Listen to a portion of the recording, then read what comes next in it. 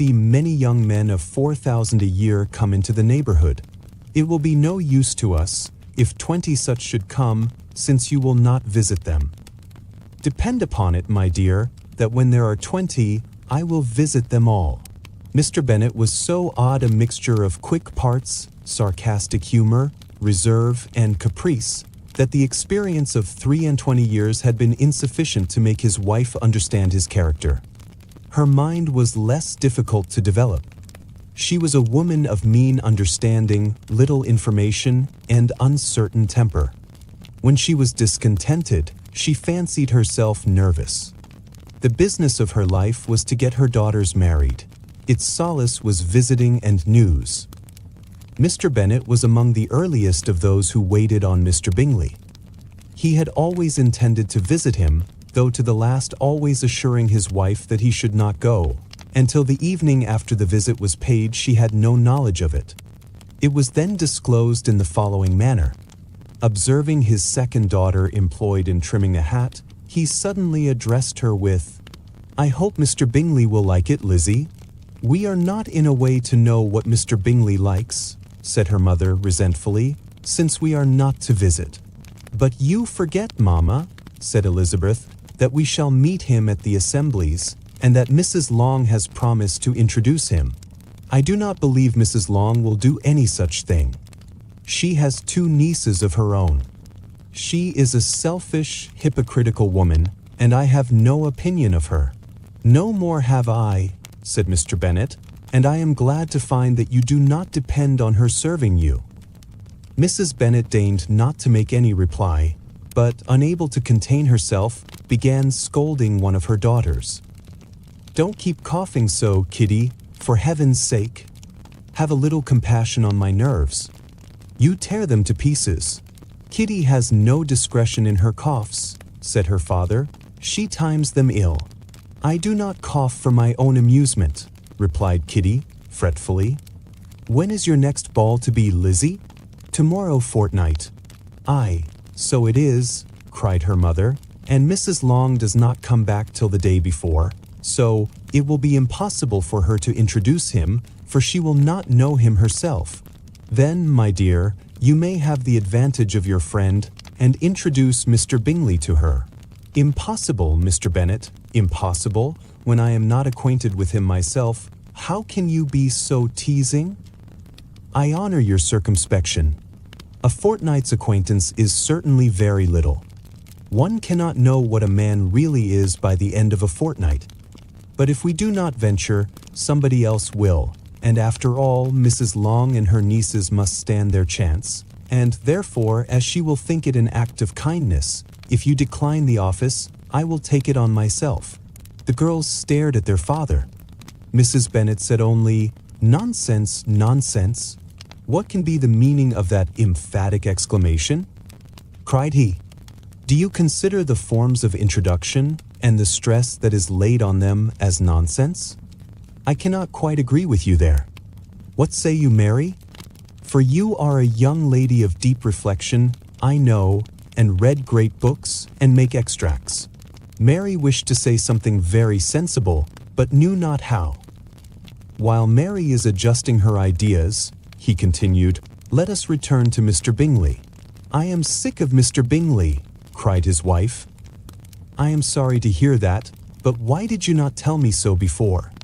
If I had known as much this morning, I certainly would not have called on him. It is very unlucky, but as I have actually paid the visit, we cannot escape the acquaintance now."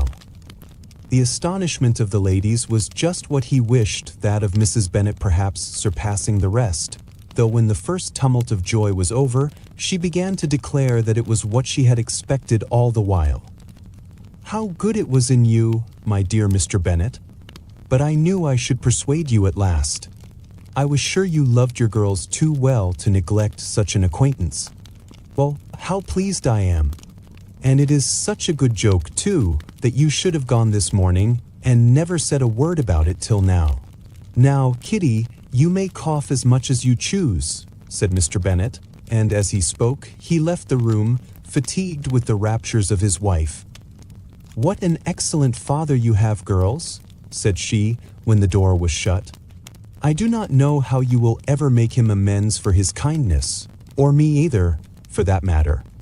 At our time of life, it is not so pleasant, I can tell you, to be making new acquaintances every day, but for your sakes we would do anything. Lydia, my love, though you are the youngest, I dare say Mr. Bingley will dance with you at the next ball. Oh, said Lydia, stoutly, I am not afraid, for though I am the youngest, I'm the tallest. The rest of the evening was spent in conjecturing how soon he would return Mr. Bennet's visit, and determining when they should ask him to dinner. I'm the tallest. He rode a black horse. Not all that Mrs. Bennet, however, with the assistance of her 5 daughters, could ask on the subject, was sufficient to draw from her husband any satisfactory description of Mr. Bingley. They attacked him in various ways, with bare-faced questions, ingenious suppositions, and distant surmises, but he eluded the skill of them all, and they were at last obliged to accept the second-hand intelligence of their neighbour, Lady Lucas. Her report was highly favourable. Sir William had been delighted with him. He was quite young, wonderfully handsome, extremely agreeable, and, to crown the whole, he meant to be at the next assembly with a large party. Nothing could be more delightful. To be fond of dancing was a certain step towards falling in love, and very lively hopes of Mr. Bingley's heart were entertained. If I can but see one of my daughters happily settled at Netherfield, said Mrs. Bennet to her husband, and all the others equally well married, I shall have nothing to wish for. In a few days Mr. Bingley returned Mr. Bennet's visit, and sat about 10 minutes with him in his library. He had entertained hopes of being admitted to a sight of the young ladies, of whose beauty he had heard much, but he saw only the father. The ladies were somewhat more fortunate, for they had the advantage of ascertaining, from an upper window, that he wore a blue coat and rode a black horse. An invitation to dinner was soon afterwards dispatched, and already had Mrs. Bennet planned the courses that were to do credit to her housekeeping, when an answer arrived which deferred it all. Mr. Bingley was obliged to be in town the following day, and consequently unable to accept the honour of their invitation, etc. Mrs. Bennet was quite disconcerted. She could not imagine what business he could have in town so soon after his arrival in Hertfordshire, and she began to fear that he might always be flying about from one place to another, and never settled at Netherfield as he ought to be. Lady Lucas quieted her fears a little by starting the idea of H. when the party entered, being gone to London only to get a large party for the ball, and a report soon followed that Mr. Bingley was to bring 12 ladies and 7 gentlemen with him to the assembly. The girls grieved over such a number of ladies, but were comforted the day before the ball by hearing that, instead of 12, he had brought only 6 with him from London, his 5 sisters and a cousin. And when the party entered the assembly room, it consisted of only 5 altogether: Mr. Bingley, his 2 sisters, the husband of the eldest, and another. Love, wit, and personal growth take center stage. But don't worry about the plot twists or conflicts. I've carefully edited the story to ensure that nothing will startle you or disrupt your peaceful journey to sleep.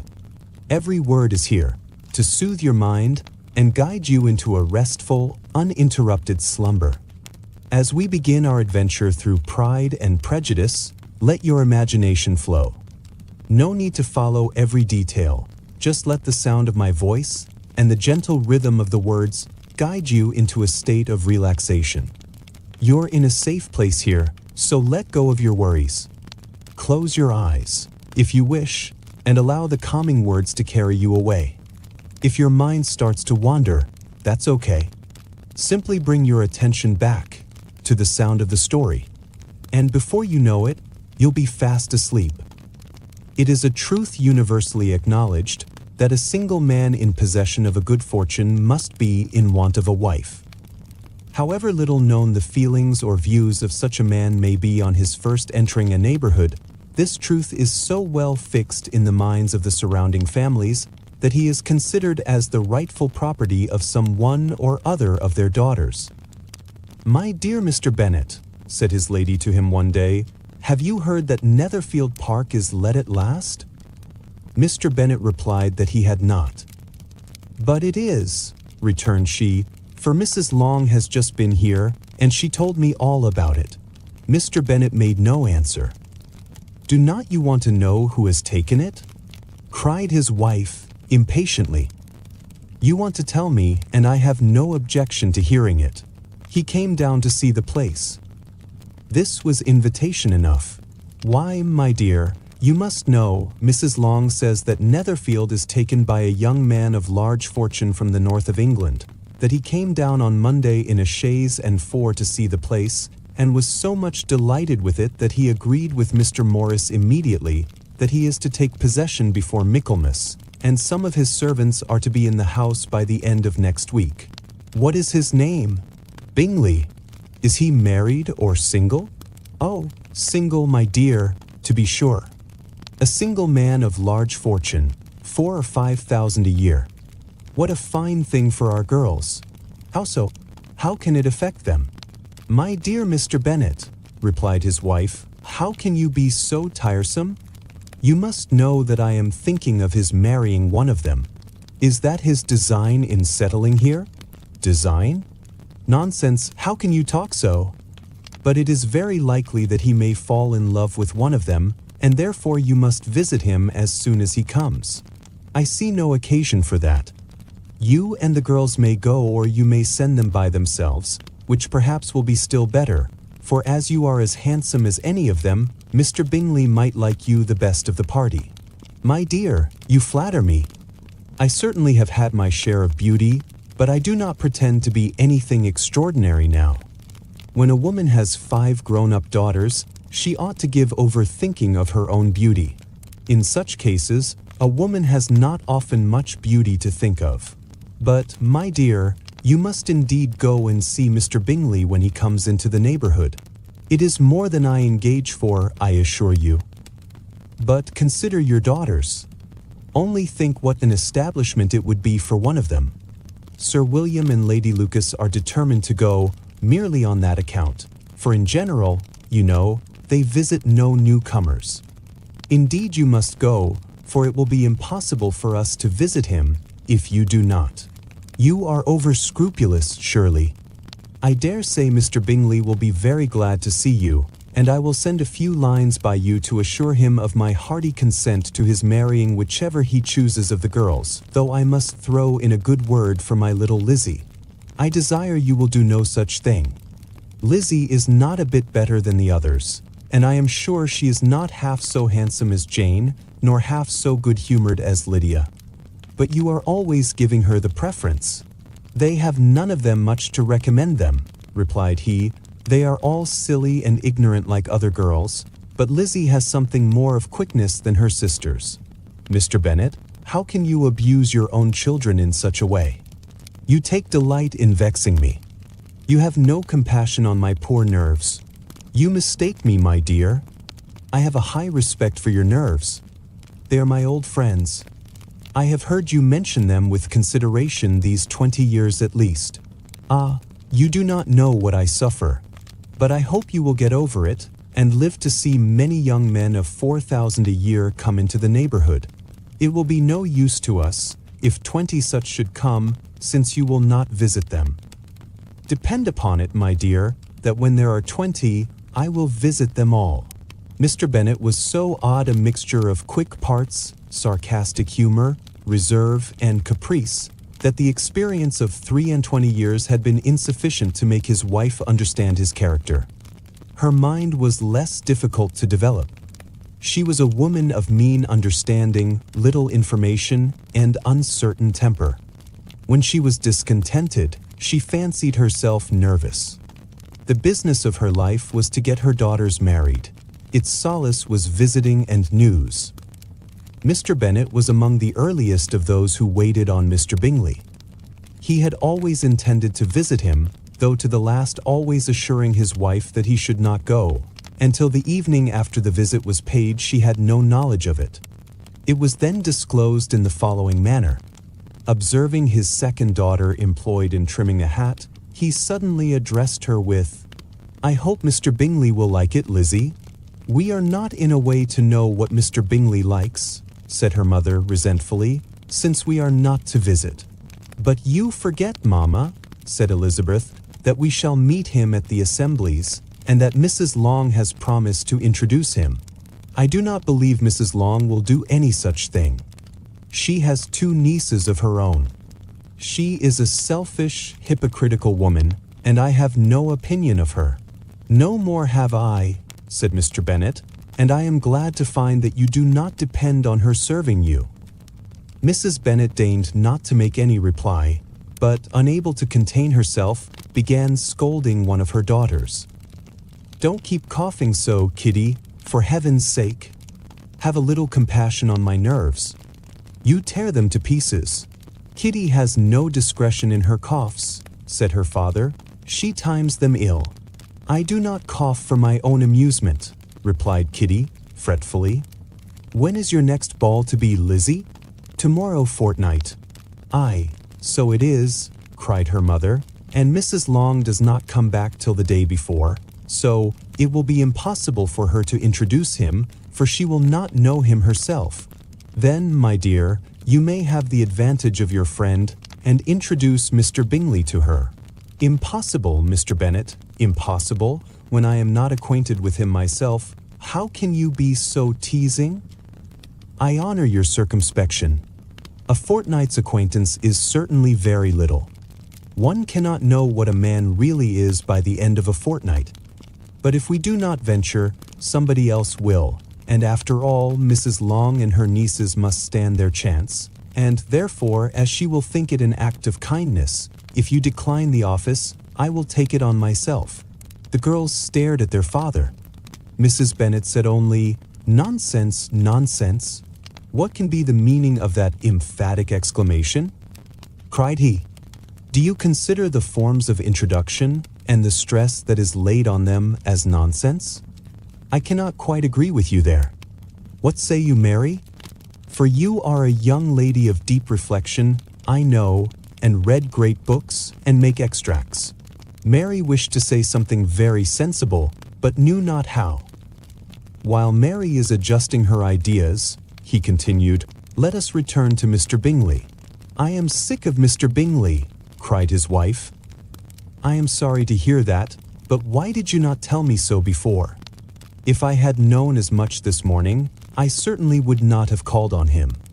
It is very unlucky, but as I have actually paid the visit, we cannot escape the acquaintance now.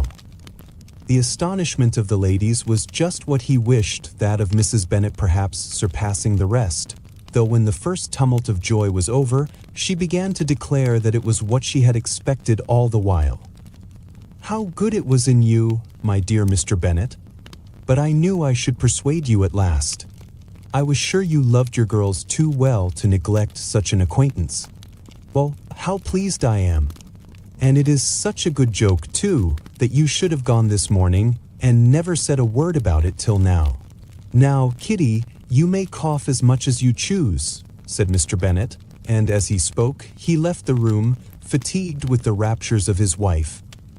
What an excellent father you have, girls, said she, when the door was shut. I do not know how you will ever make him amends for his kindness, or me either, for that matter. At our time of life, it is not so pleasant, I can tell you, to be making new acquaintances every day, but for your sakes we would do anything. Lydia, my love, though you are the youngest, I dare say Mr. Bingley will dance with you at the next ball. Oh, said Lydia, stoutly, I am not afraid, for though I am the youngest, I'm the tallest. The rest of the evening was spent in conjecturing how soon he would return Mr. Bennet's visit, and determining when they should ask him to dinner. I'm the tallest. He rode a black horse. Not all that Mrs. Bennet, however, with the assistance of her 5 daughters, could ask on the subject, was sufficient to draw from her husband any satisfactory description of Mr. Bingley. They attacked him in various ways, with bare-faced questions, ingenious suppositions, and distant surmises, but he eluded the skill of them all, and they were at last obliged to accept the second-hand intelligence of their neighbor, Lady Lucas. Her report was highly favorable. Sir William had been delighted with him. He was quite young, wonderfully handsome, extremely agreeable, and, to crown the whole, he meant to be at the next assembly with a large party. Nothing could be more delightful. To be fond of dancing was a certain step towards falling in love, and very lively hopes of Mr. Bingley's heart were entertained. "If I can but see one of my daughters happily settled at Netherfield," said Mrs. Bennet to her husband, "and all the others equally well married, I shall have nothing to wish for." In a few days Mr. Bingley returned Mr. Bennet's visit, and sat about 10 minutes with him in his library. He had entertained hopes of being admitted to a sight of the young ladies, of whose beauty he had heard much, but he saw only the father. The ladies were somewhat more fortunate, for they had the advantage of ascertaining, from an upper window, that he wore a blue coat and rode a black horse. An invitation to dinner was soon afterwards dispatched, and already had Mrs. Bennet planned the courses that were to do credit to her housekeeping, when an answer arrived which deferred it all. Mr. Bingley was obliged to be in town the following day, and consequently unable to accept the honor of their invitation, etc. Mrs. Bennet was quite disconcerted. She could not imagine what business he could have in town so soon after his arrival in Hertfordshire, and she began to fear that he might always be flying about from one place to another, and never settled at Netherfield as he ought to be. Lady Lucas quieted her fears a little by starting the idea of H when the party entered, being gone to London only to get a large party for the ball, and a report soon followed that Mr. Bingley was to bring 12 ladies and 7 gentlemen with him to the assembly. The girls grieved over such a number of ladies, but were comforted the day before the ball by hearing that, instead of 12, he had brought only 6 with him from London, his 5 sisters and a cousin. And when the party entered the assembly room, it consisted of only 5 altogether: Mr. Bingley, his 2 sisters, the husband of the eldest, and another young man. Mr. Bingley was good-looking and gentlemanlike. He had a pleasant countenance and easy, unaffected manners. His sisters were fine women, with an air of decided fashion. His brother-in-law, Mr. Hurst, merely looked the gentleman, but his friend Mr. Darcy soon drew the attention of the room by his fine, tall person, handsome features, noble mien, and the report, which was in general circulation within 5 minutes after his entrance, of his having 10,000 a year. The gentlemen pronounced him to be a fine figure of a man, the ladies declared he was much handsomer than Mr. Bingley, and he was looked at with great admiration for about half the evening, till his manners gave a disgust which turned the tide of his popularity, for he was discovered to be proud, to be above his company, and above being pleased, and not all his large estate in Derbyshire could save him from having a most forbidding, disagreeable countenance, and being unworthy to be compared with his friend. Mr. Bingley had soon made himself acquainted with all the principal people in the room.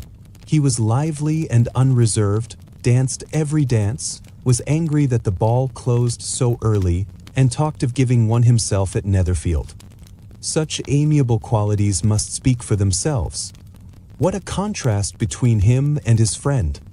Mr. Darcy danced only once with Mrs. Hurst and once with Miss Bingley, declined being introduced to any other lady, and spent the rest of the evening in walking about the room, speaking occasionally to one of his own party. His character was decided. He was the proudest, most disagreeable man in the world, and everybody hoped that he would never come there again. Amongst the most violent against him was Mrs. Bennet, whose dislike of his general behavior was sharpened into particular resentment by his having slighted one of her daughters. Elizabeth Bennet had been obliged, by the scarcity of gentlemen, to sit down for 2 dances, and during part of that time, Mr. Darcy had been standing near enough for her to overhear a conversation between him and Mr. Bingley, who came from the dance for a few minutes to press his friend to join it. "Come, Darcy," said he, "I must have you dance. I hate to see you standing about by yourself in this stupid manner. You had much better dance. I certainly shall not. You know how I detest it, unless I am particularly acquainted with my partner. At such an assembly as this, it would be insupportable.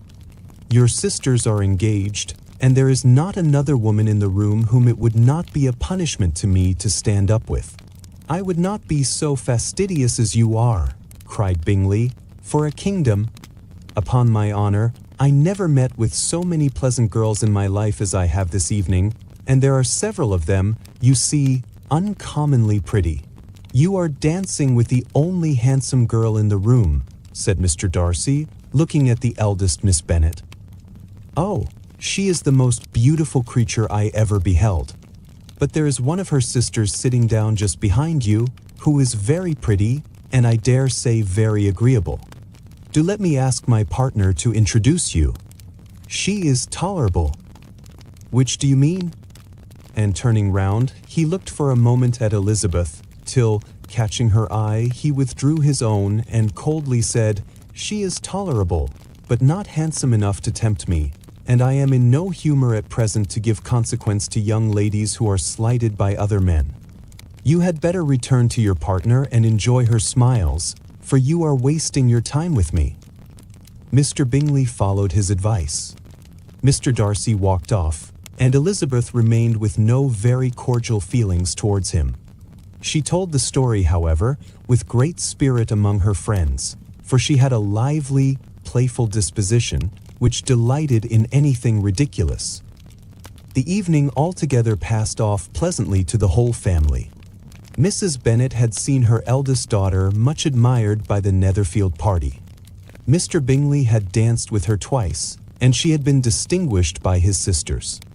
Jane was as much gratified by this as her mother could be, though in a quieter way. Elizabeth felt Jane's pleasure. Mary had heard herself mentioned to Miss Bingley as the most accomplished girl in the neighborhood, and Catherine and Lydia had been fortunate enough to be never without partners, which was all that they had yet learnt to care for at a ball. They returned, therefore, in good spirits to Longbourn, the village where they lived, and of which they were the principal inhabitants. They found Mr. Bennet still up. With a book, he was regardless of time, and on the present occasion he had a good deal of curiosity as to the event of an evening which had raised such splendid expectations. He had rather hoped that all his wife's views on the stranger would be disappointed, but he soon found that he had a very different story to hear. "Oh, my dear Mr. Bennet," as she entered the room, "we have had a most delightful evening, a most excellent ball. I wish you had been there. Jane was so admired, nothing could be like it. Everybody said how well she looked, and Mr. Bingley thought her quite beautiful and danced with her twice. Only think of that, my dear. He actually danced with her twice, and she was the only creature in the room that he asked a second time. First of all, he asked Miss Lucas. I was so vexed to see him stand up with her, but, however, he did not admire her at all. Indeed, nobody can, you know, and he seemed quite struck with Jane as she was going down the dance. So he inquired who she was, and got introduced, and asked her for the two next. Then the 2/3 he danced with Miss King, and the 2/4 with Maria Lucas, and the 2/5 with Jane again, and the 2/6 with Lizzie, and the Boulanger. If he had had any compassion for me, cried her husband impatiently, he would not have danced half so much. For God's sake, say no more of his partners. Oh, that he had sprained his ankle in the first dance. Oh, my dear, continued Mrs. Bennet, I am quite delighted with him. He is so excessively handsome, and his sisters are charming women. I never in my life saw anything more elegant than their dresses. I dare say the lace upon Mrs. Hurst's gown. Here she was interrupted again. Mr. Bennet protested against any description of finery. She was therefore obliged to seek another branch of the subject, and related, with much bitterness of spirit and some exaggeration, the shocking rudeness of Mr. Darcy. But I can assure you, she added, that Lizzie does not lose much by not suiting his fancy, for he is a most disagreeable, horrid man, not at all worth pleasing. So high and so conceited that there was no enduring him. He walked here and he walked there, fancying himself so very great. Not handsome enough to dance with. I wish you had been there, my dear, to have given him one of your set-downs. I quite detest the man." When Jane and Elizabeth were alone, the former, who had been cautious in her praise of Mr. Bingley before, expressed to her sister how very much she admired him. "He is just what a young man ought to be," said she, "sensible, good-humored, lively, and I never saw such happy manners. So much ease, with such perfect good breeding." "He is also handsome," replied Elizabeth, "which a young man ought likewise to be if he possibly can. His character is thereby complete. I was very much flattered by his asking me to dance a second time. I did not expect such a compliment. Did not you? I did for you. But that is one great difference between us. Compliments always take you by surprise, and me never. What could be more natural than his asking you again? He could not help seeing that you were about 5 times as pretty as every other woman in the room. No thanks to his gallantry for that. Well, he certainly is very agreeable, and I give you leave to like him. You have liked many a stupider person. Dear Lizzie, oh, you are a great deal too apt, to like people in general. You never see a fault in anybody. All the world are good and agreeable in your eyes. I never heard you speak ill of a human being in my life. I would wish not to be hasty in censuring anyone, but I always speak what I think. I know you do, and it is that which makes the wonder. With your good sense, to be so honestly blind to the follies and nonsense of others. Affectation of candor is common enough. One meets with it everywhere. But to be candid without ostentation or design, to take the good of everybody's character and make it still better, and say nothing of the bad, belongs to you alone. And so, you like this man's sisters too, do you? Their manners are not equal to his. Certainly not at first, but they are very pleasing women when you converse with them. Miss Bingley is to live with her brother, and keep his house, and I am much mistaken if we shall not find a very charming neighbor in her." Elizabeth listened in silence, but was not convinced. Their behavior at the assembly had not been calculated to please in general, and with more quickness of observation and less pliancy of temper than her sister, and with a judgment, too, unassailed by any attention to herself, she was very little disposed to approve them. They were, in fact, very fine ladies, not deficient in good humor when they were pleased, nor in the power of being agreeable where they chose it, but proud and conceited. They were rather handsome, had been educated in one of the first private seminaries in town, had a fortune of £20,000, were in the habit of spending more than they ought, and of associating with people of rank, and were, therefore, in every respect entitled to think well of themselves and meanly of others. They were of a respectable family in the north of England, a circumstance more deeply impressed on their memories than that their brother's fortune and their own had been acquired by trade. Mr. Bingley inherited property to the amount of nearly £100,000 from his father, who had intended to purchase an estate, but did not live to do it. Mr. Bingley intended it likewise, and sometimes made choice of his county, but as he was now provided with a good house and the liberty of a manor, it was doubtful to many of those who best knew the easiness of his temper, whether he might not spend the remainder of his days at Netherfield, and leave the next generation to purchase. His sisters were very anxious for his having an estate of his own, but though he was now established only as a tenant, Miss Bingley was by no means unwilling to preside at his table, nor was Mrs. Hurst, who had married a man of more fashion than fortune, less disposed to consider his house as her home when it suited her. Mr. Bingley had not been of age 2 years when he was tempted, by an accidental recommendation, to look at Netherfield House. He did look at it and into it for half an hour, was pleased with the situation and the principal rooms, satisfied with what the owner said in its praise, and took it immediately. Between him and Darcy there was a very steady friendship, in spite of a great opposition of character. Bingley was endeared to Darcy by the easiness, openness, and ductility of his temper, though no disposition could offer a greater contrast to his own, and though with his own he never appeared dissatisfied. On the strength of Darcy's regard, Bingley had the firmest reliance, and of his judgment the highest opinion. In understanding, Darcy was the superior. Bingley was by no means deficient, but Darcy was clever. He was at the same time haughty, reserved, and fastidious, and his manners, though well-bred, were not inviting. In that respect his friend had greatly the advantage. Bingley was sure of being liked wherever he appeared. Darcy was continually giving offence.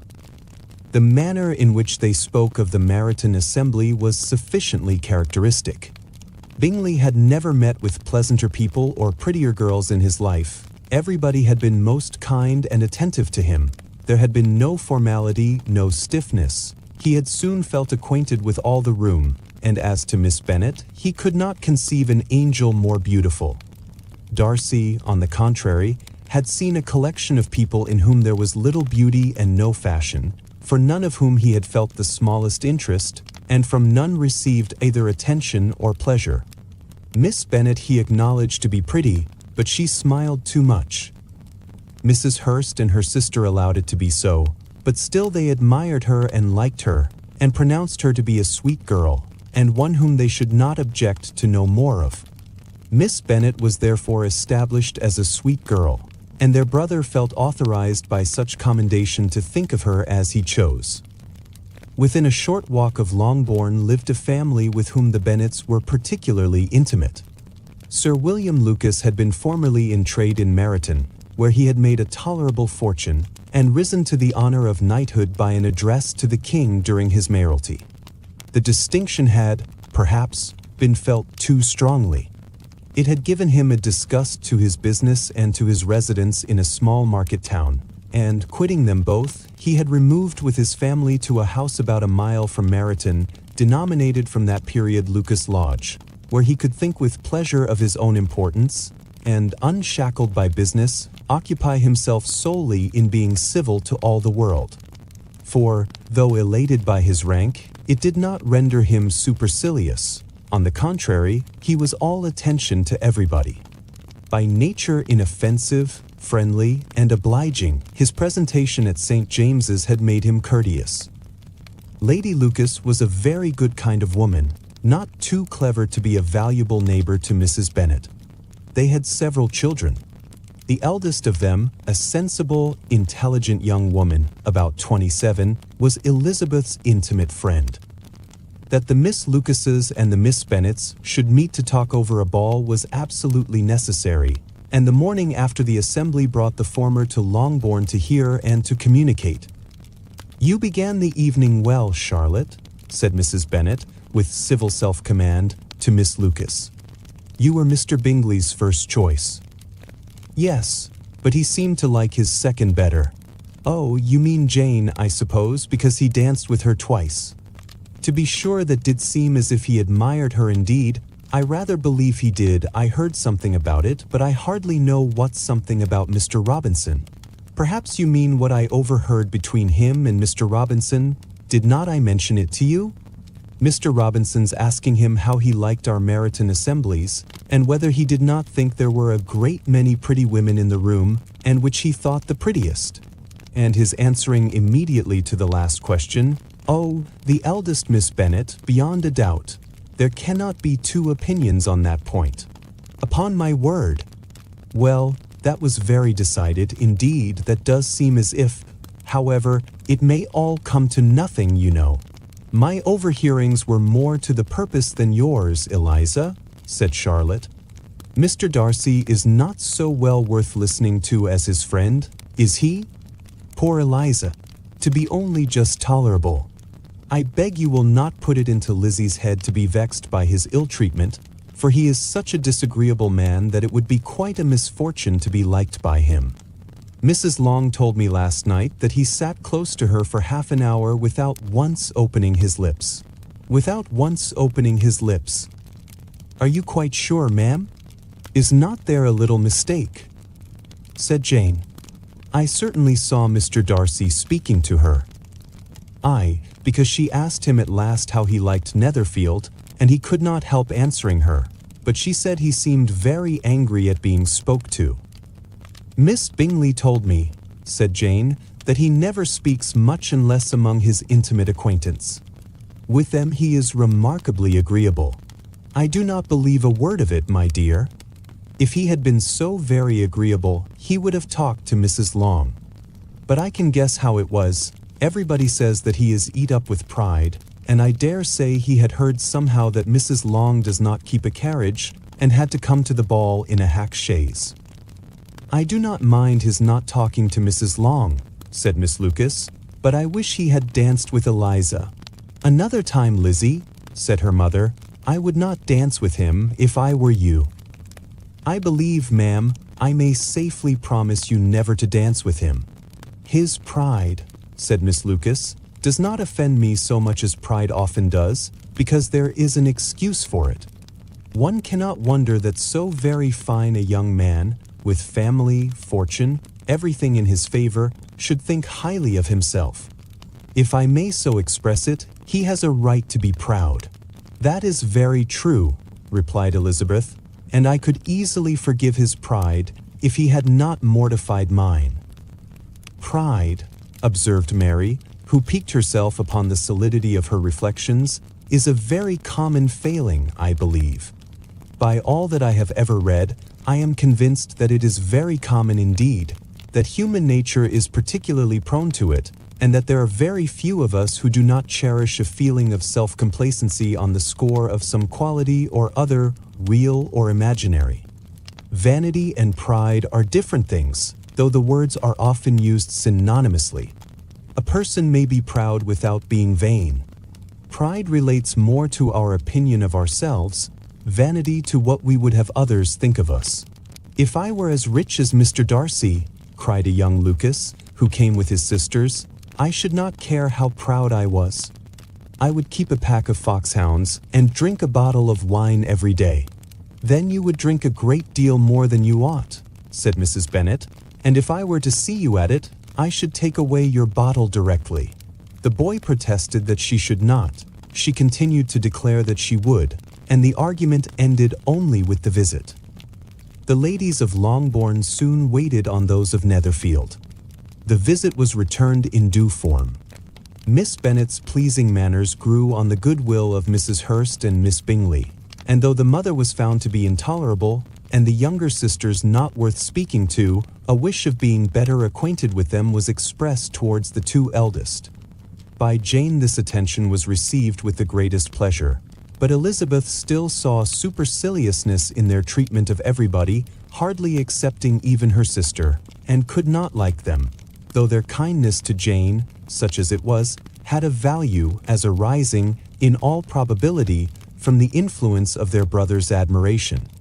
It was generally evident, whenever they met, that he did admire her, and to her it was equally evident that Jane was yielding to the preference which she had begun to entertain for him from the first, and was in a way to be very much in love, but she considered with pleasure that it was not likely to be discovered by the world in general, since Jane united with great strength of feeling, a composure of temper and an uniform cheerfulness of manner, which would guard her from the suspicions of the impertinent.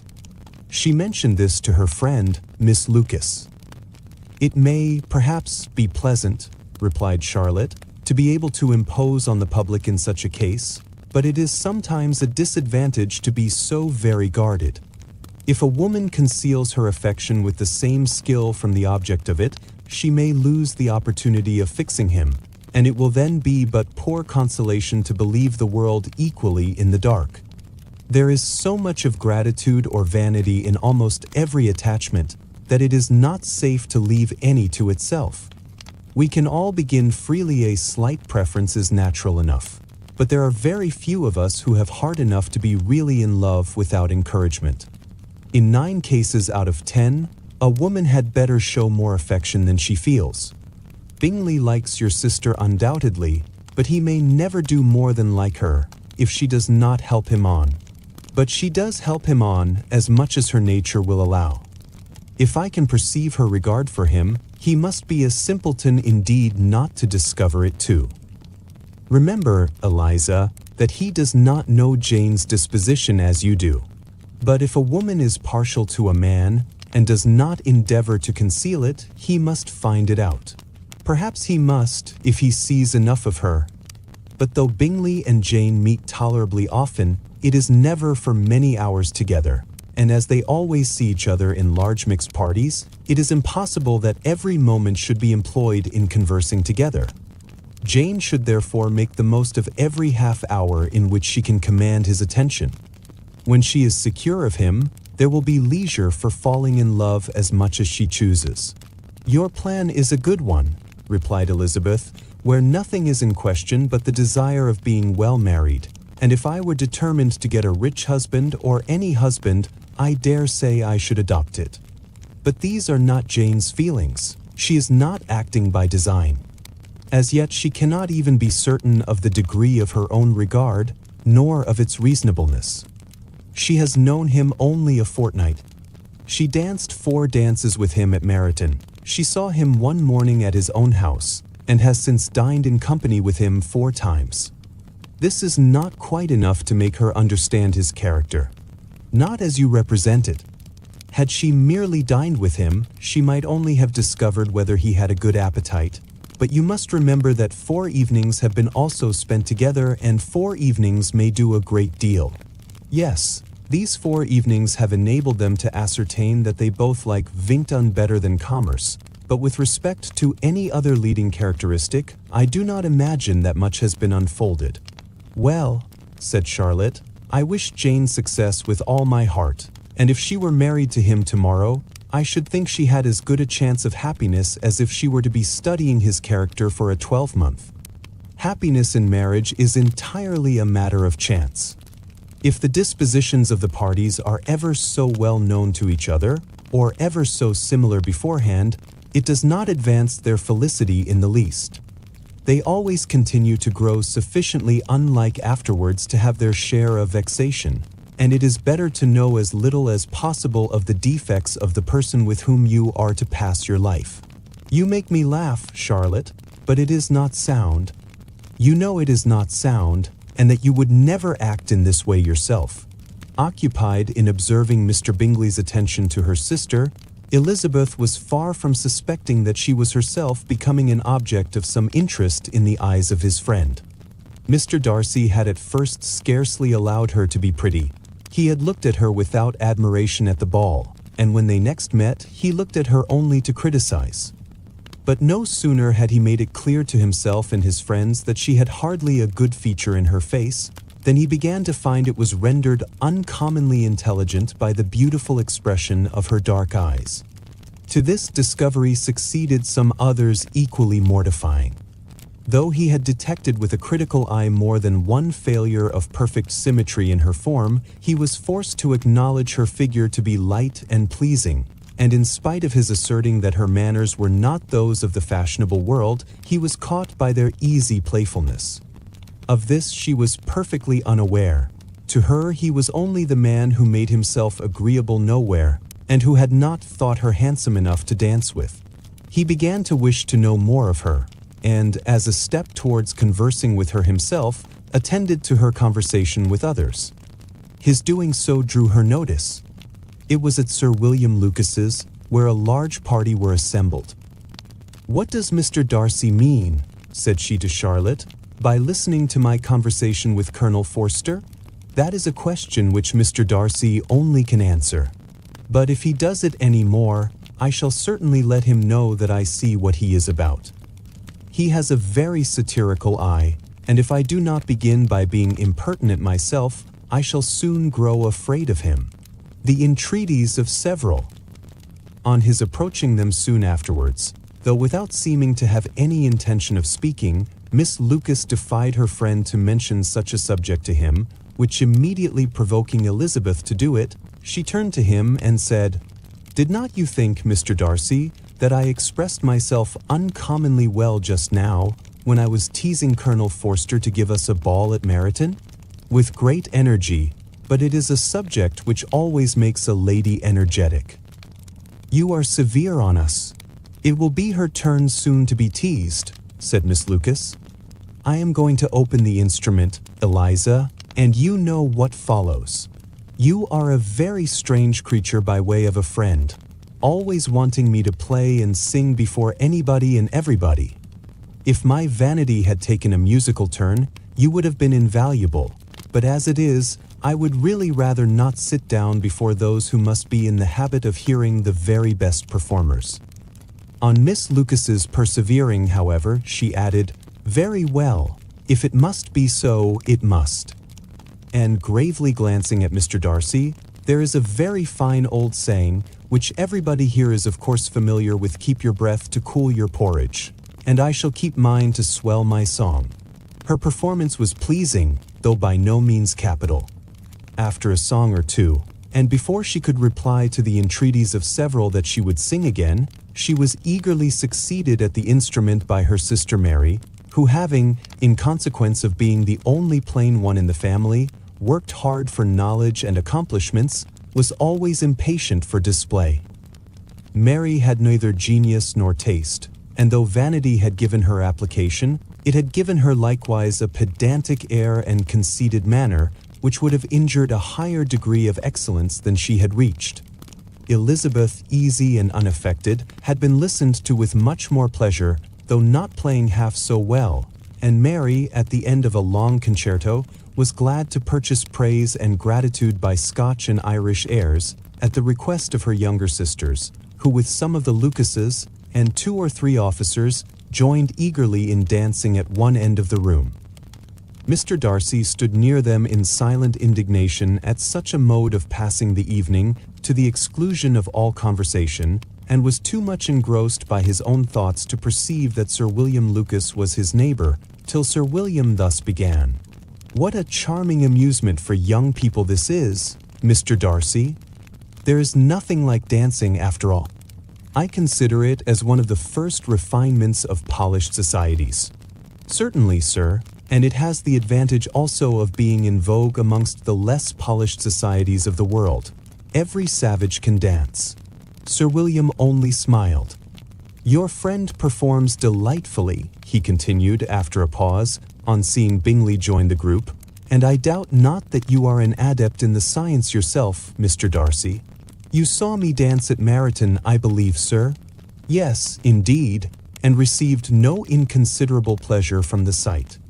"Do you often dance at St. James's?" "Never, sir." "Do you not think it would be a proper compliment to the place?" "It is a compliment which I never pay to any place if I can avoid it." "You have a house in town, I conclude?" Mr. Darcy bowed. "I had once some thoughts of fixing in town myself, for I am fond of superior society, but I did not feel quite certain that the air of London would agree with Lady Lucas." He paused in hopes of an answer, but his companion was not disposed to make any, and Elizabeth at that instant moving towards them, he was struck with the notion of doing a very gallant thing, and called out to her, "My dear Miss Eliza, why are not you dancing? Mr. Darcy, you must allow me to present this young lady to you as a very desirable partner. You cannot refuse to dance, I am sure, when so much beauty is before you." And taking her hand, he would have given it to Mr. Darcy, who, though extremely surprised, was not unwilling to receive it, when she instantly drew back, and said with some discomposure to Sir William, "Indeed, sir, I have not the least intention of dancing.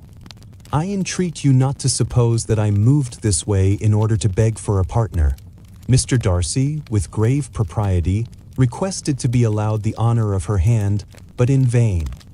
Elizabeth was determined, nor did Sir William at all shake her purpose by his attempt at persuasion.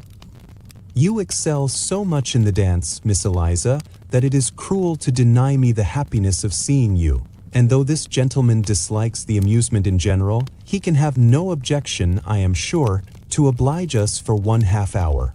"Mr. Darcy is all politeness," said Elizabeth, smiling. "He is, indeed, but considering the inducement, my dear Miss Eliza, we cannot wonder at his complaisance, for who would object to such a partner?" Elizabeth looked archly and turned away.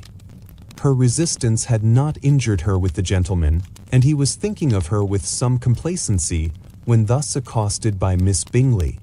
"I can guess the subject of your reverie." "I should imagine not. You are considering how insupportable it would be to pass many evenings in this manner, in such society, and indeed I am quite of your opinion. I was never more annoyed. The insipidity, and yet the noise, the nothingness, and yet the self-importance of all these people. What would I give to hear your strictures on them? Your conjecture is totally wrong, I assure you. My mind was more agreeably engaged. I had been meditating on the very great pleasure which a pair of fine eyes in the face of a pretty woman can bestow. Miss Bingley immediately fixed her eyes on his face, and desired he would tell her what lady had the credit of inspiring such reflections. Mr. Darcy replied, with great intrepidity, "Miss Elizabeth Bennet." "Miss Elizabeth Bennet," repeated Miss Bingley. "I am all astonishment. How long has she been such a favorite? And pray when am I to wish you joy? That is exactly the question which I expected you to ask. A lady's imagination is very rapid. It jumps from admiration to love, from love to matrimony, in a moment. I knew you would be wishing me joy. Nay, if you are so serious about it, I shall consider the matter as absolutely settled. You will have a charming mother-in-law indeed, and of course she will be always at Pemberley with you." He listened to her with perfect indifference, while she chose to entertain herself in this manner, and as his composure convinced her that all was safe, her wit flowed along. Mr. Bennet's property consisted almost entirely in an estate of 2,000 a year, which, unfortunately for his daughters, was entailed, in default of heirs male, on a distant relation, and their mother's fortune, though ample for her situation in life, could but ill supply the deficiency of his. Her father had been an attorney in Meryton, and had left her £4,000. She had a sister married to a Mr. Phillips, who had been a clerk to their father and succeeded him in the business, and a brother settled in London in a respectable line of trade. The village of Longbourn was only 1 mile from Meryton, a most convenient distance for the young ladies, who were usually tempted thither 3 or 4 times a week to pay their duty to their aunt, and to a milliner's shop just over the way. The 2 youngest of the family, Catherine and Lydia, were particularly frequent in these attentions. Their minds were more vacant than their sisters', and when nothing better offered, a walk to Meryton was necessary to amuse their morning hours and furnish conversation for the evening. And, however bare of news the country in general might be, they always contrived to learn some from their aunt. At present, indeed, they were well supplied both with news and happiness by the recent arrival of a militia regiment in the neighborhood. It was to remain the whole winter, and Meryton was the headquarters. Their visits to Mrs. Phillips were now productive of the most interesting intelligence. Every day added something to their knowledge of the officers' names and connections. Their lodgings were not long a secret, and at length they began to know the officers themselves. Mr. Phillips visited them all, and this opened to his nieces a source of felicity unknown before. They could talk of nothing but officers, and Mr. Bingley's large fortune, the mention of which gave animation to their mother, was worthless in their eyes when opposed to the regimentals of an ensign. After listening one morning to their effusions on this subject, Mr. Bennet coolly observed, "From all that I can collect by your manner of talking, you must be 2 of the silliest girls in the country. I have suspected it some time, but I am now convinced." Catherine was disconcerted and made no answer, but Lydia, with perfect indifference, continued to express her admiration of Captain Carter and her hope of seeing him in the course of the day, as he was going the next morning to London. "I am astonished, my dear," said Mrs. Bennet, "that you should be so ready to think your own children silly. If I wish to think slightingly of anybody's children, it should not be of my own, however. If my children are silly, I must hope to be always sensible of it. Yes, but as it happens, they are all of them very clever.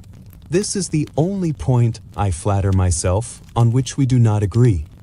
I had hoped that our sentiments coincided in every particular, but I must so far differ from you as to think our 2 youngest daughters uncommonly foolish.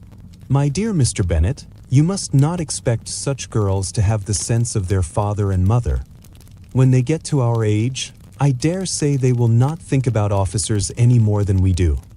I remember the time when I liked a red coat myself very well, and indeed, so I do still at my heart, and if a smart young colonel, with 5,000 or 6,000 a year, should want one of my girls, I shall not say nay to him, and I thought Colonel Forster looked very becoming the other night at Sir William's in his regimentals. "Mamma," cried Lydia, "my aunt says that Colonel Forster and Captain Carter do not go so often to Miss Watson's as they did when they first came. She sees them now very often standing in Clark's library." Mrs. Bennet was prevented replying by the entrance of the footman with a note for Miss Bennet. It came from Netherfield, and the servant waited for an answer. Mrs. Bennet's eyes sparkled with pleasure, and she was eagerly calling out, while her daughter read, "Well, Jane, who is it from? What is it about? What does he say? Well, Jane, make haste and tell us. Make haste, my love." "It is from Miss Bingley," said Jane, and then read it aloud.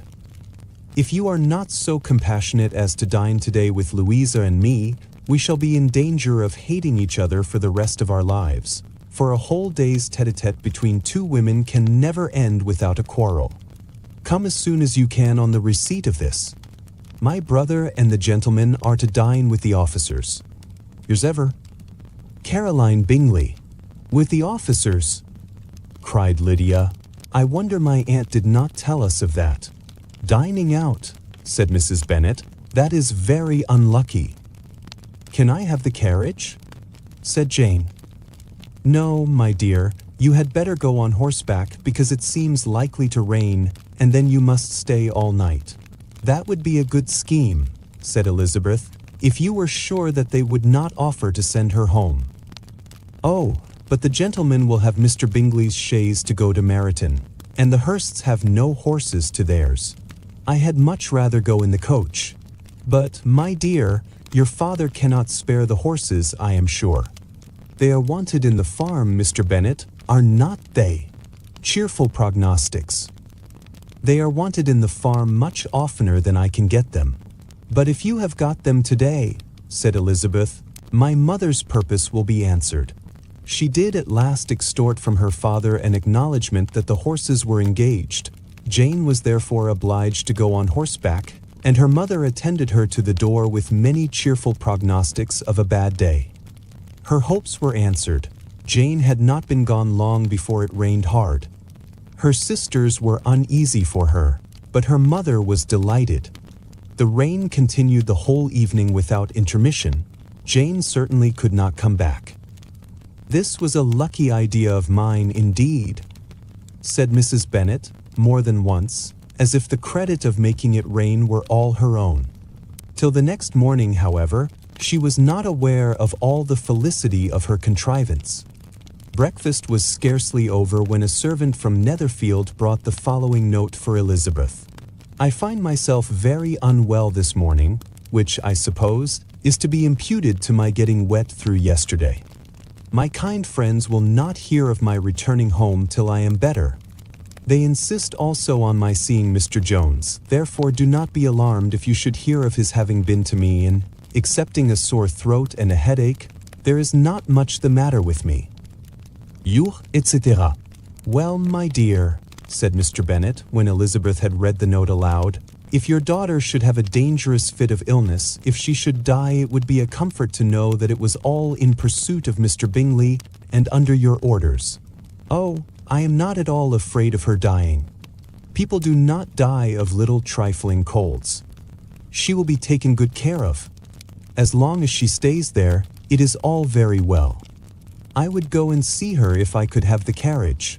Elizabeth, feeling really anxious, determined to go to her, though the carriage was not to be had, and as she was no horsewoman, walking was her only alternative. She declared her resolution. "How can you be so silly," cried her mother, "as to think of such a thing, in all this dirt? You will not be fit to be seen when you get there. I shall be very fit to see Jane, which is all I want." "Is this a hint to me, Lizzie," said her father, "to send for the horses?" "No, indeed. I do not wish to avoid the walk. The distance is nothing when one has a motive, only 3 miles.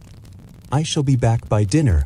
"I admire the activity of your benevolence," observed Mary, "but every impulse of feeling should be guided by reason, and, in my opinion, exertion should always be in proportion to what is required." "We will go as far as Meryton with you," said Catherine and Lydia. Elizabeth accepted their company, and the three young ladies set off together. "If we make haste," said Lydia as they walked along, "perhaps we may see something of Captain Carter before he goes." In Meryton they parted. The two youngest repaired to the lodgings of one of the officers' wives, and Elizabeth continued her walk alone, crossing field after field at a quick pace, jumping over stiles and springing over puddles, with impatient activity, and finding herself at last within view of the house, with weary ankles, dirty stockings, and a face glowing with the warmth of exercise. She was shown into the breakfast parlor, where all but Jane were assembled, and where her appearance created a great deal of surprise.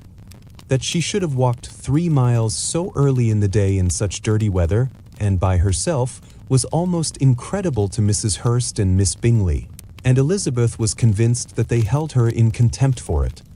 She was received, however, very politely by them, and in their brother's manners there was something better than politeness, there was good humor and kindness. Mr. Darcy said very little, and Mr. Hurst nothing at all. The former was divided between admiration of the brilliancy which exercise had given to her complexion and doubt as to the occasions justifying her coming so far alone. The latter was thinking only of his breakfast. Her inquiries after her sister were not very favorably answered. Miss Bennet had slept ill, and though up, was very feverish and not well enough to leave her room. Elizabeth was glad to be taken to her immediately, and Jane, who had only been withheld by the fear of giving alarm or inconvenience from expressing in her note how much she longed for such a visit, was delighted at her entrance. She was not equal, however, to much conversation, and when Miss Bingley left them together, could attempt little beside expressions of gratitude for the extraordinary kindness she was treated with. Elizabeth silently attended her. When breakfast was over, they were joined by the sisters, and Elizabeth began to like them herself when she saw how much affection and solicitude they showed for Jane.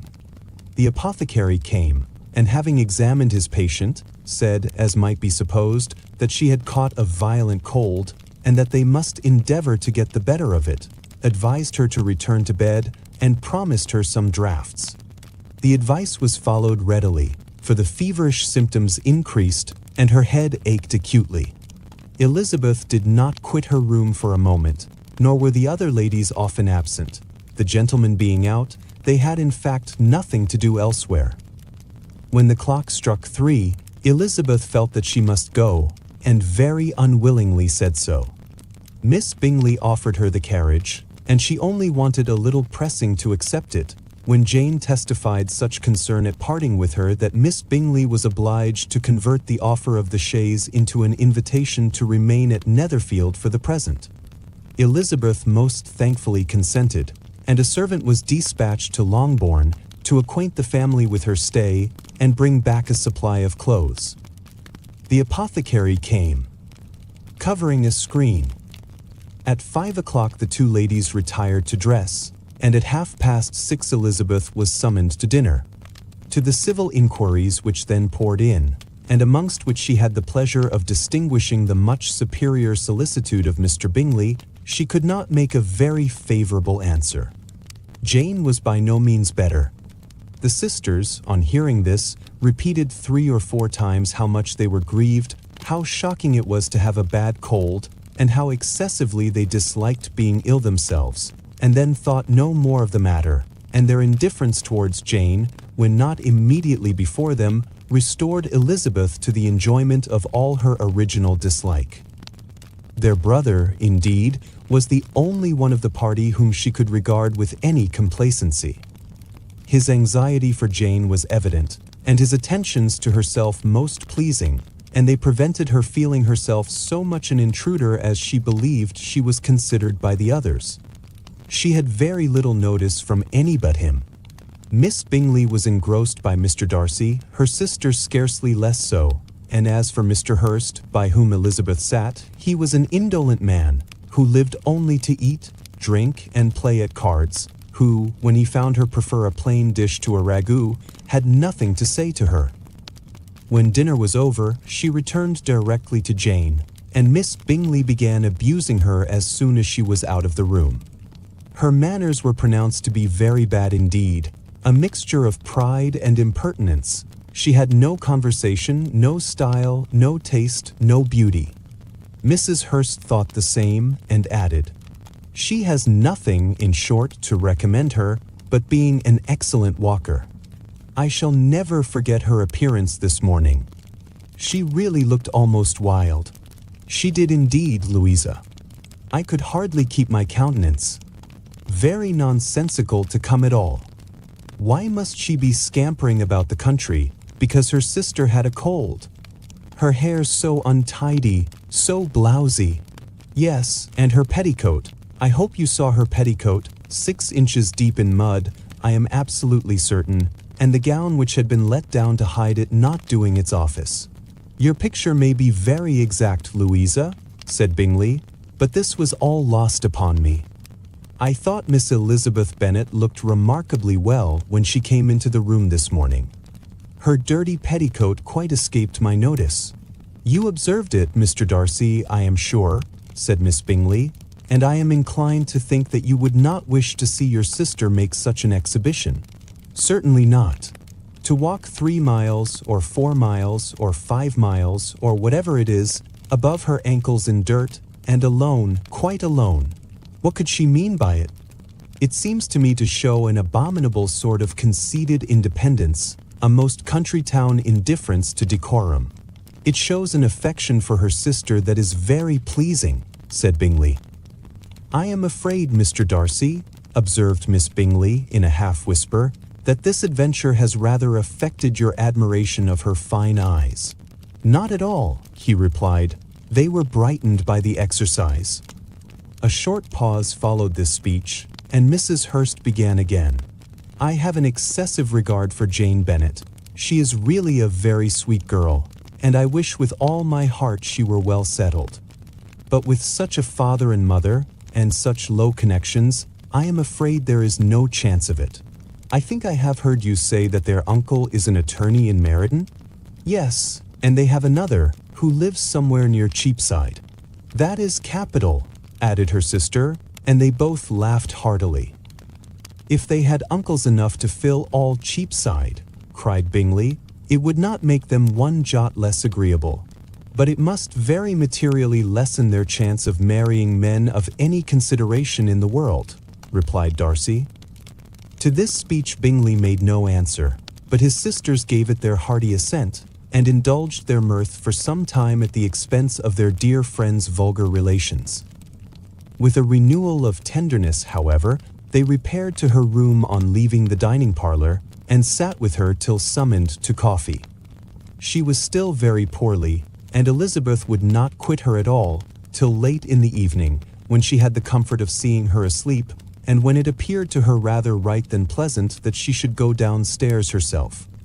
On entering the drawing-room, she found the whole party at loo, and was immediately invited to join them, but suspecting them to be playing high, she declined it, and making her sister the excuse, said she would amuse herself, for the short time she could stay below, with a book. Mr. Hurst looked at her with astonishment. Do you prefer reading to cards? Said he, that is rather singular. Miss Eliza Bennet, said Miss Bingley, despises cards. She is a great reader, and has no pleasure in anything else. I deserve neither such praise nor such censure, cried Elizabeth. I am not a great reader, and I have pleasure in many things. In nursing your sister I am sure you have pleasure, said Bingley, and I hope it will soon be increased by seeing her quite well. Elizabeth thanked him from her heart, and then walked towards a table where a few books were lying. He immediately offered to fetch her others, all that his library afforded. And I wish my collection were larger for your benefit and my own credit, but I am an idle fellow, and though I have not many, I have more than I ever looked into." Elizabeth assured him that she could suit herself perfectly with those in the room. "I am astonished," said Miss Bingley, "that my father should have left so small a collection of books. What a delightful library you have at Pemberley, Mr. Darcy." "It ought to be good," he replied. "It has been the work of many generations. And then you have added so much to it yourself, you are always buying books. I cannot comprehend the neglect of a family library in such days as these." "Neglect? I am sure you neglect nothing that can add to the beauties of that noble place. Charles, when you build your house, I wish it may be half as delightful as Pemberley. I wish it may. But I would really advise you to make your purchase in that neighborhood and take Pemberley for a kind of model. There is not a finer county in England than Derbyshire. With all my heart, I will buy Pemberley itself if Darcy will sell it. I am talking of possibilities, Charles. Upon my word, Caroline, I should think it more possible to get Pemberley by purchase than by imitation." Elizabeth was so much caught by what passed as to leave her very little attention for her book, and soon laying it wholly aside, she drew near the card table and stationed herself between Mr. Bingley and his eldest sister to observe the game. "Is Miss Darcy much grown since the spring?" said Miss Bingley. "Will she be as tall as I am? I think she will. She is now about Miss Elizabeth Bennet's height, or rather taller. How I long to see her again. I never met with anybody who delighted me so much. Such a countenance, such manners, and so extremely accomplished for her age. Her performance on the pianoforte is exquisite. It is amazing to me," said Bingley, "how young ladies can have patience to be so very accomplished as they all are. All young ladies accomplished. My dear Charles, what do you mean?" "Yes, all of them, I think. They all paint tables, cover screens, and net purses. I scarcely know anyone who cannot do all this, and I am sure I never heard a young lady spoken of for the first time without being informed that she was very accomplished." "Your list of the common extent of accomplishments," said Darcy, "has too much truth. The word is applied to many a woman who deserves it no otherwise than by netting a purse or covering a screen. But I am very far from agreeing with you in your estimation of ladies in general. I cannot boast of knowing more than half a dozen in the whole range of my acquaintance that are really accomplished." "Nor I am sure," said Miss Bingley. "Then," observed Elizabeth, "you must comprehend a great deal in your idea of an accomplished woman." "Yes, I do comprehend a great deal in it." "Oh, certainly," cried his faithful assistant. "No one can be really esteemed accomplished who does not greatly surpass what is usually met with. A woman must have a thorough knowledge of music, singing, drawing, dancing, and the modern languages to deserve the word, and besides all this, she must possess a certain something in her air and manner of walking, the tone of her voice, her address and expressions, or the word will be but half deserved. All this she must possess," added Darcy, "and to all she must yet add something more substantial in the improvement of her mind by extensive reading. I am no longer surprised at your knowing only 6 accomplished women. I rather wonder now at your knowing any.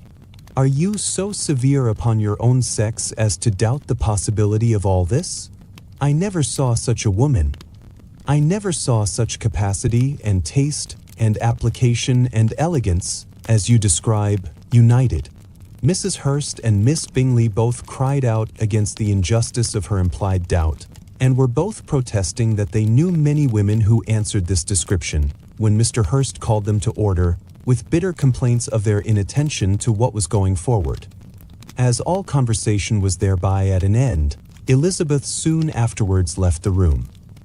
"Eliza Bennet," said Miss Bingley when the door was closed on her, "is one of those young ladies who seek to recommend themselves to the other sex by undervaluing their own, and with many men, I dare say, it succeeds, but in my opinion it is a paltry device, a very mean art."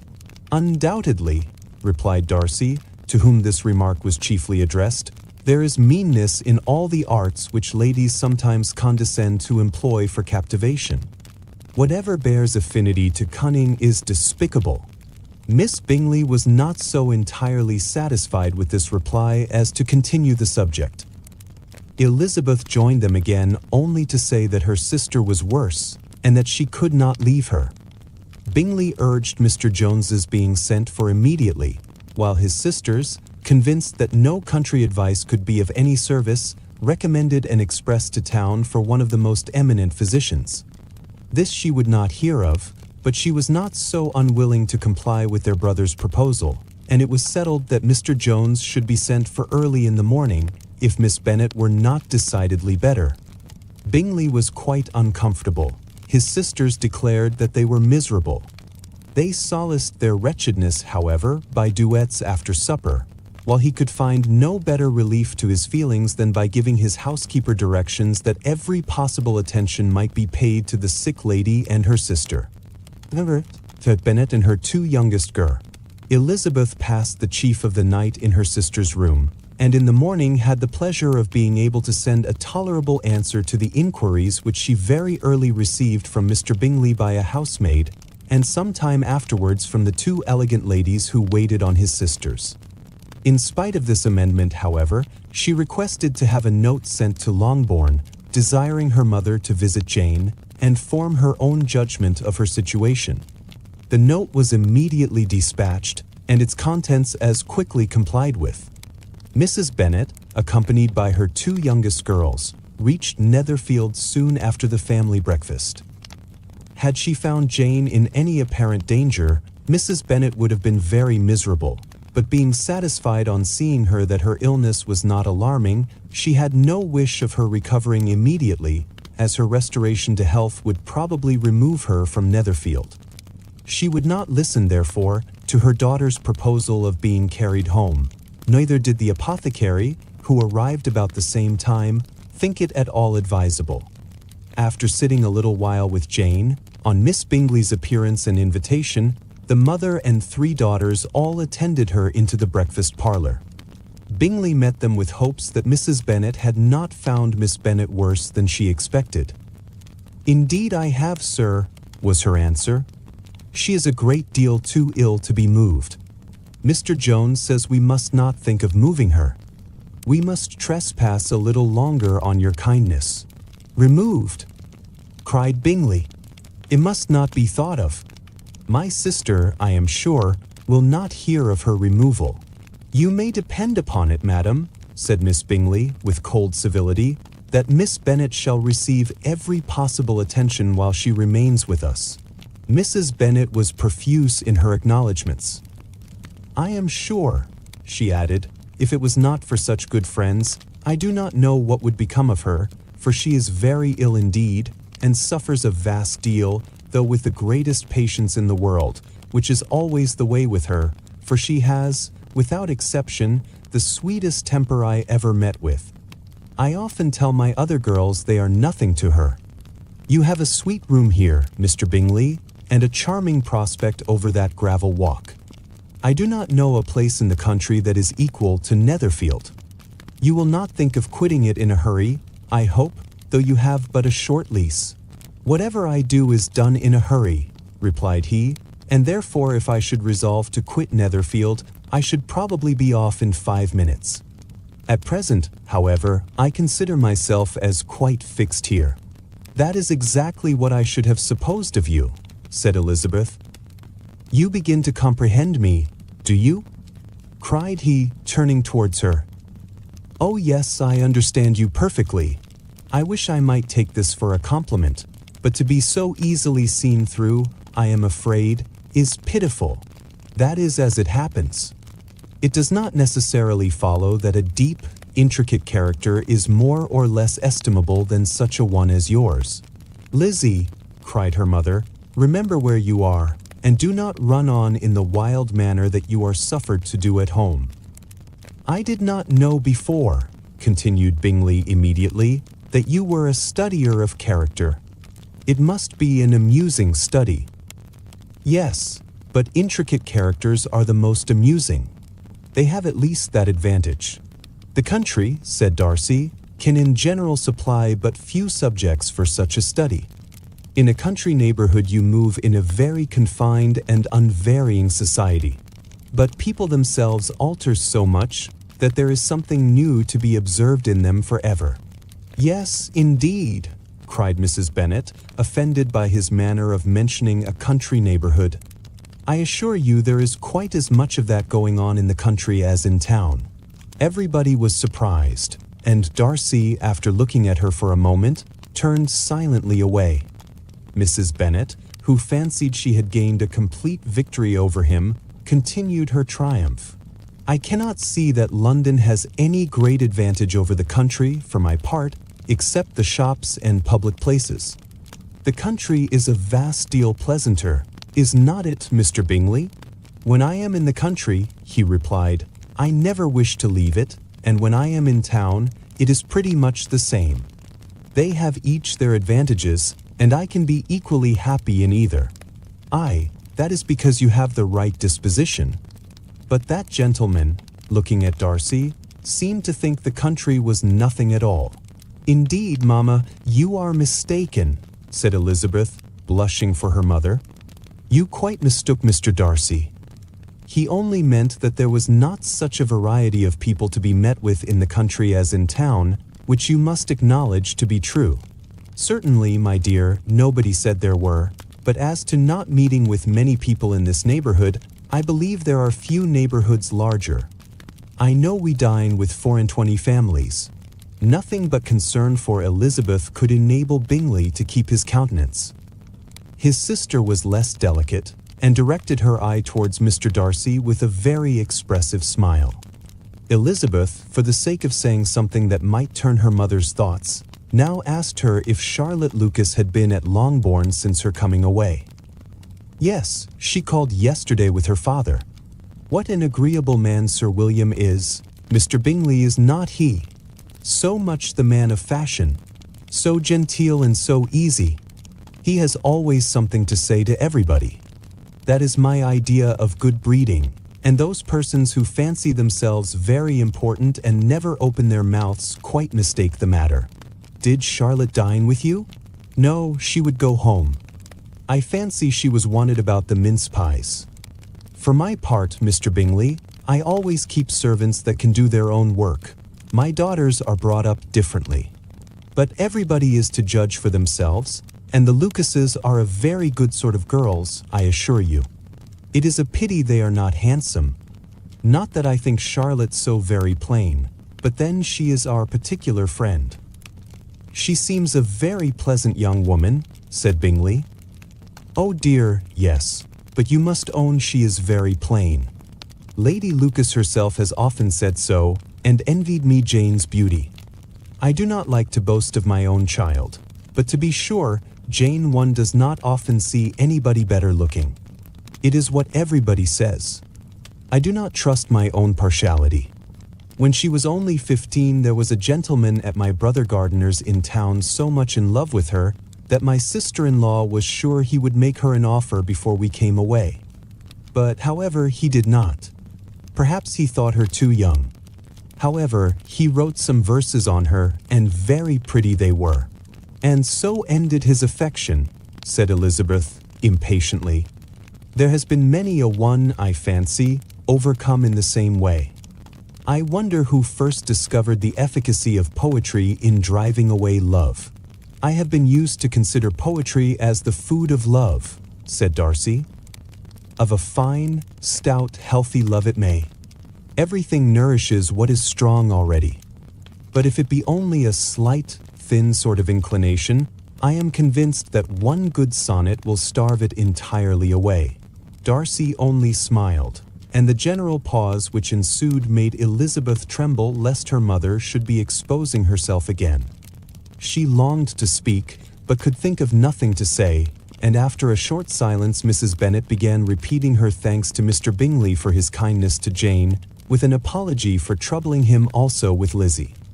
Mr. Bingley was unaffectedly civil in his answer, and forced his younger sister to be civil also, and say what the occasion required. She performed her part, indeed, without much graciousness, But Mrs. Bennet was satisfied, and soon afterwards ordered her carriage. Upon this signal, the youngest of her daughters put herself forward. The two girls had been whispering to each other during the whole visit, and the result of it was that the youngest should tax Mr. Bingley with having promised on his first coming into the country to give a ball at Netherfield. Lydia was a stout, well-grown girl of 15, with a fine complexion and good-humored countenance, a favorite with her mother, whose affection had brought her into public at an early age. She had high animal spirits and a sort of natural self-consequence, which the attentions of the officers, to whom her uncle's good dinners and her own easy manners recommended her, had increased into assurance. She was very equal, therefore, to address Mr. Bingley on the subject of the ball, and abruptly reminded him of his promise, adding that it would be the most shameful thing in the world if he did not keep it. His answer to this sudden attack was delightful to her mother's ear. "I am perfectly ready, I assure you, to keep my engagement, and when your sister is recovered, you shall, if you please, name the very day of the ball. But you would not wish to be dancing while she is ill." Lydia declared herself satisfied. Oh yes, it would be much better to wait till Jane was well, and by that time, most likely, Captain Carter would be at Meryton again. "And when you have given your ball," she added, "I shall insist on their giving one also. I shall tell Colonel Forster it will be quite a shame if he does not." Mrs. Bennet and her daughters then departed, and Elizabeth returned instantly to Jane, leaving her own and her relations' behavior to the remarks of the two ladies and Mr. Darcy, the latter of whom, however, could not be prevailed on to join in their censure of her, in spite of all Miss Bingley's witticisms on fine eyes. The day passed much as the day before had done. Mrs. Hurst and Miss Bingley had spent some hours of the morning with the invalid, who continued, though slowly, to mend, and in the evening Elizabeth joined their party in the drawing-room. The loo table, however, did not appear. Mr. Darcy was writing, and Miss Bingley, seated near him, was watching the progress of his letter, and repeatedly calling off his attention by messages to his sister. Mr. Hurst and Mr. Bingley were at piquet, and Mrs. Hurst was observing their game. Elizabeth took up some needlework, and was sufficiently amused in attending to what passed between Darcy and his companion. The perpetual commendations of the lady either on his handwriting, or on the evenness of his lines, or on the length of his letter, with the perfect unconcern with which her praises were received, formed a curious dialogue, and was exactly in unison with her opinion of each. "How delighted Miss Darcy will be to receive such a letter." He made no answer. "You write uncommonly fast." "You are mistaken. I write rather slowly." "How many letters you must have occasion to write in the course of a year?" "Letters of business, too." "How odious I should think them." "It is fortunate, then, that they fall to my lot instead of to yours."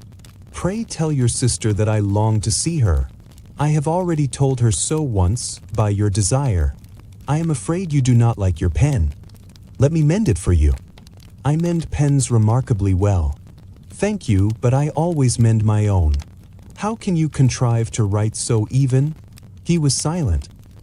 "Tell your sister I am delighted to hear of her improvement on the harp, and pray let her know that I am quite in raptures with her beautiful little design for a table, and I think it infinitely superior to Miss Grantley's. Will you give me leave to defer your raptures till I write again? At present I have not room to do them justice." "Oh, it is of no consequence. I shall see her in January." "But do you always write such charming long letters to her, Mr. Darcy?" "They are generally long, but whether always charming, it is not for me to determine. It is a rule with me that a person who can write a long letter with ease cannot write ill." "That will not do for a compliment to Darcy, Caroline," cried her brother, "because he does not write with ease. He studies too much for words of 4 syllables. Do not you, Darcy? My style of writing is very different from yours." "Oh," cried Miss Bingley, "Charles writes in the most careless way imaginable. He leaves out half his words and blots the rest." My ideas flow so rapidly that I have not time to express them, by which means my letters sometimes convey no ideas at all to my correspondents. Your humility, Mr. Bingley, said Elizabeth, must disarm reproof. Nothing is more deceitful, said Darcy, than the appearance of humility. It is often only carelessness of opinion, and sometimes an indirect boast. And which of the two do you call my little recent piece of modesty? The indirect boast, for you are really proud of your defects in writing, because you consider them as proceeding from a rapidity of thought and carelessness of execution, which, if not estimable, you think at least highly interesting. The power of doing anything with quickness is always much prized by the possessor, and often without any attention to the imperfection of the performance. When you told Mrs. Bennet this morning that if you ever resolved on quitting Netherfield you should be gone in 5 minutes, you meant it to be a sort of panegyric, of compliment to yourself, and yet what is there so very laudable in a precipitance which must leave very necessary business undone, and can be of no real advantage to yourself or anyone else? Nay, cried Bingley, this is too much, to remember at night all the foolish things that were said in the morning.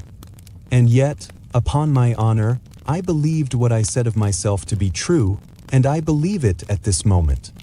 At least, therefore, I did not assume the character of needless precipitance merely to show off before the ladies. I dare say you believed it, but I am by no means convinced that you would be gone with such celerity. Your conduct would be quite as dependent on chance as that of any man I know, and if, as you were mounting your horse, a friend were to say, Bingley, you had better stay till next week, you would probably do it, you would probably not go, and, at another word, might stay a month. You have only proved by this, cried Elizabeth, that Mr. Bingley did not do justice to his own disposition. You have shown him off now much more than he did himself.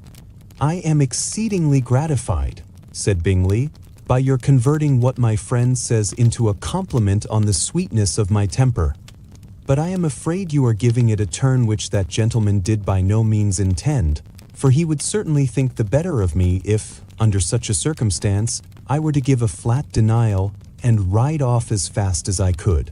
Would Mr. Darcy then consider the rashness of your original intention as atoned for by your obstinacy in adhering to it? Upon my word, I cannot exactly explain the matter. Darcy must speak for himself. You expect me to account for opinions which you choose to call mine, but which I have never acknowledged.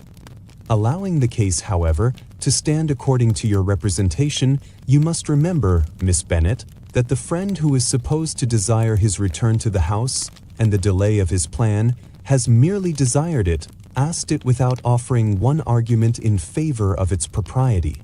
To yield readily easily to the persuasion of a friend is no merit with you. To yield without conviction is no compliment to the understanding of either. You appear to me, Mr. Darcy, to allow nothing for the influence of friendship and affection. A regard for the requester would often make one readily yield to a request without waiting for arguments to reason one into it.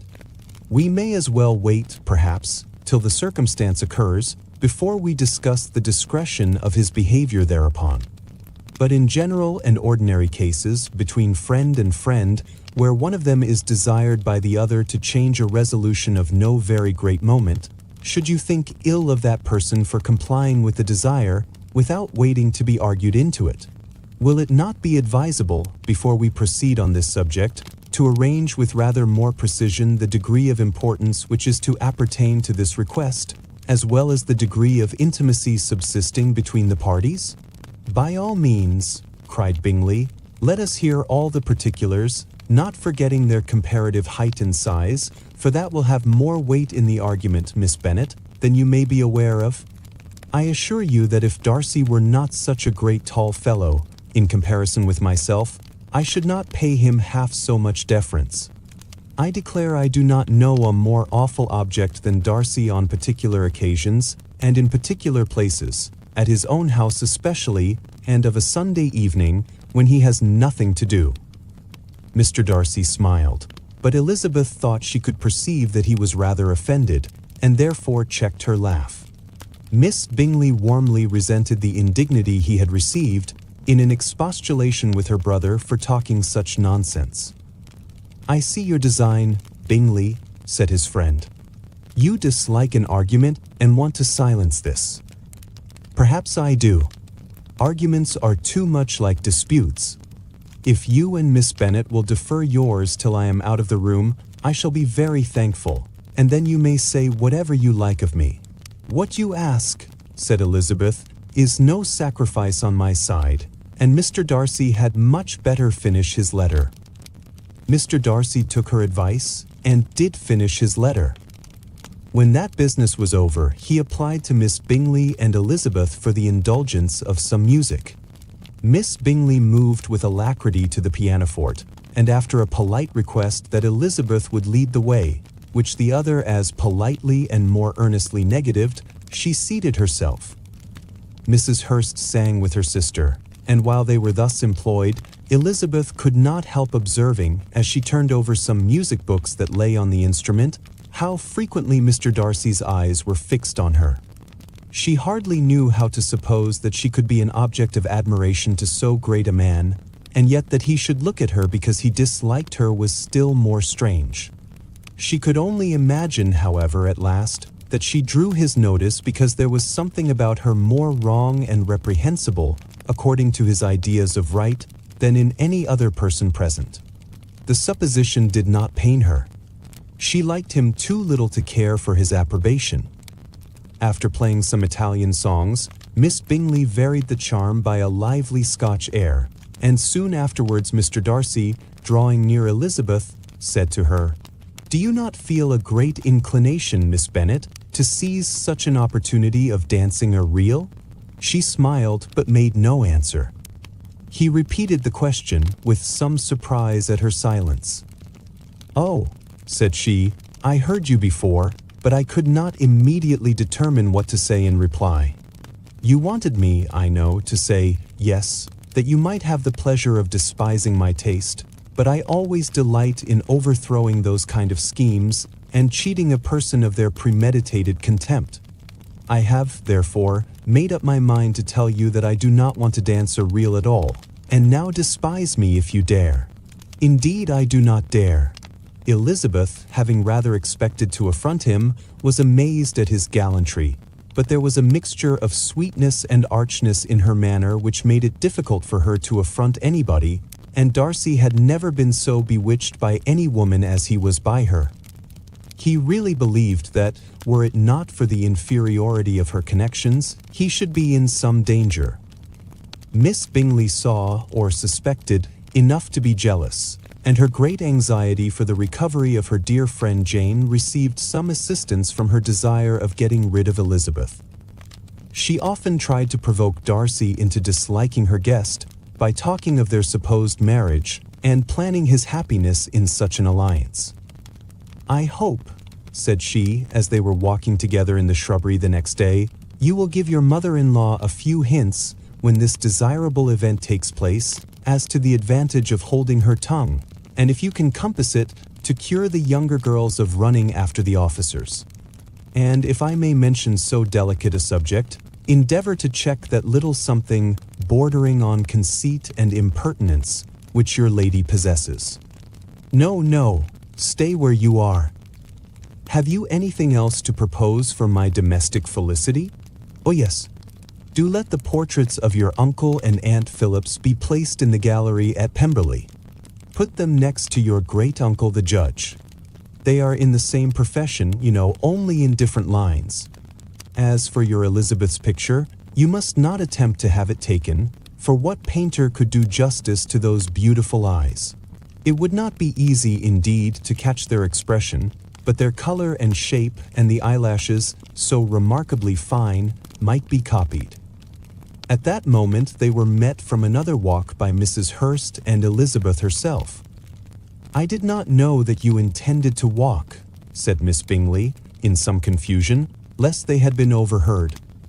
"You used us abominably ill," answered Mrs. Hurst, "running away without telling us that you were coming out." Then taking the disengaged arm of Mr. Darcy, She left Elizabeth to walk by herself.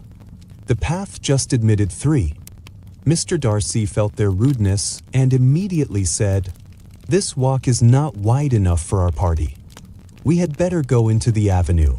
But Elizabeth, who had not the least inclination to remain with them, laughingly answered, "No, no, stay where you are.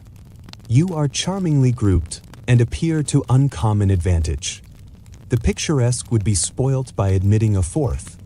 Goodbye." She then ran gaily off, rejoicing as she rambled about, in the hope of being at home again in a day or 2. Jane was already so much recovered as to intend leaving her room for a couple of hours that evening, piling up the fire. When the ladies removed after dinner, Elizabeth ran up to her sister, and seeing her well guarded from cold, attended her into the drawing room, where she was welcomed by her 2 friends with many professions of pleasure, and Elizabeth had never seen them so agreeable as they were during the hour which passed before the gentlemen appeared. Their powers of conversation were considerable. They could describe an entertainment with accuracy, relate an anecdote with humor, and laugh at their acquaintance with spirit. But when the gentlemen entered, Jane was no longer the first object. Miss Bingley's eyes were instantly turned towards Darcy, and she had something to say to him before he had advanced many steps. He addressed himself directly to Miss Bennet with a polite congratulation. Mr. Hurst also made her a slight bow, and said he was very glad, but diffuseness and warmth remained for Bingley's salutation. He was full of joy and attention. The first half-hour was spent in piling up the fire, lest she should suffer from the change of room, and she removed, at his desire, to the other side of the fireplace, that she might be farther from the door. He then sat down by her, and talked scarcely to anyone else. Elizabeth, at work in the opposite corner, saw it all with great delight. When tea was over, Mr. Hurst reminded his sister-in-law of the card table, but in vain. She had obtained private intelligence that Mr. Darcy did not wish for cards, and Mr. Hurst soon found even his open petition rejected. She assured him that no one intended to play, and the silence of the whole party on the subject seemed to justify her. Mr. Hurst had, therefore, nothing to do but to stretch himself on one of the sofas and go to sleep. Darcy took up a book. Miss Bingley did the same, and Mrs. Hurst, principally occupied in playing with her bracelets and rings, joined now and then in her brother's conversation with Miss Bennet. Miss Bingley's attention was quite as much engaged in watching Mr. Darcy's progress through his book as in reading her own, and she was perpetually either making some inquiry or looking at his page. She could not win him, however, to any conversation. He merely answered her question and read on. At length, quite exhausted by the attempt to be amused with her own book, which she had only chosen because it was the 2nd volume of his, she gave a great yawn and said, "How pleasant it is to spend an evening in this way. I declare, after all, there is no enjoyment like reading. How much sooner one tires of anything than of a book. When I have a house of my own, I shall be miserable if I have not an excellent library." No one made any reply. She then yawned again, threw aside her book, and cast her eyes round the room in quest of some amusement, when, hearing her brother mentioning a ball to Miss Bennet, she turned suddenly towards him and said, "By the by, Charles, are you really serious in meditating a dance at Netherfield? I would advise you, before you determine on it, to consult the wishes of the present party. I am much mistaken if there are not some among you as to whom a ball would be rather a punishment than a pleasure." "If you mean Darcy," cried her brother, "he may go to bed, if he chooses, before it begins, but as for the ball, it is quite a settled thing, and as soon as Nichols has made white soup enough I shall send round my cards." "I should like balls infinitely better," she replied, "if they were carried on in a different manner, but there is something insufferably tedious in the usual process of such a meeting. It would surely be much more rational if conversation instead of dancing made the order of the day." "Much more rational, my dear Caroline, I dare say, but it would not be near so much like a ball." Miss Bingley made no answer, and soon afterwards got up and walked about the room. Her figure was elegant, and she walked well, but Darcy, at whom it was all aimed, was still inflexibly studious. In the desperation of her feelings, she resolved on one effort more, and turning to Elizabeth, said, "Miss Eliza Bennet, let me persuade you to follow my example and take a turn about the room. I assure you it is very refreshing after sitting so long in one attitude." Elizabeth was surprised, but agreed to it immediately. Miss Bingley succeeded no less in the real object of her civility. Mr. Darcy looked up. He was as much awake to the novelty of attention in that quarter as Elizabeth herself could be, and unconsciously closed his book. He was directly invited to join their party, but he declined it, observing that he could imagine but two motives for their choosing to walk up and down the room together, with either of which motives his joining them would interfere. What could he mean? She was dying to know what could be his meaning, and asked Elizabeth whether she could at all understand him.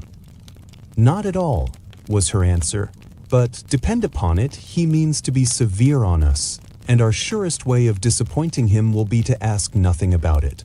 Miss Bingley, however, was incapable of disappointing Mr. Darcy in anything, and persevered, therefore, in requiring an explanation of his two motives. "I have not the smallest objection to explaining them," said he, as soon as she allowed him to speak. "You either choose this method of passing the evening because you are in each other's confidence, and have secret affairs to discuss, or because you are conscious that your figures appear to the greatest advantage in walking. If the first, I should be completely in your way, and if the second, I can admire you much better as I sit by the fire." "Oh, shocking!" cried Miss Bingley. "I never heard anything so abominable. How shall we punish him for such a speech?" "Nothing so easy if you have but the inclination," said Elizabeth. "We can all plague and punish one another. Tease him, laugh at him. Intimate as you are, you must know how it is to be done. But upon my honor I do not. I do assure you that my intimacy has not yet taught me that. Tease calmness of temper and presence of mind. No, no, I feel he may defy us there. And as to laughter, we will not expose ourselves, if you please, by attempting to laugh without a subject. Mr. Darcy may hug himself. Mr. Darcy is not to be laughed at," cried Elizabeth. "That is an uncommon advantage, and uncommon I hope it will continue, for it would be a great loss to me to have many such acquaintance. I dearly love a laugh. Miss Bingley," said he, "has given me credit for more than can be. The wisest and best of men, nay, the wisest and best of their actions, may be rendered ridiculous by a person whose first object in life is a joke." "Certainly," replied Elizabeth, "there are such people, but I hope I am not one of them. I hope I never ridicule what is wise or good. Follies and nonsense, whims and inconsistencies, do divert me, I own, and I laugh at them whenever I can. But these, I suppose, are precisely what you are without. Perhaps that is not possible for anyone. But it has been the study of my life to avoid those weaknesses which often expose a strong understanding to ridicule, such as vanity and pride. Yes, vanity is a weakness indeed. But pride, where there is a real superiority of mind, pride will be always under good regulation." Elizabeth turned away to hide a smile. "Your examination of Mr. Darcy is over, I presume," said Miss Bingley, "and pray what is the result? I am perfectly convinced by it that Mr. Darcy has no defect. He owns it himself without disguise." "No," said Darcy, "I have made no such pretension. I have faults enough, but they are not, I hope, of understanding. My temper I dare not vouch for. It is, I believe, too little yielding, certainly too little for the convenience of the world. I cannot forget the follies and vices of others so soon as I ought, nor their offenses against myself. My feelings are not puffed about with every attempt to move them. My temper would perhaps be called resentful. My good opinion once lost is lost forever.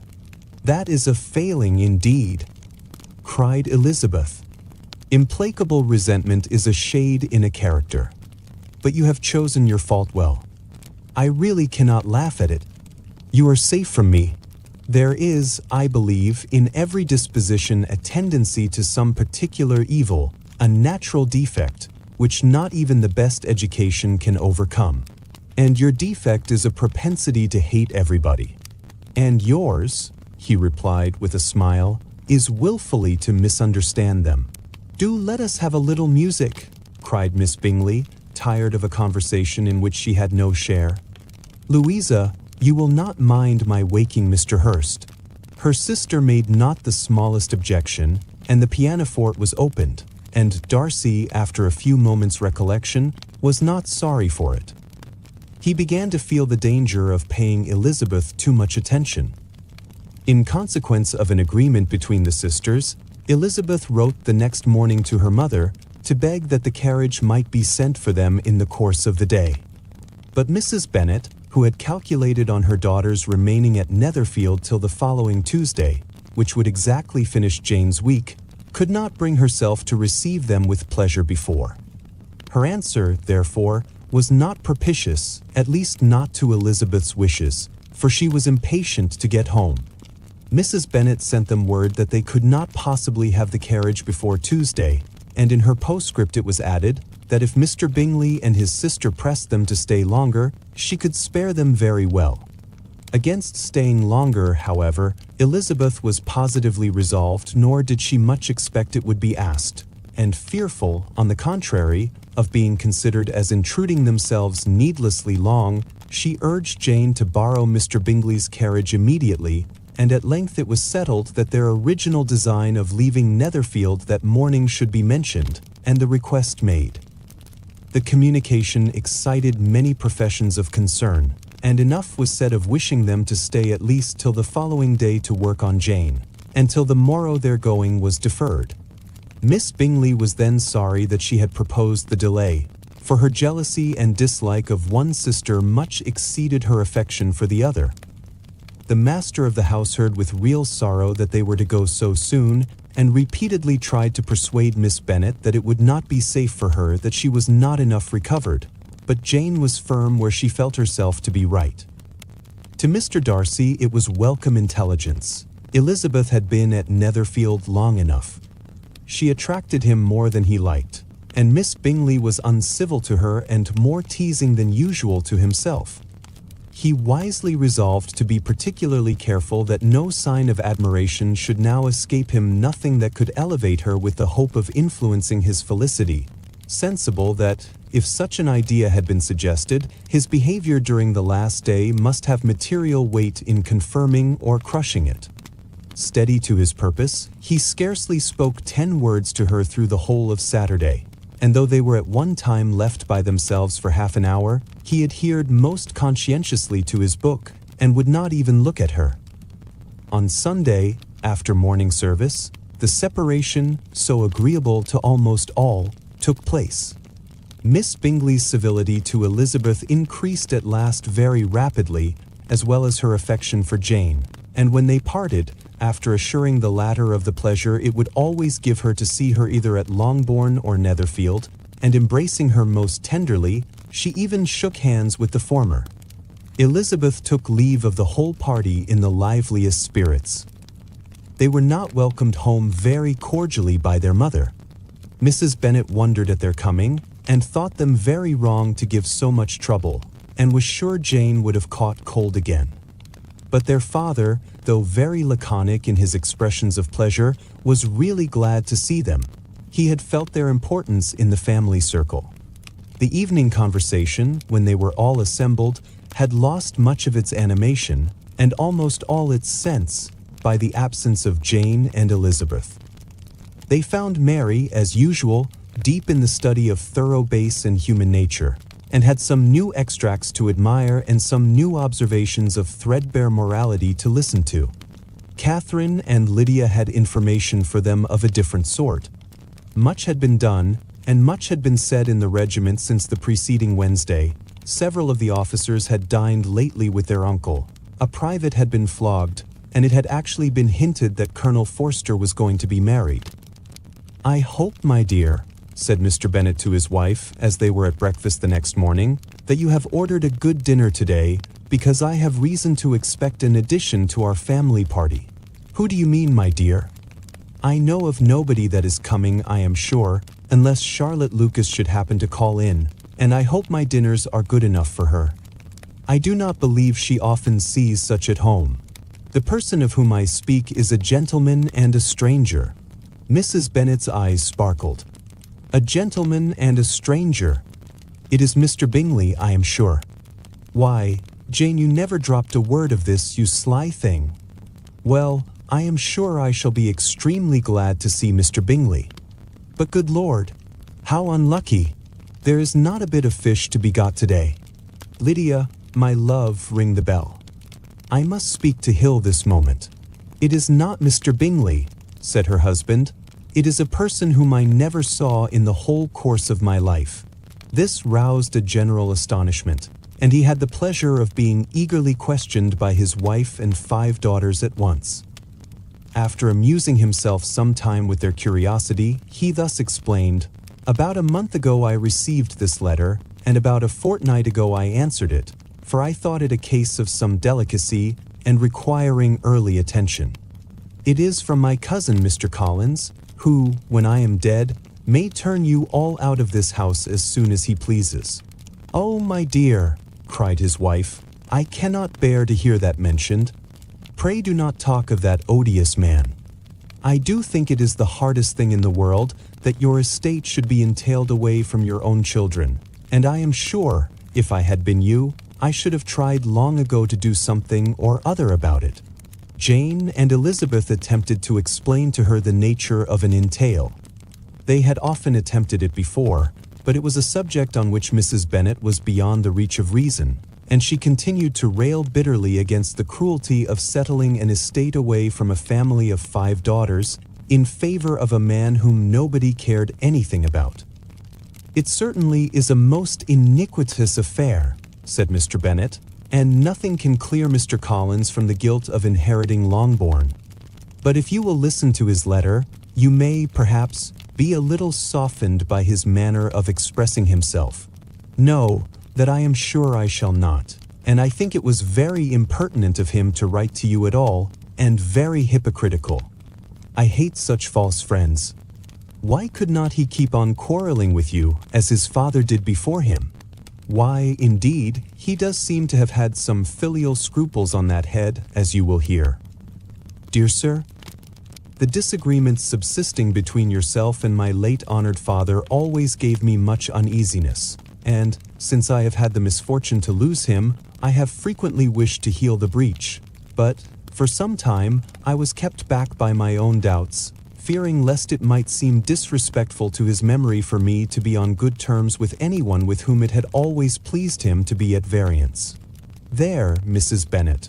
My mind, however, is now made up on the subject, for, having received ordination at Easter, I have been so fortunate as to be distinguished by the patronage of the Right Honourable Lady Catherine de Bourgh, widow of Sir Louis de Bourgh, whose bounty and beneficence has preferred me to the valuable rectory of this parish, where it shall be my earnest endeavour to demean myself with grateful respect towards her ladyship, and be ever ready to perform those rites and ceremonies which are instituted by the Church of England.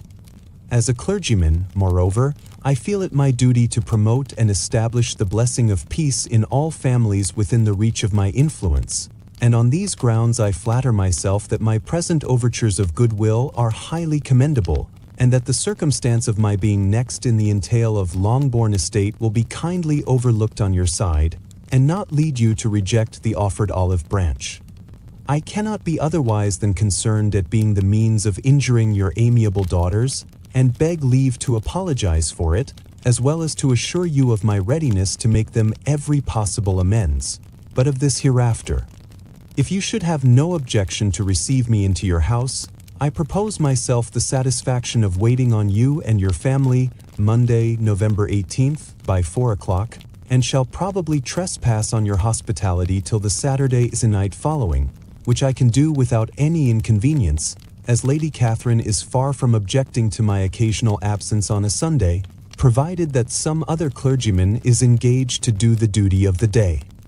I remain, dear sir, with respectful compliments to your lady and daughters, your well-wisher and friend, William Collins.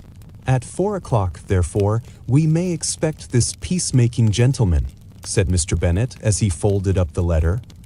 He seems to be a most conscientious and polite young man, upon my word, and I doubt not will prove a valuable acquaintance, especially if Lady Catherine should be so indulgent as to let him come to us again. There is some sense in what he says about the girls, however, and if he is disposed to make them any amends, I shall not be the person to discourage him. Though it is difficult, said Jane, to guess in what way he can mean to make us the atonement he thinks our due, the wish is certainly to his credit. Elizabeth was chiefly struck with his extraordinary deference for Lady Catherine, and his kind intention of christening, marrying, and burying his parishioners whenever it were required. He must be an oddity, I think, said she. I cannot make him out. There is something very pompous in his style. And what can he mean by apologizing for being next in the entail? We cannot suppose he would help it if he could. Can he be a sensible man, sir? No, my dear, I think not. I have great hopes of finding him quite the reverse. There is a mixture of servility and self-importance in his letter which promises well. I am impatient to see him. In point of composition, said Mary, his letter does not seem defective. The idea of the olive branch perhaps is not wholly new, yet I think it is well expressed. To Catherine and Lydia, neither the letter nor its writer were in any degree interesting. It was next to impossible that their cousin should come in a scarlet coat, and it was now some weeks since they had received pleasure from the society of a man in any other color. As for their mother, Mr. Collins's letter had done away much of her ill will, and she was preparing to see him with a degree of composure which astonished her husband and daughters. Mr. Collins was punctual to his time, and was received with great politeness by the whole family. Mr. Bennet indeed said little, but the ladies were ready enough to talk, and Mr. Collins seemed neither in need of encouragement nor inclined to be silent himself. He was a tall, heavy-looking young man of 25. His air was grave and stately, and his manners were very formal. He had not been long seated before he complimented Mrs. Bennet on having so fine a family of daughters, said he had heard much of their beauty, but that, in this instance, fame had fallen short of the truth, and added that he did not doubt her seeing them all in due time well disposed of in marriage. This gallantry was not much to the taste of some of his hearers, but Mrs. Bennet, who quarreled with no compliments, answered most readily, "You are very kind, sir, I am sure, and I wish with all my heart it may prove so, for else they will be destitute enough. Things are settled so oddly. You allude, perhaps, to the entail of this estate." Sir, I do indeed. It is a grievous affair to my poor girls, you must confess. Not that I mean to find fault with you, for such things, I know, are all chance in this world. There is no knowing how estates will go when once they come to be entailed. I am very sensible, madam, of the hardship to my fair cousins, and could say much on the subject, but that I am cautious of appearing forward and precipitate. But I can assure the young ladies that I come prepared to admire them. At present I will not say more, but, perhaps, when we are better acquainted. He was interrupted by a summons to dinner, and the girls smiled on each other. They were not the only objects of Mr. Collins's admiration. The hall, the dining room, and all its furniture were examined and praised, and his commendation of everything would have touched Mrs. Bennet's heart, but for the mortifying supposition of his viewing it all as his own future property. The dinner, too, in its turn, was highly admired, and he begged to know to which of his fair cousins the excellence of its cookery was owing. But here he was set right by Mrs. Bennet, who assured him, with some asperity, that they were very well able to keep a good cook, and that her daughters had nothing to do in the kitchen. He begged pardon for having displeased her. In a softened tone, she declared herself not at all offended, but he continued to apologize for about a quarter of an hour. During dinner, Mr. Bennet scarcely spoke at all, but when the servants were withdrawn, he thought it time to have some conversation with his guest, and therefore started a subject in which he expected him to shine by observing that he seemed very fortunate in his patroness. Lady Catherine de Bourgh's attention to his wishes and consideration for his comfort appeared very remarkable. Mr. Bennet could not have chosen better. Mr. Collins was eloquent in her praise. The subject elevated him to more than usual solemnity of manner, and with a most important aspect, he protested that he had never in his life witnessed such behavior in a person of rank, such affability and condescension, as he had himself experienced from Lady Catherine. She had been graciously pleased to approve of both the discourses which he had already had the honor of preaching before her. She had also asked him twice to dine at Rosings, and had sent for him only the Saturday before to make up her pool of quadrille in the evening. Lady Catherine was reckoned proud by many people, he knew, but he had never seen anything but affability in her. She had always spoken to him as she would to any other gentleman. She made not the smallest objection to his joining in the society of the neighborhood, nor to his leaving his parish occasionally for a week or two to visit his relations. She had even condescended to advise him to marry as soon as he could, provided he chose with discretion, and had once paid him a visit in his humble parsonage, where she had perfectly approved all the alterations he had been making, and had even vouchsafed to suggest some herself, some shelves in the closets upstairs. "That is all very proper and civil, I am sure," said Mrs. Bennet, "and I dare say she is a very agreeable woman. It is a pity that great ladies in general are not more like her. Does she live near you, sir? The garden in which stands my humble abode is separated only by a lane from Rosings Park, her ladyship's residence. I think you said she was a widow, sir? Has she any family?" "She has one only daughter, the heiress of Rosings, and a very extensive property." "Ah," cried Mrs. Bennet, shaking her head, "then she is better off than many girls. And what sort of young lady is she? Is she handsome?" "She is a most charming young lady indeed. Lady Catherine herself says that, in point of true beauty, Miss de Bourgh is far superior to the handsomest of her sex, because there is that in her features which marks the young woman of distinguished birth.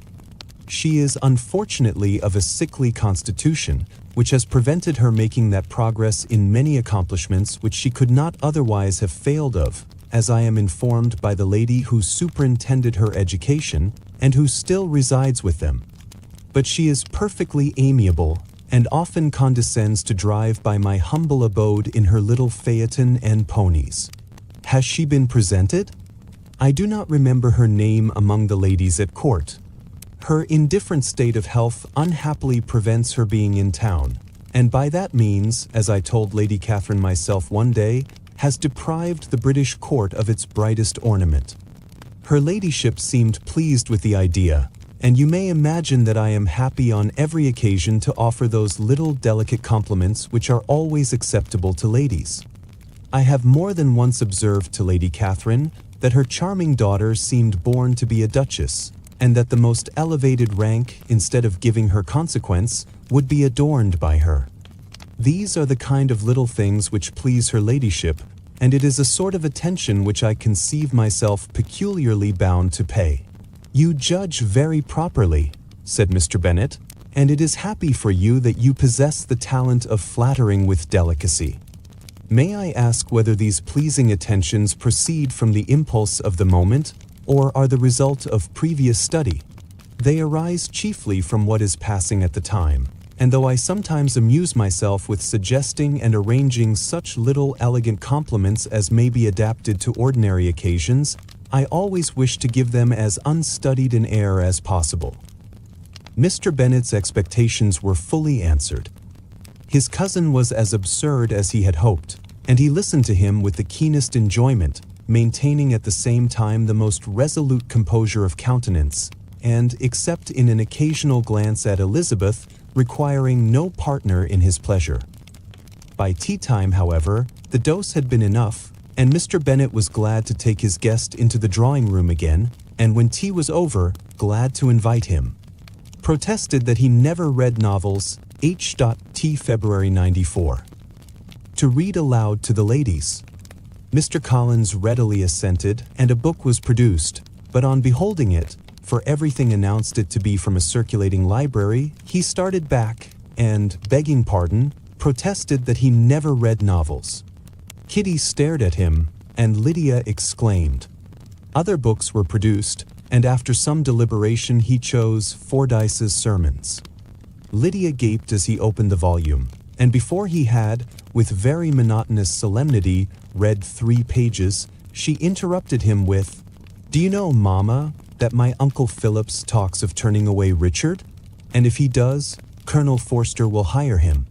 My aunt told me so herself on Saturday. I shall walk to Meryton tomorrow to hear more about it, and to ask when Mr. Denny comes back from town." Lydia was bid by her 2 eldest sisters to hold her tongue, but Mr. Collins, much offended, laid aside his book and said, "I have often observed how little young ladies are interested by books of a serious stamp, though written solely for their benefit.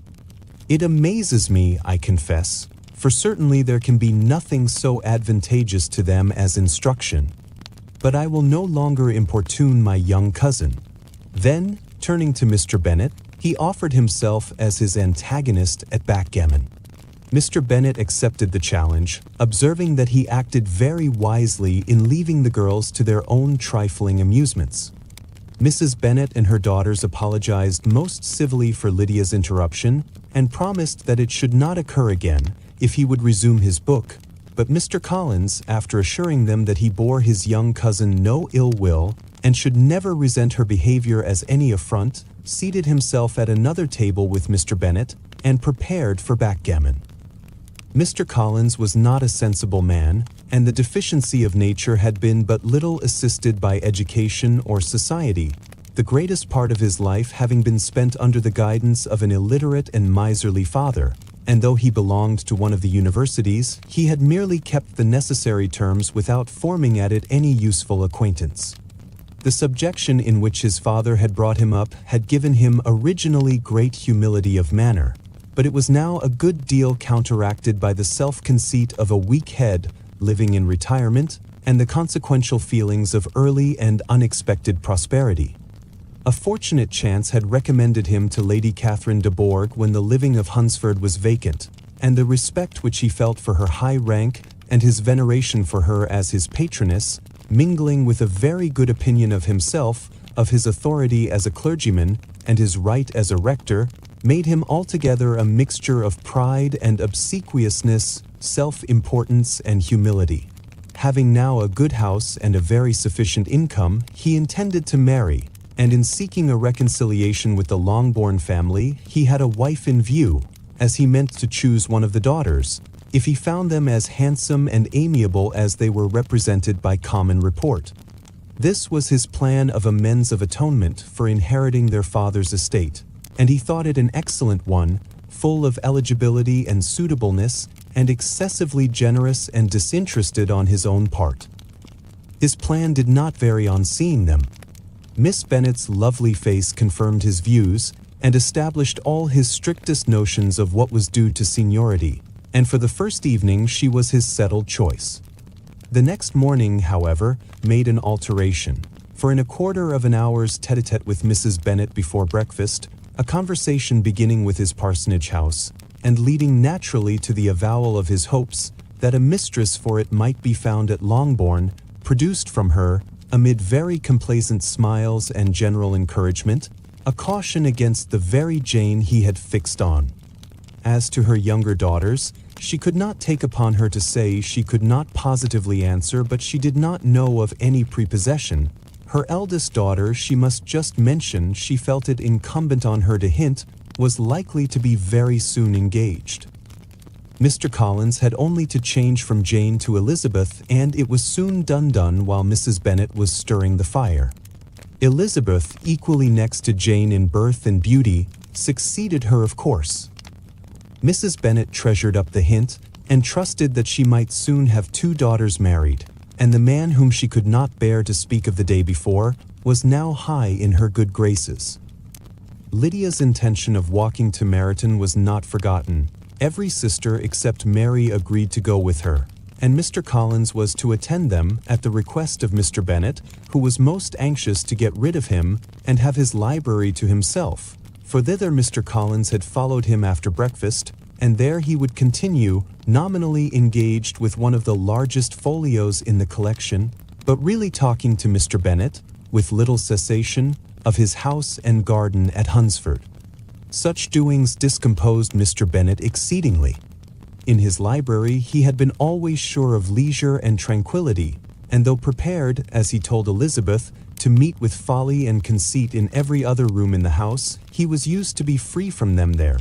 His civility, therefore, was most prompt in inviting Mr. Collins to join his daughters in their walk, and Mr. Collins, being in fact much better fitted for a walker than a reader, was extremely well pleased to close his large book and go. In pompous nothings on his side, and civil assents on that of his cousins, their time passed till they entered Meryton. The attention of the younger ones was then no longer to be gained by him. Their eyes were immediately wandering up the street in quest of the officers, and nothing less than a very smart bonnet, indeed, or a really new muslin in a shop window, could recall them.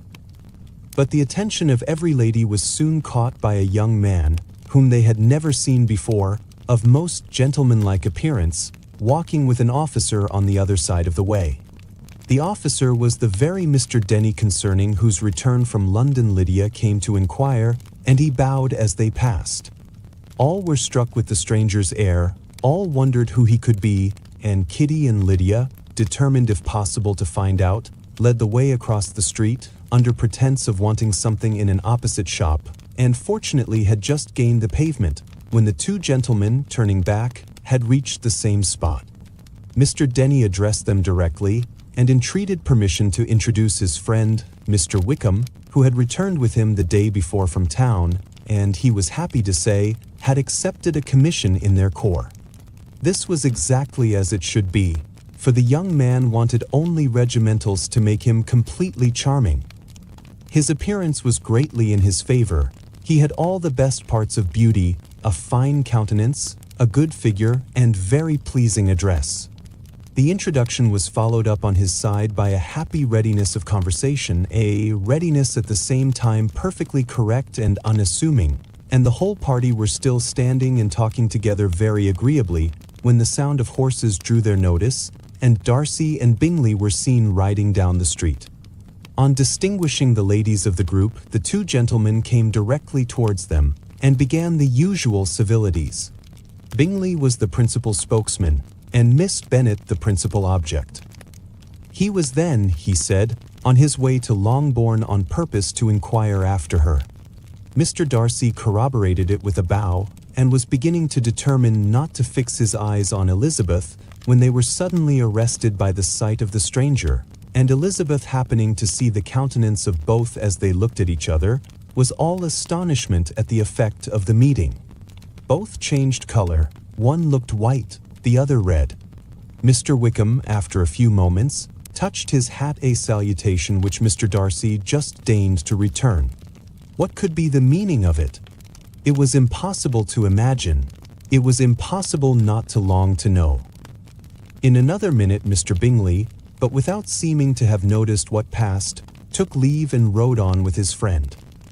Mr. Denny and Mr. Wickham walked with the young ladies to the door of Mr. Phillips's house, and then made their bows, in spite of Miss Lydia's pressing entreaties that they would come in, and even in spite of Mrs. Phillips's throwing up the parlor window and loudly seconding the invitation.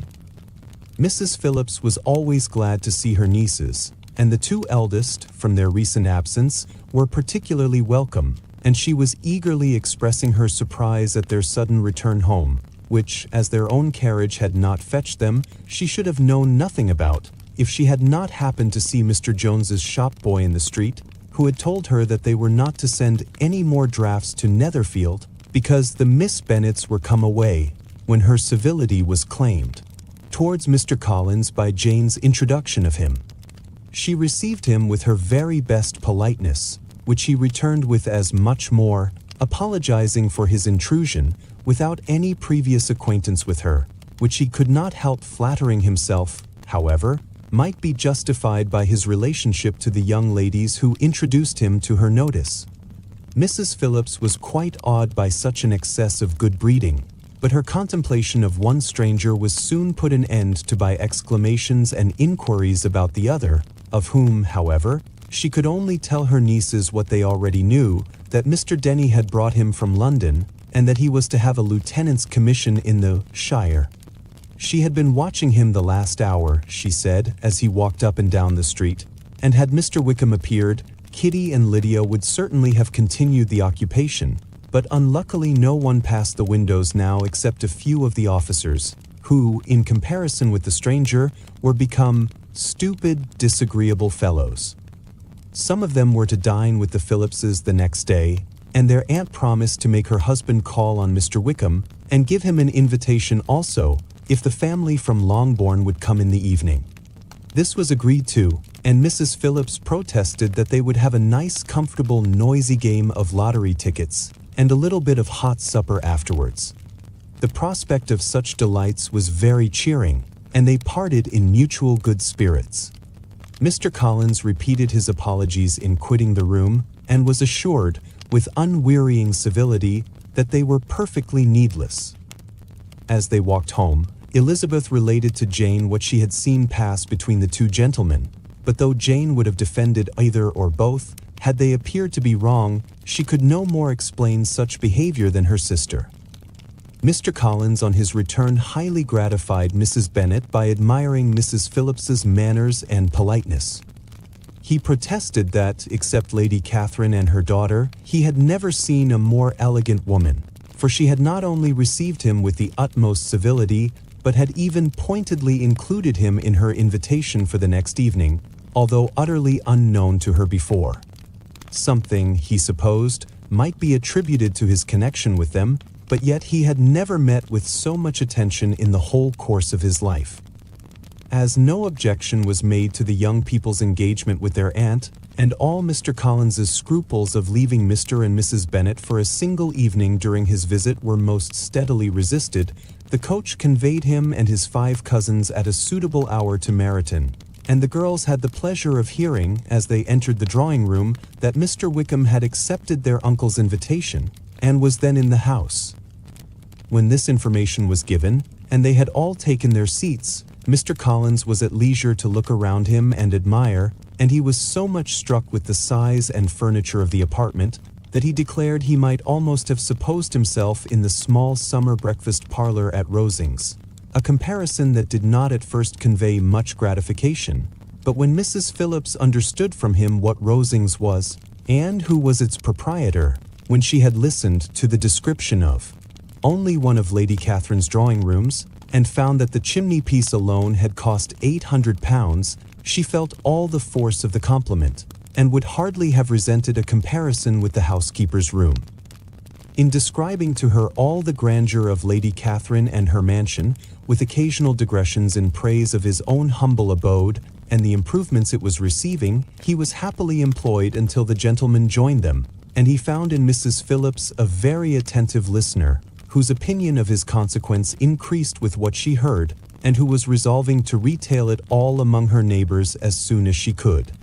To the girls, who could not listen to their cousin, and who had nothing to do but to wish for an instrument, and examine their own indifferent imitations of china on the mantelpiece, the interval of waiting appeared very long.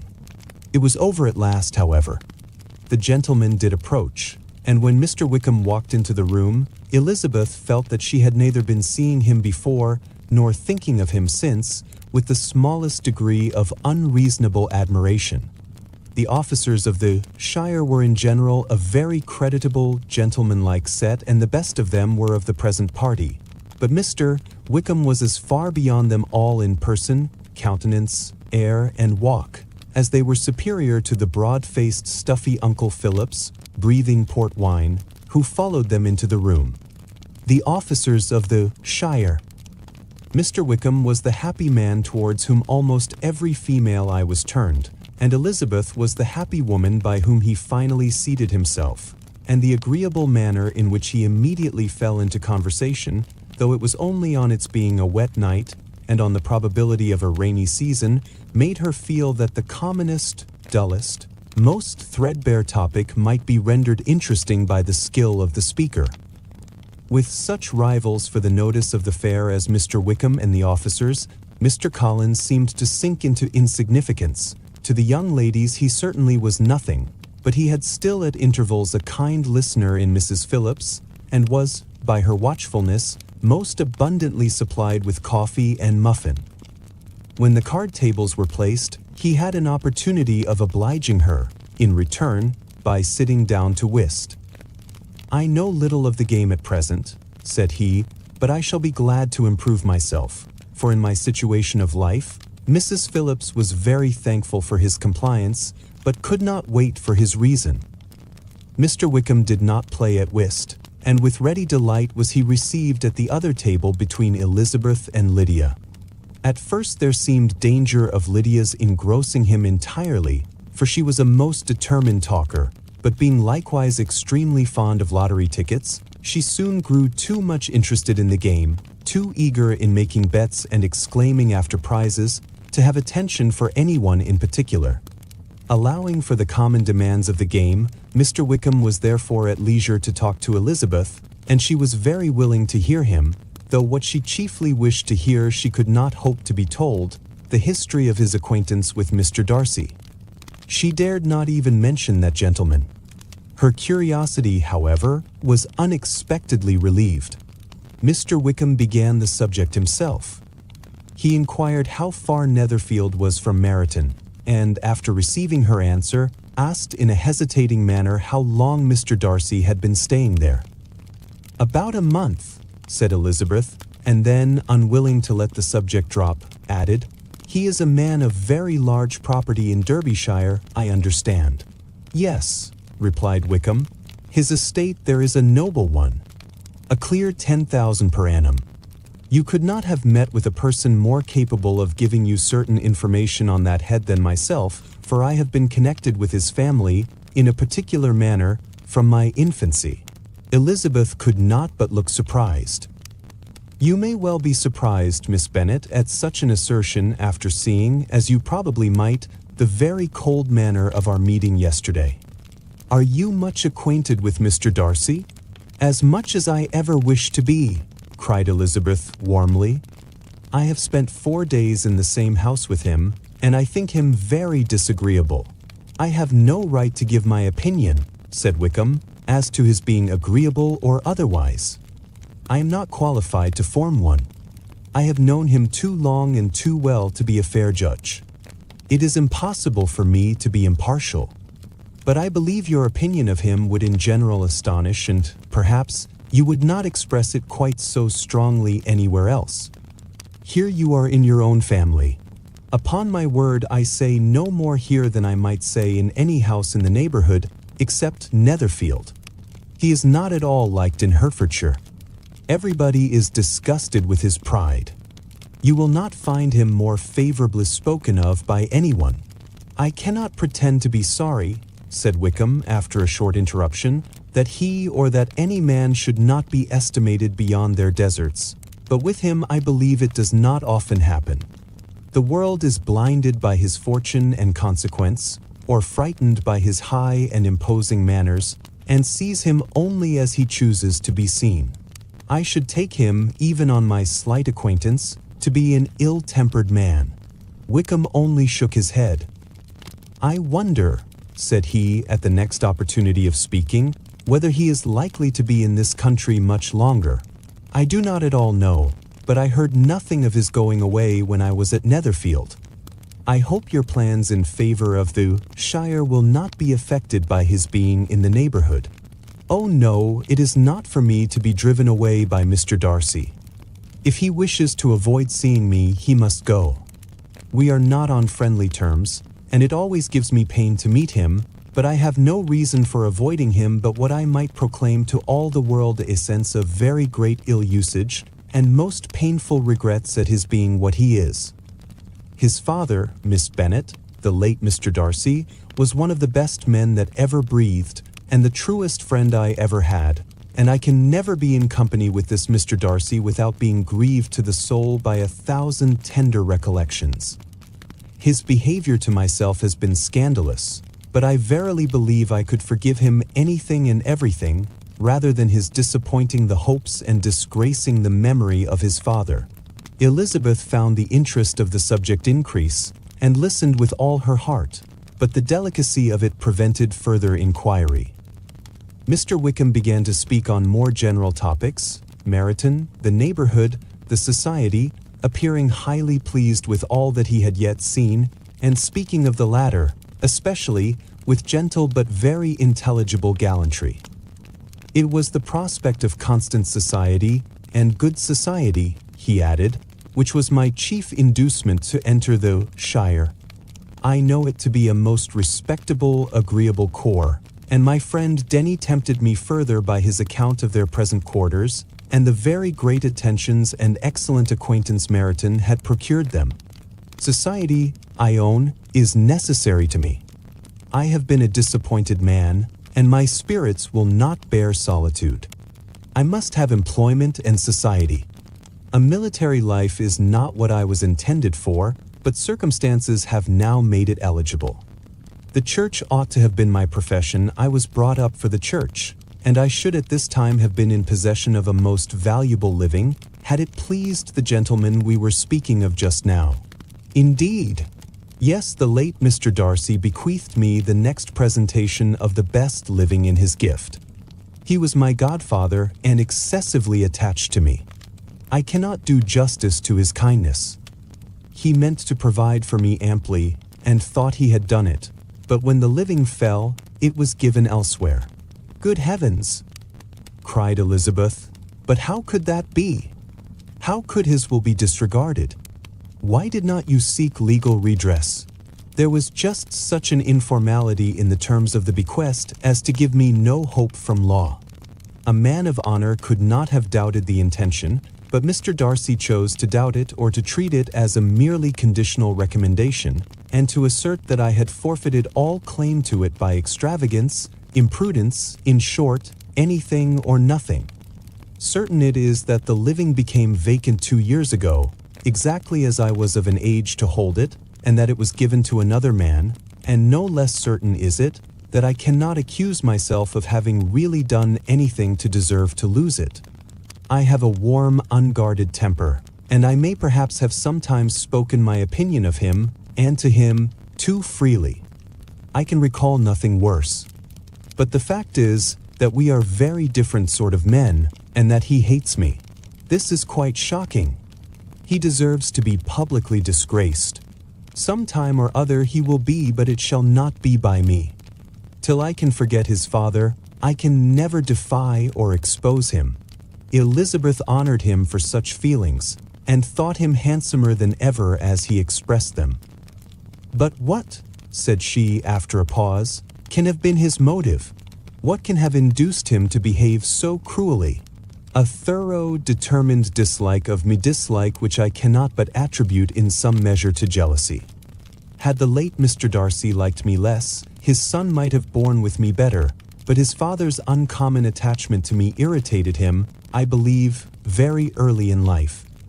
He had not a temper to bear the sort of competition in which we stood, the sort of preference which was often given me. I had not thought Mr. Darcy so bad as this, though I have never liked him. I had not thought so very ill of him. I had supposed him to be despising his fellow creatures in general, but did not suspect him of descending to such malicious revenge, such injustice, such inhumanity as this. After a few minutes' reflection, however, she continued, I do remember his boasting one day at Netherfield of the implacability of his resentments, of his having an unforgiving temper. His disposition must be dreadful. I will not trust myself on the subject, replied Wickham. I can hardly be just to him. Elizabeth was again deep in thought, and after a time exclaimed, to treat in such a manner the godson, the friend, the favorite of his father. She could have added, a young man too, like you, whose very countenance may vouch for your being amiable. but she contented herself with, and one, too, who had probably been his own companion from childhood, connected together, as I think you said, in the closest manner. We were born in the same parish, within the same park. The greatest part of our youth was passed together. Inmates of the same house, sharing the same amusements, objects of the same parental care. My father began life in the profession which your uncle, Mr. Phillips, appears to do so much credit to, but he gave up everything to be of use to the late Mr. Darcy, and devoted all his time to the care of the Pemberley property. He was most highly esteemed by Mr. Darcy, a most intimate, confidential friend. Mr. Darcy often acknowledged himself to be under the greatest obligations to my father's active superintendence, and when, immediately before my father's death, Mr. Darcy gave him a voluntary promise of providing for me, I am convinced that he felt it to be as much a debt of gratitude to him as of affection to myself. How strange! Cried Elizabeth. How abominable! I wonder that the very pride of this Mr. Darcy has not made him just to you. If from no better motive, that he should not have been too proud to be dishonest. For dishonesty I must call it. It is wonderful, replied Wickham, for almost all his actions may be traced to pride, and pride has often been his best friend. It has connected him nearer with virtue than any other feeling. But we are none of us consistent, and in his behavior to me there were stronger impulses even than pride. Can such abominable pride as his have ever done him good? Yes, it has often led him to be liberal and generous, to give his money freely, to display hospitality, to assist his tenants, and relieve the poor. Family pride and filial pride, for he is very proud of what his father was, have done this. Not to appear to disgrace his family, to degenerate from the popular qualities, or lose the influence of the Pemberley house, is a powerful motive. He has also brotherly pride, which, with some brotherly affection, makes him a very kind and careful guardian of his sister, and you will hear him generally cried up as the most attentive and best of brothers. What sort of a girl is Miss Darcy? He shook his head. I wish I could call her amiable. It gives me pain to speak ill of a Darcy, but she is too much like her brother, very, very proud. As a child, she was affectionate and pleasing, and extremely fond of me, and I have devoted hours and hours to her amusement. But she is nothing to me now.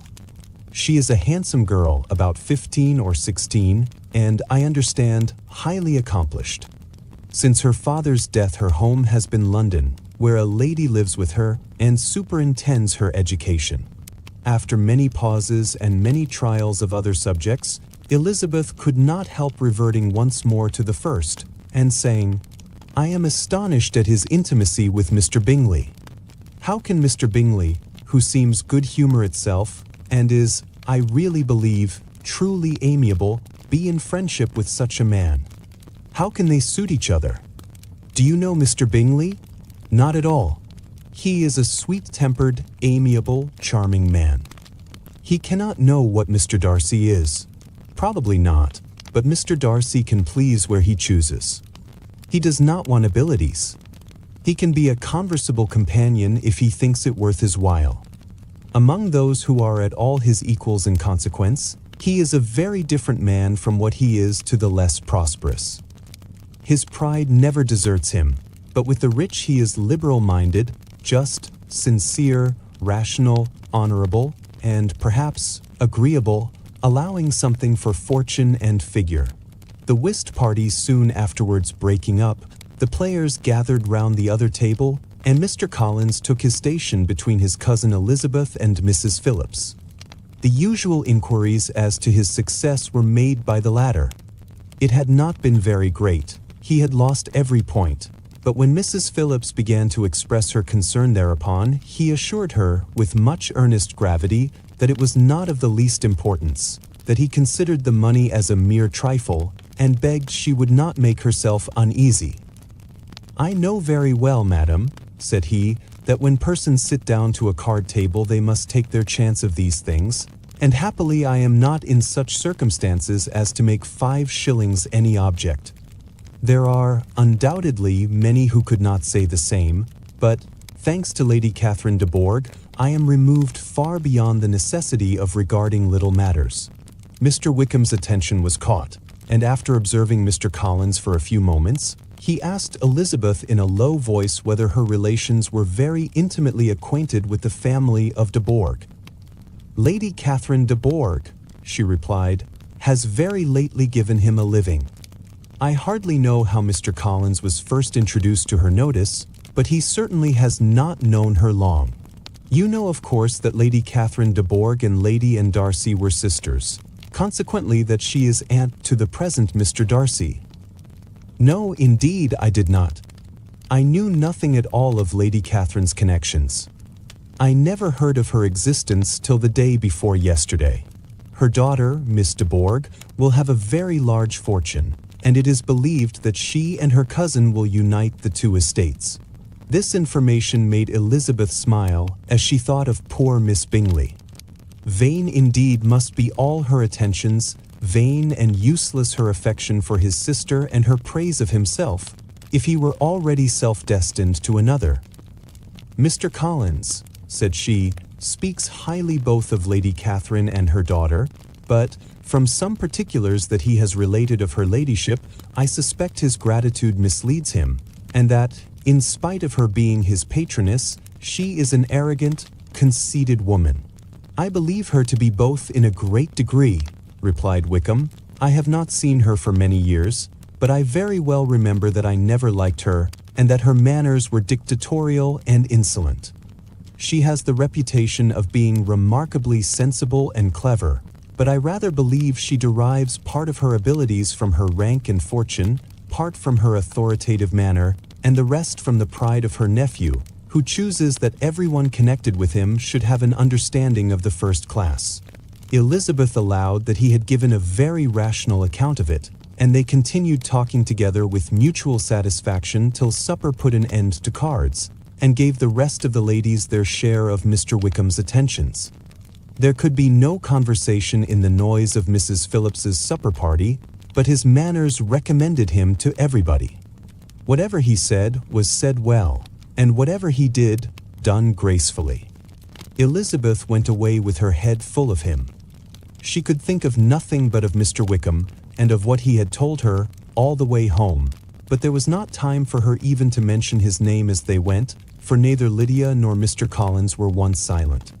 Lydia talked incessantly of lottery tickets, of the fish she had lost and the fish she had won, and Mr. Collins, in describing the civility of Mr. and Mrs. Phillips, protesting that he did not in the least regard his losses at whist, enumerating all the dishes at supper, and repeatedly fearing that he crowded his cousins, had more to say than he could well manage before the carriage stopped at Longbourn House. Delighted to see their dear friend again, Elizabeth related to Jane, the next day, what had passed between Mr. Wickham and herself. Jane listened with astonishment and concern. She knew not how to believe that Mr. Darcy could be so unworthy of Mr. Bingley's regard, and yet it was not in her nature to question the veracity of a young man of such amiable appearance as Wickham. The possibility of his having really endured such unkindness was enough to interest all her tender feelings, and nothing therefore remained to be done but to think well of them both, to defend the conduct of each, and throw into the account of accident or mistake whatever could not be otherwise explained. They have both, said she, been deceived, I dare say, in some way or other, of which we can form no idea. Interested people have perhaps misrepresented each to the other. It is, in short, impossible for us to conjecture the causes or circumstances which may have alienated them without actual blame on either side. Very true indeed. And now, my dear Jane, what have you got to say in behalf of the interested people who have probably been concerned in the business? Do clear them too, or we shall be obliged to think ill of somebody.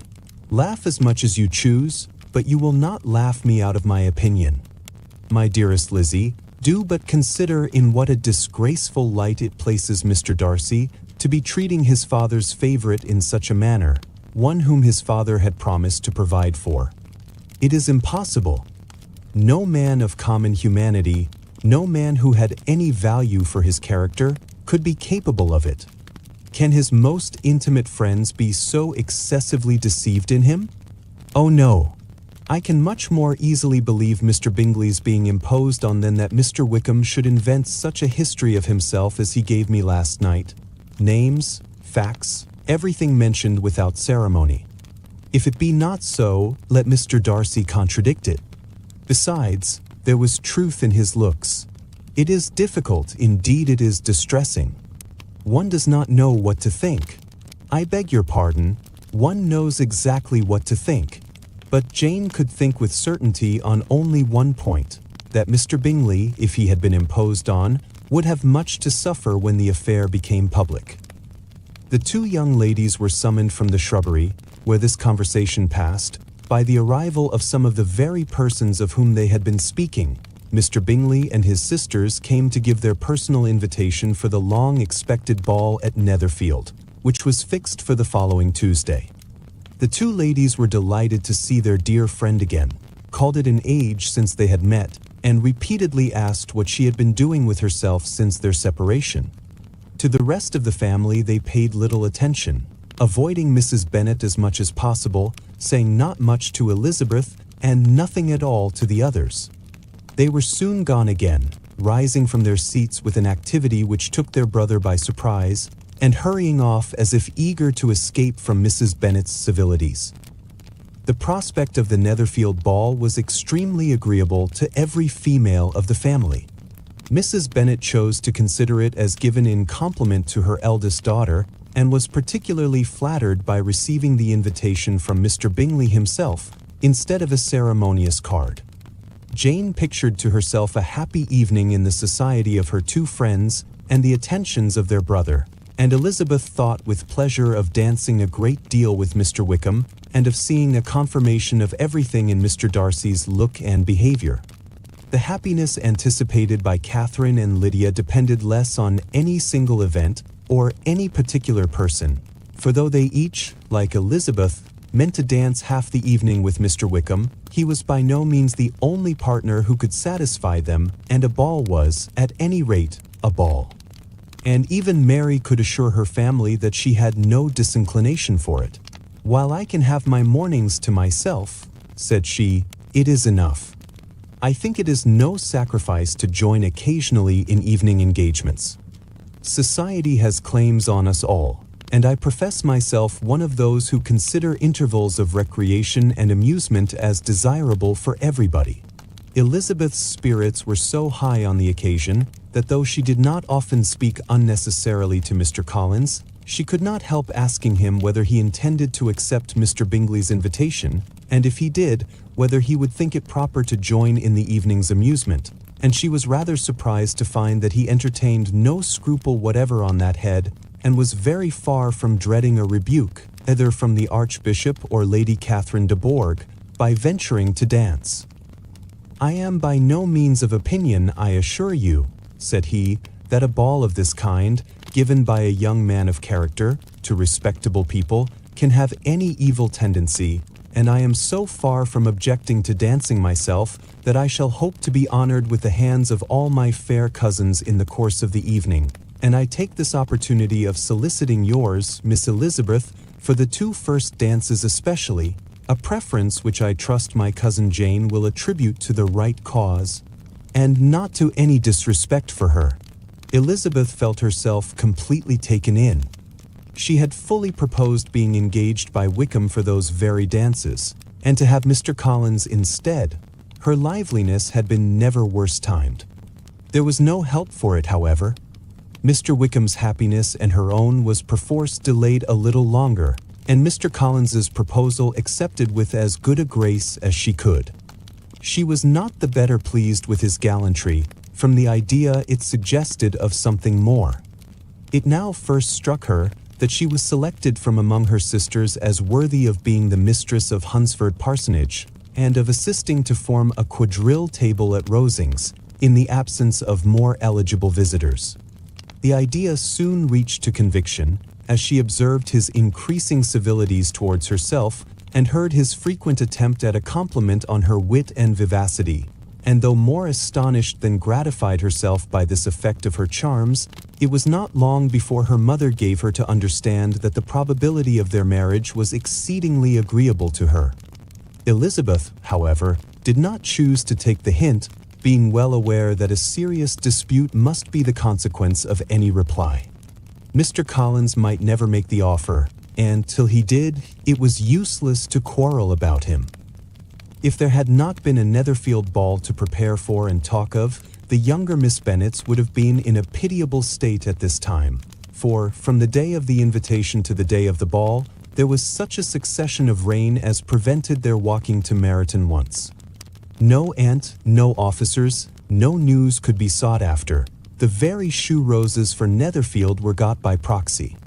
Even Elizabeth might have found some trial of her patience in weather which totally suspended the improvement of her acquaintance with Mr. Wickham, and nothing less than a dance on Tuesday could have made such a Friday, Saturday, Sunday, and Monday endurable to Kitty and Lydia.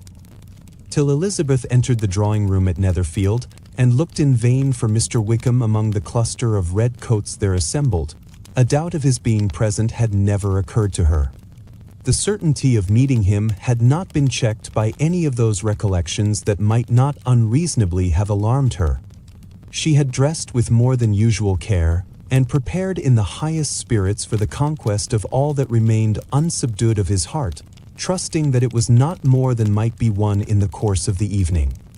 But in an instant arose the dreadful suspicion of his being purposely omitted for Mr. Darcy's pleasure in the Bingleys' invitation to the officers, and though this was not exactly the case, the absolute fact of his absence was pronounced by his friend Mr. Denny, to whom Lydia eagerly applied, and who told them that Wickham had been obliged to go to town on business the day before, and was not yet returned, adding, with a significant smile, "I do not imagine his business would have called him away just now, if he had not wished to avoid a certain gentleman here." This part of his intelligence, though unheard by Lydia, was caught by Elizabeth, and as it assured her that Darcy was not less answerable for Wickham's absence than if her first surmise had been just, every feeling of displeasure against the former was so sharpened by immediate disappointment that she could hardly reply with tolerable civility to the polite inquiries which he directly afterwards approached to make. Attention, forbearance, patience with Darcy, was injury to Wickham. She was resolved against any sort of conversation with him, and turned away with a degree of ill-humor which she could not wholly surmount even in speaking to Mr. Bingley, whose blind partiality provoked her. But Elizabeth was not formed for ill-humor, and though every prospect of her own was destroyed for the evening, it could not dwell long on her spirits, and, having told all her griefs to Charlotte Lucas, whom she had not seen for a week, she was soon able to make a voluntary transition to the oddities of her cousin, and to point him out to her particular notice. The two first dances, however, brought a return of distress. They were dances of mortification. Mr. Collins, awkward and solemn, apologizing instead of attending, and often moving wrong without being aware of it, gave her all the shame and misery which a disagreeable partner for a couple of dances can give. The moment of her release from him was ecstasy. She danced next with an officer, and had the refreshment of talking of Wickham, and of hearing that he was universally liked. When those dances were over, she returned to Charlotte Lucas, and was in conversation with her, when she found herself suddenly addressed by Mr. Darcy, who took her so much by surprise in his application for her hand, that, without knowing what she did, she accepted him. He walked away again immediately, and she was left to fret over her own want of presence of mind. Charlotte tried to console her. "I dare say you will find him very agreeable." "Heaven forbid! That would be the greatest misfortune of all. To find a man agreeable whom one is determined to hate. Do not wish me such an evil." When the dancing recommenced, however, and Darcy approached to claim her hand, Charlotte could not help cautioning her, in a whisper, not to be a simpleton, and allow her fancy for Wickham to make her appear unpleasant in the eyes of a man oftentimes his consequence. Elizabeth made no answer, and took her place in the set, amazed at the dignity to which she was arrived in being allowed to stand opposite to Mr. Darcy, and reading in her neighbors' looks their equal amazement in beholding it. They stood for some time without speaking a word, and she began to imagine that their silence was to last through the 2 dances, and at first was resolved not to break it, till suddenly fancying that it would be the greater punishment to her partner to oblige him to talk, she made some slight observation on the dance. He replied and was again silent. After a pause of some minutes, she addressed him a second time with, "It is your turn to say something now, Mr. Darcy. I talked about the dance, and you ought to make some kind of remark on the size of the room or the number of couples." He smiled and assured her that whatever she wished him to say should be said. "Very well, that reply will do for the present. Perhaps, by and by, I may observe that private balls are much pleasanter than public ones, but now we may be silent. Do you talk by rule, then, while you are dancing? Sometimes. One must speak a little, you know. It would look odd to be entirely silent for half an hour together, and yet, for the advantage of some, conversation ought to be so arranged as that they may have the trouble of saying as little as possible. Are you consulting your own feelings in the present case, or do you imagine that you are gratifying mine?" "Both," replied Elizabeth archly, "for I have always seen a great similarity in the turn of our minds. We are each of an unsocial, taciturn disposition, unwilling to speak, unless we expect to say something that will amaze the whole room and be handed down to posterity with all the eclat of a proverb. This is no very striking resemblance of your own character, I am sure," said he. "How near it may be to mine, I cannot pretend to say. You think it a faithful portrait, undoubtedly. I must not decide on my own performance." He made no answer, and they were again silent till they had gone down the dance, when he asked her if she and her sisters did not very often walk to Meryton. She answered in the affirmative, and, unable to resist the temptation, added, "When you met us there the other day, we had just been forming a new acquaintance." The effect was immediate. A deeper shade of hauteur overspread his features, but he said not a word, and Elizabeth, though blaming herself for her own weakness, could not go on. At length Darcy spoke, and in a constrained manner said, "Mr. Wickham is blessed with such happy manners as may ensure his making friends. Whether he may be equally capable of retaining them is less certain." "He has been so unlucky as to lose your friendship," replied Elizabeth with emphasis, "and in a manner which he is likely to suffer from all his life." Darcy made no answer, and seemed desirous of changing the subject. At that moment Sir William Lucas appeared close to them, meaning to pass through the set to the other side of the room. But on perceiving Mr. Darcy, he stopped, with a bow of superior courtesy, to compliment him on his dancing and his partner. "I have been most highly gratified indeed, my dear sir. Such very superior dancing is not often seen. It is evident that you belong to the first circles. Allow me to say, however, that your fair partner does not disgrace you, and that I must hope to have this pleasure often repeated, especially when a certain desirable event, my dear Miss Eliza," glancing at her sister and Bingley, "shall take place. What congratulations will then flow in! I appeal to Mr. Darcy, but let me not interrupt you, sir. You will not thank me for detaining you from the bewitching converse of that young lady, whose bright eyes are also upbraiding me. Such very superior dancing is not often seen."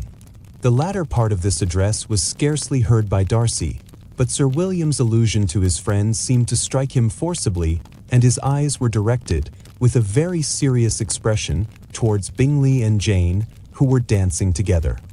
Recovering himself, however, shortly, he turned to his partner and said, "Sir William's interruption has made me forget what we were talking of. I do not think we were speaking at all. Sir William could not have interrupted any two people in the room who had less to say for themselves. We have tried 2 or 3 subjects already without success, and what we are to talk of next I cannot imagine. What think you of books?" said he, smiling.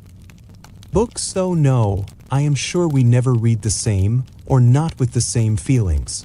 I am sorry you think so, But if that be the case, there can at least be no want of subject. We may compare our different opinions. No, I cannot talk of books in a ballroom. My head is always full of something else. The present always occupies you in such scenes, does it?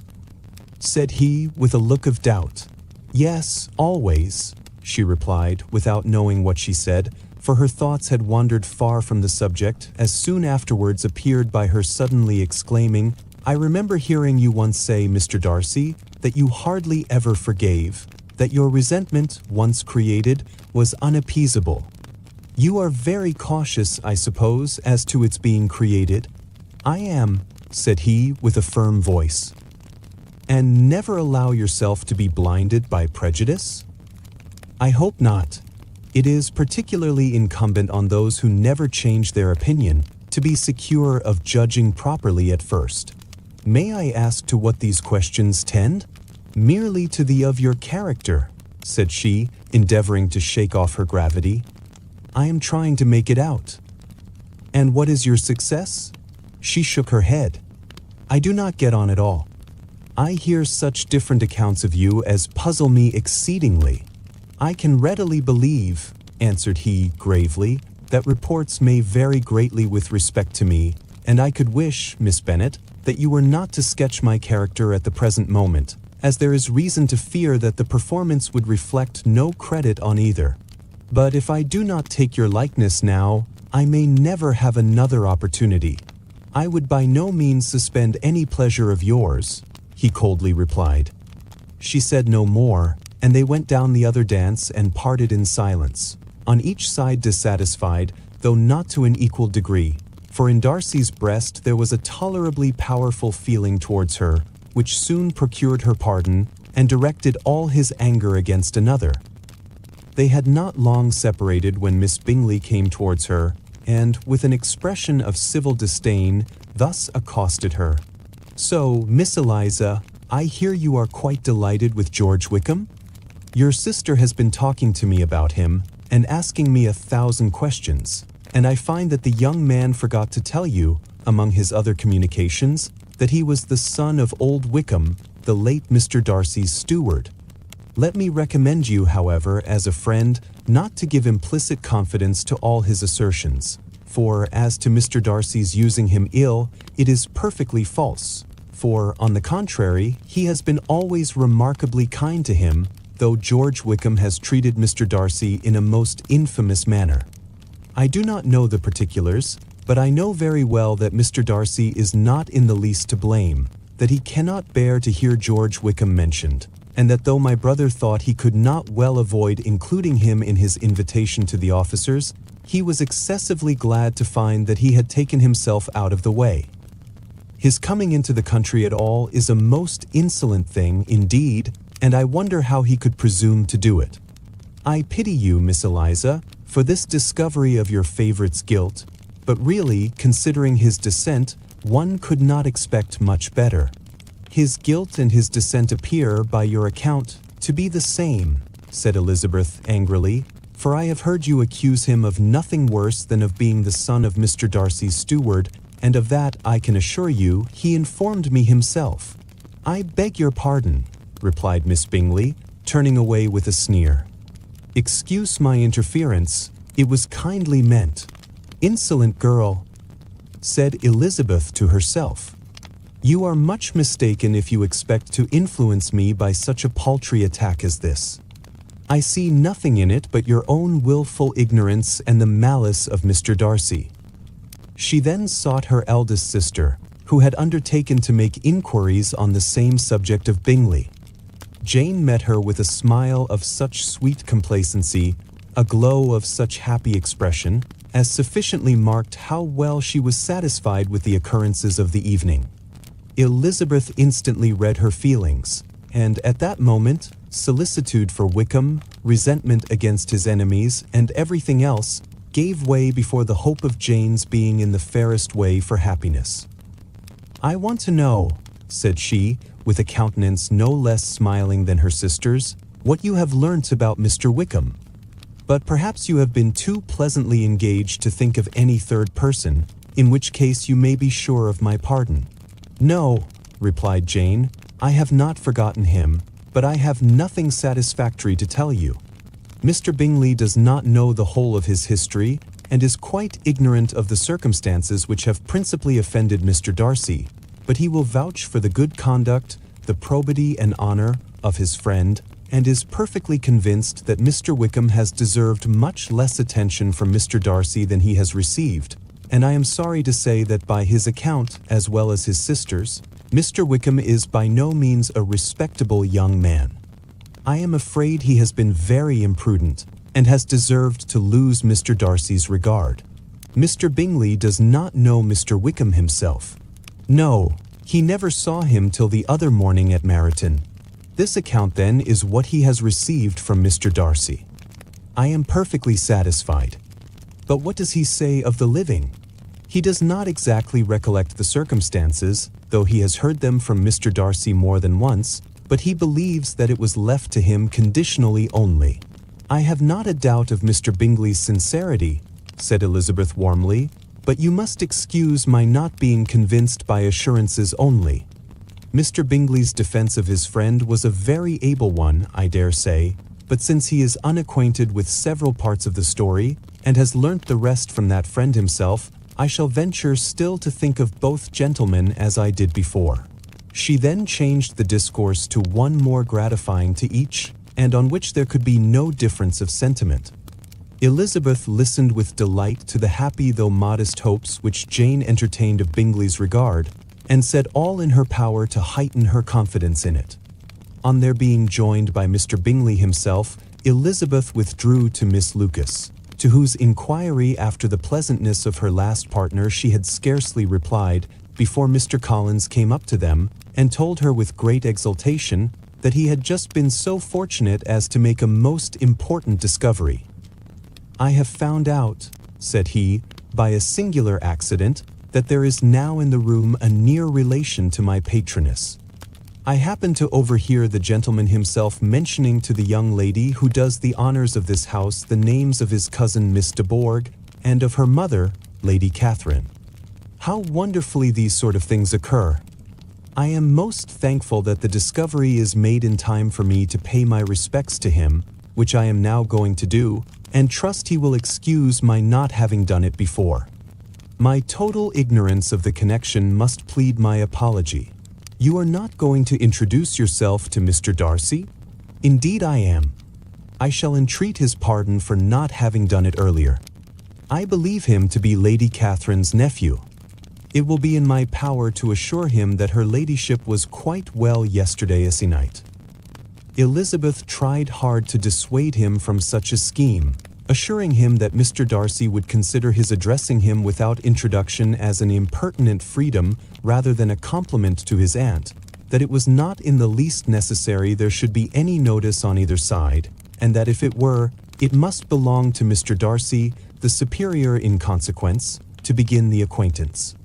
Mr. Collins listened to her with the determined air of following his own inclination, and when she ceased speaking, replied thus: "My dear Miss Elizabeth, I have the highest opinion in the world of your excellent judgment in all matters within the scope of your understanding, but permit me to say that there must be a wide difference between the established forms of ceremony amongst the laity and those which regulate the clergy, for give me leave to observe that I consider the clerical office as equal in point of dignity with the highest rank in the kingdom, provided that a proper humility of behavior is at the same time.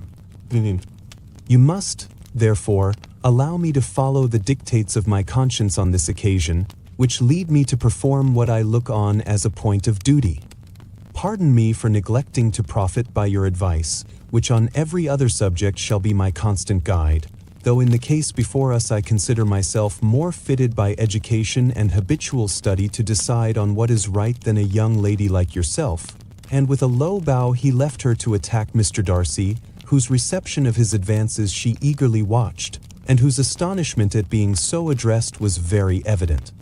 Her cousin prefaced his speech with a solemn bow, and though she could not hear a word of it, she felt as if hearing it all, and saw in the motion of his lips the words apology, Hunsford, and Lady Catherine de Bourgh. It vexed her to see him expose himself to such a man. Mr. Darcy was eyeing him with unrestrained wonder, and when at last Mr. Collins allowed him to speak, replied with an air of distant civility. Mr. Collins, however, was not discouraged from speaking again, and Mr. Darcy's contempt seemed abundantly increasing with the length of his second speech, and at the end of it he only made him a slight bow, and moved another way. Mr. Collins then returned to Elizabeth. "I have no reason, I assure you," said he, "to be dissatisfied with my reception." Mr. Darcy seemed much pleased with the attention. He answered me with the utmost civility, and even paid me the compliment of saying that he was so well convinced of Lady Catherine's discernment as to be certain she could never bestow a favor unworthily. It was really a very handsome thought. Upon the whole, I am much pleased with him. As Elizabeth had no longer any interest of her own to pursue, she turned her attention almost entirely on her sister and Mr. Bingley, and the train of agreeable reflections which her observations gave birth to made her perhaps almost as happy as Jane. She saw her in idea settled in that very house, in all the felicity which a marriage of true affection could bestow, and she felt capable, under such circumstances, of endeavoring even to like Bingley's two sisters. Her mother's thoughts she plainly saw were bent the same way, and she determined not to venture near her, lest she might hear too much. When they sat down to supper, therefore, she considered it a most unlucky perverseness which placed them within one of each other, and deeply was she vexed to find that her mother was talking to that one person, Lady Lucas, freely, openly, and of nothing else but of her expectation that Jane would be soon married to Mr. Bingley. It was an animating subject, and Mrs. Bennet seemed incapable of fatigue while enumerating the advantages of the match.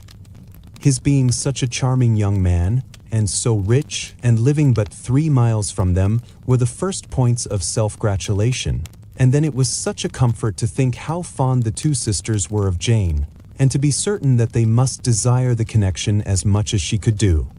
It was, moreover, such a promising thing for her younger daughters, as Jane's marrying so greatly must throw them in the way of other rich men. And lastly, it was so pleasant at her time of life to be able to consign her single daughters to the care of their sister, that she might not be obliged to go into company more than she liked. It was necessary to make this circumstance a matter of pleasure, because on such occasions it is the etiquette, but no one was less likely than Mrs. Bennet to find comfort in staying at home at any period of her life. She concluded with many good wishes that Lady Lucas might soon be equally fortunate, though evidently and triumphantly believing there was no chance of it. In vain did Elizabeth endeavour to check the rapidity of her mother's words, or persuade her to describe her felicity in a less audible whisper, for to her inexpressible vexation she could perceive that the chief of it was overheard by Mr. Darcy, who sat opposite to them. Her mother only scolded her for being nonsensical. "What is Mr. Darcy to me, pray, that I should be afraid of him? I am sure we owe him no such particular civility as to be obliged to say nothing he may not like to hear. For heaven's sake, madam, speak lower. What advantage can it be to you to offend Mr. Darcy? You will never recommend yourself to his friend by so doing." Nothing that she could say, however, had any influence. Her mother would talk of her views in the same intelligible tone. Elizabeth blushed and blushed again with shame and vexation. She could not help frequently glancing her eye at Mr. Darcy, though every glance convinced her of what she dreaded. For though he was not always looking at her mother, she was convinced that his attention was invariably fixed by her. The expression of his face changed gradually from indignant contempt to a composed and steady gravity. At length, however, Mrs. Bennet had no more to say, and Lady Lucas, who had been long yawning at the repetition of delights which she saw no likelihood of sharing, was left to the comforts of cold ham and chicken. Elizabeth now began to revive.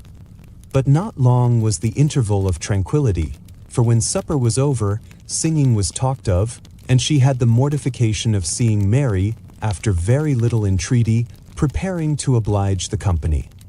By many significant looks and silent entreaties did she endeavour to prevent such a proof of complaisance, but in vain, Mary would not understand them. Such an opportunity of exhibiting was delightful to her, and she began her song. Elizabeth's eyes were fixed on her with most painful sensations, and she watched her progress through the several stanzas with an impatience which was very ill rewarded at their close. For Mary, on receiving amongst the thanks of the table the hint of a hope that she might be prevailed on to favor them again, after the pause of half a minute began another.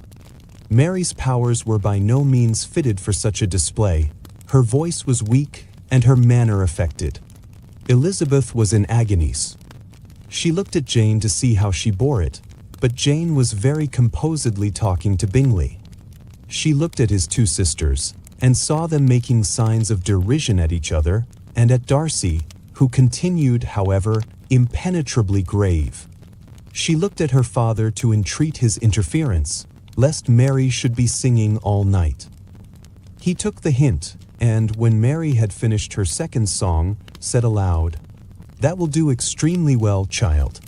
You have delighted us long enough. Let the other young ladies have time to exhibit." Mary, though pretending not to hear, was somewhat disconcerted, and Elizabeth, sorry for her, and sorry for her father's speech, was afraid her anxiety had done no good. Others of the party were now applied to. "If I," said Mr. Collins, "were so fortunate as to be able to sing, I should have great pleasure, I am sure, in obliging the company with an air, for I consider music as a very innocent diversion, and perfectly compatible with the profession of a clergyman. I do not mean, however, to assert that we can be justified in devoting too much of our time to music, for there are certainly other things to be attended to. The rector of a parish has much to do. In the first place, he must make such an agreement for tithes as may be beneficial to himself and not offensive to his patron. He must write his own sermons, and the time that remains will not be too much for his parish duties and the care and improvement of his dwelling, which he cannot be excused from making as comfortable as possible. And I do not think it of light importance that he should have attentive and conciliatory manners towards everybody, especially towards those to whom he owes his preferment. I cannot acquit him of that duty, nor could I think well of the man who should omit an occasion of testifying his respect towards anybody connected with the family." And with a bow to Mr. Darcy, he concluded his speech, which had been spoken so loud as to be heard by half the room. Many stared, many smiled, but no one looked more amused than Mr. Bennet himself, while his wife seriously commended Mr. Collins for having spoken so sensibly, and observed, in a half-whisper to Lady Lucas, that he was a remarkably clever, good kind of young man. To Elizabeth it appeared that had her family made an agreement to expose themselves as much as they could during the evening, it would have been impossible for them to play their parts with more spirit or finer success, and happy did she think it for Bingley and her sister that some of the exhibition had escaped his notice, and that his feelings were not of a sort to be much distressed by the folly which he must have witnessed. That his two sisters and Mr. Darcy, however, should have such an opportunity of ridiculing her relations was bad enough, and she could not determine whether the silent contempt of the gentlemen or the insolent smiles of the ladies were more intolerable. The rest of the evening brought her little amusement.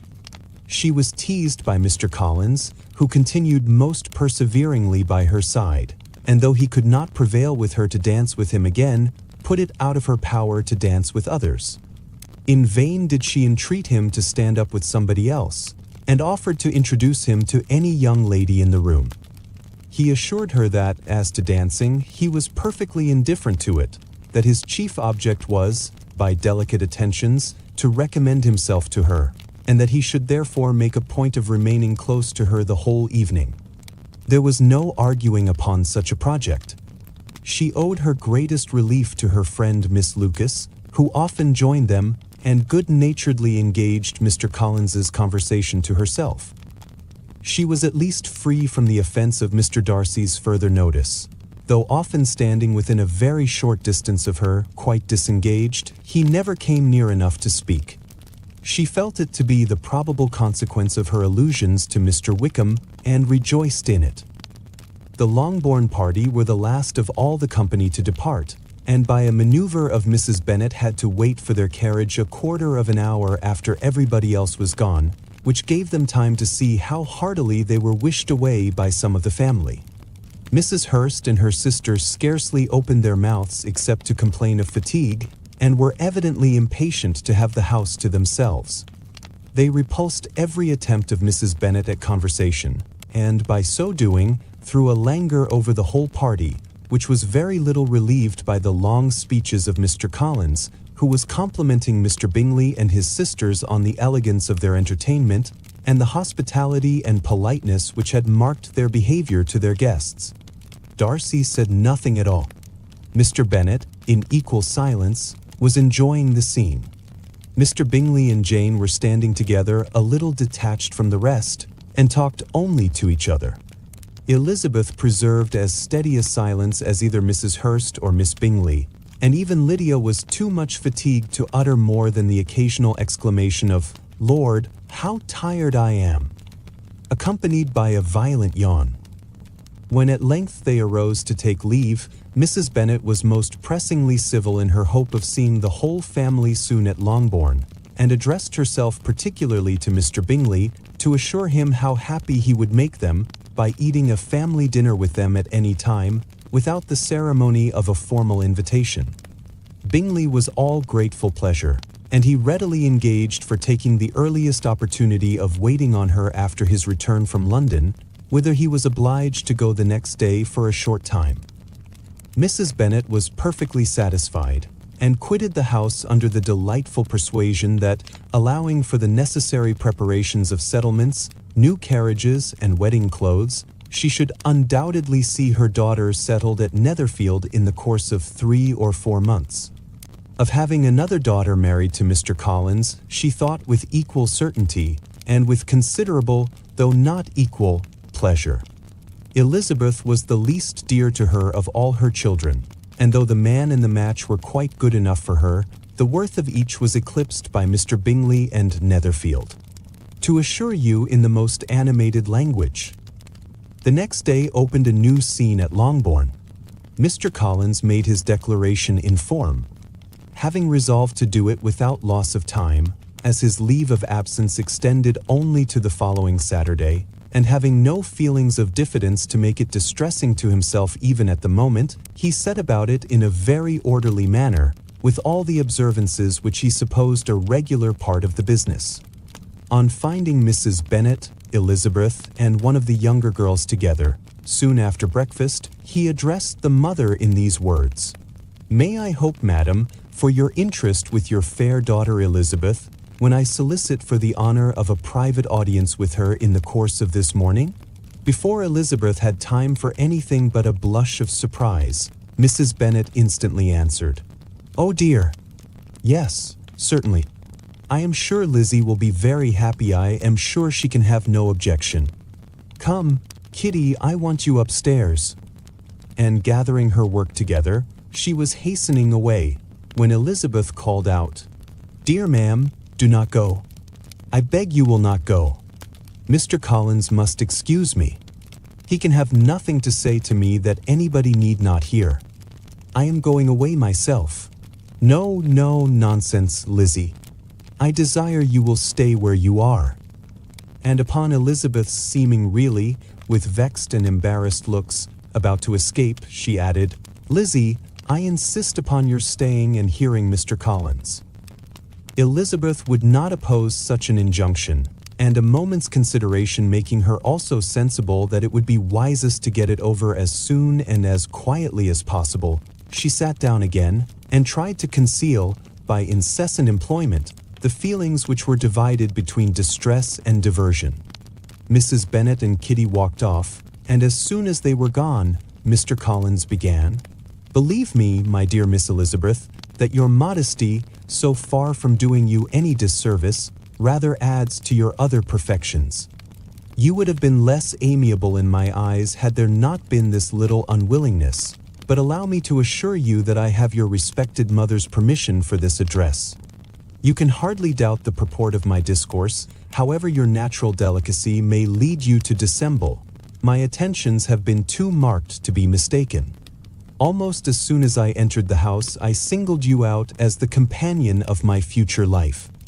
But before I am run away with by my feelings on this subject, perhaps it will be advisable for me to state my reasons for marrying and moreover, for coming into Hertfordshire with the design of selecting a wife, as I certainly did. The idea of Mr. Collins, with all his solemn composure, being run away with by his feelings, made Elizabeth so near laughing that she could not use the short pause he allowed in any attempt to stop him farther, and he continued, "My reasons for marrying are, first, that I think it a right thing for every clergyman in easy circumstances, like myself, to set the example of matrimony in his parish. Secondly, that I am convinced it will add very greatly to my happiness. And thirdly, which perhaps I ought to have mentioned earlier, that it is the particular advice and recommendation of the very noble lady whom I have the honor of calling patroness. Twice has she condescended to give me her opinion, unasked too, on this subject, and it was but the very Saturday night before I left Hunsford, between our pools at quadrille, while Mrs. Jenkinson was arranging Miss de Bourgh's footstool, that she said, 'Mr. Collins, you must marry. A clergyman like you must marry. Choose properly, choose a gentlewoman for my sake and for your own. Let her be an active, useful sort of person, not brought up high, but able to make a small income go a good way. This is my advice. Find such a woman as soon as you can, bring her to Hunsford, and I will visit her. Allow me, by the way, to observe, my fair cousin, that I do not reckon the notice and kindness of Lady Catherine de Bourgh as among the least of the advantages in my power to offer. You will find her manners beyond anything I can describe, and your wit and vivacity, I think, must be acceptable to her, especially when tempered with the silence and respect which her rank will inevitably excite. Thus much for my general intention in favor of matrimony. It remains to be told why my views were directed to Longbourn instead of my own neighborhood, where I assure you there are many amiable young women. But the fact is, that being, as I am, to inherit this estate after the death of your honored father, who, however, may live many years longer, I could not satisfy myself without resolving to choose a wife from among his daughters, that the loss to them might be as little as possible when the melancholy event takes place, which, however, as I have already said, may not be for several years. This has been my motive, my fair cousin, and I flatter myself it will not sink me in your esteem. And now nothing remains for me but to assure you in the most animated language of the violence of my affection. To fortune I am perfectly indifferent, and shall make no demand of that nature on your father, since I am well aware that it could not be complied with, and that £1,000 in the 4%, which will not be yours till after your mother's decease, is all that you may ever be entitled to. On that head, therefore, I shall be uniformly silent, and you may assure yourself that no ungenerous reproach shall ever pass my lips when we are married." It was absolutely necessary to interrupt him now. "You are too hasty, sir," she cried. "You forget that I have made no answer. Let me do it without further loss of time. Accept my thanks for the compliment you are paying me. I am very sensible of the honor of your proposals, but it is impossible for me to do otherwise than decline them." "I am not now to learn," replied Mr. Collins, with a formal wave of the hand, "that it is usual with young ladies to reject the addresses of the man whom they secretly mean to accept when he first applies for their favor, and that sometimes the refusal is repeated a second or even a third time. I am, therefore, by no means discouraged by what you have just said, and shall hope to lead you to the altar ere long." "Upon my word, sir," cried Elizabeth, "your hope is rather an extraordinary one after my declaration. I do assure you that I am not one of those young ladies, if such young ladies there are, who are so daring as to risk their happiness on the chance of being asked a second time. I am perfectly serious in my refusal. You could not make me happy, and I am convinced that I am the last woman in the world who would make you so. Nay, were your friend Lady Catherine to know me, I am persuaded she would find me in every respect ill qualified for the situation. Were it certain that Lady Catherine would think so, said Mr. Collins very gravely, "but I cannot imagine that her ladyship would at all disapprove of you. And you may be certain that when I have the honor of seeing her again, I shall speak in the highest terms of your modesty, economy, and other amiable qualifications. Indeed, Mr. Collins, all praise of me will be unnecessary. You must give me leave to judge for myself, and pay me the compliment of believing what I say.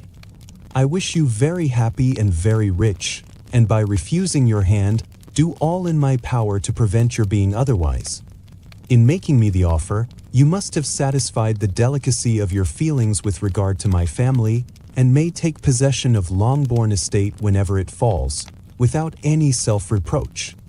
This matter may be considered, therefore, as finally settled." And rising as she thus spoke, she would have quitted the room, had not Mr. Collins thus addressed her. "When I do myself the honor of speaking to you next on the subject, I shall hope to receive a more favorable answer than you have now given me, though I am far from accusing you of cruelty at present, because I know it to be the established custom of your sex to reject a man on the first application, and, perhaps, you have even now said as much to encourage my suit as would be consistent with the true delicacy of the female character." "Really, Mr. Collins," cried Elizabeth with some warmth, "you puzzle me exceedingly. If what I have hitherto said can appear to you in the form of encouragement, I know not how to express my refusal in such a way as may convince you of its being one. You must give me leave to flatter myself, my dear cousin, that your refusal of my addresses are merely words of course. My reasons for believing it are briefly these. It does not appear to me that my hand is unworthy of your acceptance, or that the establishment I can offer would be any other than highly desirable. My situation in life, my connections with the family of de Bourgh, and my relationship to your own, are circumstances highly in my favor, and you should take it into further consideration that, in spite of your manifold attractions, it is by no means certain that another offer of marriage may ever be made you. Your portion is unhappily so small that it will in all likelihood undo the effects of your loveliness and amiable qualifications.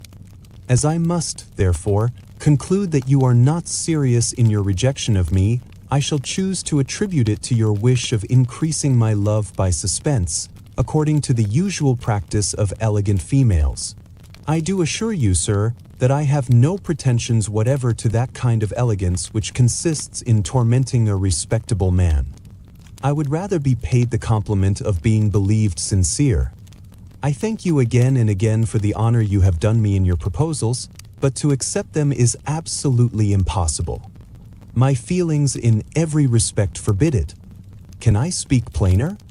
Do not consider me now as an elegant female intending to plague you, but as a rational creature speaking the truth from her heart. You are uniformly charming," cried he with an air of awkward gallantry, "and I am persuaded that, when sanctioned by the express authority of both your excellent parents, my proposals will not fail of being acceptable." To such perseverance in wilful self-deception Elizabeth would make no reply, and immediately and in silence withdrew, determined that if he persisted in considering her repeated refusals as flattering encouragement, to apply to her father, whose negative might be uttered in such a manner as must be decisive, and whose behavior at least could not be mistaken for the affectation and coquetry of an elegant female. Mr. Collins was not left long to the silent contemplation of his successful love, for Mrs. Bennet, having dawdled about in the vestibule to watch for the end of the conference, no sooner saw Elizabeth open the door and with quick step pass her towards the staircase, than she entered the breakfast-room, and congratulated both him and herself in warm terms on the happy prospect of their nearer connection. Mr. Collins received and returned these felicitations with equal pleasure, and then proceeded to relate the particulars of their interview, with the result of which he trusted he had every reason to be satisfied, since the refusal which his cousin had steadfastly given him would naturally flow from her bashful modesty and the genuine delicacy of her character. This information, however, startled Mrs. Bennet. She would have been glad to be equally satisfied that her daughter had meant to encourage him by protesting against his proposals, but she dared not believe it and could not help saying so. "But depend upon it, Mr. Collins," she added, "that Lizzie shall be brought to reason. I will speak to her about it myself directly.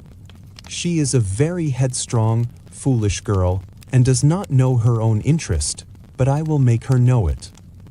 "Pardon me for interrupting you, madam," cried Mr. Collins, "but if she is really headstrong and foolish, I know not whether she would altogether be a very desirable wife to a man in my situation, who naturally looks for happiness in the marriage state. If, therefore, she actually persists in rejecting my suit, perhaps it were better not to force her into accepting me, because, if liable to such defects of temper, she could not contribute much to my felicity." "Sir, you quite misunderstand me," said Mrs. Bennet, alarmed. "Lizzie is only headstrong in such matters as these. In everything else she is as good-natured a girl as ever lived. I will go directly to Mr. Bennet, and we shall very soon settle it with her, I am sure." She would not give him time to reply, but hurrying instantly to her husband, called out, as she entered the library, "Oh, Mr. Bennet, you are wanted immediately. We are all in an uproar. You must come and make Lizzie marry Mr. Collins, for she vows she will not have him, and if you do not make haste he will change his mind and not have her." Mr. Bennet raised his eyes from his book as she entered, and fixed them on her face with a calm unconcern, which was not in the least altered by her communication. "I have not the pleasure of understanding you," said he, when she had finished her speech. "Of what are you talking?" "Of Mr. Collins and Lizzie. Lizzie declares she will not have Mr. Collins, and Mr. Collins begins to say that he will not have Lizzie. And what am I to do on the occasion? It seems a hopeless business. Speak to Lizzie about it yourself. Tell her that you insist upon her marrying him. Let her be called down. She shall hear my opinion." Mrs. Bennet rang the bell, and Miss Elizabeth was summoned to the library. "Come here, child," cried her father as she appeared. "I have sent for you on an affair of importance. I understand that Mr. Collins has made you an offer of marriage. Is it true?" Elizabeth replied that it was. "Very well, and this offer of marriage you have refused?" "I have, sir." "Very well. We now come to the point. Your mother insists upon your accepting it. Is it not so, Mrs. Bennet?" "Yes, or I will never see her again. An unhappy alternative is before you, Elizabeth. From this day you must be a stranger to one of your parents. Your mother will never see you again if you do not marry Mr. Collins, and I will never see you again if you do." Elizabeth could not but smile at such a conclusion of such a beginning, but Mrs. Bennet, who had persuaded herself that her husband regarded the affair as she wished, was excessively disappointed. "What do you mean, Mr. Bennet, by talking in this way? You promised me to insist upon her marrying him." "My dear," replied her husband, "I have two small favors to request. First, that you will allow me the free use of my understanding on the present occasion, and, secondly, of my room. I shall be glad to have the library to myself as soon as may be." Not yet, however, in spite of her disappointment in her husband, did Mrs. Bennet give up the point. She talked to Elizabeth again and again, coaxed and threatened her by turns. She endeavored to secure Jane in her interest, but Jane, with all possible mildness, declined interfering, and Elizabeth, sometimes with real earnestness, and sometimes with playful gaiety, replied to her attacks. Though her manner varied, however, her determination never did. Mr. Collins, meanwhile, was meditating in solitude on what had passed. He thought too well of himself to comprehend on what motive his cousin could refuse him, and though his pride was hurt, he suffered in no other way. His regard for her was quite imaginary, and the possibility of her deserving her mother's reproach prevented his feeling any regret. While the family were in this confusion, Charlotte Lucas came to spend the day with them. She was met in the vestibule by Lydia, who, flying to her, cried in a half-whisper, "I am glad you are come, for there is such fun here." What do you think has happened this morning? Mr. Collins has made an offer to Lizzie, and she will not have him." They entered the breakfast room. Charlotte had hardly time to answer before they were joined by Kitty, who came to tell the same news, and no sooner had they entered the breakfast room, where Mrs. Bennet was alone, than she likewise began on the subject, calling on Miss Lucas for her compassion, and entreating her to persuade her friend Lizzie to comply with the wishes of her family. "Pray do, my dear Miss Lucas," she added in a melancholy tone, "for nobody is on my side, nobody takes part with me, I am cruelly used, nobody feels for my poor nerves." Charlotte's reply was spared by the entrance of Jane and Elizabeth.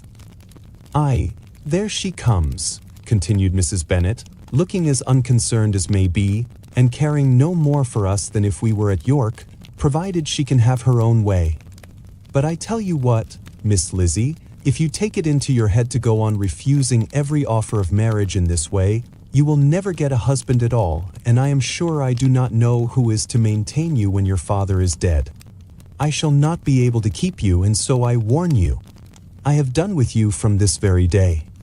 I told you in the library, you know, that I should never speak to you again, and you will find me as good as my word. I have no pleasure in talking to undutiful children. Not that I have much pleasure, indeed, in talking to anybody. People who suffer as I do from nervous complaints can have no great inclination for talking. Nobody can tell what I suffer, but it is always so. Those who do not complain are never pitied." Her daughters listened in silence to this effusion, sensible that any attempt to reason with or soothe her would only increase the irritation. She talked on, therefore, without interruption from any of them till they were joined by Mr. Collins, who entered with an air more stately than usual, and on perceiving whom, she said to the girls, "Now, I do insist upon it, that you, all of you, hold your tongues, and let Mr. Collins and me have a little conversation together." Elizabeth passed quietly out of the room, Jane and Kitty followed, but Lydia stood her ground, determined to hear all she could, and Charlotte, detained first by the civility of Mr. Collins, whose inquiries after herself and all her family were very minute, and then by a little curiosity, satisfied herself with walking to the window and pretending not to hear. In a doleful voice, Mrs. Bennet thus began the projected conversation. "Oh, Mr. Collins." "My dear madam," replied he, "let us be forever silent on this point. Far be it from me," he presently continued, in a voice that marked his displeasure, "to resent the behavior of your daughter. Resignation to inevitable evils is the duty of us all, the peculiar duty of a young man who has been so fortunate as I have been in early preferment, and I trust I am resigned. Perhaps not the less so from feeling a doubt of my positive happiness had my fair cousin honored me with her hand, for I have often observed that resignation is never so perfect as when the blessing denied begins to lose somewhat of its value in our estimation. You will not, I hope, consider me as showing any disrespect to your family, my dear madam, by thus withdrawing my pretensions to your daughter's favor, without having paid yourself and Mr. Bennet the compliment of requesting you to interpose your authority in my behalf. My conduct may, I fear, be objectionable in having accepted my dismission from your daughter's lips instead of your own, but we are all liable to error. I have certainly meant well through the whole affair. My object has been to secure an amiable companion for myself, with due consideration for the advantage of all your family, and if my manner has been at all reprehensible, I here beg leave to apologize." The discussion of Mr. Collins's offer was now nearly at an end, and Elizabeth had only to suffer from the uncomfortable feelings necessarily attending it, and occasionally from some peevish allusion of her mother. As for the gentleman himself, his feelings were chiefly expressed, not by embarrassment or dejection, or by trying to avoid her, but by stiffness of manner and resentful silence. He scarcely ever spoke to her, and the assiduous attentions which he had been so sensible of himself were transferred for the rest of the day to Miss Lucas, whose civility in listening to him was a seasonable relief to them all, and especially to her friend. The morrow produced no abatement of Mrs. Bennet's ill humor or ill health. Mr. Collins was also in the same state of angry pride. Elizabeth had hoped that his resentment might shorten his visit, but his plan did not appear in the least affected by it. He was always to have gone on Saturday, and to Saturday he still meant to stay. After breakfast, the girls walked to Meryton to inquire if Mr. Wickham were returned and to lament over his absence from the Netherfield ball. He joined them on their entering the town and attended them to their aunt's, where his regret and vexation and the concern of everybody were well talked over. To Elizabeth, however, he voluntarily acknowledged that the necessity of his absence had been self-imposed. "I found," said he, as the time drew near, "that I had better not meet Mr. Darcy, that to be in the same room, the same party with him for so many hours together, might be more than I could bear, and that scenes might arise unpleasant to more than myself." She highly approved his forbearance, and they had leisure for a full discussion of it, and for all the commendations which they civilly bestowed on each other, as Wickham and another officer walked back with them to Longbourn, and during the walk he particularly attended to her. His accompanying them was a double advantage. She felt all the compliment it offered to herself, and it was most acceptable as an occasion of introducing him to her father and mother. Walked back with them. Soon after their return, a letter was delivered to Miss Bennet. It came from Netherfield, and was opened immediately. The envelope contained a sheet of elegant little hot-pressed paper, well covered with a lady's fair, flowing hand, and Elizabeth saw her sister's countenance change as she read it, and saw her dwelling intently on some particular passages. Jane recollected herself soon, and putting the letter away, tried to join, with her usual cheerfulness, in the general conversation. But Elizabeth felt an anxiety on the subject which drew off her attention even from Wickham, and no sooner had he and his companion taken leave than a glance from Jane invited her to follow her upstairs. When they had gained their own room, Jane, taking out her letter, said, "This is from Caroline Bingley. What it contains has surprised me a good deal. The whole party have left Netherfield by this time, and are on their way to town, and without any intention of coming back again. You shall hear what she says." She then read the first sentence aloud, which comprised the information of their having just resolved to follow their brother to town directly, and of their meaning to dine that day in Grosvenor Street, where Mr. Hurst had a house. The next was in these words: "I do not pretend to regret anything I shall leave in Hertfordshire except your society, my dearest friend, but we will hope, at some future period, to enjoy many returns of that delightful intercourse we have known, and in the meanwhile may lessen the pain of separation by a very frequent and most unreserved correspondence. I depend on you for that." To these high-flown expressions Elizabeth listened with all the insensibility of distrust, and though the suddenness of their removal surprised her, she saw nothing in it really to lament. It was not to be supposed that their absence from Netherfield would prevent Mr. Bingley's being there, and as to the loss of their society, she was persuaded that Jane must soon cease to regard it in the enjoyment of his. "It is unlucky," said she after a short pause, "that you should not be able to see your friends before they leave the country. But may we not hope that the period of future happiness, to which Miss Bingley looks forward, may arrive earlier than she is aware, and that the delightful intercourse you have known as friends will be renewed with yet greater satisfaction as sisters? Mr. Bingley will not be detained in London by them. Caroline decidedly says that none of the party will return into Hertfordshire this winter. I will read it to you. When my brother left us yesterday, he imagined that the business which took him to London might be concluded in 3 or 4 days, but as we are certain it cannot be so, and at the same time convinced that when Charles gets to town he will be in no hurry to leave it again, we have determined on following him thither, that he may not be obliged to spend his vacant hours in a comfortless hotel. Many of my acquaintance are already there for the winter.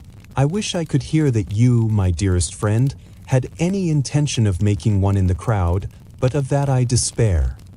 I sincerely hope your Christmas in Hertfordshire may abound in the gaieties which that season generally brings, and that your beaux will be so numerous as to prevent your feeling the loss of the 3 of whom we shall deprive you. It is evident by this, added Jane, that he comes back no more this winter. It is only evident that Miss Bingley does not mean he should. Why will you think so? It must be his own doing, he is his own master. But you do not know all.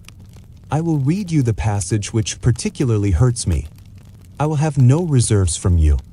Mr. Darcy is impatient to see his sister, and to confess the truth, we are scarcely less eager to meet her again. I really do not think Georgiana Darcy has her equal for beauty, elegance, and accomplishments, and the affection she inspires in Louisa and myself is heightened into something still more interesting from the hope we dare to entertain of her being hereafter our sister. I do not know whether I ever before mentioned to you my feelings on this subject, but I will not leave the country without confiding them, and I trust you will not esteem them unreasonable. My brother admires her greatly already. He will have frequent opportunity now of seeing her on the most intimate footing. Her relations all wish the connection as much as his own, and a sister's partiality is not misleading me, I think, when I call Charles most capable of engaging any woman's heart. With all these circumstances to favor an attachment, and nothing to prevent it, am I wrong, my dearest Jane, in indulging the hope of an event which will secure the happiness of so many? What think you of this sentence, my dear Lizzie? Said Jane as she finished it. Is it not clear enough?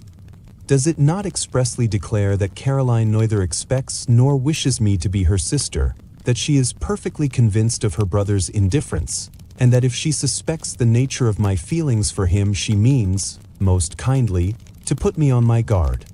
Can there be any other opinion on the subject? Yes, there can, for mine is totally different. Will you hear it? Most willingly. You shall have it in a few words. Miss Bingley sees that her brother is in love with you and wants him to marry Miss Darcy. She follows him to town in the hope of keeping him there, and tries to persuade you that he does not care about you. Jane shook her head. Indeed, Jane, you ought to believe me. No one who has ever seen you together can doubt his affection. Miss Bingley, I am sure, cannot. She is not such a simpleton. Could she have seen half as much love in Mr. Darcy for herself, she would have ordered her wedding clothes. But the case is this: we are not rich enough or grand enough for them, and she is the more anxious to get Miss Darcy for her brother, from the notion that when there has been one intermarriage, she may have less trouble in achieving a second, in which there is certainly some ingenuity, and I dare say it would succeed if Miss de Bourgh were out of the way. But, my dearest Jane, you cannot seriously imagine that, because Miss Bingley tells you her brother greatly admires Miss Darcy, he is in the smallest degree less sensible of your merit than when he took leave of you on Tuesday, or that it will be in her power to persuade him that, instead of being in love with you, he is very much in love with her friend. If we thought alike of Miss Bingley, replied Jane, your representation of all this might make me quite easy. But I know the foundation is unjust. Caroline is incapable of willfully deceiving anyone, and all that I can hope in this case is that she is deceived herself. That is right. You could not have started a more happy idea, since you will not take comfort in mine. Believe her to be deceived by all means. You have now done your duty by her, and must fret no longer. But, my dear sister, can I be happy, even supposing the best, in accepting a man whose sisters and friends are all wishing him to marry elsewhere? You must decide for yourself, said Elizabeth, and if, upon mature deliberation, you find that the misery of disobliging his 2 sisters is more than equivalent to the happiness of being his wife, I advise you, by all means, to refuse him. How can you talk so? Said Jane, faintly smiling. You must know that, though I should be exceedingly grieved at their disapprobation, I could not hesitate. I did not think you would, and that being the case, I cannot consider your situation with much compassion. But if he returns no more this winter, my choice will never be required. 1,000 things may arise in 6 months. the idea of his returning no more Elizabeth treated with the utmost contempt. It appeared to her merely the suggestion of Caroline's interested wishes, and she could not for a moment suppose that those wishes, however openly or artfully spoken, could influence a young man so totally independent of everyone. She represented to her sister, as forcibly as possible, what she felt on the subject, and had soon the pleasure of seeing its happy effect.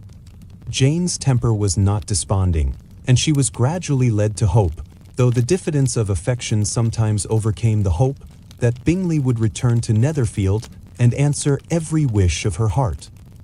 They agreed that Mrs. Bennet should only hear of the departure of the family without being alarmed on the score of the gentleman's conduct, but even this partial communication gave her a great deal of concern, and she bewailed it as exceedingly unlucky that the ladies should happen to go away just as they were all getting so intimate together. After lamenting it, however, at some length, she had the consolation of thinking that Mr. Bingley would be soon down again, and soon dining at Longbourn, and the conclusion of all was the comfortable declaration that, though he had been invited only to a family dinner, she would take care to have 2 full courses. The Bennets were engaged to dine with the Lucases, and again, during the chief of the day, was Miss Lucas so kind as to listen to Mr. Collins. Elizabeth took an opportunity of thanking her. "It keeps him in good humor," said she, "and I am more obliged to you than I can express." Charlotte assured her friend of her satisfaction in being useful, and that it amply repaid her for the little sacrifice of her time. This was very amiable, but Charlotte's kindness extended farther than Elizabeth had any conception of. Its object was nothing less than to secure her from any return of Mr. Collins's addresses by engaging them towards herself. Such was Miss Lucas's scheme, and appearances were so favorable that when they parted at night, she would have felt almost sure of success if he had not been to leave Hertfordshire so very soon. But here she did injustice to the fire and independence of his character, for it led him to escape out of Longbourn House the next morning with admirable slyness, and hasten to Lucas Lodge to throw himself at her feet. He was anxious to avoid the notice of his cousins, from a conviction that, if they saw him depart, they could not fail to conjecture his design, and he was not willing to have the attempt known till its success could be known likewise, for, though feeling almost secure, and with reason, for Charlotte had been tolerably encouraging, he was comparatively diffident since the adventure of Wednesday. His reception, however, was of the most flattering kind. Miss Lucas perceived him from an upper window as he walked towards the house, and instantly set out to meet him accidentally in the lane. But little had she dared to hope that so much love and eloquence awaited her there. In as short a time as Mr. Collins's long speeches would allow, everything was settled between them to the satisfaction of both, and as they entered the house, he earnestly entreated her to name the day that was to make him the happiest of men, and though such a solicitation must be waived for the present, the lady felt no inclination to trifle with his happiness. The stupidity with which he was favored by nature must guard his courtship from any charm that could make a woman wish for its continuance, and Miss Lucas, who accepted him solely from the pure and disinterested desire of an establishment, cared not how soon that establishment were gained. Sir William and Lady Lucas were speedily applied to for their consent, and it was bestowed with a most joyful alacrity. Mr. Collins's present circumstances made it a most eligible match for their daughter, to whom they could give little fortune, and his prospects of future wealth were exceedingly fair. Lady Lucas began directly to calculate, with more interest than the matter had Eve. So much love and eloquence. Excited before, how many years longer Mr. Bennet was likely to live, and Sir William gave it as his decided opinion that whenever Mr. Collins should be in possession of the Longbourn estate, it would be highly expedient that both he and his wife should make their appearance at St. James's. The whole family, in short, were properly overjoyed on the occasion. The younger girls formed hopes of coming out a year or two sooner than they might otherwise have done, and the boys were relieved from their apprehension of Charlotte's dying an old maid. Charlotte herself was tolerably composed. She had gained her point, and had time to consider of it. Her reflections were in general satisfactory. Mr. Collins, to be sure, was neither sensible nor agreeable. His society was irksome, and his attachment to her must be imaginary. But still he would be her husband. Without thinking highly either of men or of matrimony, marriage had always been her object. It was the only honorable provision for well-educated young women of small fortune, and, however uncertain of giving happiness, must be their pleasantest preservative from want.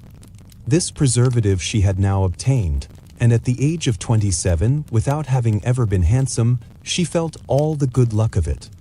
The least agreeable circumstance in the business was the surprise it must occasion to Elizabeth Bennet, whose friendship she valued beyond that of any other person. Elizabeth would wonder, and probably would blame her, and though her resolution was not to be shaken, her feelings must be hurt by such a disapprobation. She resolved to give her the information herself, and therefore charged Mr. Collins, when he returned to Longbourn to dinner, to drop no hint of what had passed before any of the family. A promise of secrecy was of course very dutifully given, but it could not be kept without difficulty, for the curiosity excited by his long absence burst forth in such very direct questions on his return as required some ingenuity to evade, and he was at the same time exercising great self-denial, for he was longing to publish his prosperous love.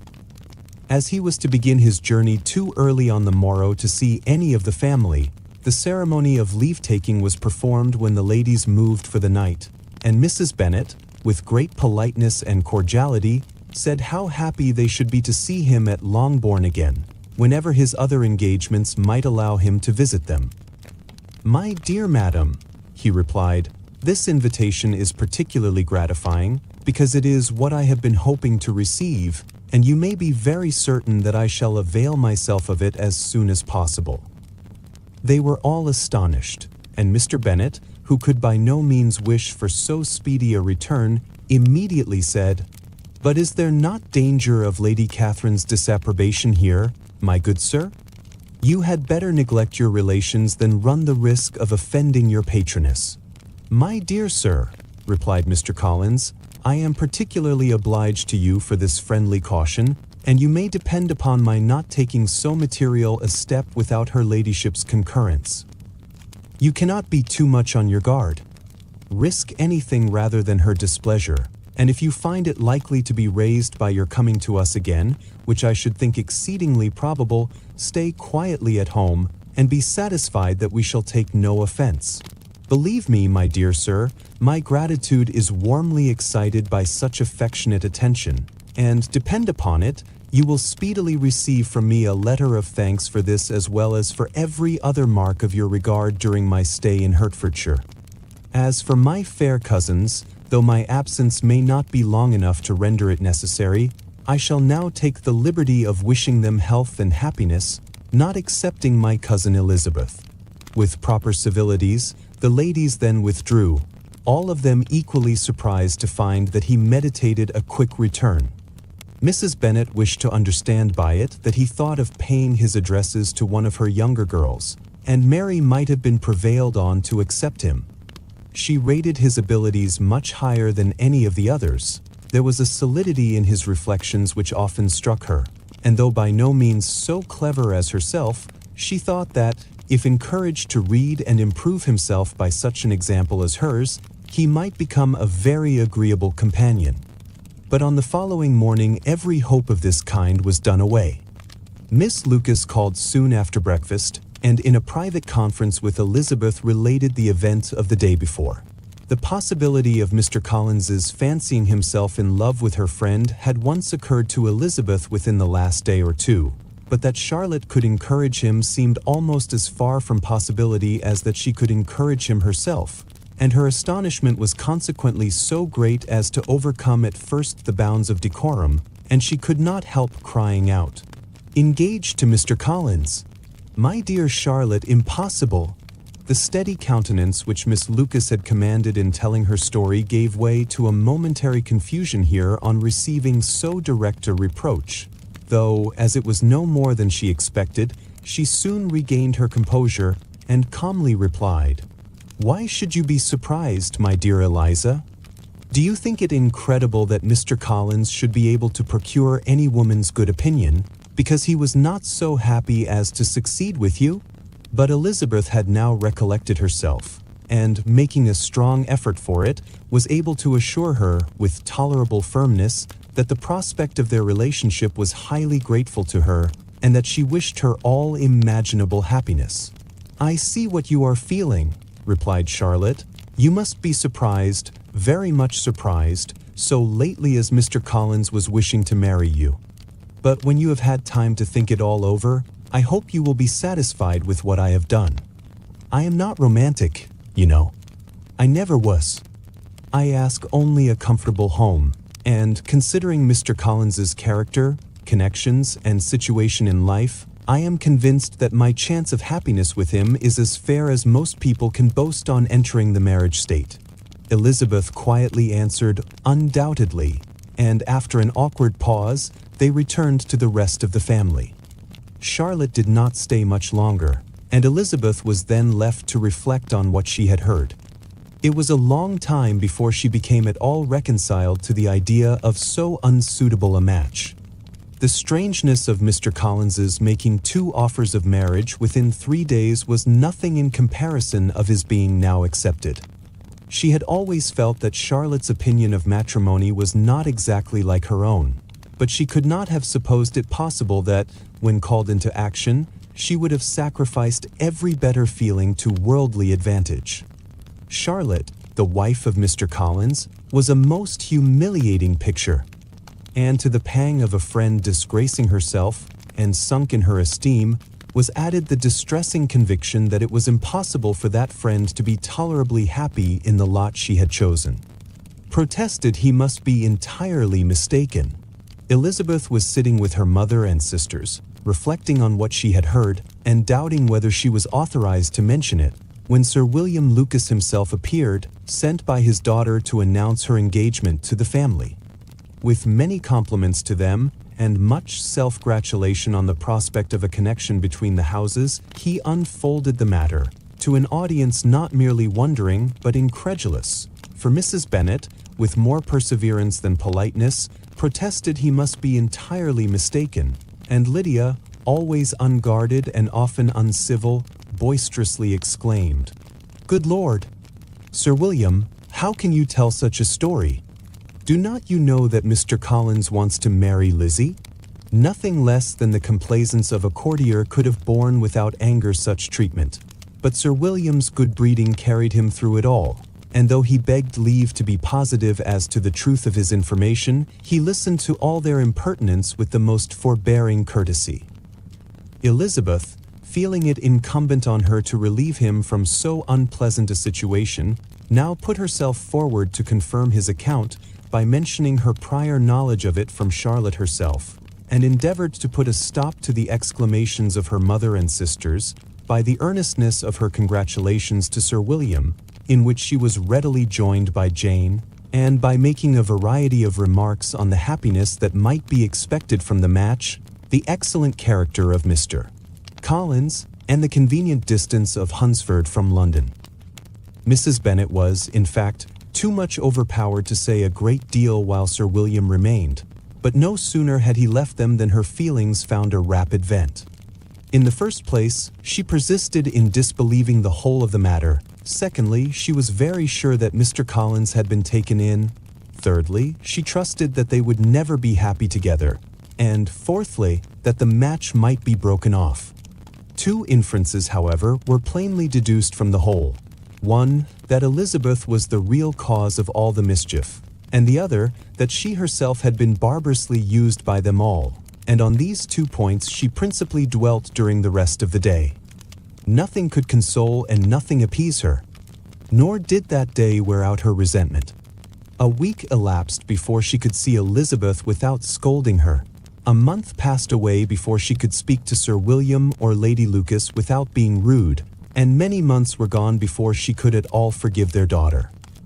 Mr. Bennet's emotions were much more tranquil on the occasion, and such as he did experience he pronounced to be of a most agreeable sort, for it gratified him, he said, to discover that Charlotte Lucas, whom he had been used to think tolerably sensible, was as foolish as his wife, and more foolish than his daughter.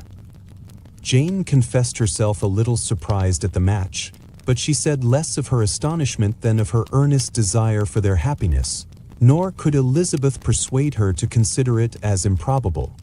Kitty and Lydia were far from envying Miss Lucas, for Mr. Collins was only a clergyman, and it affected them in no other way than as a piece of news to spread at Meryton.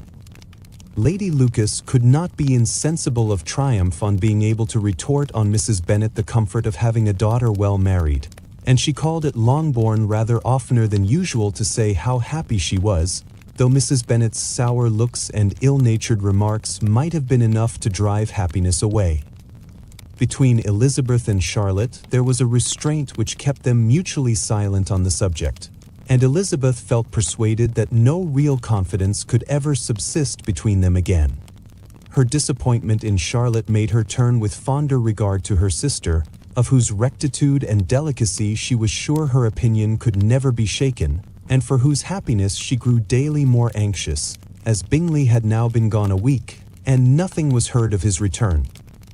Jane had sent Caroline an early answer to her letter, and was counting the days till she might reasonably hope to hear again.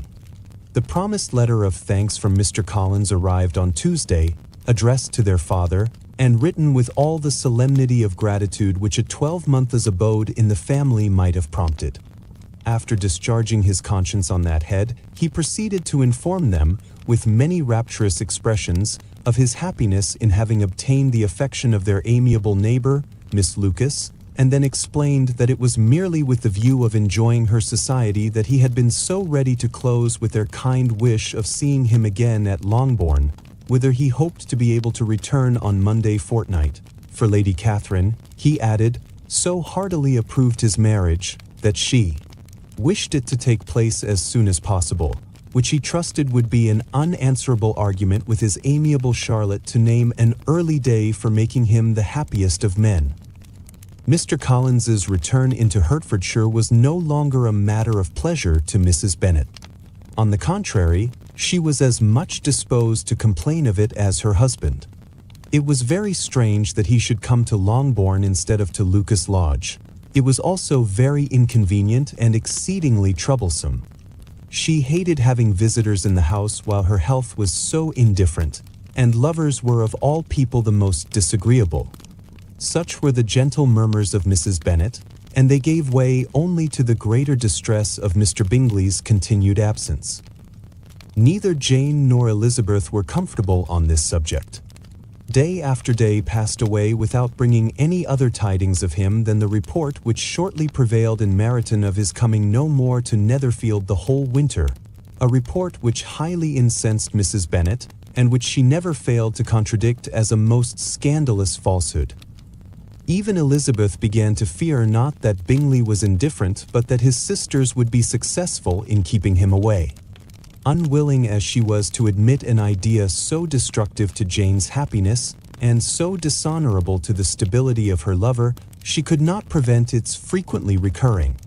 The united efforts of his two unfeeling sisters, and of his overpowering friend, assisted by the attractions of Miss Darcy and the amusements of London, might be too much, she feared, for the strength of his attachment. As for Jane, her anxiety under this suspense was, of course, more painful than Elizabeth's, but whatever she felt she was desirous of concealing, and between herself and Elizabeth, therefore, the subject was never alluded to.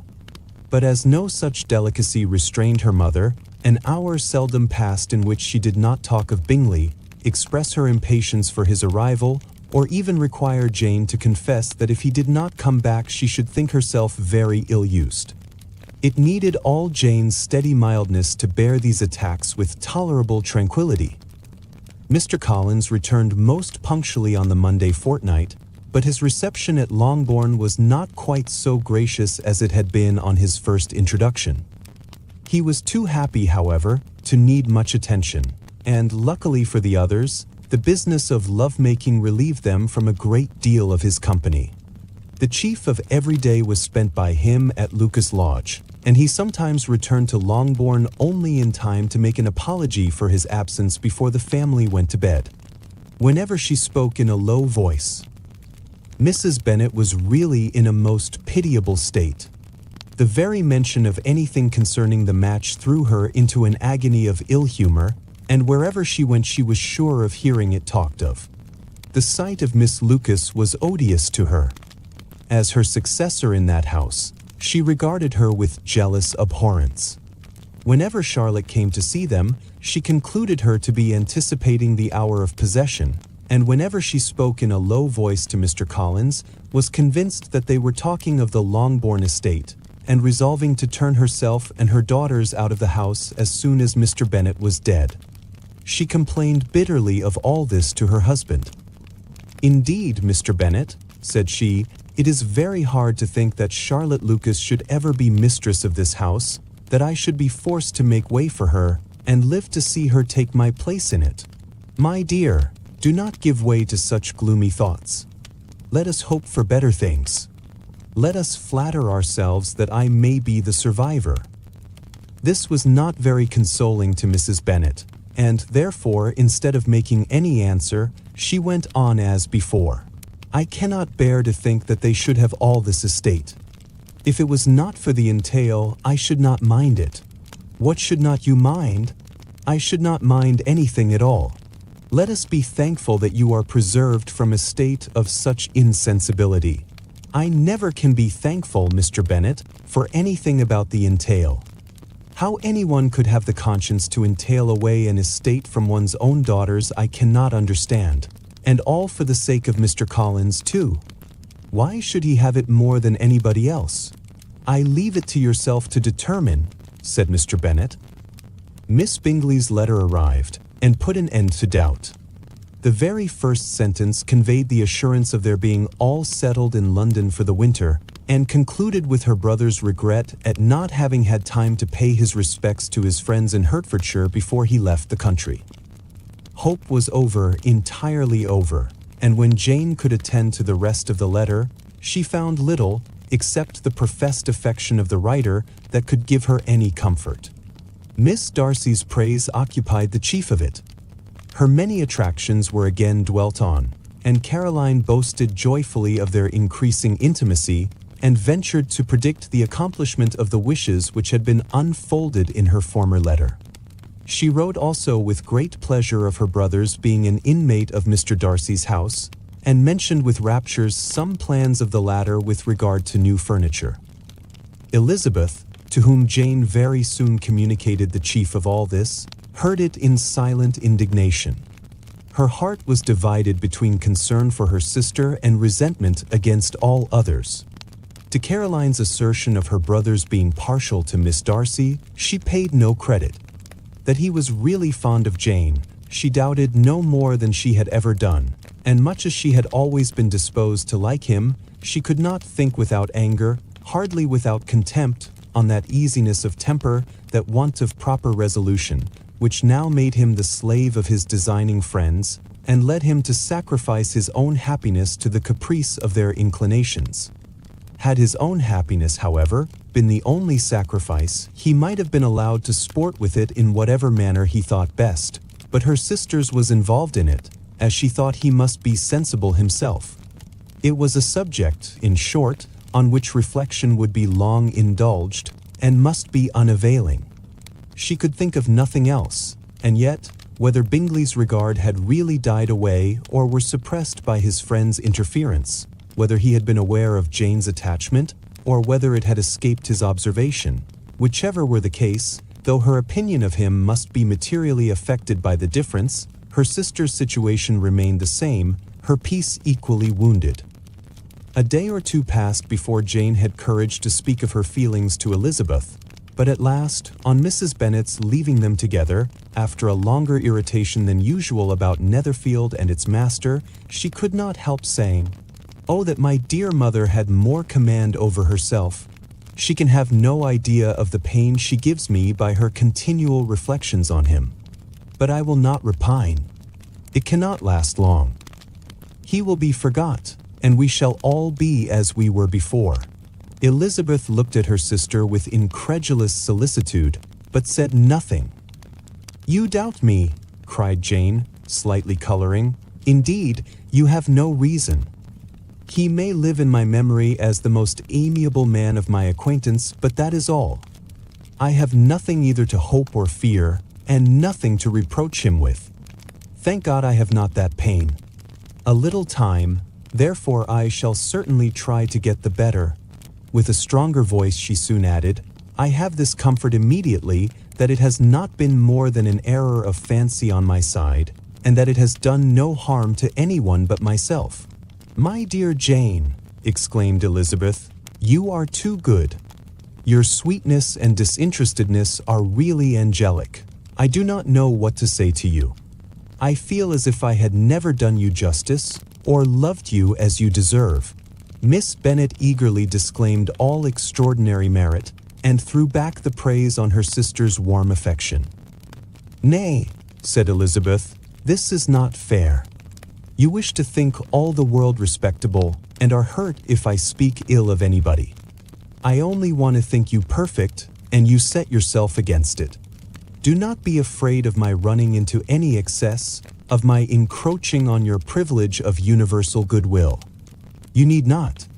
There are few people whom I really love, and still fewer of whom I think well. The more I see of the world, the more am I dissatisfied with it, and every day confirms my belief of the inconsistency of all human characters, and of the little dependence that can be placed on the appearance of either merit or sense. I have met with 2 instances lately. One I will not mention, the other is Charlotte's marriage. It is unaccountable. In every view it is unaccountable. My dear Lizzie, do not give way to such feelings as these. They will ruin your happiness. You do not make allowance enough for difference of situation and temper. Consider Mr. Collins's respectability and Charlotte's prudent, steady character.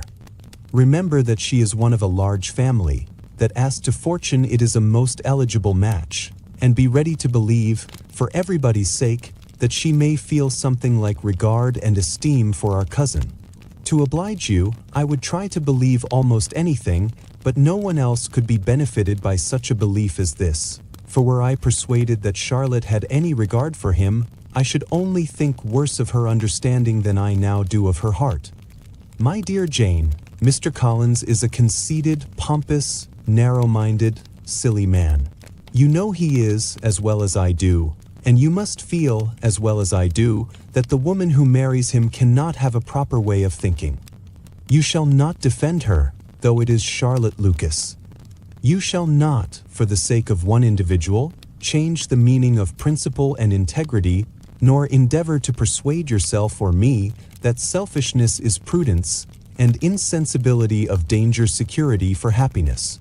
I must think your language too strong in speaking of both, replied Jane, and I hope you will be convinced of it by seeing them happy together. But enough of this. You alluded to something else. You mentioned 2 instances. I cannot misunderstand you, but I entreat you, dear Lizzie, not to pain me by thinking that person to blame and saying your opinion of him is sunk. We must not be so ready to fancy ourselves intentionally injured. We must not expect a lively young man to be always so guarded and circumspect. It is very often nothing but our own vanity that deceives us. Women fancy admiration means more than it does, and men take care that they should. If it is designedly done, they cannot be justified, but I have no idea of there being so much design in the world as some persons imagine. I am far from attributing any part of Mr. Bingley's conduct to design, said Elizabeth, but without scheming to do wrong or to make others unhappy, there may be error and there may be misery. Thoughtlessness, want of attention to other people's feelings, and want of resolution will do the business. And do you impute it to either of those? Yes, to the last. But if I go on, I shall displease you by saying what I think of persons you esteem. Stop me whilst you can. You persist, then, in supposing his sisters influence him? Yes, in conjunction with his friend. I cannot believe it. Why should they try to influence him? They can only wish his happiness, and if he is attached to me, no other woman can secure it. Your first position is false. They may wish many things besides his happiness. They may wish his increase of wealth and consequence. They may wish him to marry a girl who has all the importance of money, great connections, and pride. Beyond a doubt, they do wish him to choose Miss Darcy, replied Jane, but this may be from better feelings than you are supposing. They have known her much longer than they have known me. No wonder if they love her better. But whatever may be their own wishes, it is very unlikely they should have opposed their brothers. What sister would think herself at liberty to do it, unless there were something very objectionable? If they believed him attached to me, they would not try to part us. If he were so, they could not succeed. By supposing such an affection, you make everybody acting unnaturally and wrong, and me most unhappy. Do not distress me by the idea. I am not ashamed of having been mistaken, or at least, it is slight. It is nothing in comparison of what I should feel in thinking ill of him or his sisters. Let me take it in the best light, in the light in which it may be understood. Elizabeth could not oppose such a wish, and from this time Mr. Bingley's name was scarcely ever mentioned between them. Mrs. Bennet still continued to wonder and repine at his returning no more, and though a day seldom passed in which Elizabeth did not account for it clearly, there seemed little chance of her ever considering it with less perplexity. Her daughter endeavored to convince her of what she did not believe herself, that his attentions to Jane had been merely the effect of a common and transient liking, which ceased when he saw her no more. But though the probability of the statement was admitted at the time, she had the same story to repeat every day. Mrs. Bennet's best comfort was that Mr. Bingley must be down again in the summer. Mr. Bennet treated the matter differently. "So, Lizzie," said he one day, "your sister is crossed in love, I find. I congratulate her. Next to being married, a girl likes to be crossed in love a little now and then. It is something to think of, and gives her a sort of distinction among her companions. When is your turn to come? You will hardly bear to be long outdone by Jane. Now is your time. Here are officers enough at Meryton to disappoint all the young ladies in the country. Let Wickham be your man. He is a pleasant fellow, and would jilt you creditably. Thank you, sir, but a less agreeable man would satisfy me. We must not all expect Jane's good fortune."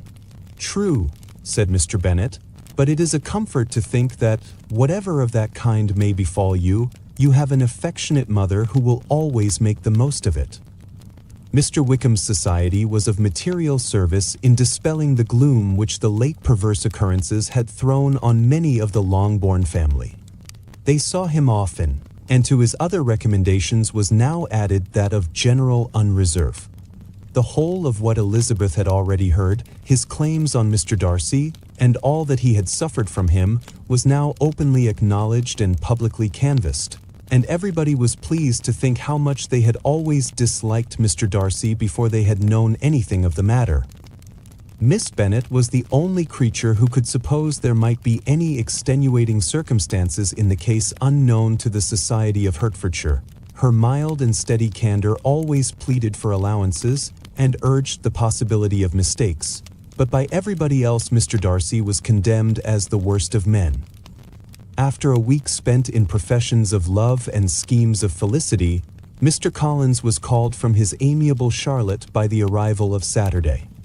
The pain of separation, however, might be alleviated on his side by preparations for the reception of his bride, as he had reason to hope that shortly after his next return into Hertfordshire, the day would be fixed that was to make him the happiest of men.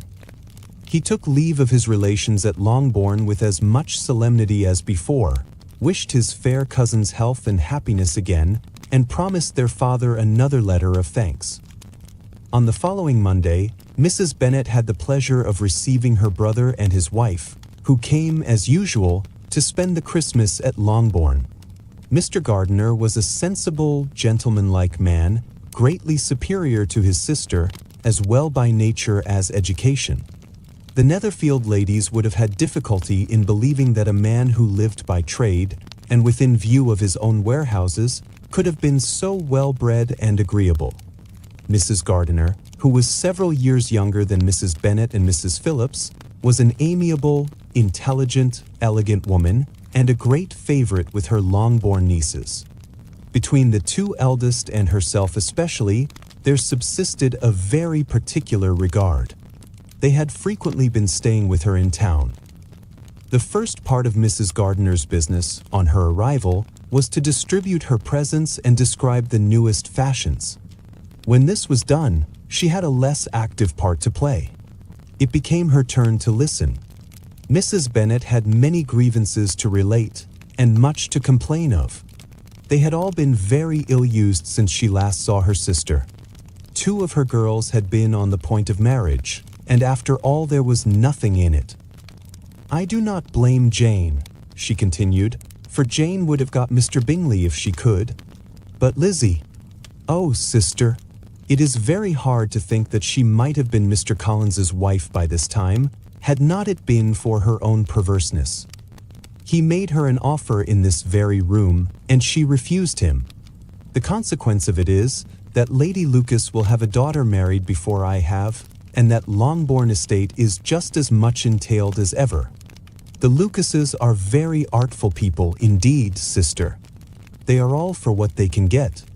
I am sorry to say it of them, but so it is.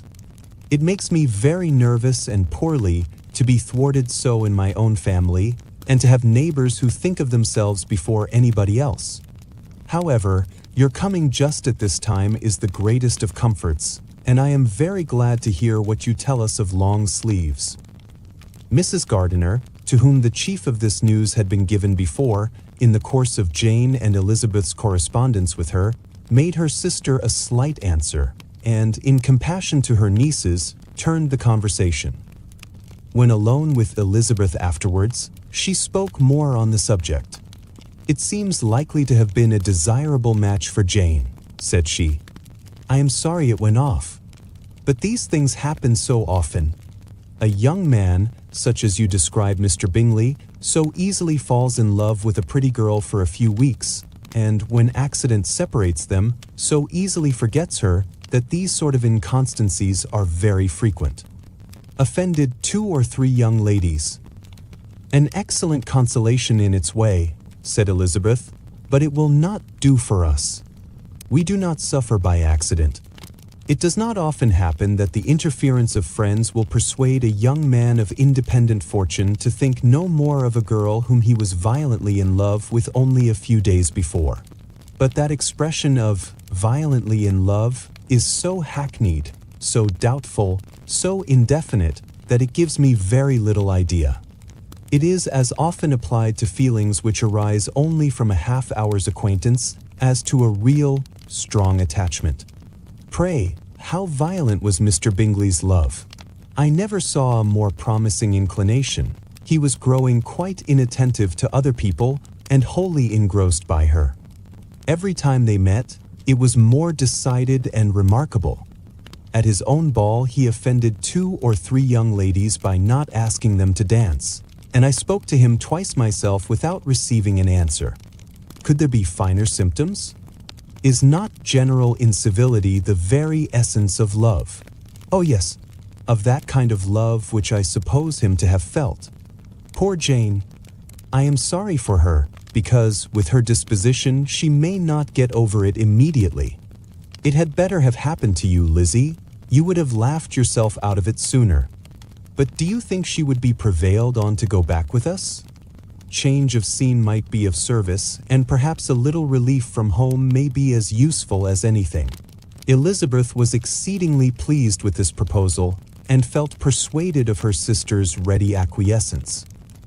"I hope," added Mrs. Gardiner, "that no consideration with regard to this young man will influence her.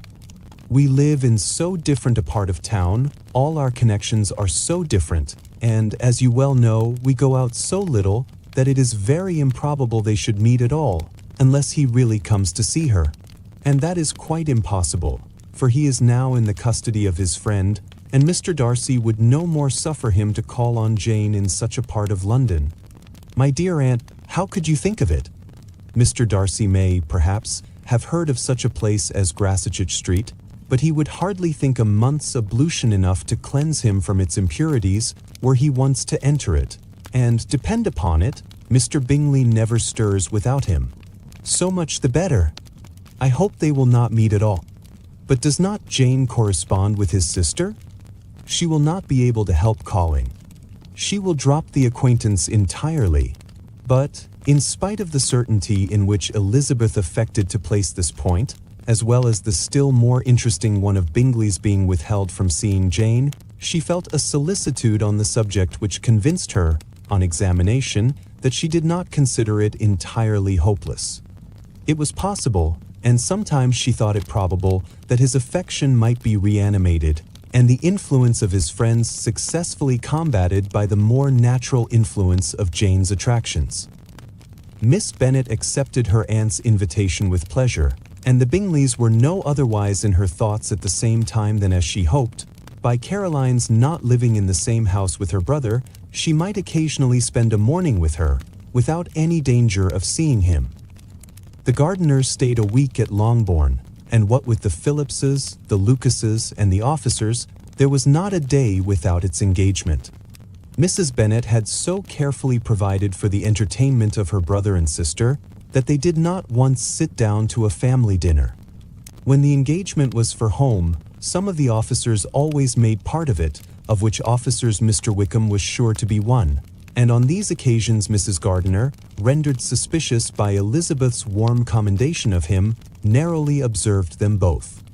Without supposing them, from what she saw, to be very seriously in love, their preference of each other was plain enough to make her a little uneasy, and she resolved to speak to Elizabeth on the subject before she left Hertfordshire, and represent to her the imprudence of encouraging such an attachment.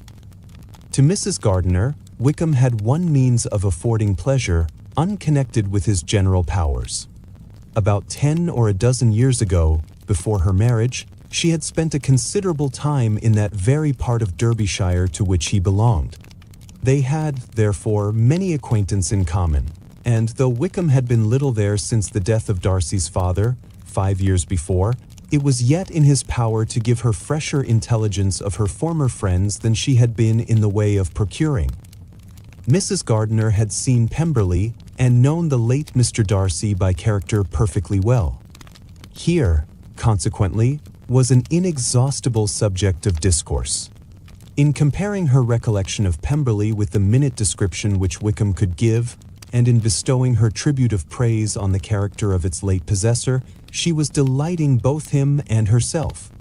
On being made acquainted with the present Mr. Darcy's treatment of him, she tried to remember something of that gentleman's reputed disposition when quite a lad, which might agree with it, and was confident, at last, that she recollected having heard Mr. Fitzwilliam Darcy formerly spoken of as a very proud, ill-natured boy.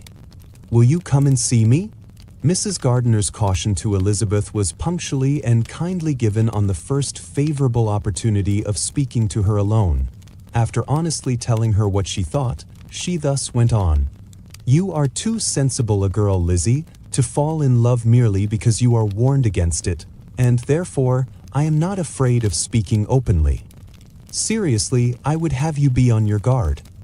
Do not involve yourself, or endeavor to involve him, in an affection which the want of fortune would make so very imprudent. I have nothing to say against him. He is a most interesting young man, and if he had the fortune he ought to have, I should think you could not do better. But as it is, you must not let your fancy run away with you. You have sense, and we all expect you to use it. Your father would depend on your resolution and good conduct, I am sure. You must not disappoint your father. My dear aunt, this is being serious indeed. Yes, and I hope to engage you to be serious likewise. Well, then you need not be under any alarm. I will take care of myself, and of Mr. Wickham too. He shall not be in love with me if I can prevent it. Elizabeth, you are not serious now. I beg your pardon. I will try again. At present I am not in love with Mr. Wickham, No, I certainly am not. But he is, beyond all comparison, the most agreeable man I ever saw, and if he becomes really attached to me, I believe it will be better that he should not. I see the imprudence of it. Oh, that abominable Mr. Darcy. My father's opinion of me does me the greatest honor, and I should be miserable to forfeit it. My father, however, is partial to Mr. Wickham. In short, my dear aunt, I should be very sorry to be the means of making any of you unhappy, but since we see, every day, that where there is affection young people are seldom withheld, by immediate want of fortune, from entering into engagements with each other, how can I promise to be wiser than so many of my fellow creatures, if I am tempted, or how am I even to know that it would be wiser to resist? All that I can promise you, therefore, is not to be in a hurry. I will not be in a hurry to believe myself his first object. When I am in company with him, I will not be wishing. In short, I will do my best. Perhaps it will be as well if you discourage his coming here so very often. At least you should not remind your mother of inviting him. As I did the other day, said Elizabeth with a conscious smile. Very true, it will be wise in me to refrain from that. But do not imagine that he is always here so often. It is on your account that he has been so frequently invited this week. You know my mother's ideas as to the necessity of constant company for her friends. But really, and upon my honor, I will try to do what I think to be wisest, and now I hope you are satisfied. Her aunt assured her that she was, and Elizabeth, having thanked her for the kindness of her hints, they parted, a wonderful instance of advice being given on such a point without being resented. Mr. Collins returned into Hertfordshire soon after it had been quitted by the Gardiners and Jane, but as he took up his abode with the Lucases, his arrival was no great inconvenience to Mrs. Bennet. His marriage was now fast approaching, and she was at length so far resigned as to think it inevitable, and even repeatedly to say, in an ill-natured tone, that she wished they might be happy. Thursday was to be the wedding day, and on Wednesday Miss Lucas paid her farewell visit, and when she rose to take leave, Elizabeth, ashamed of her mother's ungracious and reluctant good wishes, and sincerely affected herself, accompanied her out of the room. As they went downstairs together, Charlotte said, "I shall depend on hearing from you very often, Eliza." "That you certainly shall. And I have another favor to ask. We shall often meet, I hope, in Hertfordshire. I am not likely to leave Kent for some time. Promise me, therefore, to come to Hunsford." Elizabeth could not refuse, though she foresaw little pleasure in the visit. "My father and Maria are to come to me in March," added Charlotte, "and I hope you will consent to be of the party. Indeed, Eliza, you will be as welcome to me as either of them." The wedding took place. The bride and bridegroom set off for Kent from the church door, and everybody had as much to say or to hear on the subject as usual. Elizabeth soon heard from her friend, and their correspondence was as regular and frequent as it ever had been. That it should be equally unreserved was impossible. Elizabeth could never address her without feeling that all the comfort of intimacy was over, and, though determined not to slacken as a correspondent, it was for the sake of what had been rather than what was. Charlotte's first letters were received with a good deal of eagerness. There could not but be curiosity to know how she would speak of her new home, how she would like Lady Catherine, and how happy she would dare pronounce herself to be.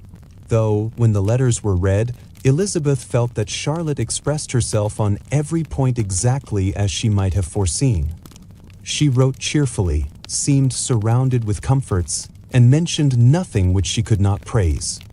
The house, furniture, neighborhood, and roads were all to her taste, and Lady Catherine's behavior was most friendly and obliging.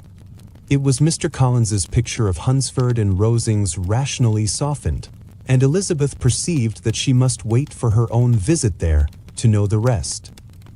Jane had already written a few lines to her sister to announce their safe arrival in London, and when she wrote again, Elizabeth hoped it would be in her power to say something of the Bingleys. Her impatience for this second letter was as well rewarded as impatience generally is. Jane had been a week in town, without either seeing or hearing from Caroline. She accounted for it, however, by supposing that her last letter to her friend from Longbourn had by some accident been lost.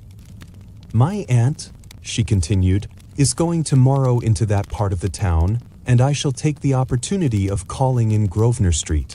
She wrote again when the visit was paid, and she had seen Miss Bingley. "I did not think Caroline in spirits," were her words, "but she was very glad to see me, and reproached me for giving her no notice of my coming to London. I was right, therefore. My last letter had never reached her. I inquired after their brother, of course. He was well, but so much engaged with Mr. Darcy that they scarcely ever saw him.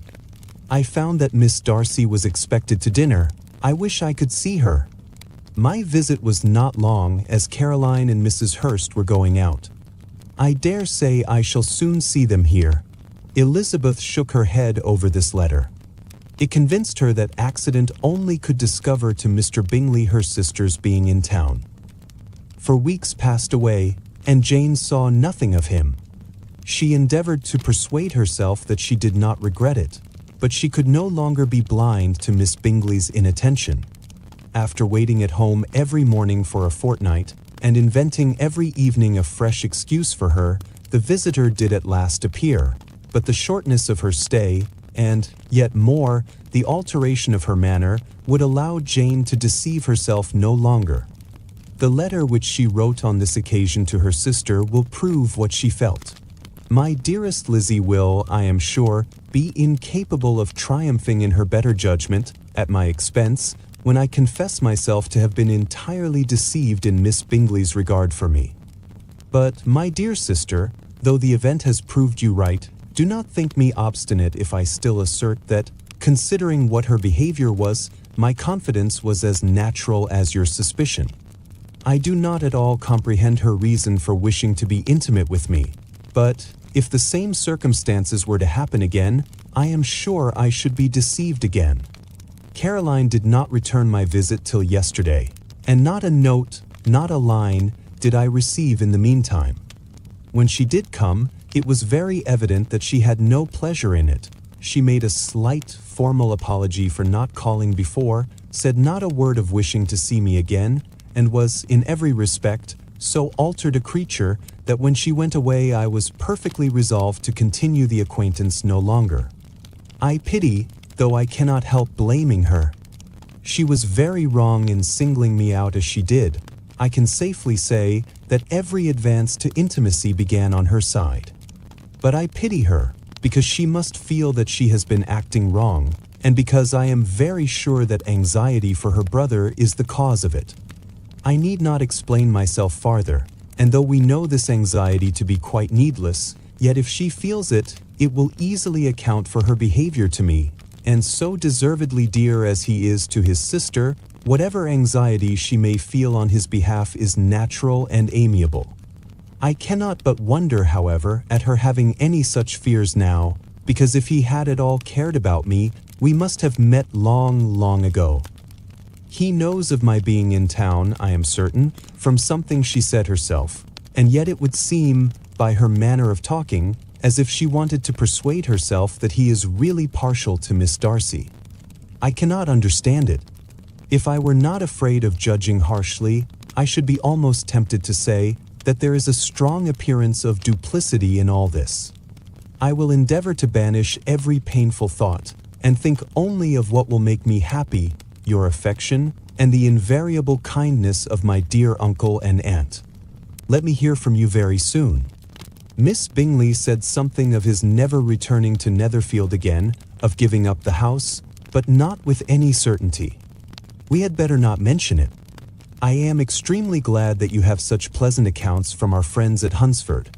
Pray go to see them, with Sir William and Maria. I am sure you will be very comfortable there. Yours, etc. This letter gave Elizabeth some pain, but her spirits returned, as she considered that Jane would no longer be duped, by the sister at least. All expectation from the brother was now absolutely over. she would not even wish for any renewal of his attentions. His character sunk on every review of it, and as a punishment for him, as well as a possible advantage to Jane, she seriously hoped he might really soon marry Mr. Darcy's sister, as, by Wickham's account, she would make him abundantly regret what he had thrown away.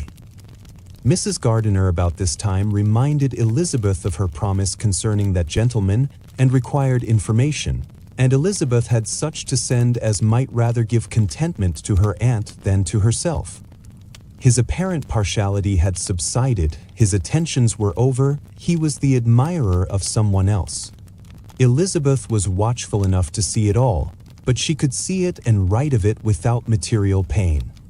Her heart had been but slightly touched, and her vanity was satisfied with believing that she would have been his only choice, had fortune permitted it. The sudden acquisition of £10,000 was the most remarkable charm of the young lady to whom he was now rendering himself agreeable, but Elizabeth, less clear-sighted perhaps in this case than in Charlotte's, did not quarrel with him for his wish of independence. Nothing, on the contrary, could be more natural, and while able to suppose that it cost him a few struggles to relinquish her, she was ready to allow it a wise and desirable measure for both, and could very sincerely wish him happy.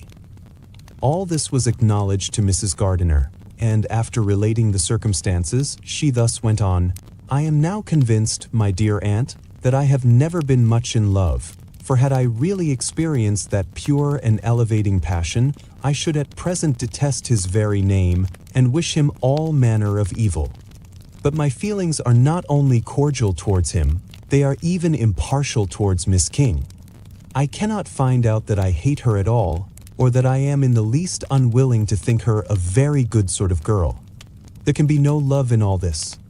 My watchfulness has been effectual, and though I should certainly be a more interesting object to all my acquaintance, were I distractedly in love with him, I cannot say that I regret my comparative insignificance. Importance may sometimes be purchased too dearly. Kitty and Lydia take his defection much more to heart than I do. They are young in the ways of the world, and not yet open to the mortifying conviction that handsome young men must have something to live on as well as the plain. On the stairs, with no greater events than these in the Longbourn family, and otherwise diversified by little beyond the walks to Meryton, sometimes dirty and sometimes cold, did January and February pass away. March was to take Elizabeth to Hunsford.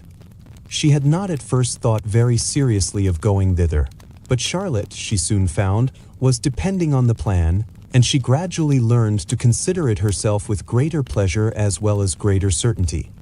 Absence had increased her desire of seeing Charlotte again, and weakened her disgust of Mr. Collins. There was novelty in the scheme, and as, with such a mother and such uncompanionable sisters, home could not be faultless, a little change was not unwelcome for its own sake.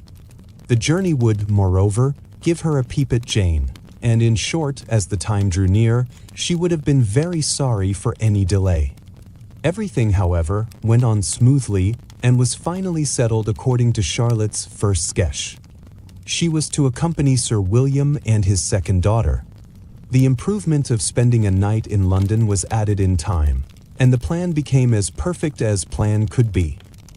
The only pain was in leaving her father, who would certainly miss her, and who, when it came to the point, so little liked her going, that he told her to write to him, and almost promised to answer her letter.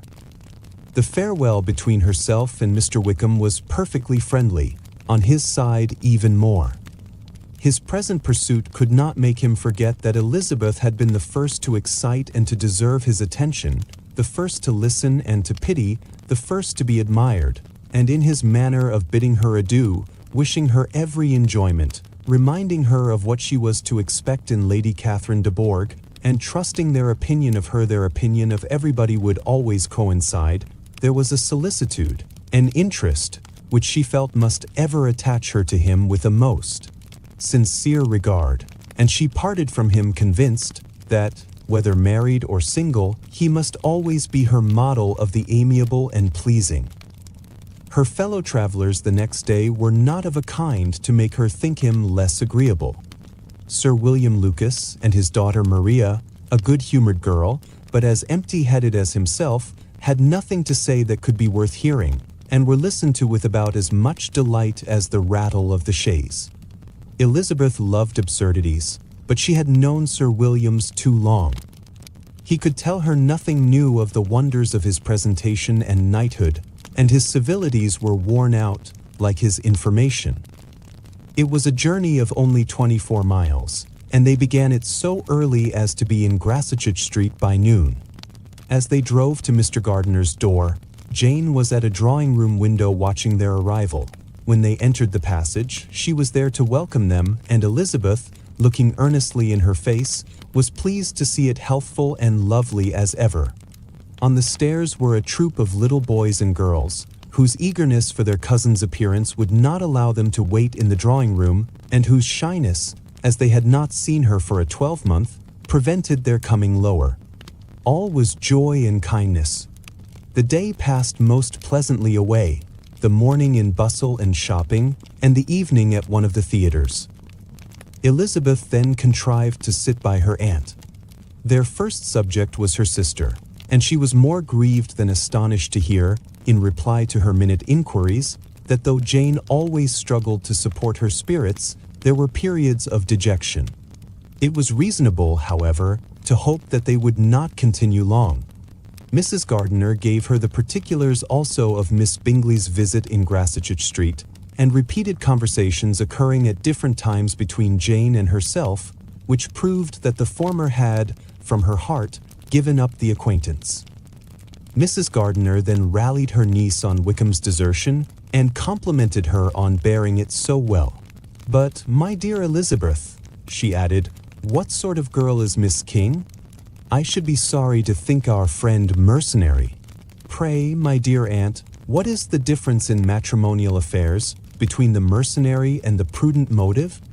Where does discretion end and avarice begin? Last Christmas you were afraid of his marrying me because it would be imprudent, and now, because he is trying to get a girl with only £10,000, you want to find out that he is mercenary. If you will only tell me what sort of girl Miss King is, I shall know what to think. She is a very good kind of girl, I believe. I know no harm of her. But he paid her not the smallest attention till her grandfather's death made her mistress of this fortune? No, why should he? If it were not allowable for him to gain my affections, because I had no money, what occasion could there be for making love to a girl whom he did not care about, and who was equally poor?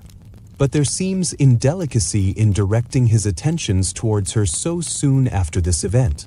A man in distressed circumstances has not time for all those elegant decorums which other people may observe. If she does not object to it, why should we? Her not objecting does not justify him. It only shows her being deficient in something herself sense or feeling. Well, cried Elizabeth, have it as you choose. He shall be mercenary, and she shall be foolish. No, Lizzie, that is what I do not choose. I should be sorry, you know, to think ill of a young man who has lived so long in Derbyshire. Oh, if that is all, I have a very poor opinion of young men who live in Derbyshire, and their intimate friends who live in Hertfordshire are not much better. I am sick of them all. Thank heaven. I am going tomorrow where I shall find a man who has not one agreeable quality, who has neither manners nor sense to recommend him. Stupid men are the only ones worth knowing after all.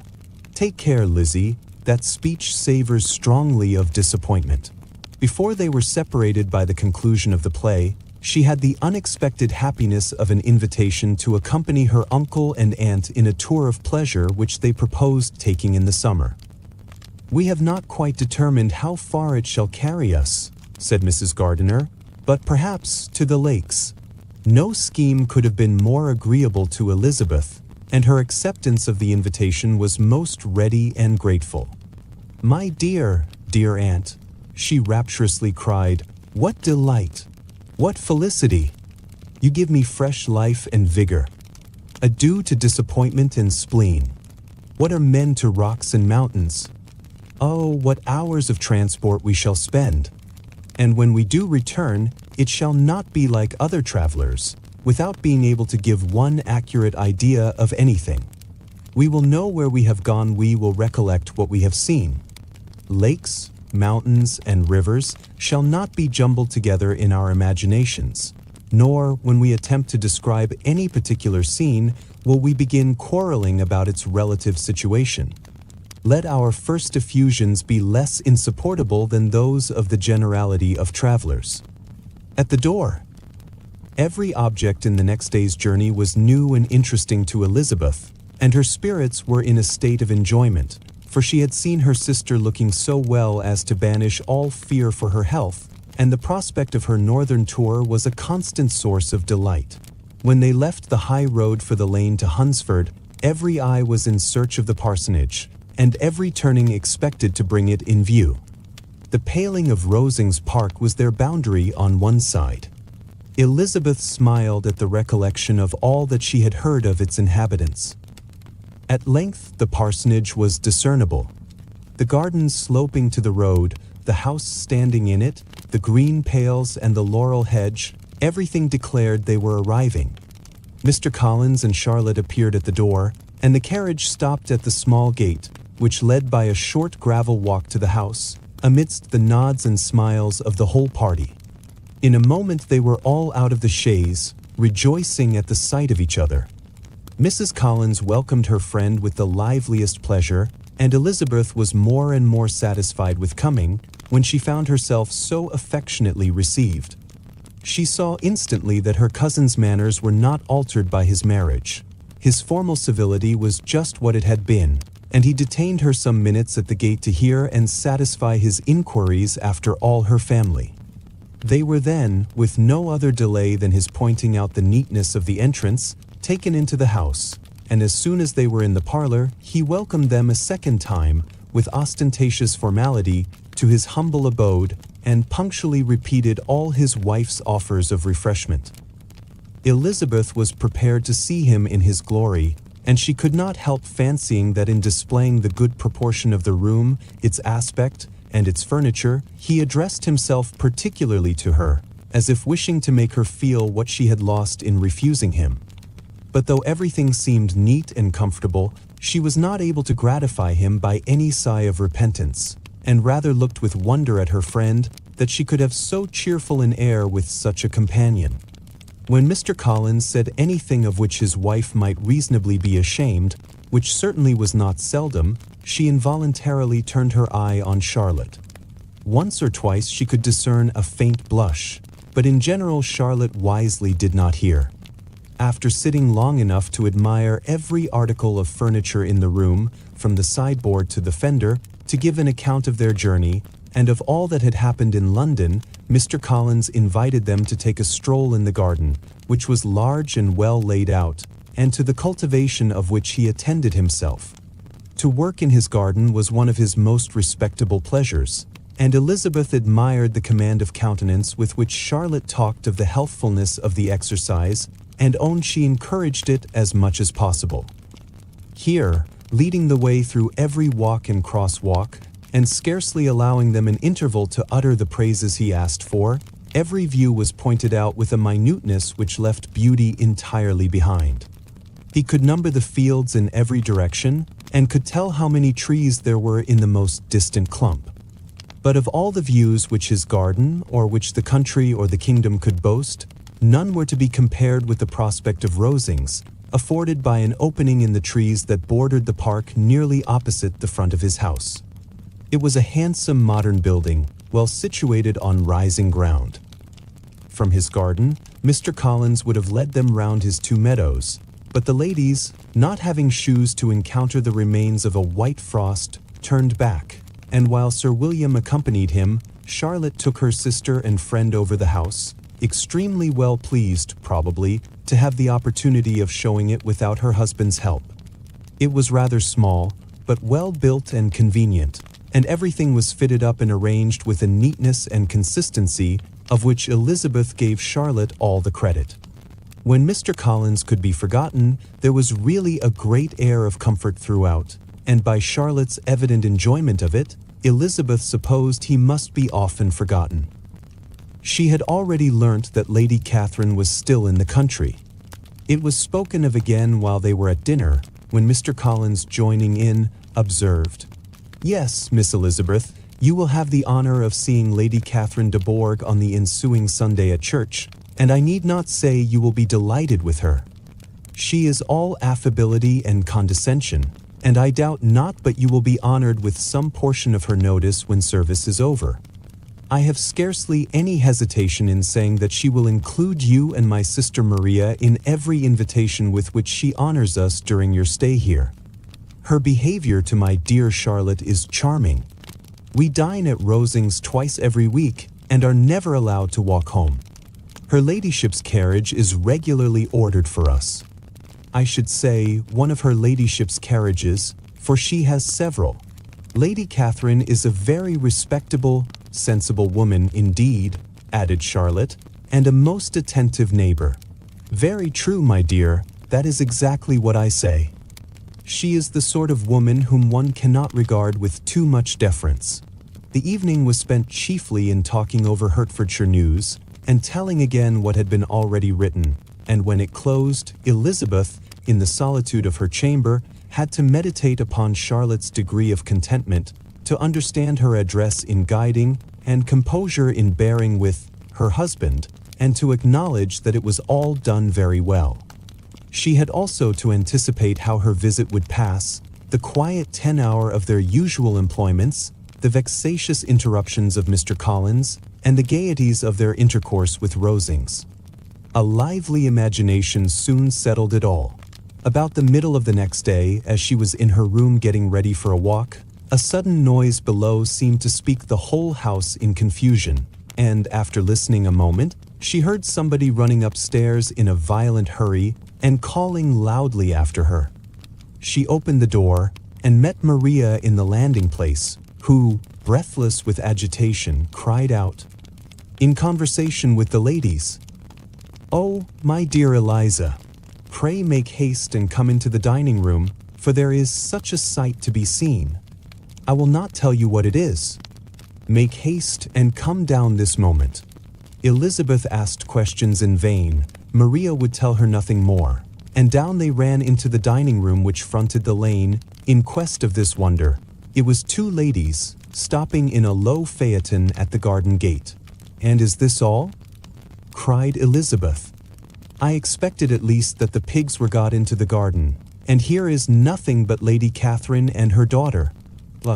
"My dear," said Maria, quite shocked at the mistake, "it is not Lady Catherine. The old lady is Mrs. Jenkinson, who lives with them. The other is Miss de Bourgh. Only look at her. She is quite a little creature. Who would have thought she could be so thin and small? She is abominably rude to keep Charlotte out of doors in all this wind. Why does she not come in? Oh, Charlotte says she hardly ever does. It is the greatest of favours when Miss de Bourgh comes in. I like her appearance," said Elizabeth, struck with other ideas. "She looks sickly and cross. Yes, she will do for him very well. She will make him a very proper wife."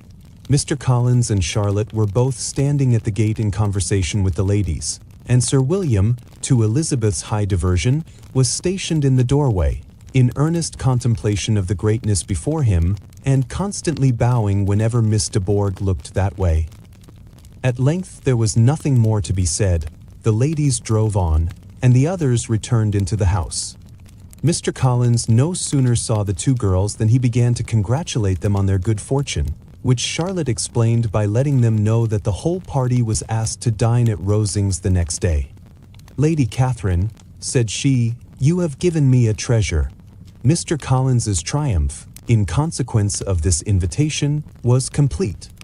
The power of displaying the grandeur of his patroness to his wondering visitors, and of letting them see her civility towards himself and his wife, was exactly what he had wished for, and that an opportunity of doing it should be given so soon was such an instance of Lady Catherine's condescension as he knew not how to admire enough.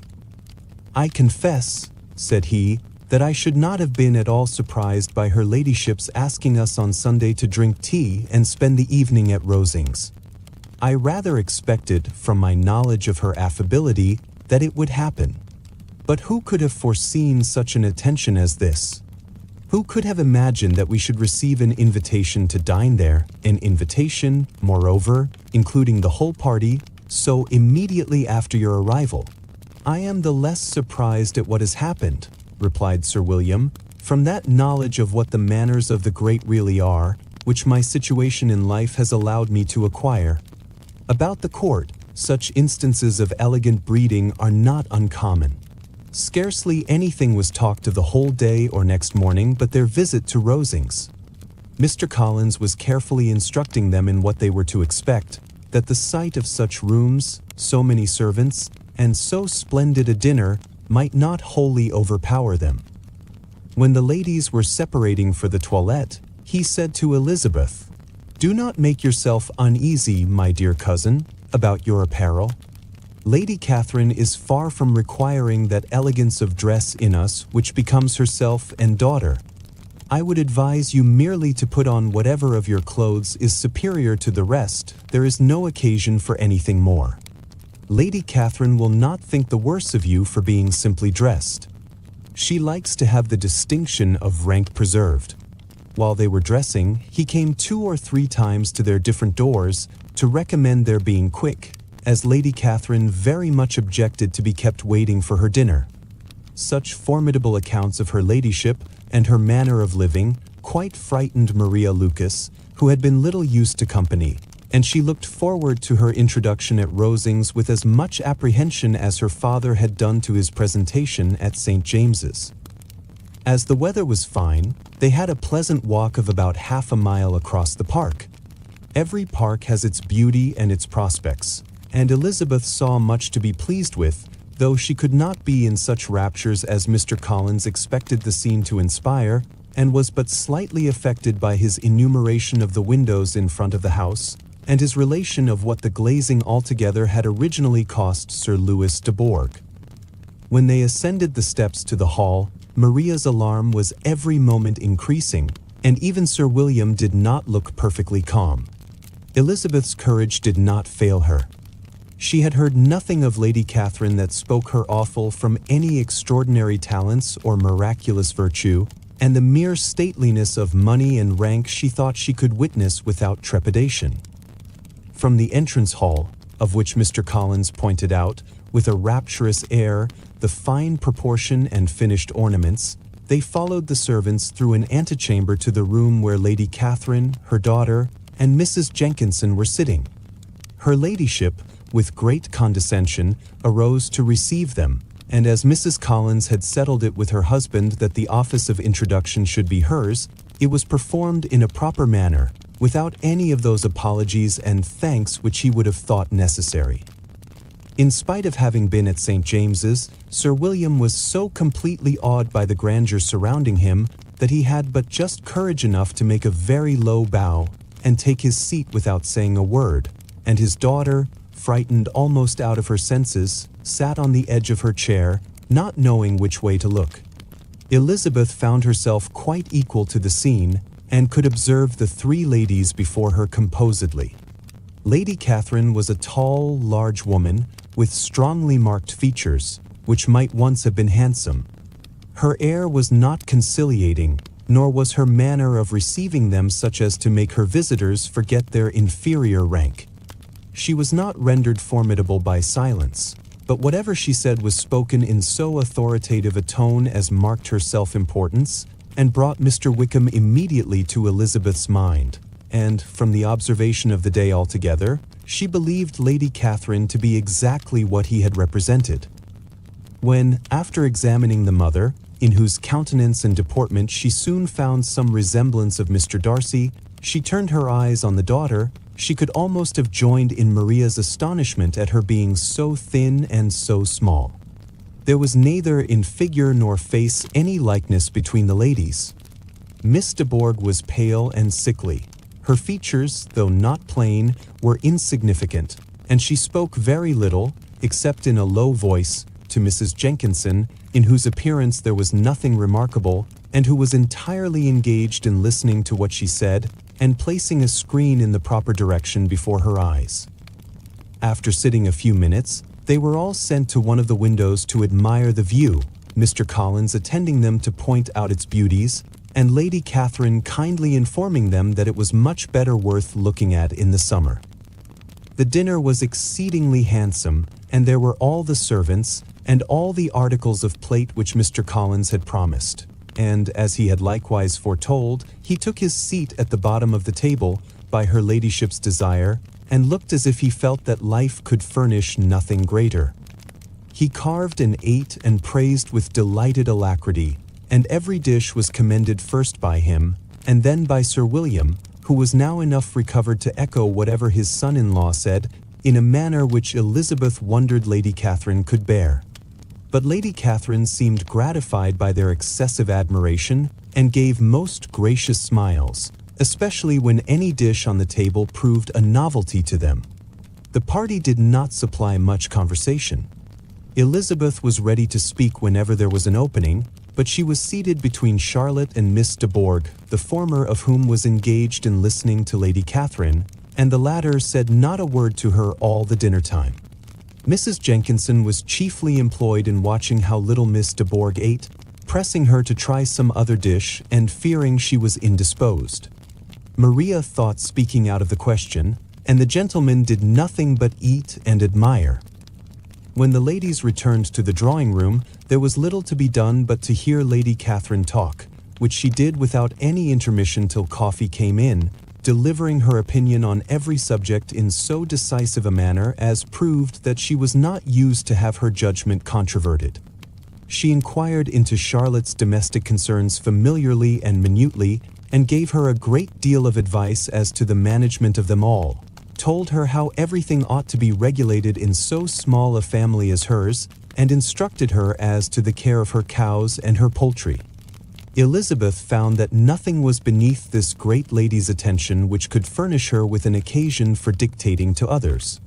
In the intervals of her discourse with Mrs. Collins, she addressed a variety of questions to Maria and Elizabeth, but especially to the latter, of whose connections she knew the least, and who, she observed to Mrs. Collins, was a very genteel, pretty kind of girl. She asked her at different times how many sisters she had, whether they were older or younger than herself, whether any of them were likely to be married, whether they were handsome, where they had been educated, what carriage her father kept, and what had been her mother's maiden name. Elizabeth felt all the impertinence of her questions, but answered them very composedly.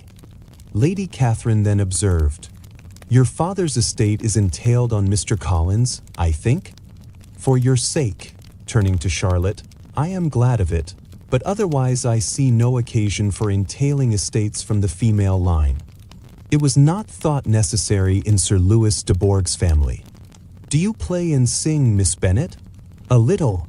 Oh, then some time or other we shall be happy to hear you.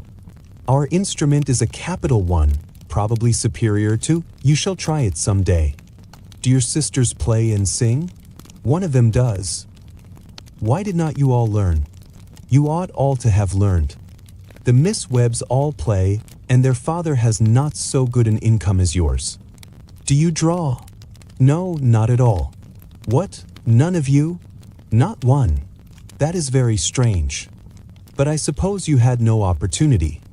Your mother should have taken you to town every spring for the benefit of masters.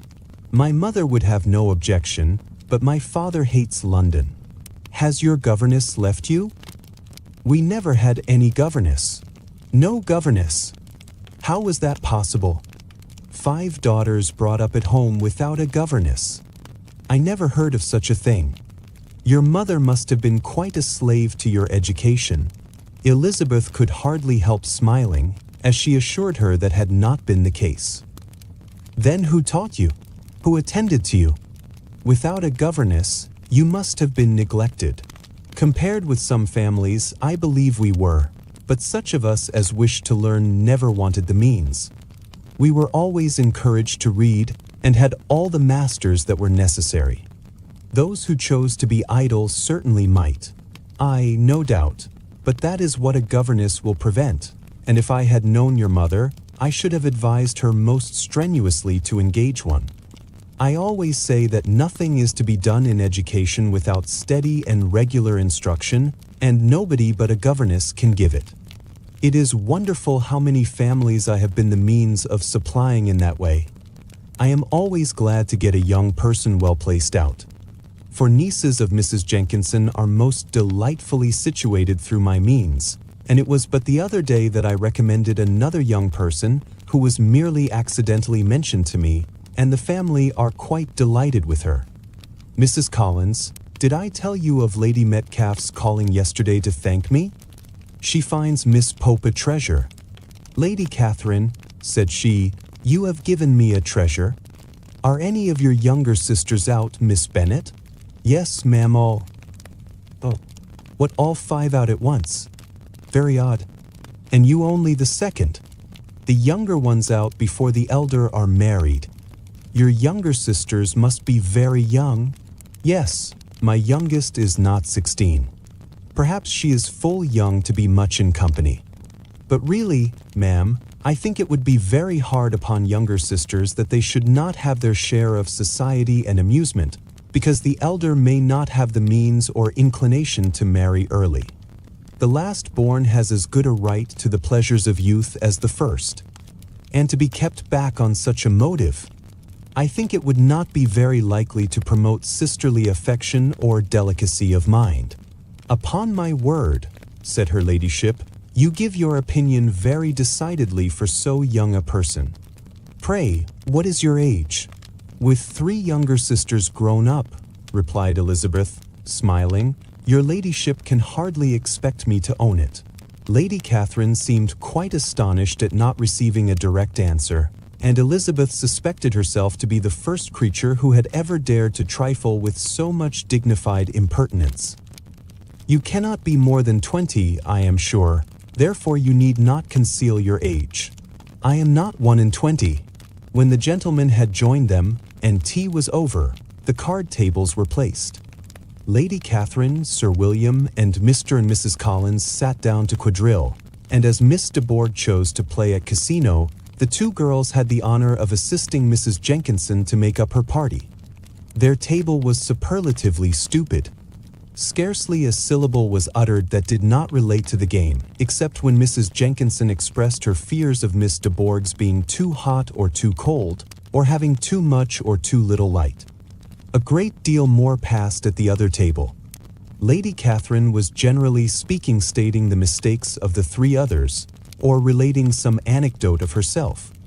Mr. Collins was employed in agreeing to everything her ladyship said, thanking her for every fish he won, and apologizing if he thought he won too many. Sir William did not say much. He was storing his memory with anecdotes and noble names.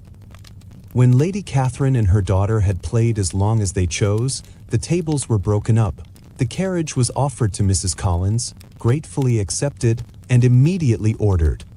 The party then gathered round the fire to hear Lady Catherine determine what weather they were to have on the morrow. From these instructions they were summoned by the arrival of the coach, and with many speeches of thankfulness on Mr. Collins's side, and as many bows on Sir William's, they departed. As soon as they had driven from the door, Elizabeth was called on by her cousin to give her opinion of all that she had seen at Rosings, which, for Charlotte's sake, she made more favorable than it really was. But her commendation, though costing her some trouble, could by no means satisfy Mr. Collins, and he was very soon obliged to take her ladyship's praise into his own hands. Sir William stayed only a week at Hunsford, but his visit was long enough to convince him of his daughter's being most comfortably settled, and of her possessing such a husband and such a neighbor as were not often met with. While Sir William was with them, Mr. Collins devoted his mornings to driving him out in his gig and showing him the country.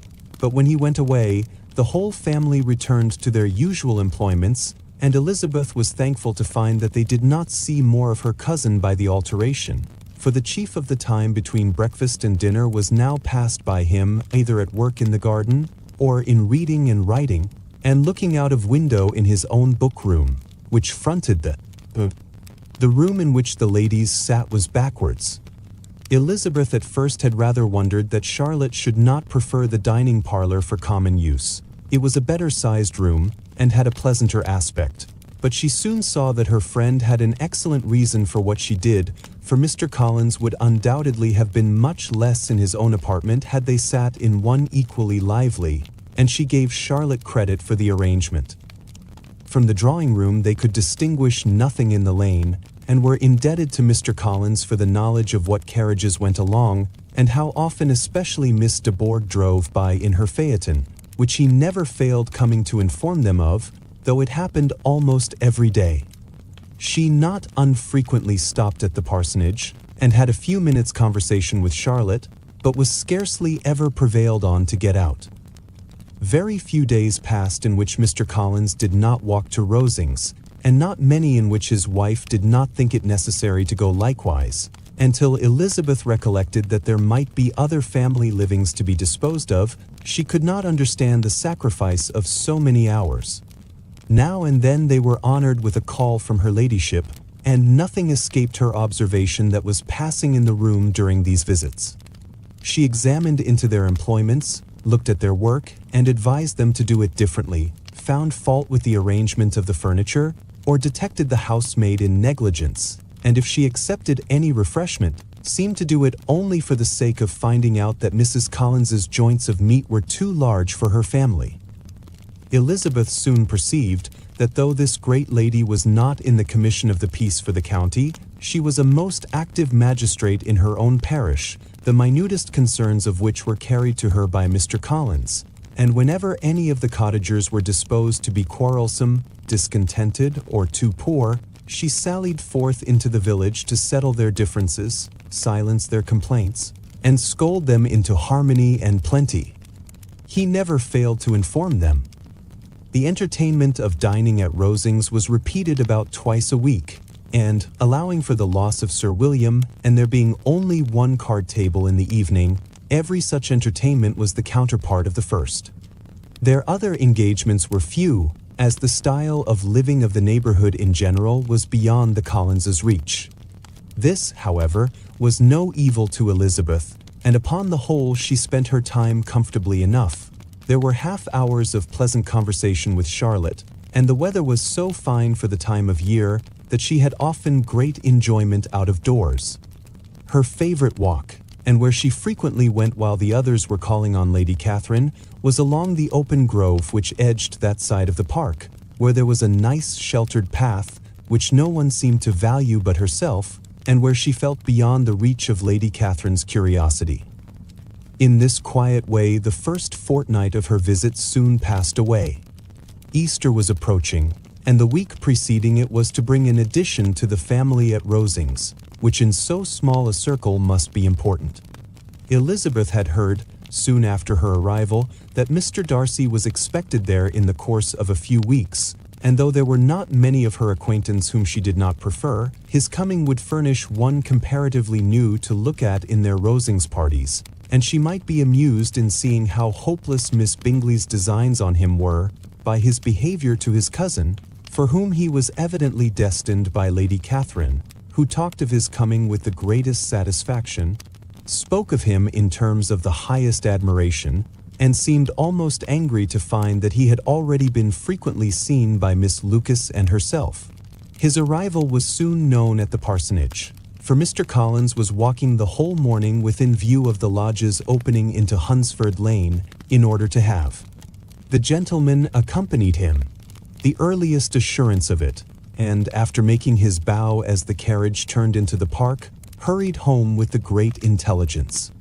On the following morning he hastened to Rosings to pay his respects. There were two nephews of Lady Catherine to require them, for Mr. Darcy had brought with him a Colonel Fitzwilliam, the younger son of his uncle, Lord, and, to the great surprise of all the party, when Mr. Collins returned, the gentleman accompanied him. Charlotte had seen them from her husband's room, crossing the road, and immediately running into the other, told the girls what an honor they might expect, adding, "I may thank you, Eliza, for this piece of civility. Mr. Darcy would never have come so soon to wait upon me." Elizabeth had scarcely time to disclaim all right to the compliment before their approach was announced by the doorbell, and shortly afterwards the three gentlemen entered the room. Colonel Fitzwilliam, who led the way, was about 30, not handsome, but in person and address most truly the gentleman. Mr. Darcy looked just as he had been used to look in Hertfordshire, paid his compliments, with his usual reserve, to Mrs. Collins, and whatever might be his feelings towards her friend, met her with every appearance of composure. Elizabeth merely courtesied to him without saying a word. Colonel Fitzwilliam entered into conversation directly, with the readiness and ease of a well-bred man, and talked very pleasantly, but his cousin, after having addressed a slight observation on the house and garden to Mrs. Collins, sat for some time without speaking to anybody. At length, however, his civility was so far awakened as to inquire of Elizabeth after the health of her family. She answered him in the usual way, and after a moment's pause, added, "My eldest sister has been in town these 3 months. Have you never happened to see her there?" She was perfectly sensible that he never had, but she wished to see whether he would betray any consciousness of what had passed between the Bingleys and Jane, and she thought he looked a little confused as he answered that he had never been so fortunate as to meet Miss Bennet. The subject was pursued no further, and the gentlemen soon afterwards went away. At church, Colonel Fitzwilliam's manners were very much admired at the parsonage, and the ladies all felt that he must add considerably to the pleasure of their engagements at Rosings. It was some days, however, before they received any invitation thither, for while there were visitors in the house they could not be necessary, and it was not till Easter Day, almost a week after the gentlemen's arrival, that they were honored by such an attention, and then they were merely asked on leaving church to come there in the evening. For the last week they had seen very little of either Lady Catherine or her daughter. Colonel Fitzwilliam had called at the parsonage more than once during the time, but Mr. Darcy they had only seen at church. The invitation was accepted, of course, and at a proper hour they joined the party in Lady Catherine's drawing room. Her ladyship received them civilly, but it was plain that their company was by no means so acceptable as when she could get nobody else, and she was, in fact, almost engrossed by her nephews, speaking to them, especially to Darcy, much more than to any other person in the room. Colonel Fitzwilliam seemed really glad to see them. Anything was a welcome relief to him at Rosings, and Mrs. Collins's pretty friend had, moreover, caught his fancy very much. He now seated himself by her, and talked so agreeably of Kent and Hertfordshire, of travelling and staying at home, of new books and music, that Elizabeth had never been half so well entertained in that room before, and they conversed with so much spirit and flow as to draw the attention of Lady Catherine herself, as well as of Mr. Darcy. His eyes had been soon and repeatedly turned towards them with a look of curiosity, and that her ladyship, after a while, shared the feeling, was more openly acknowledged, for she did not scruple to call out, "What is that you are saying, Fitzwilliam? What is it you are talking of? What are you telling Miss Bennet? Let me hear what it is." "We were talking of music, madam," said he, when no longer able to avoid a reply. "Of music? Then pray speak aloud. It is of all subjects my delight. I must have my share in the conversation, if you are speaking of music.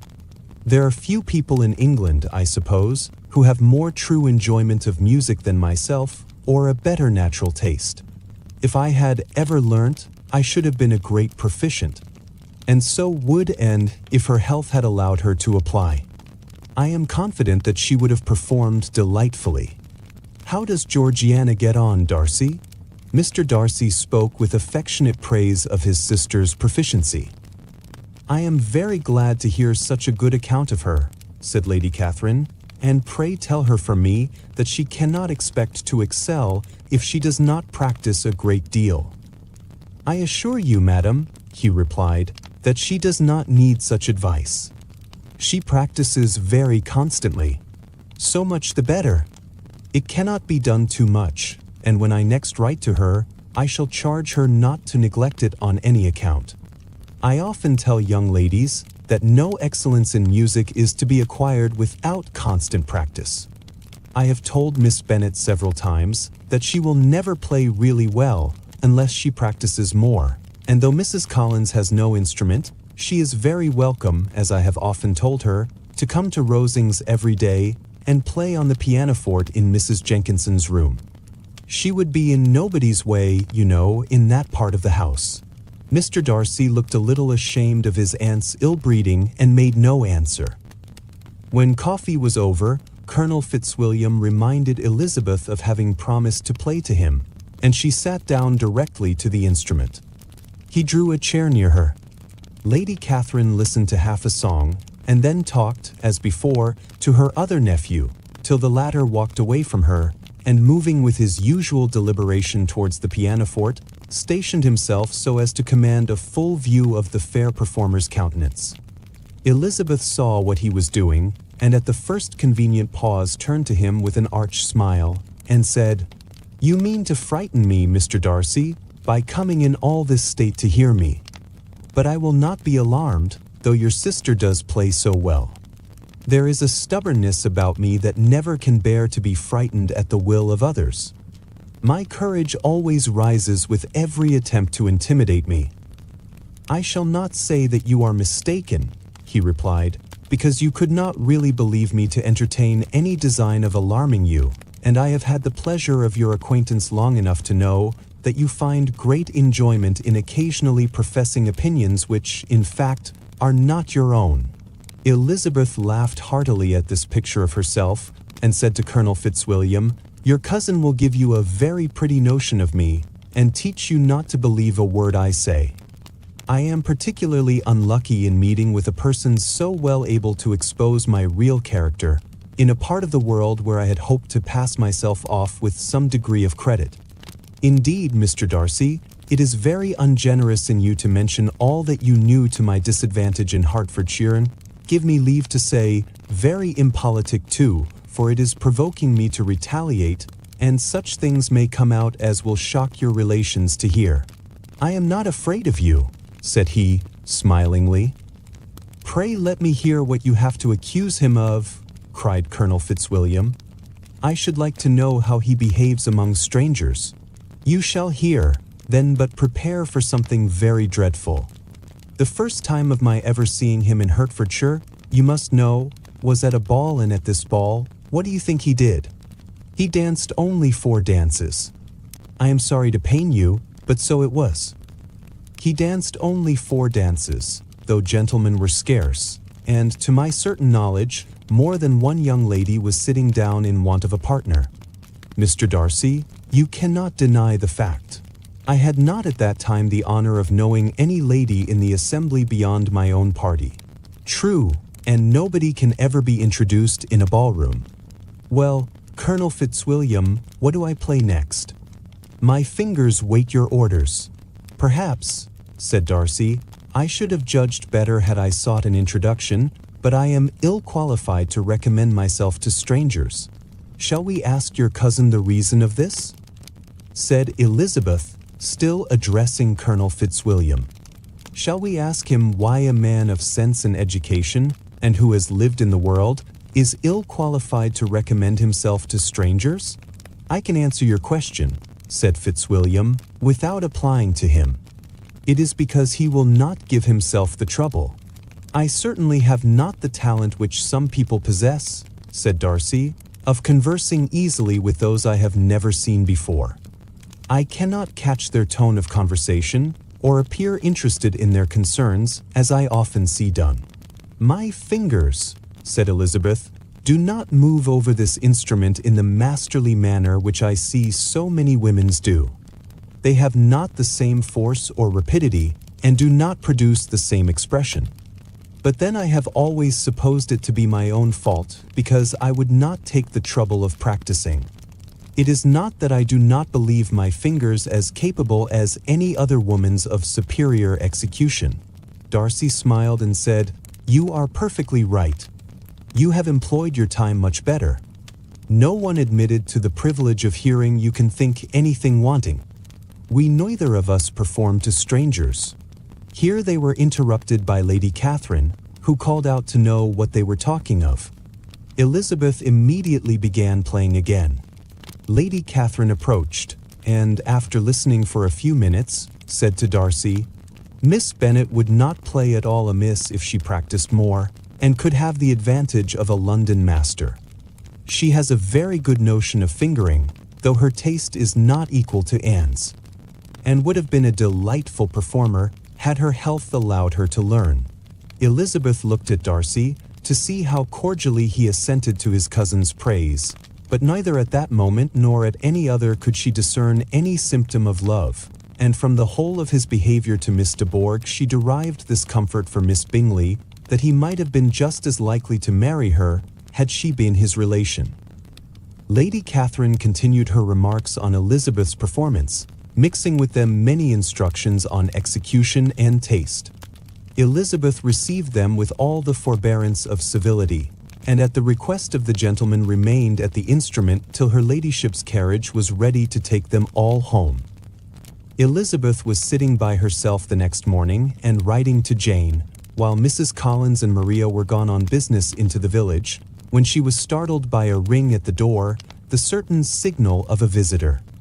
As she had heard no carriage, she thought it not unlikely to be Lady Catherine, and under that apprehension was putting away her half-finished letter, that she might escape all impertinent questions, when the door opened, and to her very great surprise Mr. Darcy, and Mr. Darcy only, entered the room. He seemed astonished too on finding her alone, and apologized for his intrusion by letting her know that he had understood all the ladies to be within.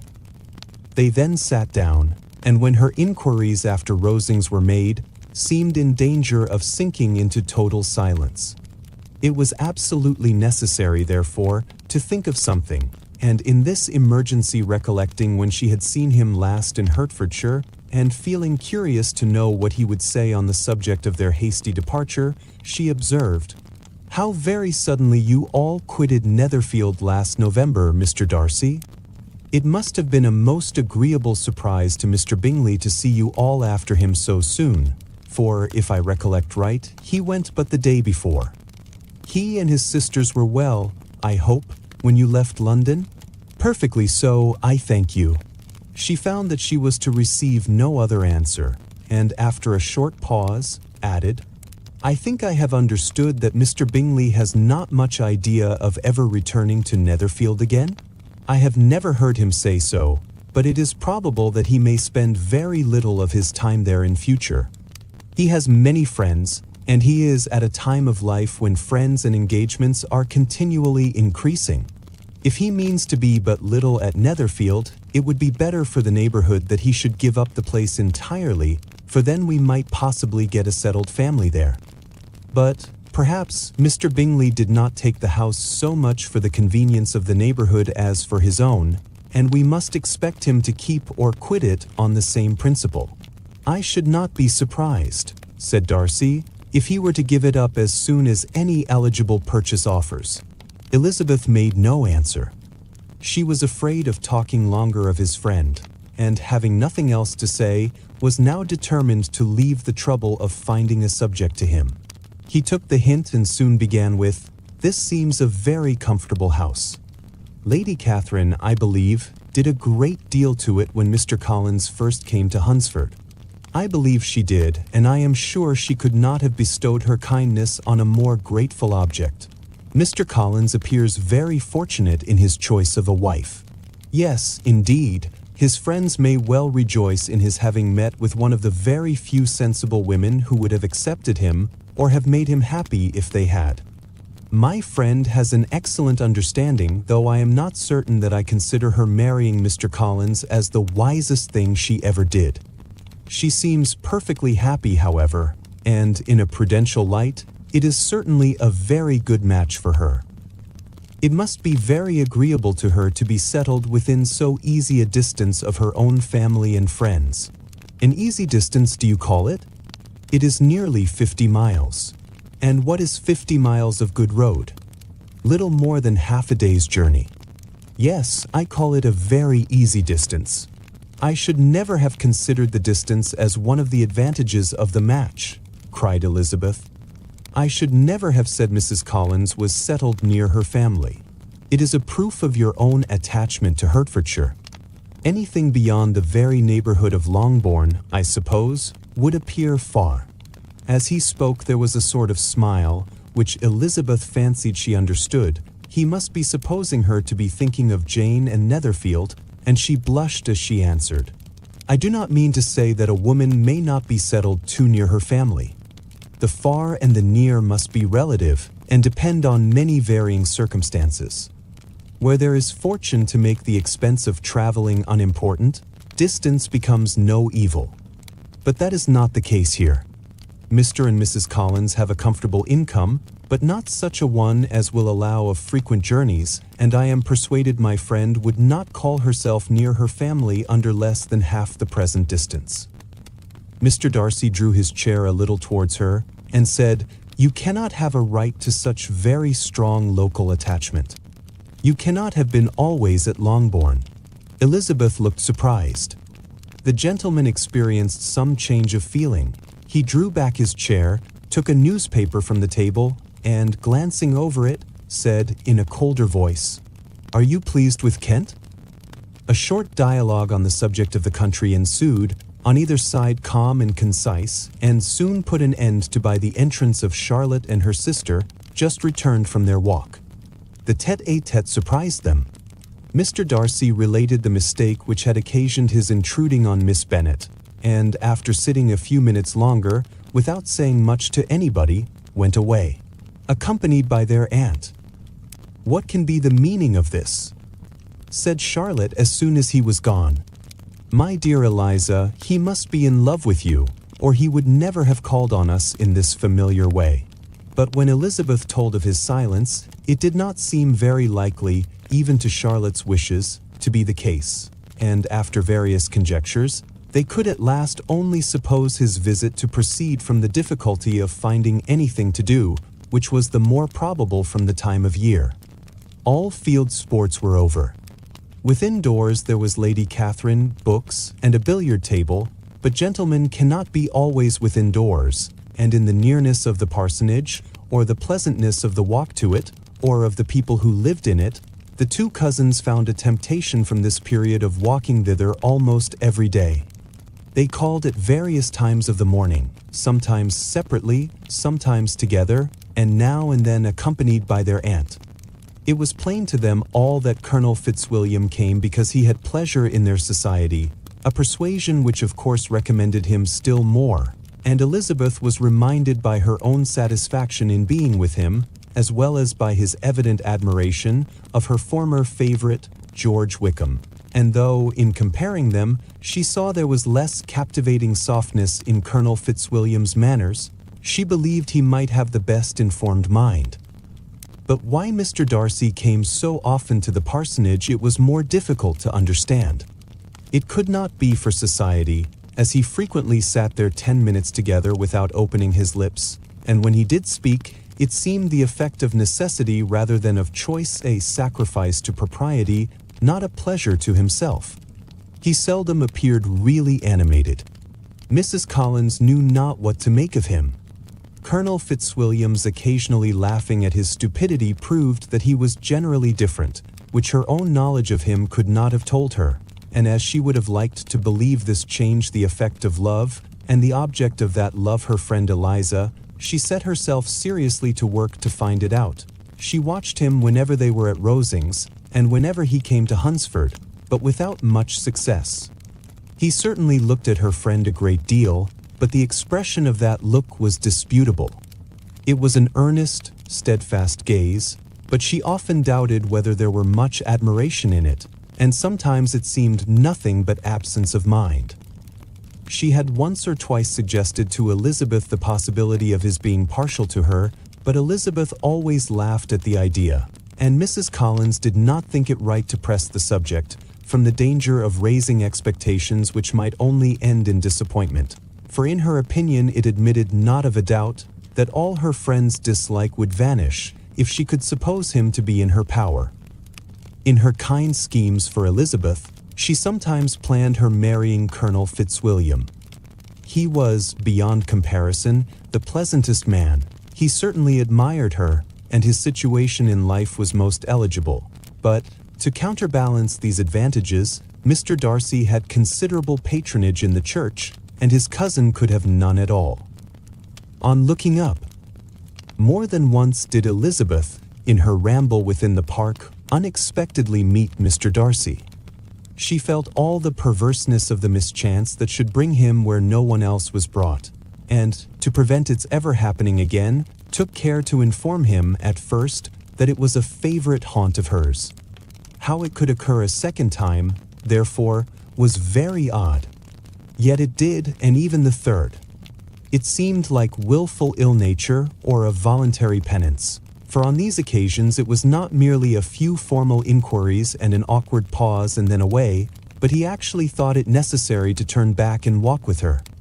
He never said a great deal, nor did she give herself the trouble of talking or of listening much, but it struck her in the course of their third encounter that he was asking some odd, unconnected questions about her pleasure in being at Hunsford, her love of solitary walks, and her opinion of Mr. and Mrs. Collins's happiness, and that in speaking of Rosings, and her not perfectly understanding the house, he seemed to expect that whenever she came into Kent again, she would be staying there too. His words seemed to imply it. Could he have Colonel Fitzwilliam in his thoughts? She supposed, if he meant anything, he must mean an allusion to what might arise in that quarter. It distressed her a little, and she was quite glad to find herself at the gate in the Pales opposite the parsonage. She was engaged one day, as she walked, in reperusing Jane's last letter, and dwelling on some passages which proved that Jane had not written in spirits, when, instead of being again surprised by Mr. Darcy, she saw, on looking up, that Colonel Fitzwilliam was meeting her. Putting away the letter immediately, and forcing a smile, she said, "I did not know before that you ever walked this way. I have been making the tour of the park," he replied, "as I generally do every year, and intended to close it with a call at the parsonage." "Are you going much farther?" "No, I should have turned in a moment." And accordingly she did turn, and they walked towards the parsonage together. "Do you certainly leave Kent on Saturday?" said she. "Yes, if Darcy does not put it off again. But I am at his disposal. He arranges the business just as he pleases, and if not able to please himself in the arrangement, he has at least great pleasure in the power of choice. I do not know anybody who seems more to enjoy the power of doing what he likes than Mr. Darcy. He likes to have his own way very well," replied Colonel Fitzwilliam. "But so we all do. It is only that he has better means of having it than many others, because he is rich and many others are poor. I speak feelingly. A younger son, you know, must be inured to self-denial and dependence. In my opinion, the younger son of an earl can know very little of either. Now, seriously, what have you ever known of self-denial and dependence? When have you been prevented by want of money from going wherever you chose or procuring anything you had a fancy for? These are home questions, and perhaps I cannot say that I have experienced many hardships of that nature. But in matters of greater weight, I may suffer from the want of money. Younger sons cannot marry where they like, unless where they like women of fortune, which I think they very often do. Our habits of expense make us too dependent, and there are not many in my rank of life who can afford to marry without some attention to money. Is this, thought Elizabeth, meant for me? And she colored at the idea, but, recovering herself, said in a lively tone, "And pray, what is the usual price of an earl's younger son? Unless the elder brother is very sickly, I suppose you would not ask above £50,000. He answered her in the same style, and the subject dropped. To interrupt a silence which might make him fancy her affected with what had passed, she soon afterwards said, "I imagine your cousin brought you down with him chiefly for the sake of having somebody at his disposal. I wonder he does not marry to secure a lasting convenience of that kind. But perhaps his sister does as well for the present, and as she is under his sole care, he may do what he likes with her." "No," said Colonel Fitzwilliam, "that is an advantage which he must divide with me. I am joined with him in the guardianship of Miss Darcy." "Are you indeed? And pray what sort of a guardian do you make? Does your charge give you much trouble?" Young ladies of her age are sometimes a little difficult to manage, and if she has the true Darcy spirit, she may like to have her own way." As she spoke, she observed him looking at her earnestly, and the manner in which he immediately asked her why she supposed Miss Darcy likely to give them any uneasiness convinced her that she had somehow or other got pretty near the truth. She directly replied, "You need not be frightened. I never heard any harm of her, and I dare say she is one of the most tractable creatures in the world. She is a very great favorite with some ladies of my acquaintance, Mrs. Hurst and Miss Bingley. I think I have heard you say that you know them. I know them a little. Their brother is a pleasant, gentlemanlike man. He is a great friend of Darcy's." "Oh yes," said Elizabeth drily. "Mr. Darcy is uncommonly kind to Mr. Bingley and takes a prodigious deal of care of him." "Care of him?" "Yes, I really believe Darcy does take care of him in those points where he most wants care. From something that he told me in our journey hither, I have reason to think Bingley very much indebted to him. But I ought to beg his pardon, for I have no right to suppose that Bingley was the person meant. It was all conjecture." "What is it you mean?" "It is a circumstance which Darcy of course could not wish to be generally known, because if it were to get round to the lady's family it would be an unpleasant thing. You may depend upon my not mentioning it. And remember that I have not much reason for supposing it to be Bingley. What he told me was merely this, that he congratulated himself on having lately saved a friend from the inconveniences of a most imprudent marriage, but without mentioning names or any other particulars, and I only suspected it to be Bingley from believing him the kind of young man to get into a scrape of that sort, and from knowing them to have been together the whole of last summer." "Did Mr. Darcy give you his reasons for this interference?" "I understood that there were some very strong objections against the lady." "And what arts did he use to separate them?" "He did not talk to me of his own arts," said Fitzwilliam, smiling. "He only told me what I have now told you." Elizabeth made no answer and walked on, her heart swelling with indignation.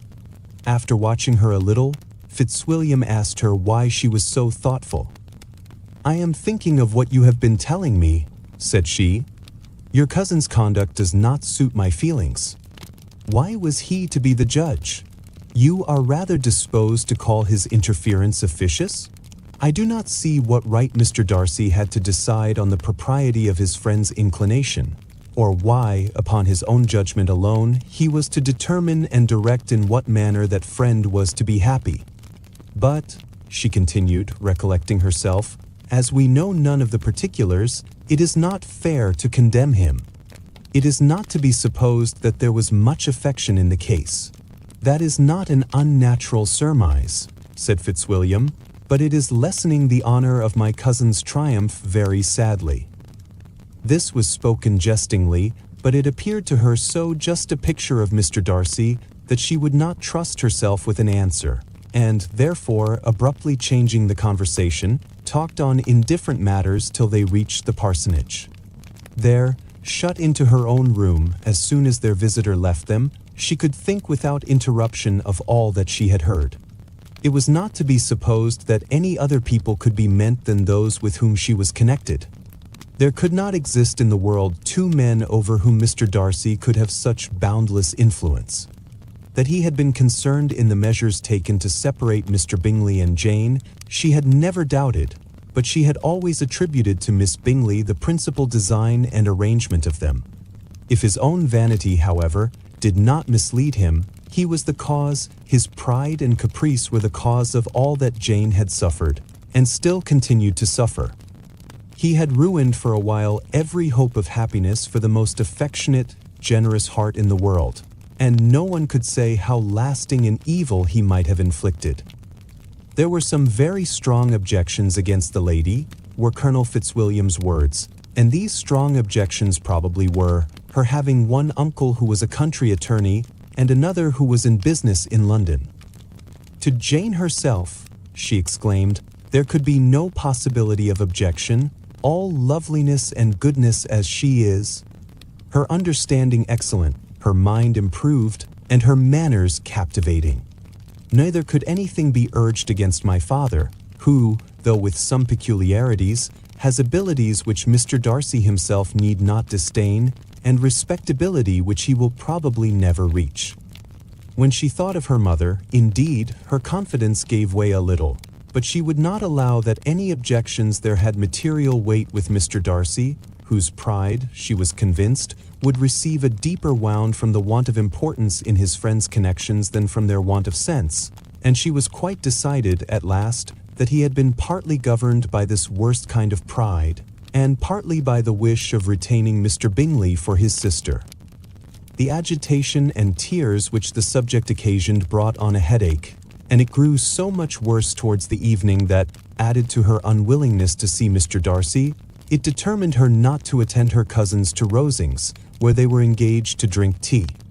Mrs. Collins, seeing that she was really unwell, did not press her to go, and as much as possible prevented her husband from pressing her. But Mr. Collins could not conceal his apprehension of Lady Catherine's being rather displeased by her staying at home. When they were gone, Elizabeth, as if intending to exasperate herself as much as possible against Mr. Darcy, chose for her employment the examination of all the letters which Jane had written to her since her being in Kent. They contained no actual complaint, nor was there any revival of past occurrences or any communication of present suffering. But in all, and in almost every line of each, there was a want of that cheerfulness which had been used to characterize her style, and which, proceeding from the serenity of a mind at ease with itself and kindly disposed towards everyone, had been scarcely ever clouded.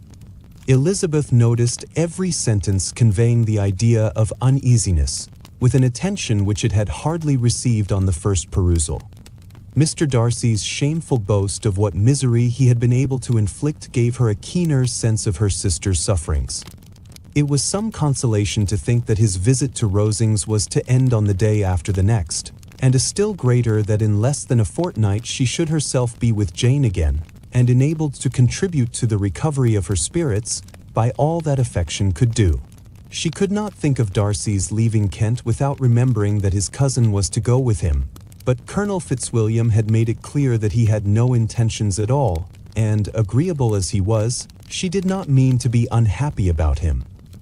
While settling this point, she was suddenly roused by the sound of the doorbell, and her spirits were a little fluttered by the idea of its being Colonel Fitzwilliam himself, who had once before called late in the evening, and might now come to inquire particularly after her. But this idea was soon banished, and her spirits were very differently affected, when, to her utter amazement, she saw Mr. Darcy walk into the room. In a hurried manner, he immediately began an inquiry after her health, imputing his visit to a wish of hearing that she were better. She answered him with cold civility. He sat down for a few moments, and then getting up walked about the room. Elizabeth was surprised, but said not a word. After a silence of several minutes, he came towards her in an agitated manner, and thus began. "In vain have I struggled. It will not do. My feelings will not be repressed. You must allow me to tell you how ardently I admire and love you." Elizabeth's astonishment was beyond expression. She stared, colored, doubted, and was silent. This he considered sufficient encouragement, and the avowal of all that he felt and had long felt for her immediately followed. He spoke well, but there were feelings besides those of the heart to be detailed, and he was not more eloquent on the subject of tenderness than of pride. His sense of her inferiority, of its being a degradation, of the family obstacles which judgment had always opposed to inclination, were dwelt on with a warmth which seemed due to the consequence he was wounding, but was very unlikely to recommend his suit. In spite of her deeply rooted dislike, she could not be insensible to the compliment of such a man's affection, and though her intentions did not vary for an instant, she was at first sorry for the pain he was to receive, till roused to resentment by his subsequent language, she lost all compassion in anger. She tried, however, to compose herself to answer him with patience, when he should have done. He concluded with representing to her the strength of that attachment which in spite of all his endeavors he had found impossible to conquer, and with expressing his hope that it would now be rewarded by her acceptance of his hand. As he said this, she could easily see that he had no doubt of a favorable answer. He spoke of apprehension and anxiety, but his countenance expressed real security. Such a circumstance could only exasperate farther, and when he ceased, the color rose into her cheeks, and she said, "In such cases as this, it is, I believe, the established mode to express a sense of obligation for the sentiments avowed, however unequally they may be returned. It is natural that obligation should be felt, and if I could feel gratitude, I would now thank you. But I have never desired your good opinion, and you have certainly bestowed it most unwillingly. I am sorry to have occasioned pain to anyone. It has been most unconsciously done, however, and I hope will be of short duration. The feelings which you tell me have long prevented the acknowledgement of your regard can have little difficulty in overcoming it after this explanation." Mr. Darcy, who was leaning against the mantelpiece with his eyes fixed on her face, seemed to catch her words with no less resentment than surprise. His complexion became pale with anger, and the disturbance of his mind was visible in every feature. He was struggling for the appearance of composure, and would not open his lips till he believed himself to have attained it. The pause was to Elizabeth's feelings dreadful. At length, in a voice of forced calmness, he said, "And this is all the reply which I am to have the honor of expecting. I might, perhaps, wish to be informed why, with so little endeavor at civility, I am thus rejected. But it is of small importance." "I might as well inquire," replied she, "why, with so evident a design of offending and insulting me, you chose to tell me that you liked me against your will, against your reason, and even against your character? Was not this some excuse for incivility, if I was uncivil? But I have other provocations. You know I have. Had not my own feelings decided against you, had they been indifferent, or had they even been favorable, do you think that any consideration would tempt me to accept the man who has been the means of ruining, perhaps forever, the happiness of a most beloved sister?" As she pronounced these words, Mr. Darcy changed color, but the emotion was short, and he listened without attempting to interrupt her while she continued, "I have every reason in the world to think ill of you. No motive can excuse the unjust and ungenerous part you acted there. You cannot deny that you have been the principal, if not the only means of dividing them from each other, of exposing one to the censure of the world for caprice and instability, the other to its derision for disappointed hopes, and involving them both in misery of the acutest kind." She paused, and saw with no slight indignation that he was listening with an air which proved him wholly unmoved by any feeling of remorse. He even looked at her with a smile of affected incredulity. "Can you deny that you have done it?" she repeated. With assumed tranquility he then replied, "I have no wish of denying that I did everything in my power to separate my friend from your sister, or that I rejoice in my success. Towards him I have been kinder than towards myself." Elizabeth disdained the appearance of noticing this civil reflection, but its meaning did not escape, nor was it likely to conciliate her. "But it is not merely this affair," she continued, "on which my dislike is founded. Long before it had taken place, my opinion of you was decided. Your character was unfolded in the recital which I received many months ago from Mr. Wickham. On this subject, what can you have to say? In what imaginary act of friendship can you here defend yourself? Or under what misrepresentation can you here impose upon others? You take an eager interest in that gentleman's concerns," said Darcy, in a less tranquil tone, and with a heightened color. "Who that knows what his misfortunes have been can help feeling an interest in him? His misfortunes?" repeated Darcy contemptuously. "Yes, his misfortunes have been great indeed." "And of your infliction," cried Elizabeth with energy, "you have reduced him to his present state of comparative poverty. You have withheld the advantages which you must know to have been designed for him. You have deprived the best years of his life of that independence which was no less his due than his desert. You have done all this, and yet you can treat the mention of his misfortunes with contempt and ridicule.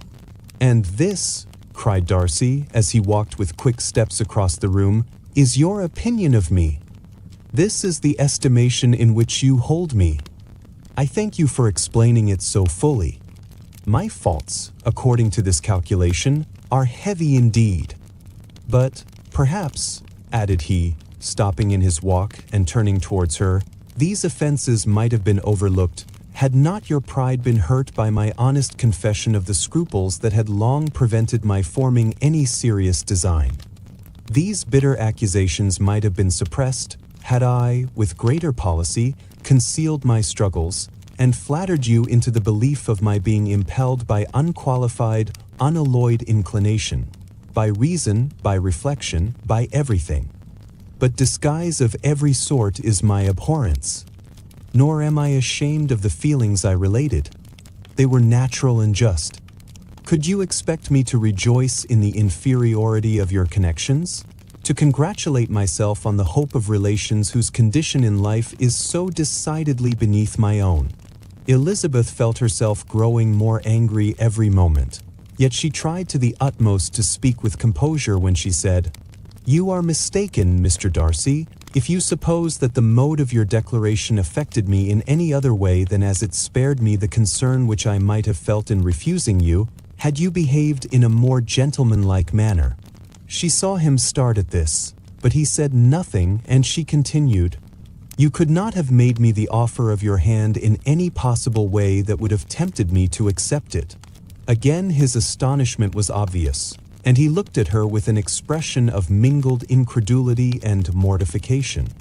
She went on, "From the very beginning, from the first moment, I may almost say, of my acquaintance with you, your manners impressing me with the fullest belief of your arrogance, your conceit, and your selfish disdain of the feelings of others, were such as to form that groundwork of disapprobation, on which succeeding events have built so immovable a dislike. And I had not known you a month before I felt that you were the last man in the world whom I could ever be prevailed on to marry. You have said quite enough, madam. I perfectly comprehend your feelings, and have now only to be ashamed of what my own have been. Forgive me for having taken up so much of your time, and accept my best wishes for your health and happiness." And with these words he hastily left the room, and Elizabeth heard him the next moment open the front door and quit the house. The tumult of her mind was now painfully great. She knew not how to support herself, and, from actual weakness, sat down and cried for half an hour. Her astonishment, as she reflected on what had passed, was increased by every review of it. That she should receive an offer of marriage from Mr. Darcy, that he should have been in love with her for so many months, so much in love as to wish to marry her in spite of all the objections which had made him prevent his friends marrying her sister, and which must appear at least with equal force in his own case, was almost incredible. It was gratifying to have inspired unconsciously so strong an affection. But his pride, his abominable pride, his shameless avowal of what he had done with respect to Jane, his unpardonable assurance in acknowledging, though he could not justify it, and the unfeeling manner which he had mentioned Mr. Wickham, his cruelty towards whom he had not attempted to deny, soon overcame the pity which the consideration of his attachment had for a moment excited. She continued in very agitating reflections till the sound of Lady Catherine's carriage made her feel how unequal she was to encounter Charlotte's observation, and hurried her away to her room. Hearing herself called, Elizabeth awoke the next morning to the same thoughts and meditations which had at length closed her eyes. She could not yet recover from the surprise of what had happened. It was impossible to think of anything else, and, totally indisposed for employment, she resolved soon after breakfast to indulge herself in air and exercise. She was proceeding directly to her favorite walk, when the recollection of Mr. Darcy's sometimes coming there stopped her, and instead of entering the park, she turned up the lane which led her farther from the turnpike road. The park paling was still the boundary on one side, and she soon passed one of the gates into the ground. After walking 2 or 3 times along that part of the lane, she was tempted, by the pleasantness of the morning, to stop at the gates and look into the park. The 5 weeks which she had now passed in Kent had made a great difference in the country, and every day was adding to the verdure of the early trees. She was on the point of continuing her walk when she caught a glimpse of a gentleman within the sort of grove which edged the park. He was moving that way, and fearful of its being Mr. Darcy, she was directly retreating. But the person who advanced was now near enough to see her, and stepping forward with eagerness, pronounced her name. She had turned away, but on hearing herself called, though in a voice which proved it to be Mr. Darcy, she moved again towards the gate. He had by that time reached it also, and holding out a letter, which she instinctively took, said, with a look of haughty composure, "I have been walking in the grove some time, in the hope of meeting you. Will you do me the honor of reading that letter?" And then, with a slight bow, turned again into the plantation, and was soon out of sight. With no expectation of pleasure, but with the strongest curiosity, Elizabeth opened the letter, and to her still increasing wonder, perceived an envelope containing 2 sheets of letter paper, written quite through, in a very close hand. Pursuing her way along the lane, she then began it. It was dated from Rosings at 8 o'clock in the morning, and was as follows. "Be not alarmed, madam, on receiving this letter, by the apprehension of its containing any repetition of those sentiments, or renewal of those offers, which were last night so disgusting to you. I write without any intention of paining you or humbling myself by dwelling on wishes, which, for the happiness of both, cannot be too soon forgotten, and the effort which the formation and the perusal of this letter must occasion, should have been spared, had not my character required it to be written and read. You must, therefore, pardon the freedom with which I demand your attention. Your feelings, I know, will bestow it unwillingly, but I demand it of your justice. 2 offenses of a very different nature, and by no means of equal magnitude, you last night laid to my charge. The first mentioned was that, regardless of the sentiments of either, I had detached Mr. Bingley from your sister, and the other, that I had, in defiance of various claims, in defiance of honor and humanity, ruined the immediate prosperity and blasted the prospects of Mr. Wickham.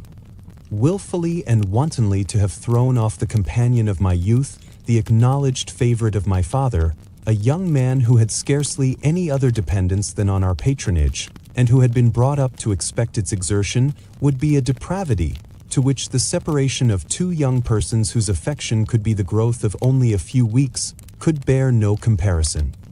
But from the severity of that blame which was last night so liberally bestowed, respecting each circumstance, I shall hope to be in future secured, when the following account of my actions and their motives has been read.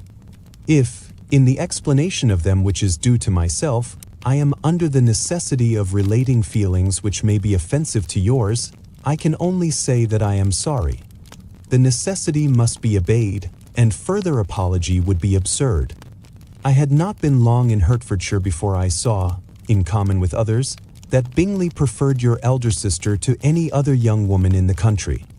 But it was not till the evening of the dance at Netherfield that I had any apprehension of his feeling a serious attachment. I had often seen him in love before. At that ball, while I had the honor of dancing with you, I was first made acquainted, by Sir William Lucas's accidental information, that Bingley's attentions to your sister had given rise to a general expectation of their marriage. He spoke of it as a certain event, of which the time alone could be undecided. From that moment I observed my friend's behavior attentively, and I could then perceive that his partiality for Miss Bennet was beyond what I had ever witnessed in him. Your sister I also watched. Her look and manners were open, cheerful, and engaging as ever, but without any symptom of peculiar regard, and I remained convinced, from the evening's scrutiny, that though she received his attentions with pleasure, she did not invite them by any participation of sentiment. If you have not been mistaken here, I must have been in an error. Your superior knowledge of your sister must make the latter probable. If it be so, if I have been misled by such error to inflict pain on her, your resentment has not been unreasonable. But I shall not scruple to assert that the serenity of your sister's countenance and air was such as might have given the most acute observer a conviction that, however amiable her temper, her heart was not likely to be easily touched. That I was desirous of believing her indifferent is certain, but I will venture to say that my investigations and decisions are not usually influenced by my hopes or fears.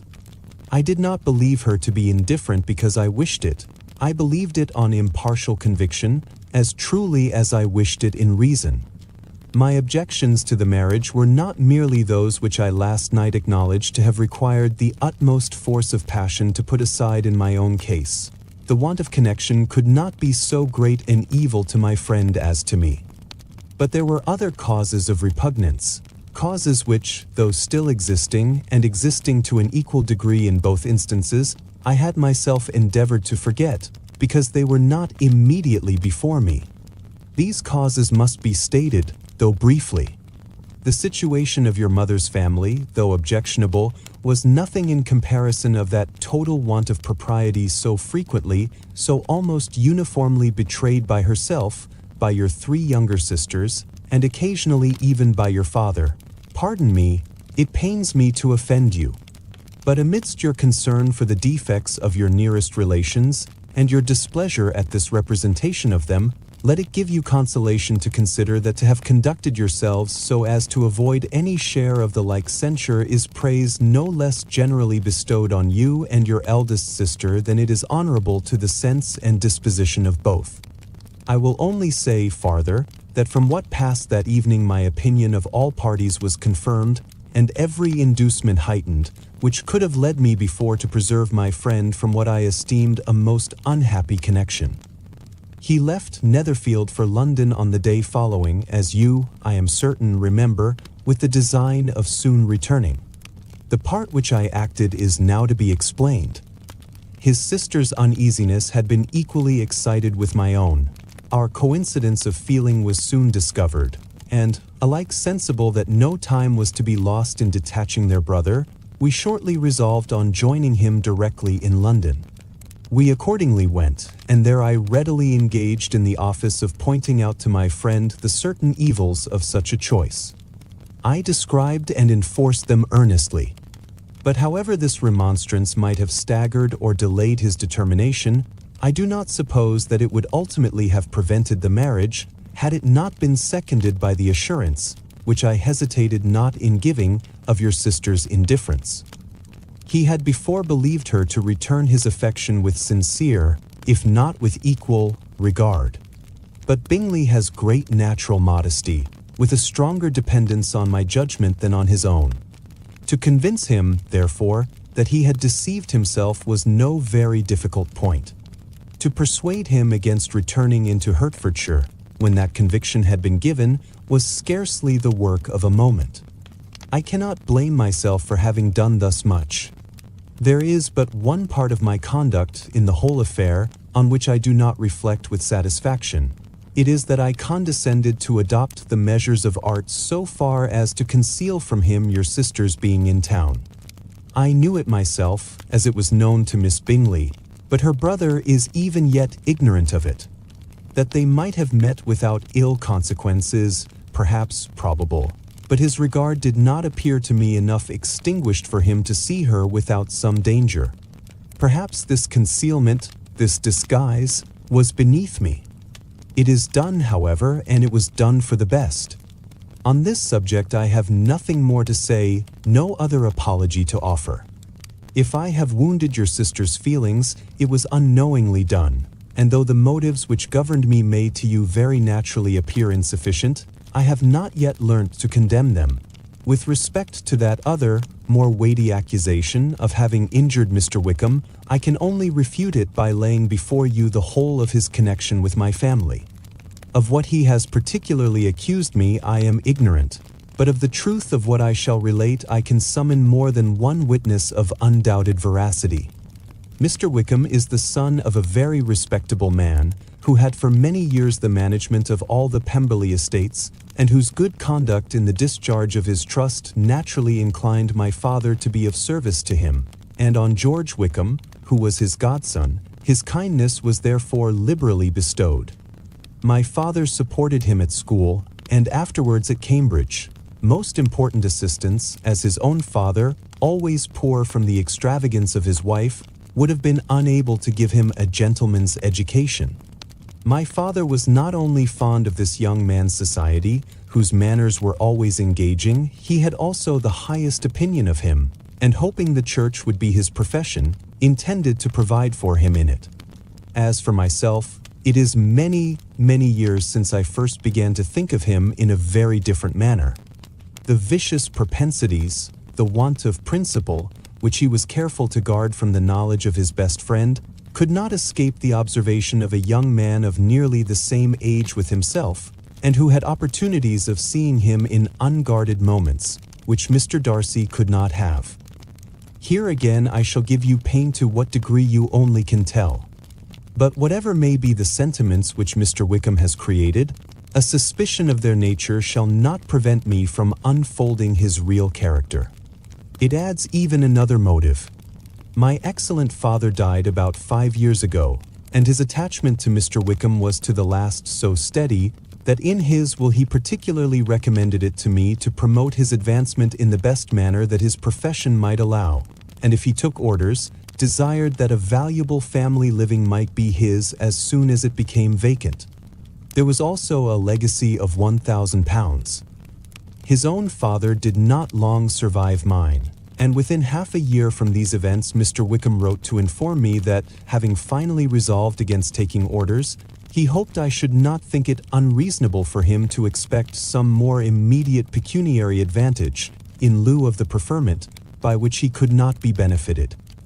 He had some intention, he added, of studying the law, and I must be aware that the interest of £1,000 would be a very insufficient support therein. I rather wished than believed him to be sincere, but at any rate was perfectly ready to accede to his proposal. I knew that Mr. Wickham ought not to be a clergyman. The business was therefore soon settled. He resigned all claim to assistance in the church, were it possible that he could ever be in a situation to receive it, and accepted in return £3,000. All connection between us seemed now dissolved. I thought too ill of him to invite him to Pemberley or admit his society in town. In town, I believe, he chiefly lived, but his studying the law was a mere pretense, and being now free from all restraint, his life was a life of idleness and dissipation. For about 3 years I heard little of him, but on the decease of the incumbent of the living which had been designed for him, he applied to me again by letter for the presentation. His circumstances, he assured me, and I had no difficulty in believing it, were exceedingly bad. He had found the law a most unprofitable study, and was now absolutely resolved on being ordained, if I would present him to the living in question, of which he trusted there could be little doubt, as he was well assured that I had no other person to provide for, and I could not have forgotten my revered father's intentions. You will hardly blame me for refusing to comply with this entreaty, or for resisting every repetition of it. His resentment was in proportion to the distress of his circumstances, and he was doubtless as violent in his abuse of me to others as in his reproaches to myself. After this period, every appearance of acquaintance was dropped. How he lived, I know not, but last summer he was again most painfully obtruded on my notice. I must now mention a circumstance which I would wish to forget myself, and which no obligation less than the present should induce me to unfold to any human being. Having said thus much, I feel no doubt of your secrecy. My sister, who is more than 10 years my junior, was left to the guardianship of my mother's nephew, Colonel Fitzwilliam, and myself. About a year ago, she was taken from school, and an establishment formed for her in London, and last summer she went with the lady who presided over it to Ramsgate, and thither also went Mr. Wickham, undoubtedly by design, for there proved to have been a prior acquaintance between him and Mrs. Young, in whose character we were most unhappily deceived, and by her connivance and aid he so far recommended himself to Georgiana, whose affectionate heart retained a strong impression of his kindness to her as a child, that she was persuaded to believe herself in love and to consent to an elopement. She was then but 15, which must be her excuse, and after stating her imprudence, I am happy to add that I owed the knowledge of it to herself. I joined them unexpectedly a day or two before the intended elopement, and then Georgiana, unable to support the idea of grieving and offending a brother whom she almost looked up to as a father, acknowledged the whole to me. You may imagine what I felt and how I acted. Regard for my sister's credit and feelings prevented any public exposure, but I wrote to Mr. Wickham, who left the place immediately, and Mrs. Young was of course removed from her charge. Mr. Wickham's chief object was unquestionably my sister's fortune, which is £30,000, but I cannot help supposing that the hope of revenging himself on me was a strong inducement. His revenge would have been complete indeed. This, madam, is a faithful narrative of every event in which we have been concerned together, and if you do not absolutely reject it as false, you will, I hope, acquit me henceforth of cruelty towards Mr. Wickham. I know not in what manner, under what form of falsehood he has imposed on you, but his success is not perhaps to be wondered at, ignorant as you previously were of everything concerning either. Detection could not be in your power, and suspicion certainly not in your inclination. You may possibly wonder why all this was not told you last night, but I was not then master enough of myself to know what could or ought to be revealed. For the truth of everything here related, I can appeal more particularly to the testimony of Colonel Fitzwilliam, who, from our near relationship and constant intimacy, and still more as one of the executors of my father's will, has been unavoidably acquainted with every particular of these transactions. If your abhorrence of me should make my assertions valueless, you cannot be prevented by the same cause from confiding in my cousin, and that there may be the possibility of consulting him, I shall endeavor to find some opportunity of putting this letter in your hands in the course of the morning. I will only add, God bless you. Fitzwilliam Darcy. Elizabeth, when Mr. Darcy gave her the letter, did not expect it to contain a renewal of his offers. She had formed no expectation at all of its contents. But such as they were, it may be well supposed how eagerly she went through them, and what a contrariety of emotion they excited. Her feelings as she read were scarcely to be defined. With amazement did she first understand that he believed any apology to be in his power, and steadfastly was she persuaded that he could have no explanation to give which a just sense of shame would not conceal. With a strong prejudice against everything he might say, she began his account of what had happened at Netherfield. She read with an eagerness which hardly left her power of comprehension, and from impatience of knowing what the next sentence might bring, was incapable of attending to the sense of the one before her eyes. His belief of her sister's insensibility she instantly resolved to be false, and his account of the real, the worst objections to the match, made her too angry to have any wish of doing him justice. He expressed no regret for what he had done which satisfied her. His style was not penitent, but haughty. It was all pride and insolence. But when this subject was succeeded by his account of Mr. Wickham, when she read, with somewhat clearer attention, a relation of events which, if true, must overthrow every cherished opinion of his worth, and which bore so alarming an affinity to his own history of himself, her feelings were yet more acutely painful and more difficult of definition. Astonishment, apprehension, and even horror oppressed her. She wished to discredit it entirely, repeatedly exclaiming, "This must be false. This cannot be. This must be the grossest falsehood." And when she had gone through the whole letter, though scarcely knowing anything of the last page or two, put it hastily away, protesting that she would not regard it, that she would never look in it again. In this perturbed state of mind, with thoughts that could rest on nothing, she walked on, but it would not do. In half a minute the letter was unfolded again, and collecting herself as well as she could, she again began the mortifying perusal of all that related to Wickham, and commanded herself so far as to examine the meaning of every sentence. The account of his connection with the Pemberley family was exactly what he had related himself, and the kindness of the late Mr. Darcy, though she had not before known its extent, agreed equally well with his own words. So far each recital confirmed the other, but when she came to the will, the difference was great. What Wickham had said of the living was fresh in her memory, and as she recalled his very words, it was impossible not to feel that there was gross duplicity on one side or the other, and for a few moments, she flattered herself that her wishes did not err.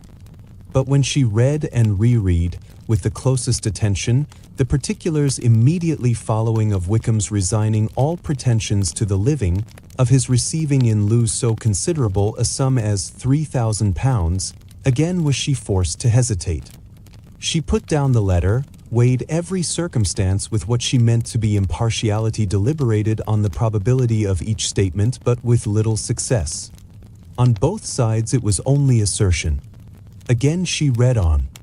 But every line proved more clearly that the affair, which she had believed it impossible that any contrivance could so represent as to render Mr. Darcy's conduct in it less than infamous, was capable of a turn which must make him entirely blameless throughout the whole. The extravagance and general profligacy which he scrupled not to lay to Mr. Wickham's charge exceedingly shocked her, the more so as she could bring no proof of its injustice. She had never heard of him before his entrance into the Shire militia, in which he had engaged at the persuasion of the young man, who, on meeting him accidentally in town, had there renewed a slight acquaintance. Of his former way of life, nothing had been known in Hertfordshire but what he told. Meeting accidentally in town. Himself. As to his real character, had information been in her power, she had never felt a wish of inquiring. His countenance, voice, and manner had established him at once in the possession of every virtue. She tried to recollect some instance of goodness, some distinguished trait of integrity or benevolence that might rescue him from the attacks of Mr. Darcy, or at least, by the predominance of virtue, atone for those casual errors, under which she would endeavor to class what Mr. Darcy had described as the idleness and vice of many years' continuance. But no such recollection befriended her. She could see him instantly before her in every charm of air and address, but she could remember no more substantial good than the general approbation of the neighborhood and the regard which his social powers had gained him in the mess. After pausing on this point a considerable while, she once more continued to read. But alas, the story which followed of his designs on Miss Darcy received some confirmation from what had passed between Colonel Fitzwilliam and herself only the morning before, and at last she was referred for the truth of every particular to Colonel Fitzwilliam himself, from whom she had previously received the information of his near concern in all his cousin's affairs, and whose character she had no reason to question.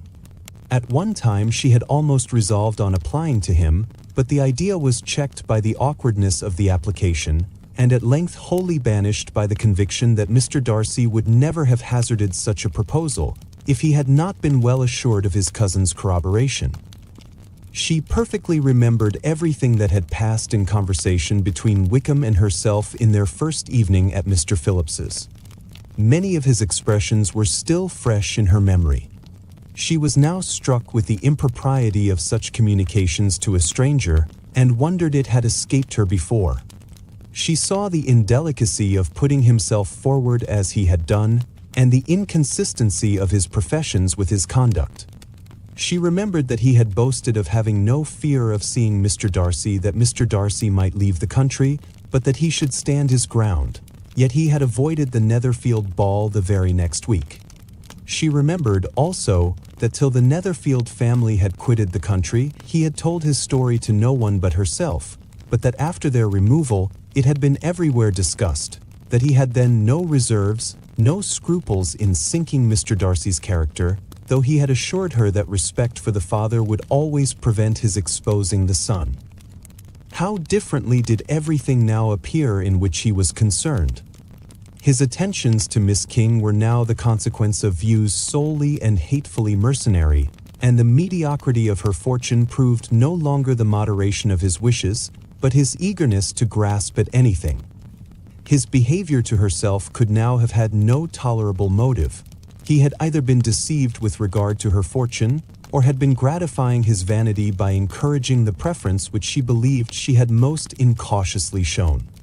Every lingering struggle in his favor grew fainter and fainter, and in further justification of Mr. Darcy, she could not but allow that Mr. Bingley, when questioned by Jane, had long ago asserted his blamelessness in the affair, that, proud and repulsive as were his manners, she had never, in the whole course of their acquaintance which had latterly brought them much together, and given her a sort of intimacy with his ways, seen anything that betrayed him to be unprincipled, or unjust, anything that spoke him of irreligious or immoral habits, that among his own connections he was esteemed and valued, that even Wickham had allowed him merit as a brother, and that she had often heard him speak so affectionately of his sister as to prove him capable of some amiable feeling, that had his actions been what Wickham represented them, so gross a violation of everything right could hardly have been concealed from the world, and that friendship between a person capable of it and such an amiable man as Mr. Bingley was incomprehensible.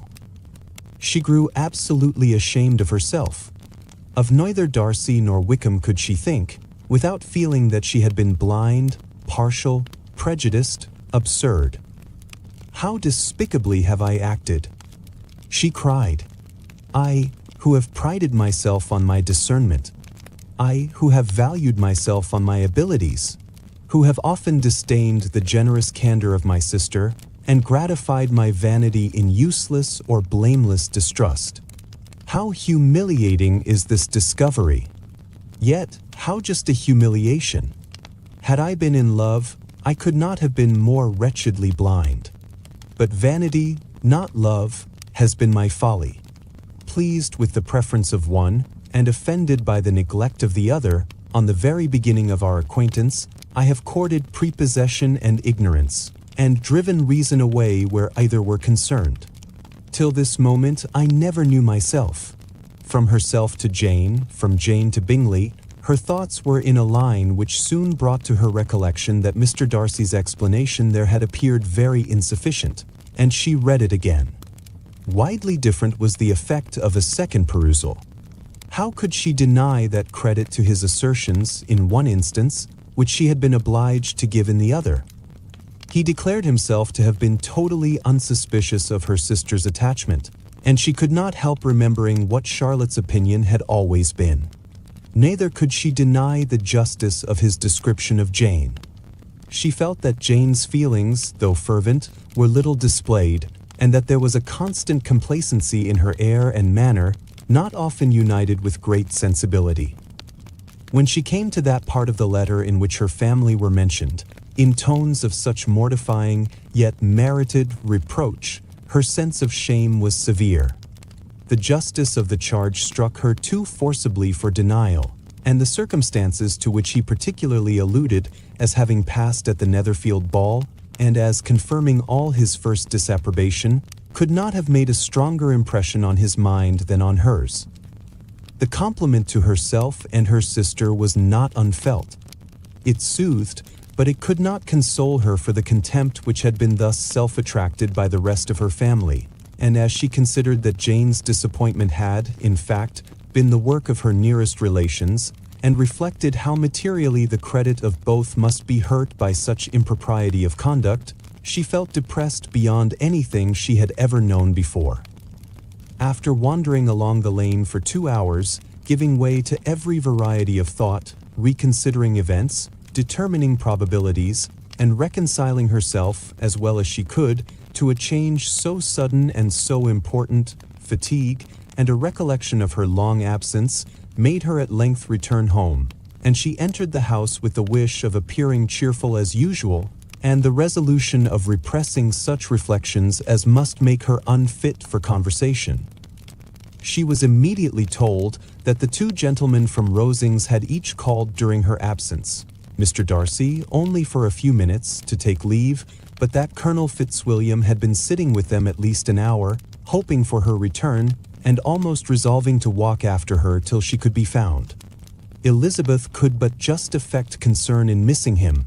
She really rejoiced at it. Colonel Fitzwilliam was no longer an object. She could think only of her letter. His parting obeisance.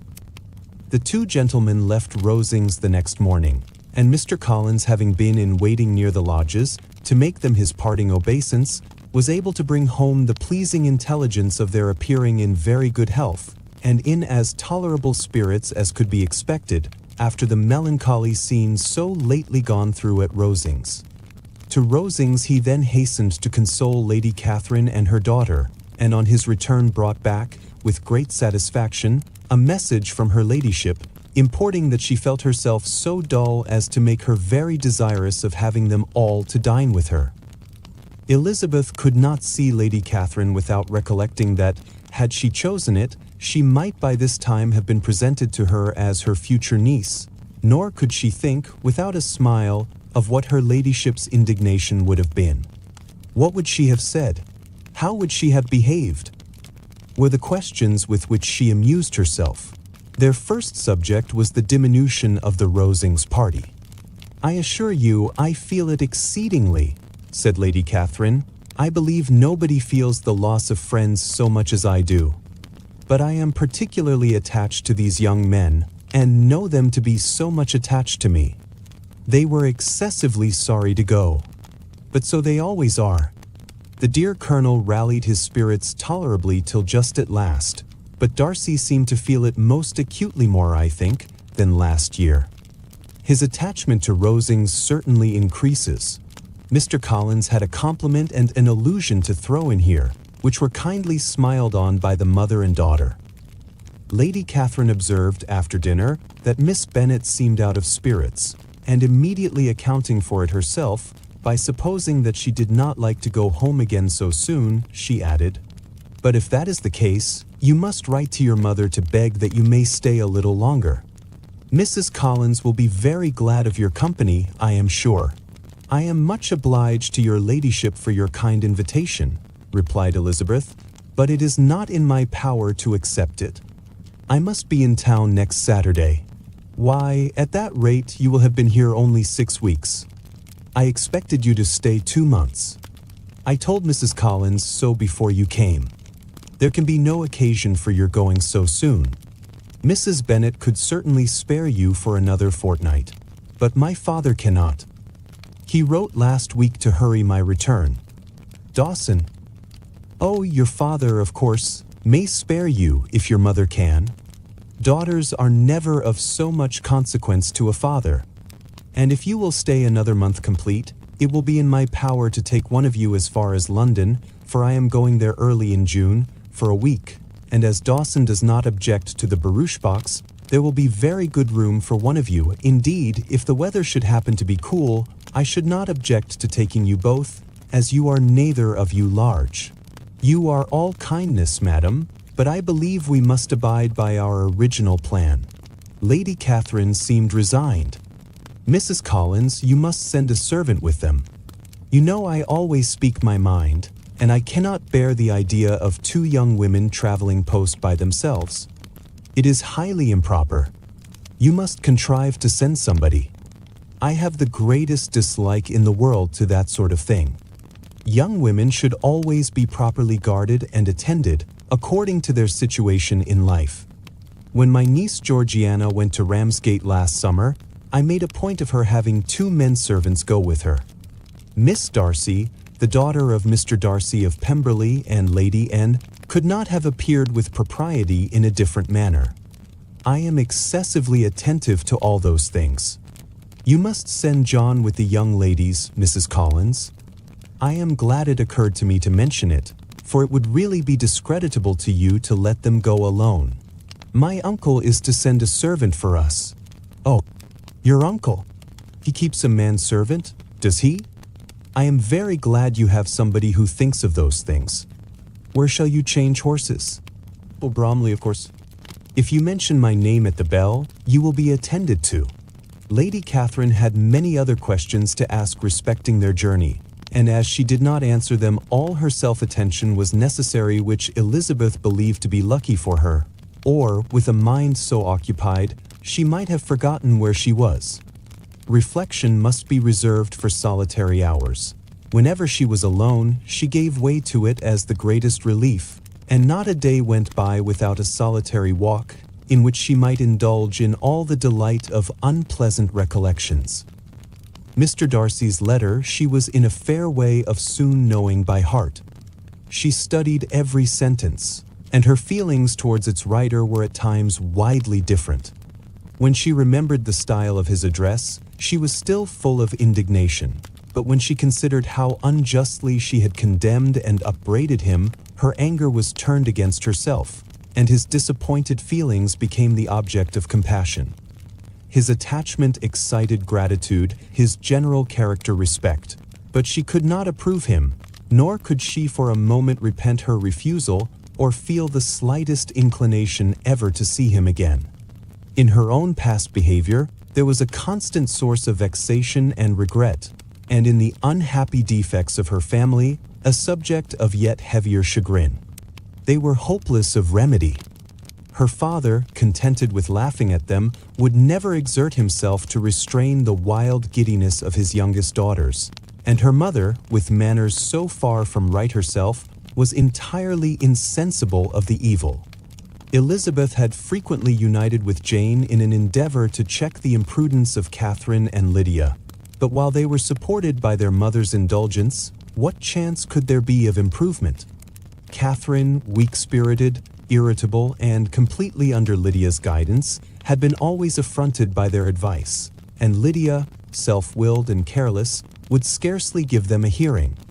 They were ignorant, idle, and vain.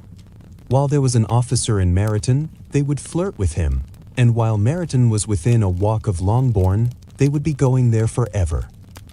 Anxiety on Jane's behalf was another prevailing concern, and Mr. Darcy's explanation, by restoring Bingley to all her former good opinion, heightened the sense of what Jane had lost. His affection was proved to have been sincere, and his conduct cleared of all blame, unless any could attach to the implicitness of his confidence in his friend. How grievous then was the thought that, of a situation so desirable in every respect, so replete with advantage, so promising for happiness, Jane had been deprived, by the folly and indecorum of her own family.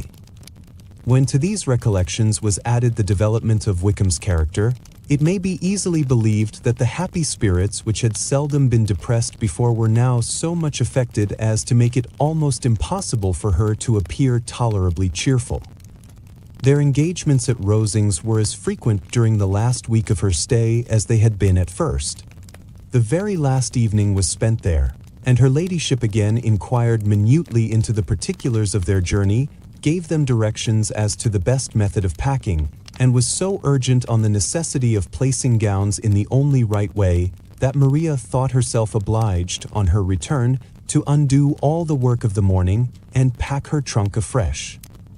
When they parted, Lady Catherine, with great condescension, wished them a good journey, and invited them to come to Hunsford again next year, and Miss de Bourgh exerted herself so far as to courtesy and hold out her hand to both. The elevation of his feelings. On Saturday morning, Elizabeth and Mr. Collins met for breakfast a few minutes before the others appeared, and he took the opportunity of paying the parting civilities which he deemed indispensably necessary. "I know not, Miss Elizabeth," said he, "whether Mrs. Collins has yet expressed her sense of your kindness in coming to us, but I am very certain you will not leave the house without receiving her thanks for it. The favor of your company has been much felt, I assure you. We know how little there is to tempt anyone to our humble abode. Our plain manner of living, our small rooms and few domestics, and the little we see of the world, must make Hunsford extremely dull to a young lady like yourself, but I hope you will believe us grateful for the condescension, and that we have done everything in our power to prevent you spending your time unpleasantly." Elizabeth was eager with her thanks and assurances of happiness. She had spent 6 weeks with great enjoyment, and the pleasure of being with Charlotte, and the kind attention she had received, must make her feel the obliged. Mr. Collins was gratified, and with a more smiling solemnity replied, "It gives me the greatest pleasure to hear that you have passed your time not disagreeably. We have certainly done our best, and most fortunately having it in our power to introduce you to very superior society, and from our connection with Rosings, the frequent means of varying the humble home scene, I think we may flatter ourselves that your Hunsford visit cannot have been entirely irksome. Our situation with regard to Lady Catherine's family is, indeed, the sort of extraordinary advantage and blessing which few can boast. You see on what a footing we are. You see how continually we are engaged there. In truth, I must acknowledge that, with all the disadvantages of this humble parsonage, I should not think anyone abiding in it an object of compassion, while they are sharers of our intimacy at Rosings." Words were insufficient for the elevation of his feelings, and he was obliged to walk about the room, while Elizabeth tried to unite civility and truth in a few short sentences. "You may, in fact, carry a very favorable report of us into Hertfordshire, my dear cousin. I flatter myself, at least, that you will be able to do so. Lady Catherine's great attentions to Mrs. Collins you have been a daily witness of, and altogether I trust it does not appear that your friend has drawn an unfortunate, but on this point it will be as well to be silent. Only let me assure you, my dear Miss Elizabeth, that I can from my heart most cordially wish you equal felicity in marriage. My dear Charlotte and I have but one mind and one way of thinking. There is in everything a most remarkable resemblance of character and ideas between us. We seem to have been designed for each other. Elizabeth could safely say that it was a great happiness where that was the case, and with equal sincerity could add that she firmly believed and rejoiced in his domestic comforts. She was not sorry, however, to have the recital of them interrupted by the entrance of the lady from whom they sprang. Poor Charlotte! It was melancholy to leave her to such society. But she had chosen it with her eyes open, and though evidently regretting that her visitors were to go, she did not seem to ask for compassion. Her home and her housekeeping, her parish and her poultry, and all their dependent concerns, had not yet lost their charms. At length the chaise arrived, the trunks were fastened on, the parcels placed within, and it was pronounced to be ready. After an affectionate parting between the friends, Elizabeth was attended to the carriage by Mr. Collins, and as they walked down the garden, he was commissioning her with his best respects to all her family, not forgetting his thanks for the kindness he had received at Longbourn in the winter, and his compliments to Mr. and Mrs. Gardiner, though unknown. He then handed her in, Maria followed, and the door was on the point of being closed, when he suddenly reminded them, with some consternation, that they had hitherto forgotten to leave any message for the ladies of Rosings. They had forgotten to leave any message. But, he added, you will of course wish to have your humble respects delivered to them, with your grateful thanks for their kindness to you while you have been here. Elizabeth made no objection. The door was then allowed to be shut, and the carriage drove off. "Good gracious!" cried Maria after a few minutes' silence. "It seems but a day or two since we first came, and yet how many things have happened." "A great many indeed," said her companion with a sigh. "We have dined 9 times at Rosings, besides drinking tea there twice. How much I shall have to tell," Elizabeth privately added, "and how much I shall have to conceal." Their journey was performed without much conversation or any alarm, and within 4 hours of their leaving Hunsford they reached Mr. Gardiner's house, where they were to remain a few days. Jane looked well, and Elizabeth had little opportunity of studying her spirits amidst the various engagements which the kindness of her aunt had reserved for them. But Jane was to go home with her, and at Longbourn there would be leisure enough for observation. It was not without an effort, meanwhile, that she could wait even for Longbourn, before she told her sister of Mr. Darcy's proposals. To know that she had the power of revealing what would so exceedingly astonish Jane, and must, at the same time, so highly gratify whatever of her own vanity she had not yet been able to reason away, was such a temptation to openness as nothing could have conquered, but the state of indecision in which she remained as to the extent of what she should communicate, and her fear, if she once entered on the subject, of being hurried into repeating something of Bingley, which might only grieve her. Sister further, how nicely we are crammed in. It was the second week in May, in which the three young ladies set out together from Gracechurch Street for the town of, in Hertfordshire, and as they drew near the appointed inn where Mr. Bennet's carriage was to meet them, they quickly perceived, in token of the coachman's punctuality, both Kitty and Lydia looking out of a dining room upstairs. These two girls had been above an hour in the place, happily employed in visiting an opposite milliner, watching the sentinel on guard, and dressing a salad and cucumber. After welcoming their sisters, they triumphantly displayed a table set out with such cold meat as an inn larder usually affords, exclaiming, "Is not this nice? Is not this an agreeable surprise? And we mean to treat you all," added Lydia, "but you must lend us the money, for we have just spent hours at the shop out there." Then showing her purchases, "Look here, I have bought this bonnet. I do not think it is very pretty, but I thought I might as well buy it as not. I shall pull it to pieces as soon as I get home, and see if I can make it up any better." And when her sisters abused it as ugly, she added, with perfect unconcern, "Oh, but there were 2 or 3 much uglier in the shop, and when I have bought some prettier colored satin to trim it with fresh, I think it will be very tolerable. Besides, it will not much signify what one wears this summer after the Shire have left Meryton, and they are going in a fortnight." "Are they indeed?" cried Elizabeth, with the greatest satisfaction.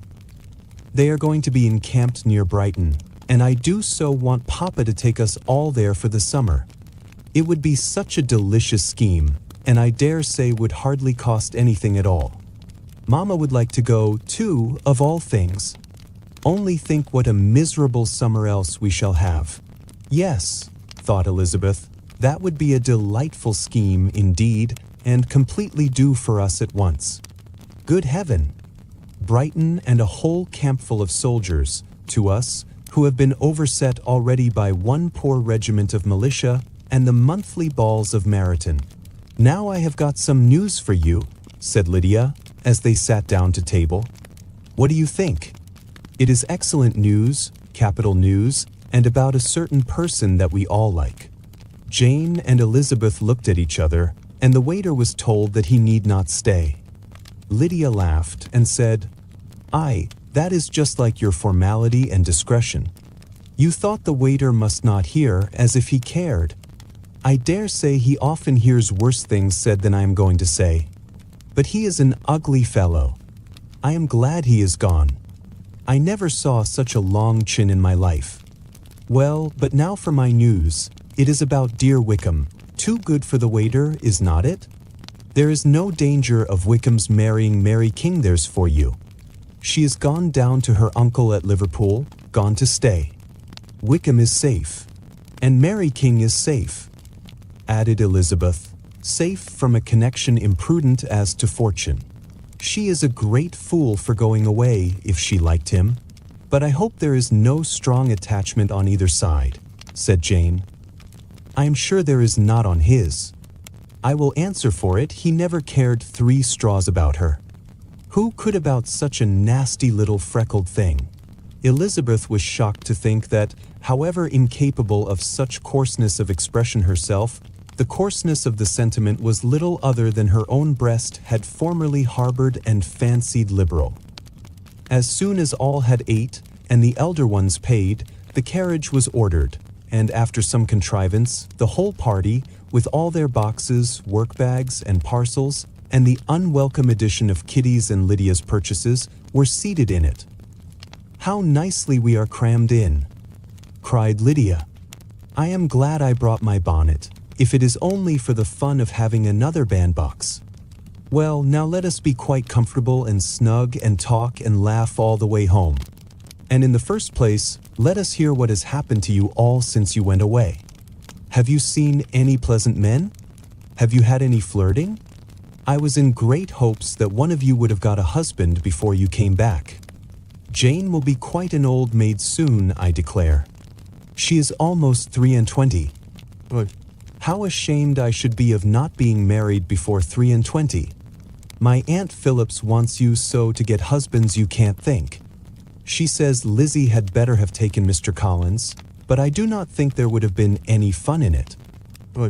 How I should like to be married before any of you, and then I would chaperone you about to all the balls. Dear me, we had such a good piece of fun the other day at Colonel Forster's. Kitty and me were to spend the day there, and Mrs. Forster promised to have a little dance in the evening. By the by, Mrs. Forster and me are such friends, and so she asked the two Harringtons to come, but Harriet was ill, and so Pen was forced to come by herself. And then, what do you think we did? We dressed up Chamberlain in woman's clothes, on purpose to pass for a lady. Only think what fun! Not a soul knew of it, but Colonel and Mrs. Forster and Kitty and me, except my aunt, for we were forced to borrow one of her gowns, and you cannot imagine how well he looked.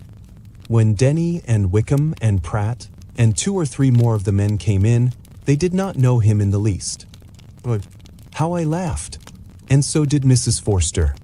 I thought I should have died.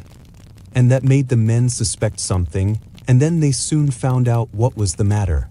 With such kind of histories of their parties and good jokes did Lydia, assisted by Kitty's hints and additions, endeavor to amuse her companions all the way to Longbourn. Elizabeth listened as little as she could, but there was no escaping the frequent mention of Wickham's name. Their reception at home was most kind. Mrs. Bennet rejoiced to see Jane in undiminished beauty, and more than once during dinner did Mr. Bennet say voluntarily to Elizabeth, "I am glad you are come back, Lizzie." Their party in the dining room was large, for almost all the Lucases came to meet Maria and hear the news, and various were the subjects which occupied them. Lady Lucas was inquiring of Maria, across the table, after the welfare and poultry of her eldest daughter. Mrs. Bennet was doubly engaged, on one hand collecting an account of the present fashions from Jane, who sat some way below her, and on the other, retailing them all to the younger Miss Lucases, and Lydia, in a voice rather louder than any other person's, was enumerating the various pleasures of the morning to anybody who would hear her. "Oh, Mary," said she, "I wish you had gone with us, for we had such fun. As we went along, Kitty and me drew up all the blinds, and pretended there was nobody in the coach, and I should have gone so all the way if Kitty had not been sick, and when we got to the George, I do think we behaved very handsomely, for we treated the other 3 with the nicest cold luncheon in the world, and if you would have gone, we would have treated you too. And then when we came away it was such fun. I thought we never should have got into the coach. I was ready to die of laughter. And then we were so merry all the way home. We talked and laughed so loud that anybody might have heard us 10 miles off." To this, Mary very gravely replied, "Far be it from me, my dear sister, to depreciate such pleasures. They would doubtless be congenial with the generality of female minds. But I confess they would have no charms for me. I should infinitely prefer a book." But of this answer Lydia heard not a word. She seldom listened to anybody for more than half a minute, and never attended to Mary at all. In the afternoon Lydia was urgent with the rest of the girls to walk to Meryton and see how everybody went on, but Elizabeth steadily opposed the scheme. It should not be said that the Miss Bennets could not be at home half a day before they were in pursuit of the officers. There was another reason, too, for her opposition. She dreaded seeing Wickham again, and was resolved to avoid it as long as possible. The comfort to her of the regiment's approaching removal was indeed beyond expression. In a fortnight they were to go, and once gone, she hoped there could be nothing more to plague her on his account. She had not been many hours at home before she found that the Brighton scheme, of which Lydia had given them a hint at the inn, was under frequent discussion between her parents. Elizabeth saw directly that her father had not the smallest intention of yielding, but his answers were at the same time so vague and equivocal that her mother, though often disheartened, had never yet despaired of succeeding at last. Elizabeth's impatience to acquaint Jane with what had happened could no longer be overcome, and at length resolving to suppress every particular in which her sister was concerned, and preparing her to be surprised, she related to her the next morning the chief of the scene between Mr. Darcy and herself. Miss Bennet's astonishment was soon lessened by the strong sisterly partiality which made any admiration of Elizabeth appear perfectly natural, and all surprise was shortly lost in other feelings. She was sorry that Mr. Darcy should have delivered his sentiments in a manner so little suited to recommend them, but still more was she grieved for the unhappiness which her sister's refusal must have given him. His being so sure of succeeding was wrong, said she, and certainly ought not to have appeared, but consider how much it must increase his disappointment. Indeed, replied Elizabeth, I am heartily sorry for him, but he has other feelings which will probably soon drive away his regard for me. You do not blame me, however, for refusing him. Blame you? Oh no, but you blame me for having spoken so warmly of Wickham? No, I do not know that you were wrong in saying what you did, but you will know it when I have told you what happened the very next day. She then spoke of the letter, repeating the whole of its contents as far as they concerned George Wickham. What a stroke was this for poor Jane, who would willingly have gone through the world without believing that so much wickedness existed in the whole race of mankind as was here collected in one individual. Nor was Darcy's vindication, though grateful to her feelings, capable of consoling her for such discovery. Most earnestly did she labor to prove the probability of error and seek to clear one, without involving the other. This will not do, said Elizabeth. You never will be able to make both of them good for anything. Take your choice, but you must be satisfied with only one. There is but such a quantity of merit between them, just enough to make one good sort of man, and of late it has been shifting about pretty much. For my part, I am inclined to believe it all Mr. Darcy's, but you shall do as you choose. It was some time, however, before a smile could be extorted from Jane. I do not know when I have been more shocked, said she. Wickham so very bad. It is almost past belief. And poor Mr. Darcy. Dear Lizzie, only consider what he must have suffered. Such a disappointment, and with the knowledge of your ill opinion too, and having to relate such a thing of his sister. It is really too distressing. I am sure you must feel it so. Oh no, my regret and compassion are all done away by seeing you so full of both. I know you will do him such ample justice, that I am growing every moment more unconcerned and indifferent. Your profusion makes me saving, and if you lament over him much longer, my heart will be as light as a feather. Poor Wickham! There is such an expression of goodness in his countenance, such an openness and gentleness in his manner. There certainly was some great mismanagement in the education of those two young men. One has got all the goodness, and the other all the appearance of it. I never thought Mr. Darcy so deficient in the appearance of it as you used to do. And yet I meant to be uncommonly clever in taking so decided a dislike to him, without any reason. It is such a spur to one's genius, such an opening for wit, to have a dislike of that kind. One may be continually abusive without saying anything just, but one cannot be always laughing at a man without now and then stumbling on something witty. Lizzie, when you first read that letter, I am sure you could not treat the matter as you do now. Indeed, I could not.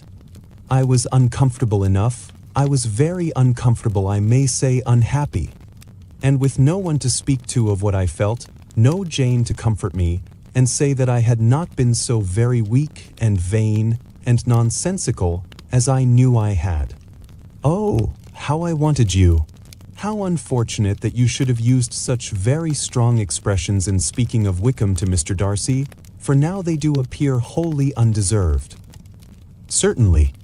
But the misfortune of speaking with bitterness is a most natural consequence of the prejudices I had been encouraging.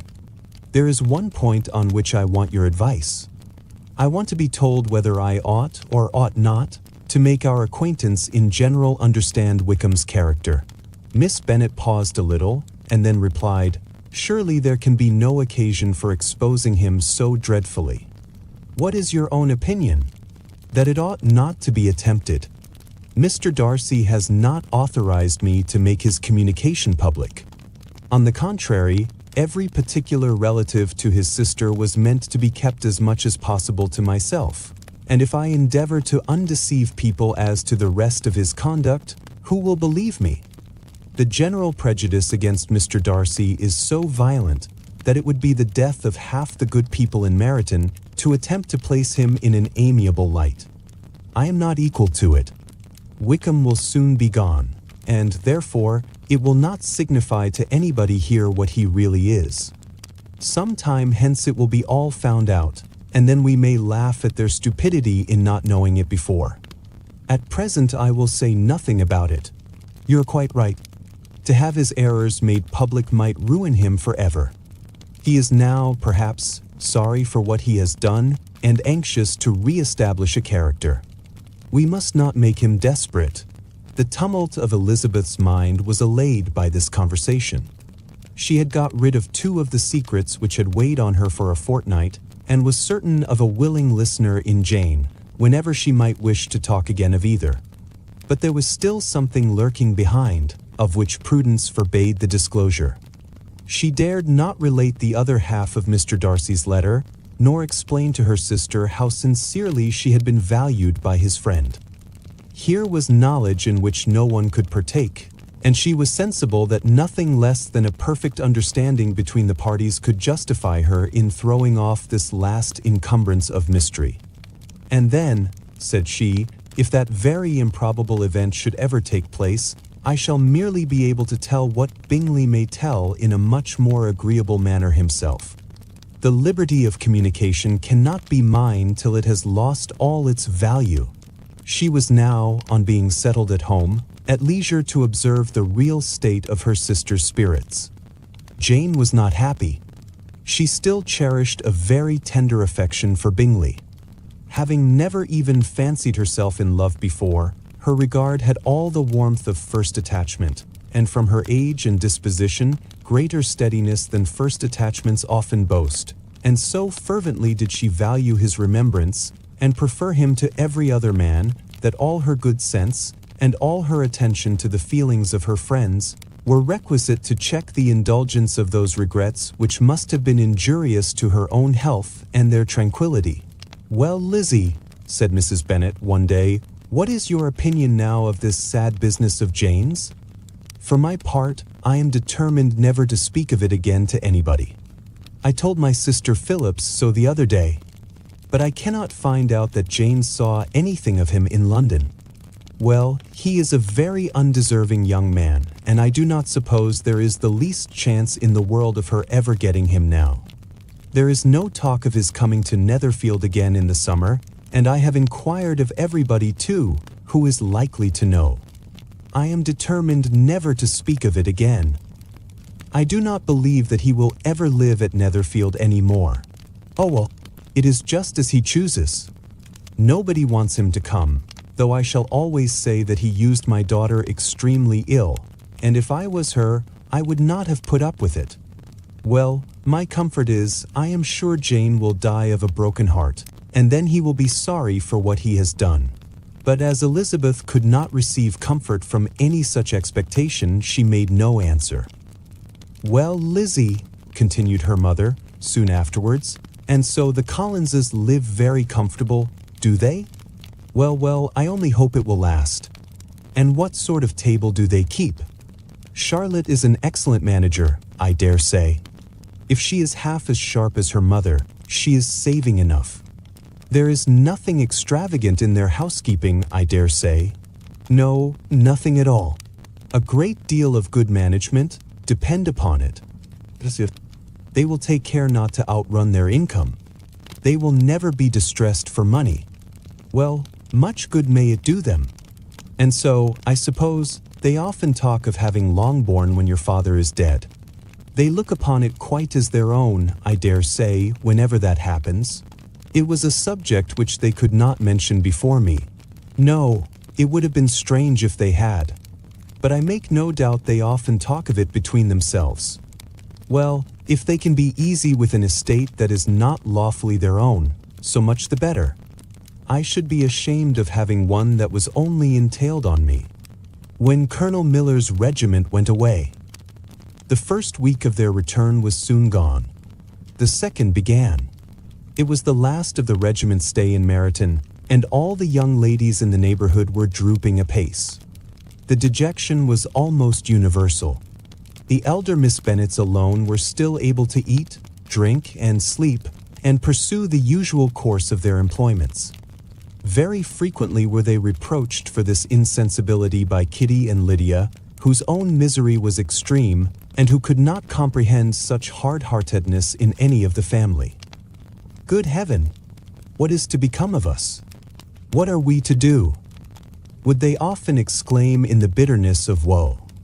How can you be smiling so, Lizzie? Their affectionate mother shared all their grief. She remembered what she had herself endured on a similar occasion 25 years ago. I am sure, said she, I cried for 2 days together when Colonel Miller's regiment went away. I thought I should have broke my heart. I am sure I shall break mine, said Lydia.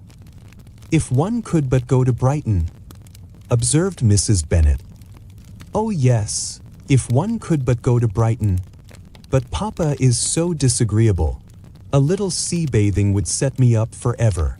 And my Aunt Phillips is sure it would do me a great deal of good, added Kitty.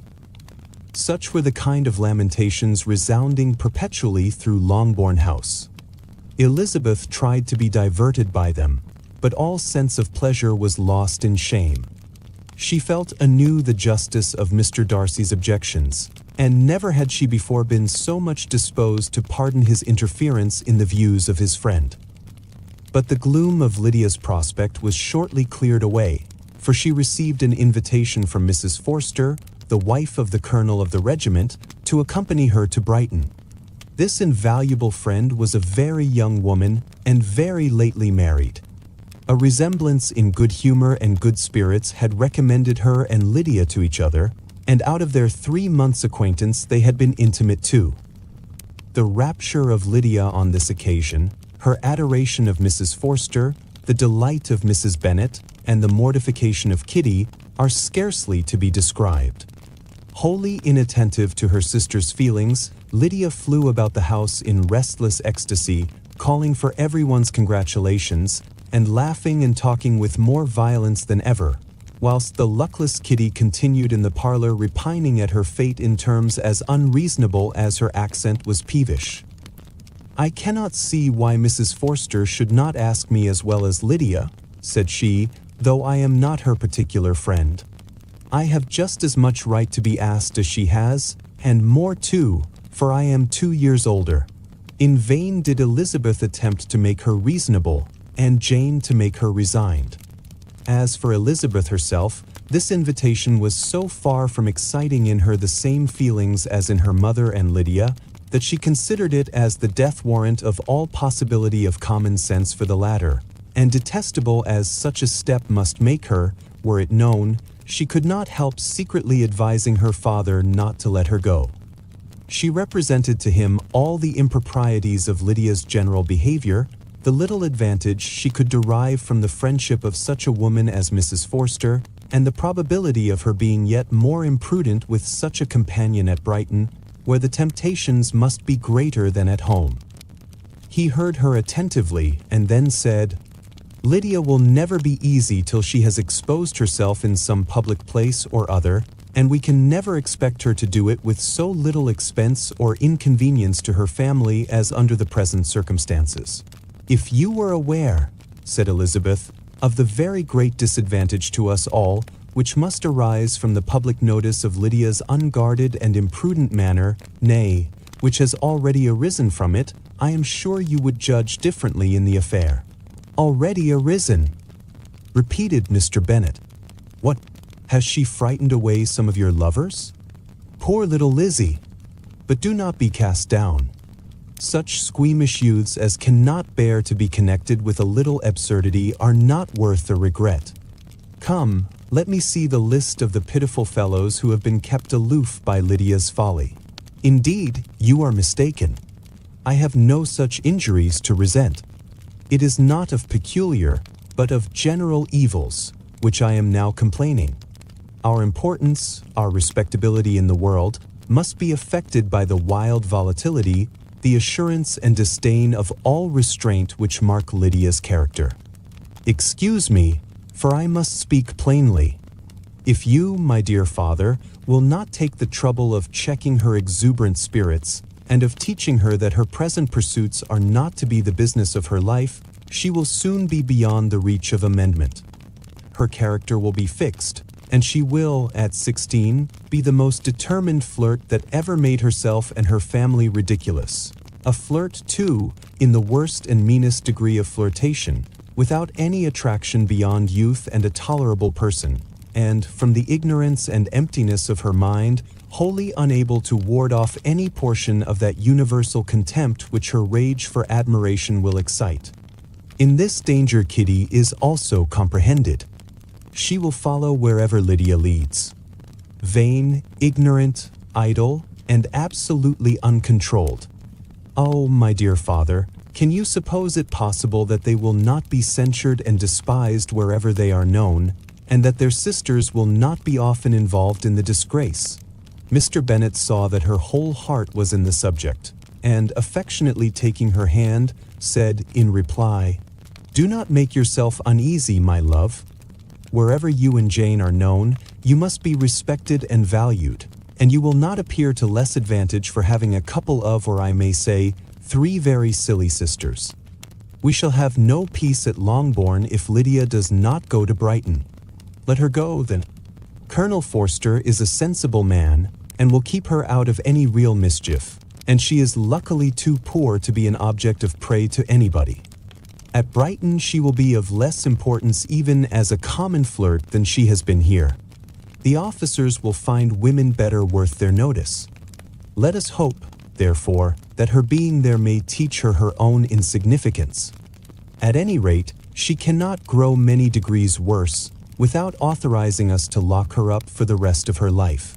With this answer Elizabeth was forced to be content, but her own opinion continued the same, and she left him disappointed and sorry. It was not in her nature, however, to increase her vexations by dwelling on them. She was confident of having performed her duty, and to fret over unavoidable evils, or augment them by anxiety, was no part of her disposition. Had Lydia and her mother known the substance of her conference with her father, their indignation would hardly have found expression in their united volubility. In Lydia's imagination, a visit to Brighton comprised every possibility of earthly happiness. She saw, with the creative eye of fancy, the streets of that gay bathing place covered with officers. She saw herself the object of attention to tens and to scores of them at present unknown. She saw all the glories of the camp, its tents stretched forth in beauteous uniformity of lines, crowded with the young and the gay, and dazzling with scarlet, and, to complete the view, she saw herself seated beneath a tent, tenderly flirting with at least 6 officers at once. Tenderly flirting!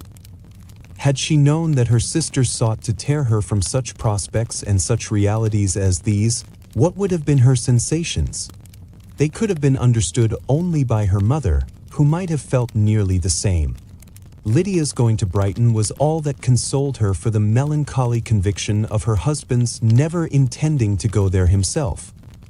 But they were entirely ignorant of what had passed, and their raptures continued, with little intermission, to the very day of Lydia's leaving home.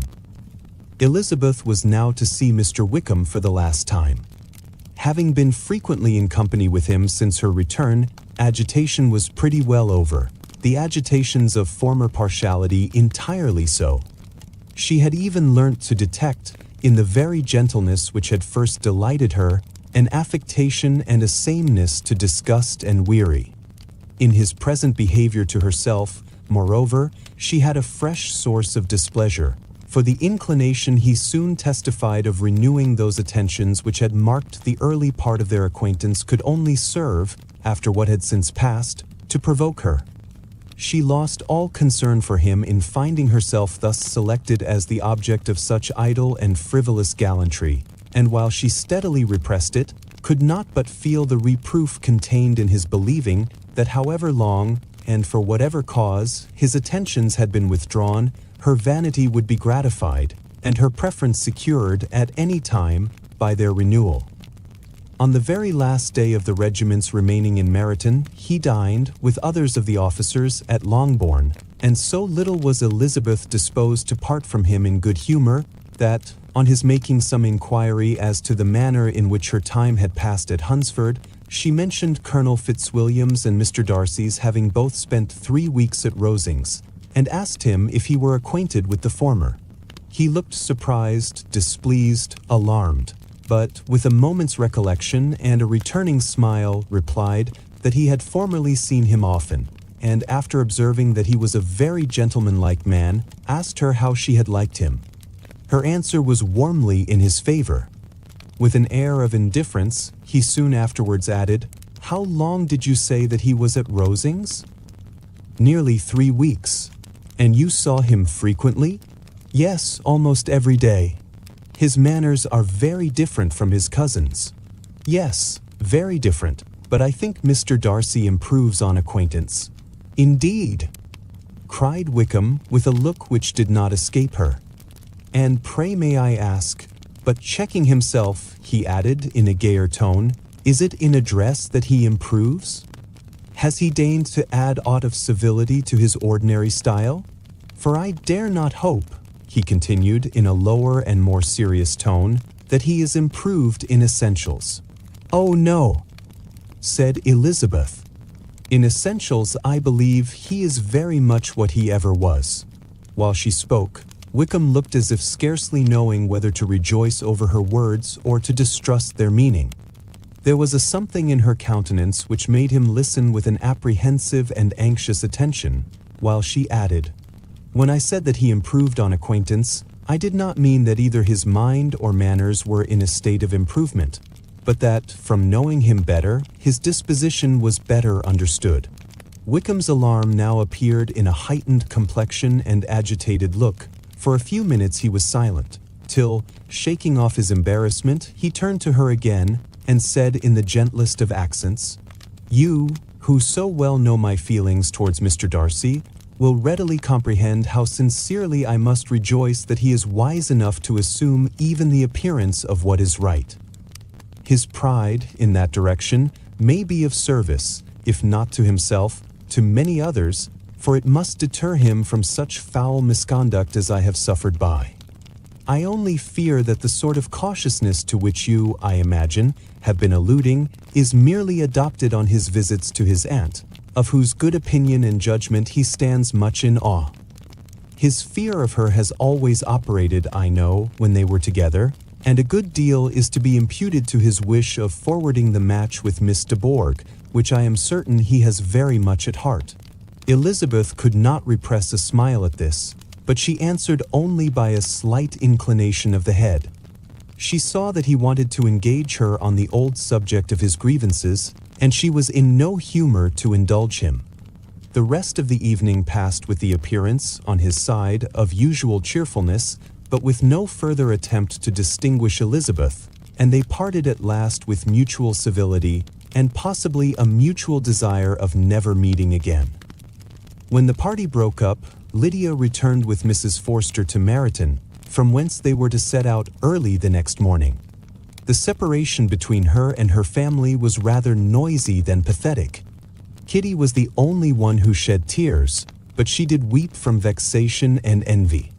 Mrs. Bennet was diffuse in her good wishes for the felicity of her daughter, and impressive in her injunctions that she would not miss the opportunity of enjoying herself as much as possible, advice which there was every reason to believe would be attended to, and, in the clamorous happiness of Lydia herself in bidding farewell, the more gentle adieus of her sisters were uttered without being heard. The arrival of the Gardiners. Had Elizabeth's opinion been all drawn from her own family, she could not have formed a very pleasing picture of conjugal felicity or domestic comfort. Her father, captivated by youth and beauty, and that appearance of good humour which youth and beauty generally give, had married a woman whose weak understanding and illiberal mind had very early in their marriage put an end to all real affection for her. Respect, esteem, and confidence had vanished forever, and all his views of domestic happiness were overthrown.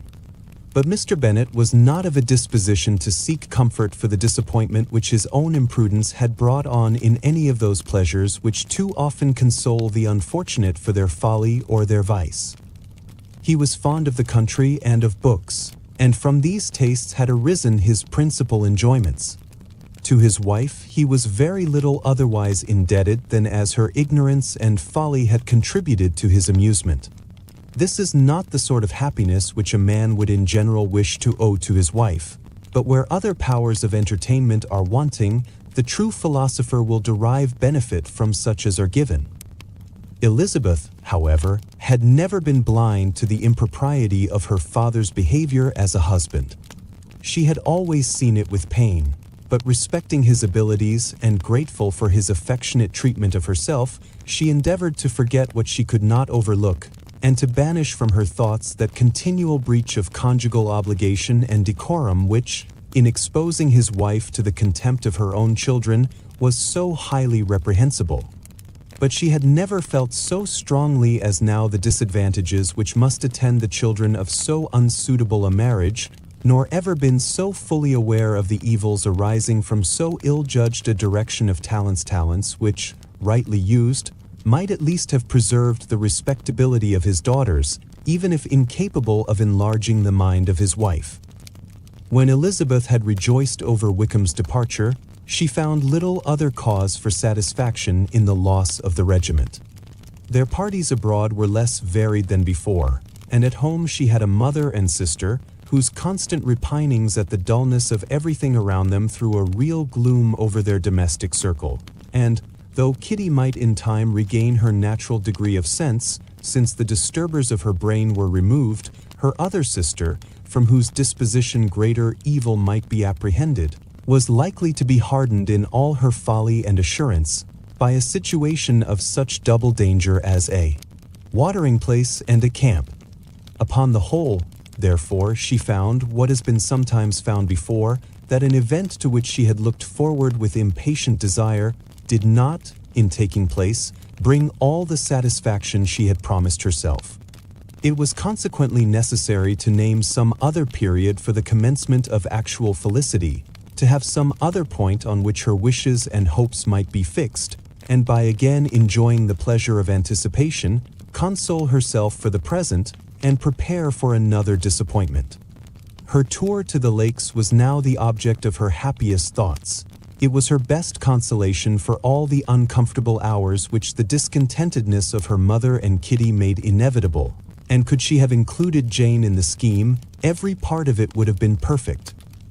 But it is fortunate, thought she, that I have something to wish for.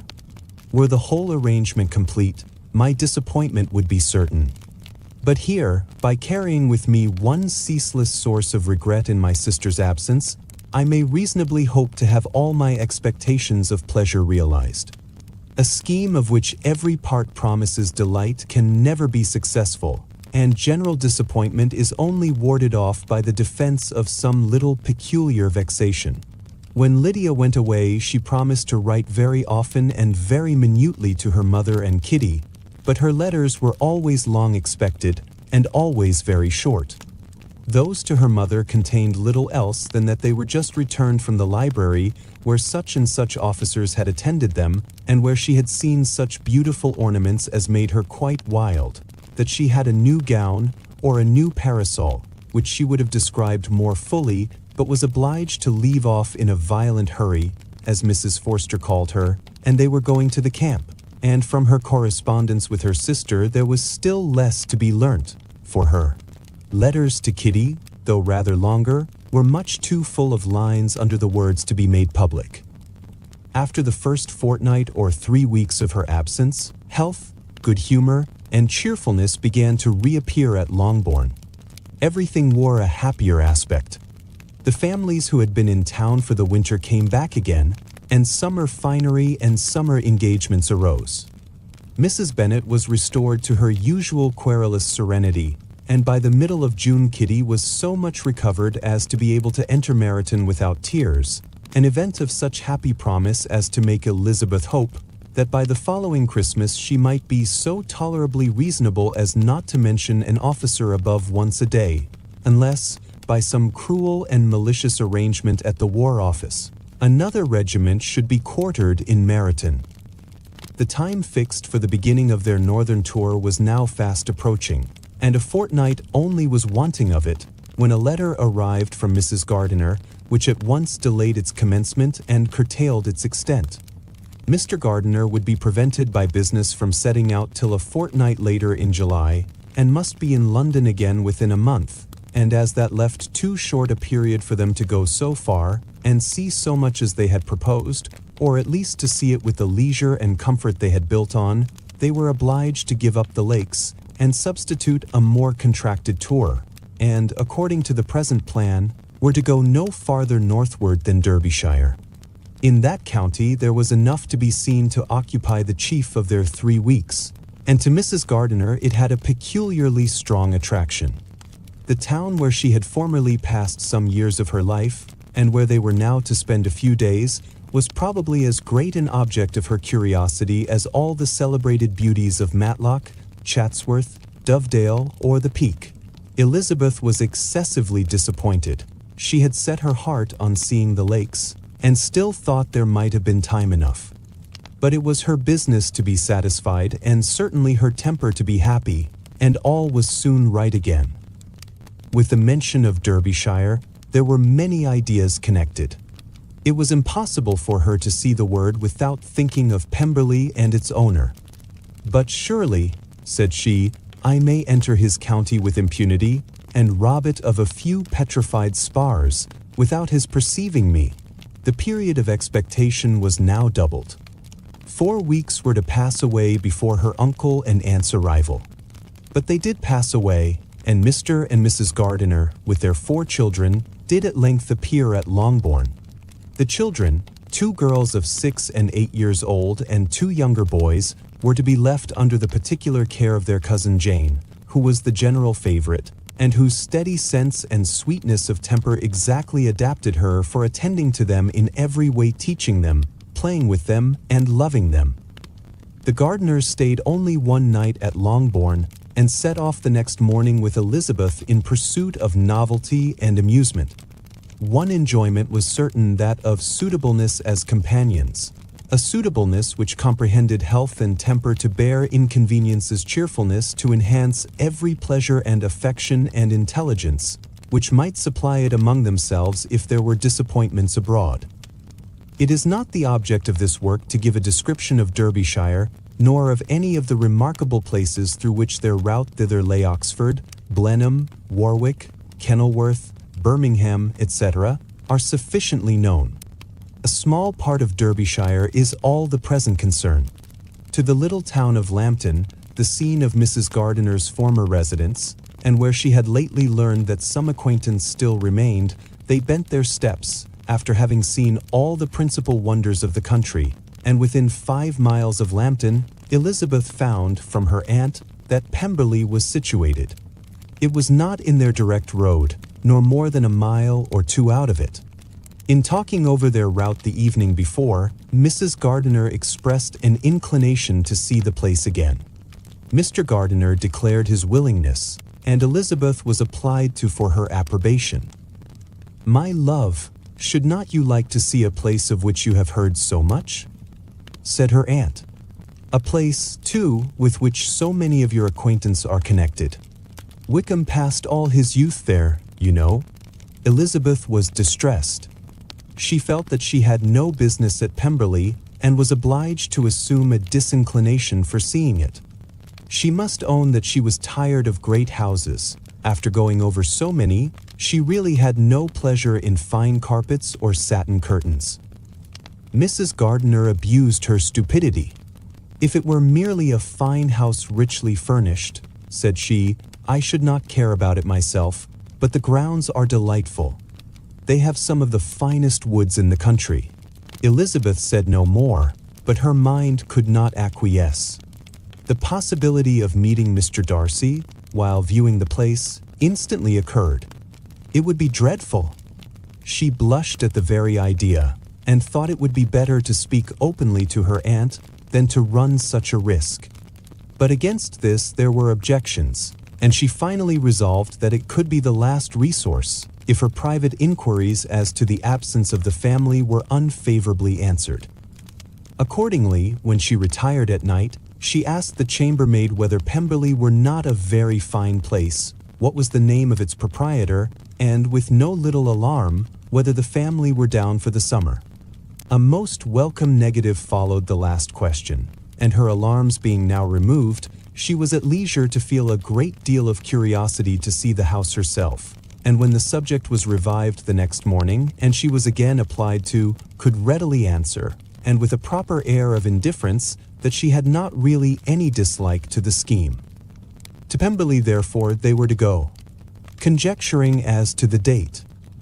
Elizabeth, as they drove along, watched for the first appearance of Pemberley Woods with some perturbation, and when at length they turned in at the lodge, her spirits were in a high flutter. The park was very large and contained great variety of ground. They entered it in one of its lowest points, and drove for some time through a beautiful wood stretching over a wide extent. Elizabeth's mind was too full for conversation, but she saw and admired every remarkable spot and point of view. They gradually ascended for half a mile, and then found themselves at the top of a considerable eminence, where the wood ceased, and the eye was instantly caught by Pemberley House, situated on the opposite side of the valley, into which the road with some abruptness wound.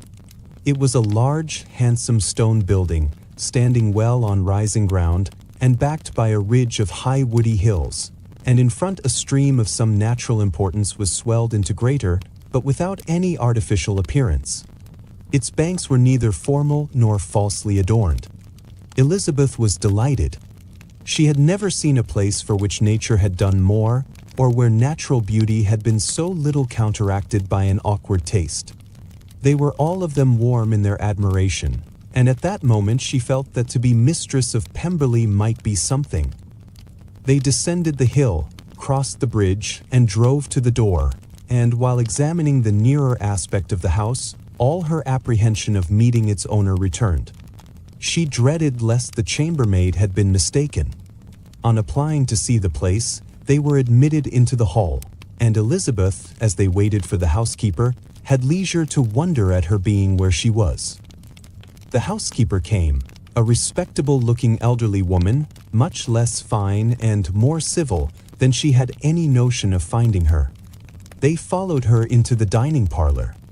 It was a large, well-proportioned room, handsomely fitted up.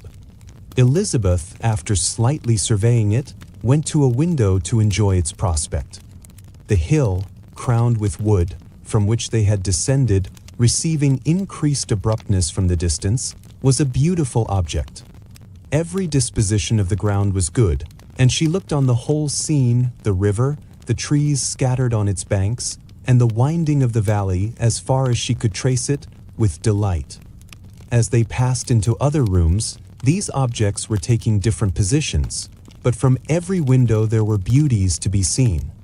The rooms were lofty and handsome, and their furniture suitable to the fortune of their proprietor, but Elizabeth saw, with admiration of his taste, that it was neither gaudy nor uselessly fine, with less of splendor and more real elegance than the furniture of Rosings. And of this place, thought she, I might have been mistress. With these rooms I might have now been familiarly acquainted. Instead of viewing them as a stranger, I might have rejoiced in them as my own, and welcomed to them as visitors my uncle and aunt. But no, recollecting herself, that could never be. My uncle and aunt would have been lost to me. I should not have been allowed to invite them. This was a lucky recollection. It saved her from something like regret. She longed to inquire of the housekeeper whether her master were really absent, but had not courage for it. At length, however, the question was asked by her uncle, and she turned away with alarm, while Mrs. Reynolds replied that he was, adding, "But we expect him tomorrow with a large party of friends." How rejoiced was Elizabeth that their own journey had not by any circumstance been delayed a day. Her aunt now called her to look at a picture. She approached, and saw the likeness of Mr. Wickham, suspended, amongst several other miniatures, over the mantelpiece. Her aunt asked her, smilingly, how she liked it. The housekeeper came forward, and told them it was the picture of a young gentleman, the son of her late master's steward, who had been brought up by him at his own expense. He is now gone into the army, she added, but I am afraid he has turned out very wild. Mrs. Gardiner looked at her niece with a smile, but Elizabeth could not return it. And that, said Mrs. Reynolds, pointing to another of the miniatures, is my master and very like him. It was drawn at the same time as the other about 8 years ago. I have heard much of your master's fine person, said Mrs. Gardiner, looking at the picture. It is a handsome face. But, Lizzie, you can tell us whether it is like or not. Mrs. Reynolds' respect for Elizabeth seemed to increase on this intimation of her knowing her master. Does that young lady know Mr. Darcy? Elizabeth colored and said, a little. And do not you think him a very handsome gentleman, ma'am? Yes, very handsome. I am sure I know none so handsome, but in the gallery upstairs you will see a finer, larger picture of him than this. This room was my late master's favorite room, and these miniatures are just as they used to be then. He was very fond of them. This accounted to Elizabeth for Mr. Wickham's being among them. Mrs. Reynolds then directed their attention to one of Miss Darcy, drawn when she was only 8 years old. And is Miss Darcy as handsome as her brother? Said Mr. Gardiner. Oh, yes, the handsomest young lady that ever was seen, and so accomplished. She plays and sings all day long. In the next room is a new instrument just come down for her, present from my master. She comes here tomorrow with him. Mr. Gardiner, whose manners were easy and pleasant, encouraged her communicativeness by his questions and remarks. Mrs. Reynolds, either from pride or attachment, had evidently great pleasure in talking of her master and his sister. Is your master much at Pemberley in the course of the year? Except, thought Elizabeth, when she goes to Ramsgate. If your master would marry, you might see more of him. Yes, sir, but I do not know when that will be. I do not know who is good enough for him. Mr. and Mrs. Gardiner smiled. Elizabeth could not help saying, it is very much to his credit, I am sure, that you should think so. I say no more than the truth, and what everybody will say that knows him, replied the other. Elizabeth thought this was going pretty far, and she listened with increasing astonishment as the housekeeper added, I have never had a cross word from him in my life, and I have known him ever since he was 4 years old. This was praise of all others most extraordinary, most opposite to her ideas. That he was not a good-tempered man had been her firmest opinion. Her keenest attention was awakened. She longed to hear more, and was grateful to her uncle for saying, there are very few people of whom so much can be said. You are lucky in having such a master. Yes, sir, I know I am. If I were to go through the world, I could not meet with a better. But I have always observed that they who are good-natured when children are good-natured when they grow up, and he was always the sweetest-tempered, most generous-hearted boy in the world. Elizabeth almost stared at her. Can this be Mr. Darcy? Thought she. His father was an excellent man, said Mrs. Gardiner. Yes, ma'am, that he was indeed, and his son will be just like him, just as affable to the poor. Elizabeth listened, wondered, doubted, and was impatient for more. Mrs. Reynolds could interest her on no other point. She related the subjects of the pictures, the dimensions of the rooms, and the price of the furniture in vain.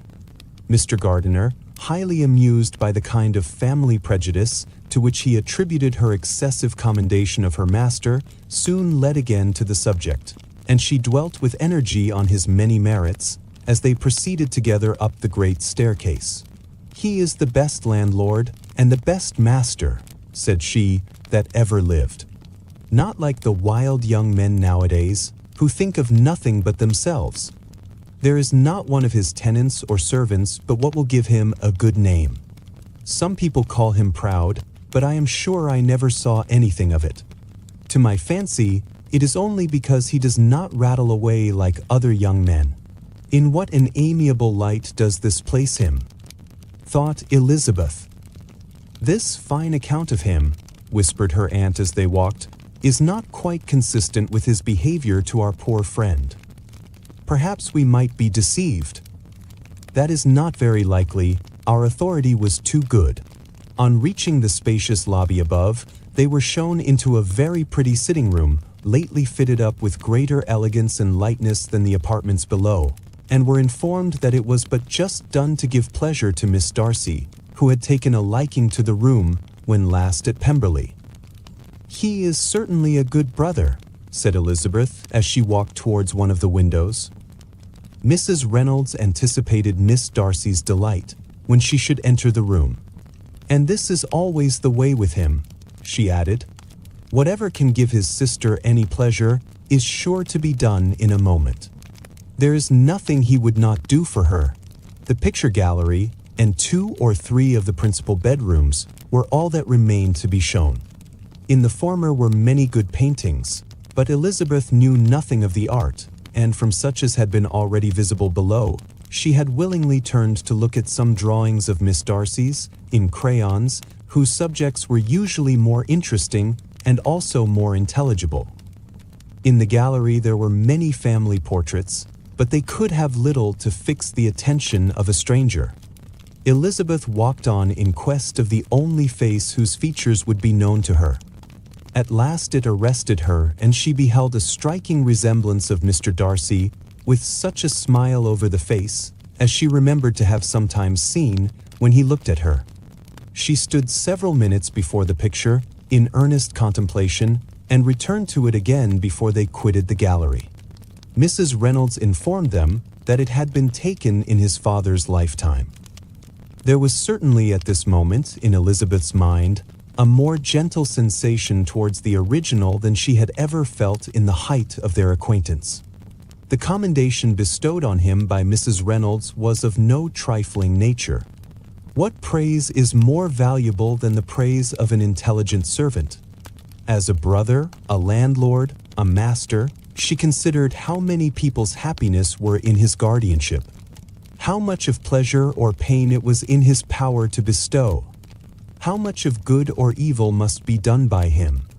Every idea that had been brought forward by the housekeeper was favorable to his character, and as she stood before the canvas, on which he was represented, and fixed his eyes upon herself, she thought of his regard with a deeper sentiment of gratitude than it had ever raised before. She remembered its warmth, and softened its impropriety of expression.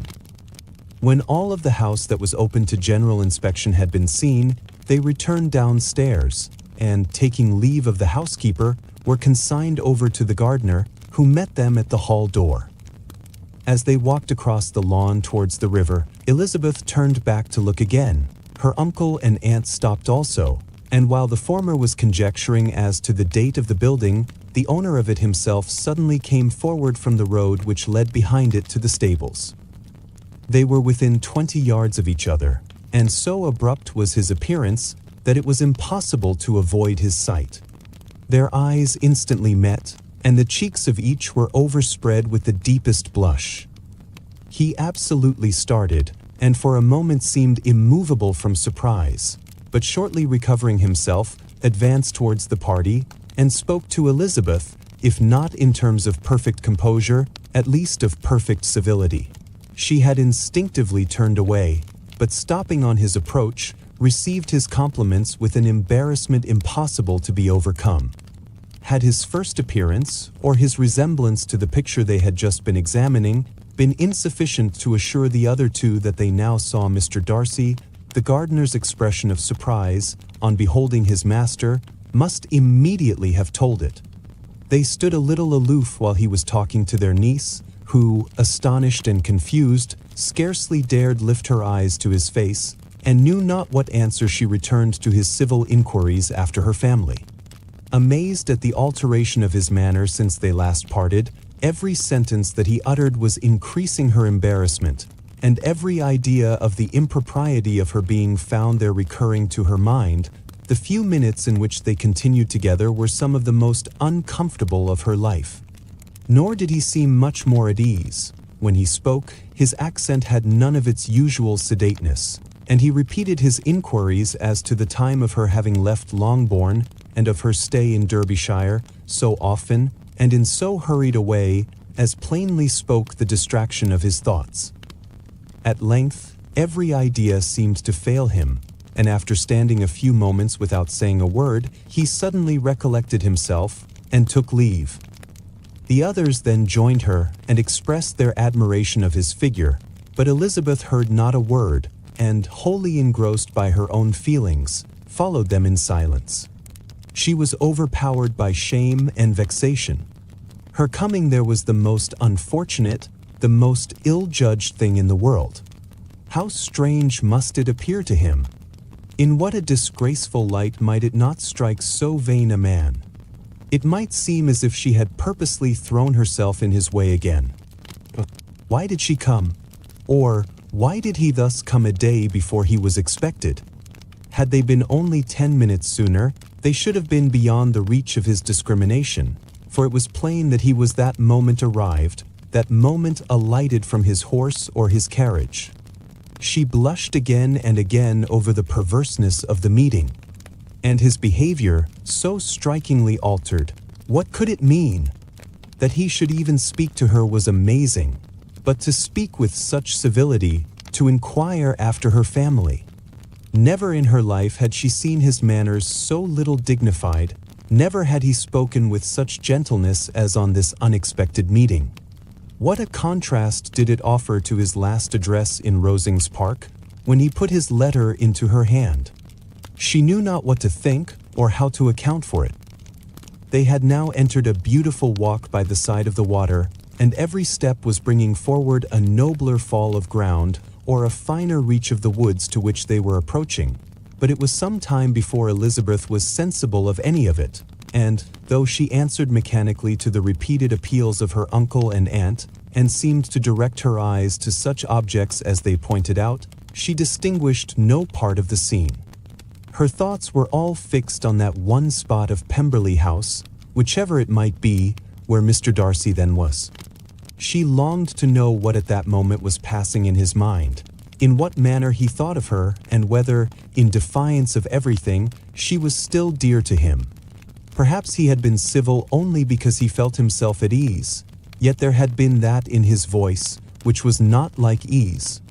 Whether he had felt more of pain or of pleasure in seeing her, she could not tell, but he certainly had not seen her with composure. At length, however, the remarks of her companions on her absence of mind roused her, and she felt the necessity of appearing more like herself. They entered the woods, and, bidding adieu to the river for a while, ascended some of the higher grounds, whence, in spots where the opening of the trees gave the eye power to wander, were many charming views of the valley, the opposite hills, with the long range of woods overspreading many, and occasionally part of the stream. Mr. Gardiner expressed a wish of going round the whole park, but feared it might be beyond a walk. With a triumphant smile, they were told that it was 10 miles round. It settled the matter, and they pursued the accustomed circuit, which brought them again, after some time, in a descent among hanging woods, to the edge of the water and one of its narrowest parts. They crossed it by a simple bridge, in character with the general air of the scene. It was a spot less adorned than any they had yet visited, and the valley, here contracted into a glen, allowed room only for the stream and a narrow walk amidst the rough coppicewood which bordered it. Elizabeth longed to explore its windings, but when they had crossed the bridge and perceived their distance from the house, Mrs. Gardiner, who was not a great walker, could go no farther, and thought only of returning to the carriage as quickly as possible. Her niece was, therefore, obliged to submit, and they took their way towards the house on the opposite side of the river, in the nearest direction. But their progress was slow, for Mr. Gardiner, though seldom able to indulge the taste, was very fond of fishing, and was so much engaged in watching the occasional appearance of some trout in the water and talking to the man about them that he advanced but little. Whilst wandering on in this slow manner, they were again surprised, and Elizabeth's astonishment was quite equal to what it had been at first, by the sight of Mr. Darcy approaching them and at no great distance. The walk being here less sheltered than on the other side, allowed them to see him before they met. Elizabeth, however astonished, was at least more prepared for an interview than before, and resolved to appear and to speak with calmness, if he really intended to meet them. For a few moments, indeed, she felt that he would probably strike into some other path. The idea lasted while a turning in the walk concealed him from their view. The turning past, he was immediately before them. With a glance, she saw that he had lost none of his recent civility, and to imitate his politeness, she began as they met to admire the beauty of the place. But she had not got beyond the words delightful and charming when some unlucky recollections obtruded, and she fancied that praise of Pemberley from her might be mischievously construed. Her color changed, and she said no more. Mrs. Gardiner was standing a little behind, and on her pausing, he asked her if she would do him the honor of introducing him to her friends.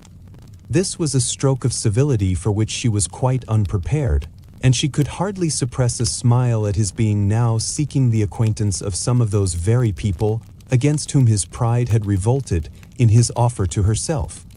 What will be his surprise, thought she, when he knows who they are? He takes them now for people of fashion. The introduction, however, was immediately made, and as she named their relationship to herself, she stole a sly look at him to see how he bore it, and was not without the expectation of his decamping as fast as he could from such disgraceful companions. That he was surprised by the connection was evident. He sustained it, however, with fortitude, and, so far from going away, turned back with them and entered into conversation with Mr. Gardiner. Elizabeth could not but be pleased, could not but triumph. It was consoling that he should know she had some relations for whom there was no need to blush. She listened most attentively to all that passed between them, and gloried in every expression, every sentence of her uncle, which marked his intelligence, his taste, or his good manners. The conversation soon turned upon fishing, and she heard Mr. Darcy invite him, with the greatest civility, to fish there as often as he chose, while he continued in the neighborhood, offering at the same time to supply him with fishing tackle, and pointing out those parts of the stream where there was usually most sport. Mrs. Gardiner, who was walking arm in arm with Elizabeth, gave her a look expressive of her wonder. Elizabeth said nothing, but it gratified her exceedingly. The compliment must be all for herself. Her astonishment, however, was extreme, and continually was she repeating, "Why is he so altered? From what can it proceed? It cannot be for me, it cannot be for my sake that his manners are thus softened. My reproofs at Hunsford could not work such a change as this. It is impossible that he should still love me." After walking some time in this way, the two ladies in front, the two gentlemen behind, on resuming their places, after descending to the brink of the river for the better inspection of some curious water plant, there chanced to be a little alteration. It originated in Mrs. Gardiner, who, fatigued by the exercise of the morning, found Elizabeth's arm inadequate to her support, and consequently preferred her husband's. Mr. Darcy took her place by her niece, and they walked on together. After a short silence, the lady first spoke. She wished him to know that she had been assured of his absence before she came to the place, and accordingly began by observing that his arrival had been very unexpected, "for your housekeeper," she added, "informed us that you would certainly not be here till tomorrow, and indeed, before we left Bakewell, we understood that you were not immediately expected in the country." He acknowledged the truth of it all, and said that business with his steward had occasioned his coming forward a few hours before the rest of the party with whom he had been traveling. "They will join me early tomorrow," he continued, "and among them are some who will claim an acquaintance with you, Mr. Bingley and his sisters." Elizabeth answered only by a slight bow. Her thoughts were instantly driven back to the time when Mr. Bingley's name had been last mentioned between them, and if she might judge from his complexion, his mind was not very differently engaged. "There is also one other person in the party," he continued after a pause, "who more particularly wishes to be known to you. Will you allow me, or do I ask too much, to introduce my sister to your acquaintance during your stay at Lambton?" The surprise of such an application was great indeed. It was too great for her to know in what manner she acceded to it. She immediately felt that whatever desire Miss Darcy might have of being acquainted with her must be the work of her brother, and without looking farther, it was satisfactory. It was gratifying to know that his resentment had not made him think really ill of her. They now walked on in silence, each of them deep in thought. Elizabeth was not comfortable, that was impossible, but she was flattered and pleased. His wish of introducing his sister to her was a compliment of the highest kind. They soon outstripped the others, and when they had reached the carriage, Mr. and Mrs. Gardiner were half a quarter of a mile behind. He then asked her to walk into the house, but she declared herself not tired, and they stood together on the lawn. At such a time much might have been said, and silence was very awkward. She wanted to talk, but there seemed an embargo on every subject. At last she recollected that she had been traveling, and they talked of Matlock and Dovedale with great perseverance. Yet time and her aunt moved slowly, and her patience and her ideas were nearly worn out before the tete was over. On Mr. and Mrs. Gardiner's coming up, they were all pressed to go into the house and take some refreshment, but this was declined, and they parted on each side with the utmost politeness. Mr. Darcy handed the ladies into the carriage, and when it drove off, Elizabeth saw him walking slowly towards the house. The observations of her uncle and aunt now began, and each of them pronounced him to be infinitely superior to anything they had expected. "He is perfectly well behaved, polite and unassuming," said her uncle. "There is something a little stately in him, to be sure," replied her aunt, "but it is confined to his air, and is not unbecoming. I can now say with the housekeeper that though some people may call him proud, I have seen nothing of it. I was never more surprised than by his behavior to us. It was more than civil, it was really attentive, and there was no necessity for such attention. His acquaintance with Elizabeth was very trifling." "To be sure, Lizzie," said her aunt, "he is not so handsome as Wickham, or rather he has not Wickham's countenance, for his features are perfectly good. But how came you to tell us that he was so disagreeable?" Elizabeth excused herself as well as she could, said that she had liked him better when they met in Kent than before, and that she had never seen him so pleasant as this morning. "But perhaps he may be a little whimsical in his civilities," replied her uncle. "Your great men often are, and therefore I shall not take him at his word about fishing, as he might change his mind another day, and warn me off his grounds." Elizabeth felt that they had entirely mistaken his character, but said nothing. "From what we have seen of him," continued Mrs. Gardiner, "I really should not have thought that he could have behaved in so cruel a way by anybody as he has done by poor Wickham. He has not an ill-natured look. On the contrary, there is something pleasing about his mouth when he speaks, and there is something of dignity in his countenance that would not give one an unfavorable idea of his heart. But, to be sure, the good lady who showed us the house did give him a most flaming character. I could hardly help laughing aloud sometimes. But he is a liberal master, I suppose, and that, in the eye of a servant, comprehends every virtue." Elizabeth here felt herself called on to say something in vindication of his behavior to Wickham, and, therefore, gave them to understand, in as guarded a manner as she could, that by what she had heard from his relations in Kent, his actions were capable of a very different construction, and that his character was by no means so faulty, nor Wickham's so amiable, as they had been considered in Hertfordshire. In confirmation of this, she related the particulars of all the pecuniary transactions in which they had been connected, without actually naming her authority, but stating it to be such as might be relied on. Mrs. Gardiner was surprised and concerned, but as they were now approaching the scene of her former pleasures, every idea gave way to the charm of recollection, and she was too much engaged in pointing out to her husband all the interesting spots in its environs to think of anything else. Fatigued as she had been by the morning's walk, they had no sooner dined than she set off again in quest of her former acquaintance, and the evening was spent in the satisfactions of an intercourse renewed after many years' discontinuance. The occurrences of the day were too full of interest to leave Elizabeth much attention for any of these new friends, and she could do nothing but think, and think with wonder, of Mr. Darcy's civility, and, above all, of his wishing her to be acquainted with his sister. Elizabeth had settled it that Mr. Darcy would bring his sister to visit her the very day after her reaching Pemberley, and was, consequently, resolved not to be out of sight of the inn the whole of that morning. But her conclusion was false, for on the very morning after their own arrival at Lambton these visitors came.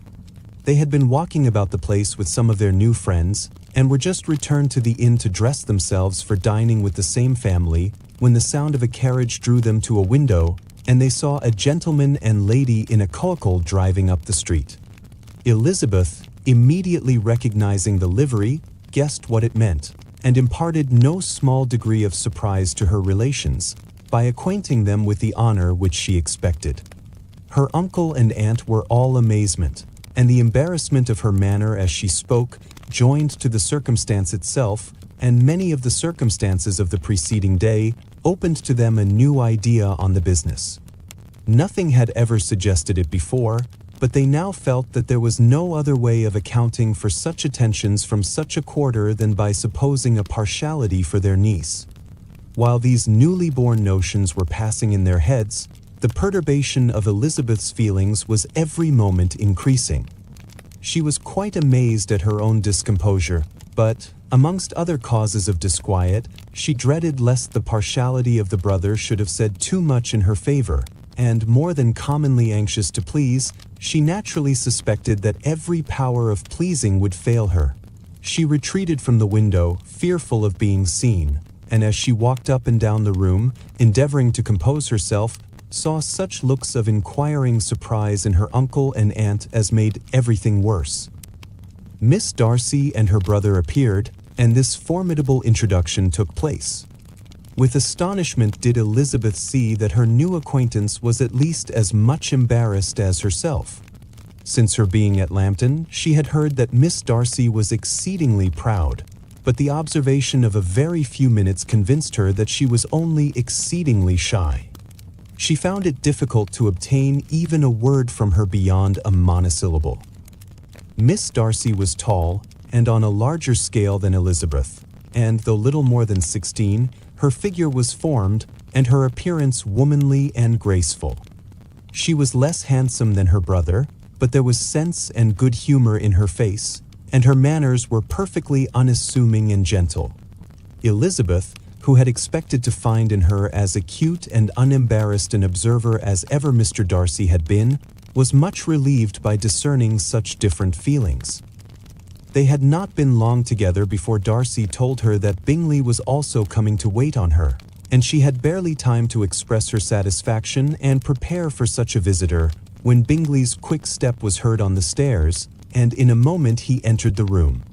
All Elizabeth's anger against him had been long done away, but had she still felt any, it could hardly have stood its ground against the unaffected cordiality with which he expressed himself on seeing her again. He inquired in a friendly, though general, way after her family, and looked and spoke with the same good-humored ease that he had ever done. To Mr. and Mrs. Gardiner he was scarcely a less interesting personage than to herself. They had long wished to see him. The whole party before them, indeed, excited a lively attention. The suspicions which had just arisen of Mr. Darcy and their niece directed their observation towards each with an earnest, though guarded, inquiry, and they soon drew from those inquiries the full conviction that one of them at least knew what it was to love. Of the lady's sensations they remained a little in doubt, but that the gentleman was overflowing with admiration was evident enough. Elizabeth, on her side, had much to do. She wanted to ascertain the feelings of each of her visitors, she wanted to compose her own, and to make herself agreeable to all, and in the latter object, where she feared most to fail, she was most sure of success, for those to whom she endeavored to give pleasure were prepossessed in her favor.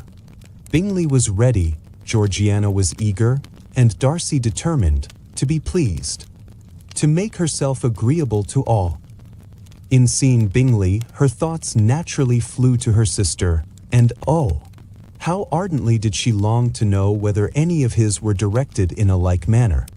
Sometimes she could fancy that he talked less than on former occasions, and once or twice pleased herself with the notion that, as he looked at her, he was trying to trace a resemblance. But, though this might be imaginary, she could not be deceived as to his behavior to Miss Darcy, who had been set up as a rival to Jane. No look appeared on either side that spoke particular regard. Nothing occurred between them that could justify the hopes of his sister.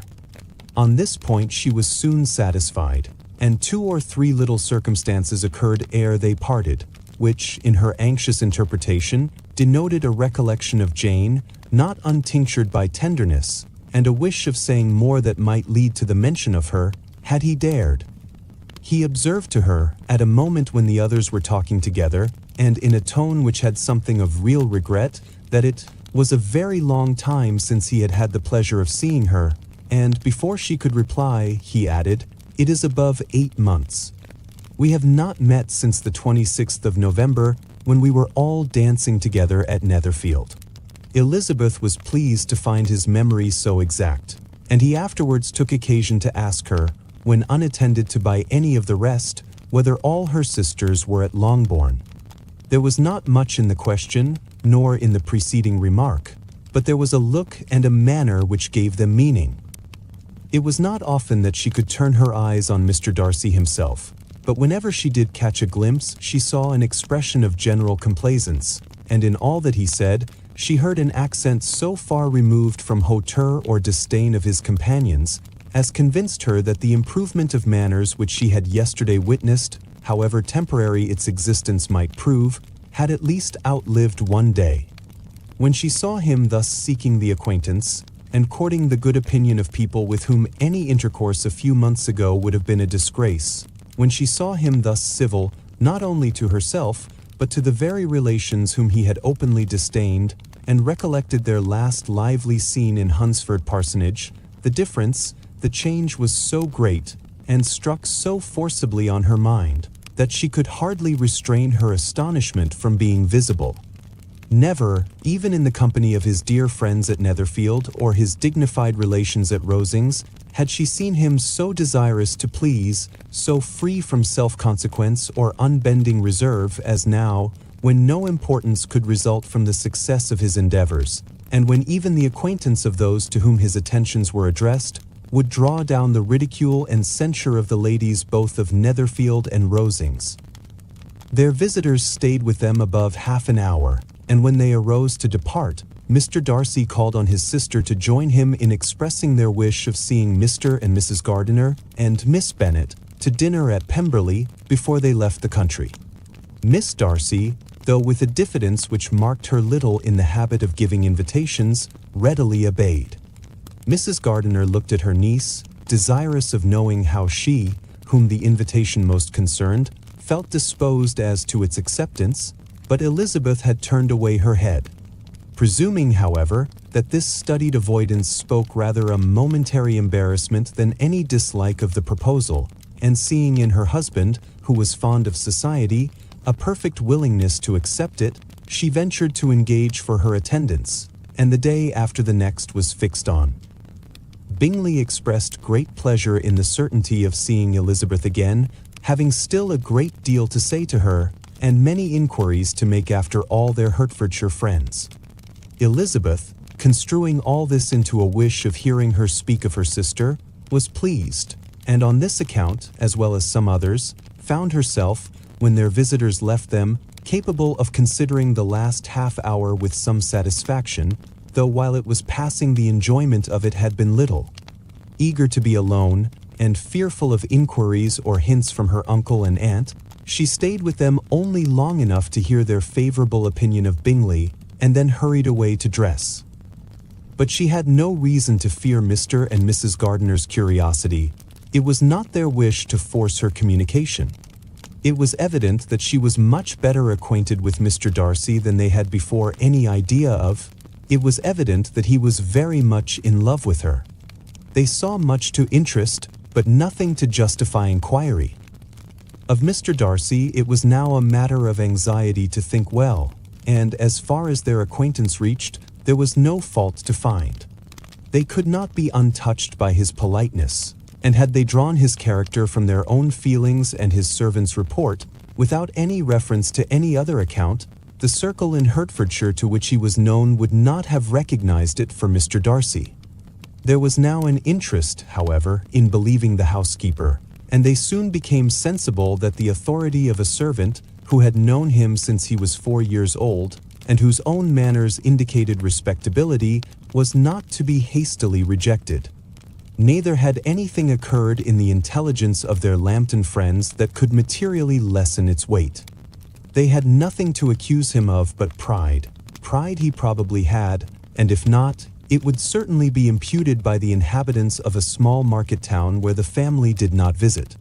It was acknowledged, however, that he was a liberal man, and did much good among the poor. With respect to Wickham, the travellers soon found that he was not held there in much estimation, for though the chief of his concerns with the son of his patron were imperfectly understood, it was yet a well-known fact that, on his quitting Derbyshire, he had left many debts behind him, which Mr. Darcy afterwards discharged. As for Elizabeth, her thoughts were at Pemberley this evening more than the last, and the evening, though as it passed it seemed long, was not long enough to determine her feelings towards one in that mansion, and she lay awake 2 whole hours, endeavoring to make them out. She certainly did not hate him. No, hatred had vanished long ago, and she had almost as long been ashamed of ever feeling a dislike against him that could be so called. The respect created by the conviction of his valuable qualities, though at first unwillingly admitted, had for some time ceased to be repugnant to her feelings, and it was now heightened into somewhat of a friendlier nature by the testimony so highly in his favor, and bringing forward his disposition in so amiable a light, which yesterday had produced. But above all, above respect and esteem, there was a motive within her of goodwill which could not be overlooked. It was gratitude. Gratitude not merely for having once loved her, but for loving her still well enough to forgive all the petulance and acrimony of her manner in rejecting him, and all the unjust accusations accompanying her rejection. He who, she had been persuaded, would avoid her as his greatest enemy, seemed, on this accidental meeting, most eager to preserve the acquaintance, and without any indelicate display of regard, or any peculiarity of manner, where their two selves only were concerned, was soliciting the good opinion of her friends, and bent on making her known to his sister. Such a change in a man of so much pride excited not only astonishment but gratitude, for to love, ardent love, it must be attributed, and as such, its impression on her was of a sort to be encouraged, as by no means unpleasing, though it could not be exactly defined. She respected, she esteemed, she was grateful to him, she felt a real interest in his welfare, and she only wanted to know how far she wished that welfare to depend upon herself, and how far it would be for the happiness of both that she should employ the power, which her fancy told her she still possessed, of bringing on the renewal of his addresses. It had been settled in the evening, between the aunt and niece, that such a striking civility as Miss Darcy's, in coming to them on the very day of her arrival at Pemberley, for she had reached it only to a late breakfast, ought to be imitated, though it could not be equaled, by some exertion of politeness on their side, and, consequently, that it would be highly expedient to wait on her at Pemberley the following morning. They were, therefore, to go. Elizabeth was pleased, though when she asked herself the reason, she had very little to say in reply. Mr. Gardiner left them soon after breakfast. The fishing scheme had been renewed the day before, and a positive engagement made of his meeting some of the gentlemen at Pemberley by noon. Engaged by the river. Convinced as Elizabeth now was that Miss Bingley's dislike of her had originated in jealousy, she could not help feeling how very unwelcome her appearance at Pemberley must be to her, and was curious to know with how much civility on that lady's side the acquaintance would now be renewed. On reaching the house, they were shown through the hall into the saloon, whose northern aspect rendered it delightful for summer. Its windows, opening to the ground, admitted a most refreshing view of the high woody hills behind the house, and of the beautiful oaks and Spanish chestnuts which were scattered over the intermediate lawn. In this room they were received by Miss Darcy, who was sitting there with Mrs. Hurst and Miss Bingley, and the lady with whom she lived in London. Georgiana's reception of them was very civil, but attended with all that embarrassment which, though proceeding from shyness and the fear of doing wrong, would easily give to those who felt themselves inferior the belief of her being proud and reserved. Mrs. Gardiner and her niece, however, did her justice and pitied her. By Mrs. Hurst and Miss Bingley they were noticed only by a courtesy, and on their being seated, a pause, awkward as such pauses must always be, succeeded for a few moments. It was first broken by Mrs. Annesley, a genteel, agreeable-looking woman, whose endeavor to introduce some kind of discourse proved her to be more truly well-bred than either of the others, and between her and Mrs. Gardiner, with occasional help from Elizabeth, the conversation was carried on. Miss Darcy looked as if she wished for courage enough to join in it, and sometimes did venture a short sentence when there was least danger of its being heard.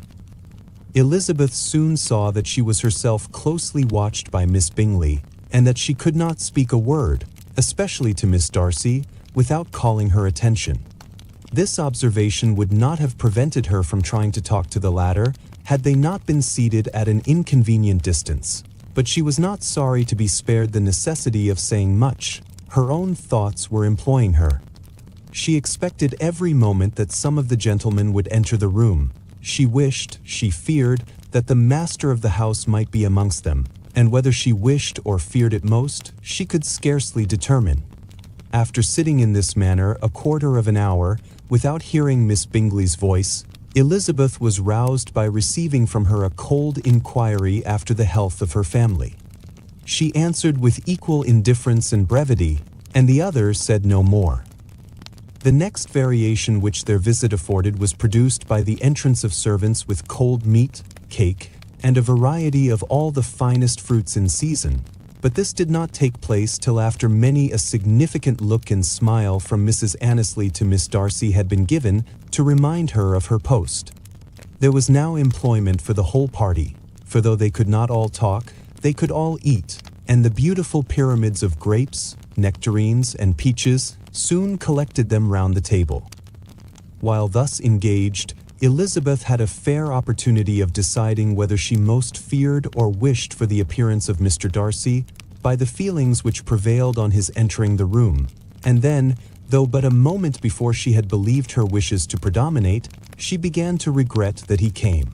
He had been some time with Mr. Gardiner, who, with 2 or 3 other gentlemen from the house, was engaged by the river, and had left him only on learning that the ladies of the family intended a visit to Georgiana that morning.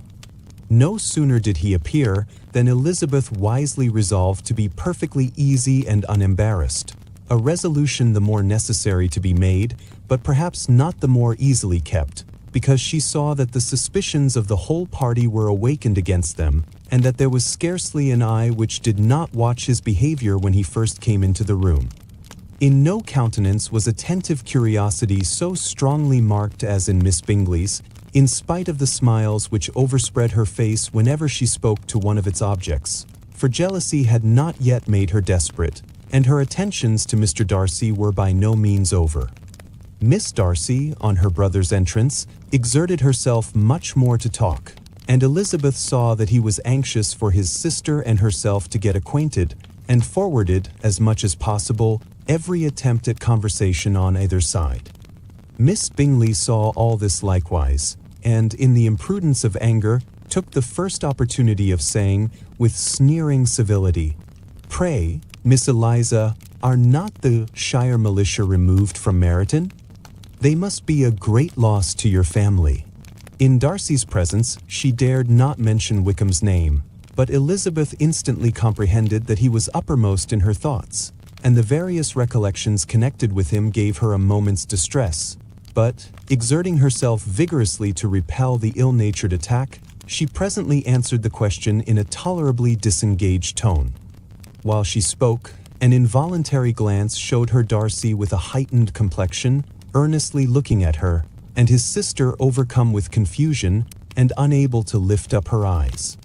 Had Miss Bingley known what pain she was then giving her beloved friend, she undoubtedly would have refrained from the hint, but she had merely intended to discompose Elizabeth by bringing forward the idea of a man to whom she believed her partial, to make her betray a sensibility which might injure her in Darcy's opinion, and, perhaps, to remind the latter of all the follies and absurdities by which some part of her family were connected with that corps.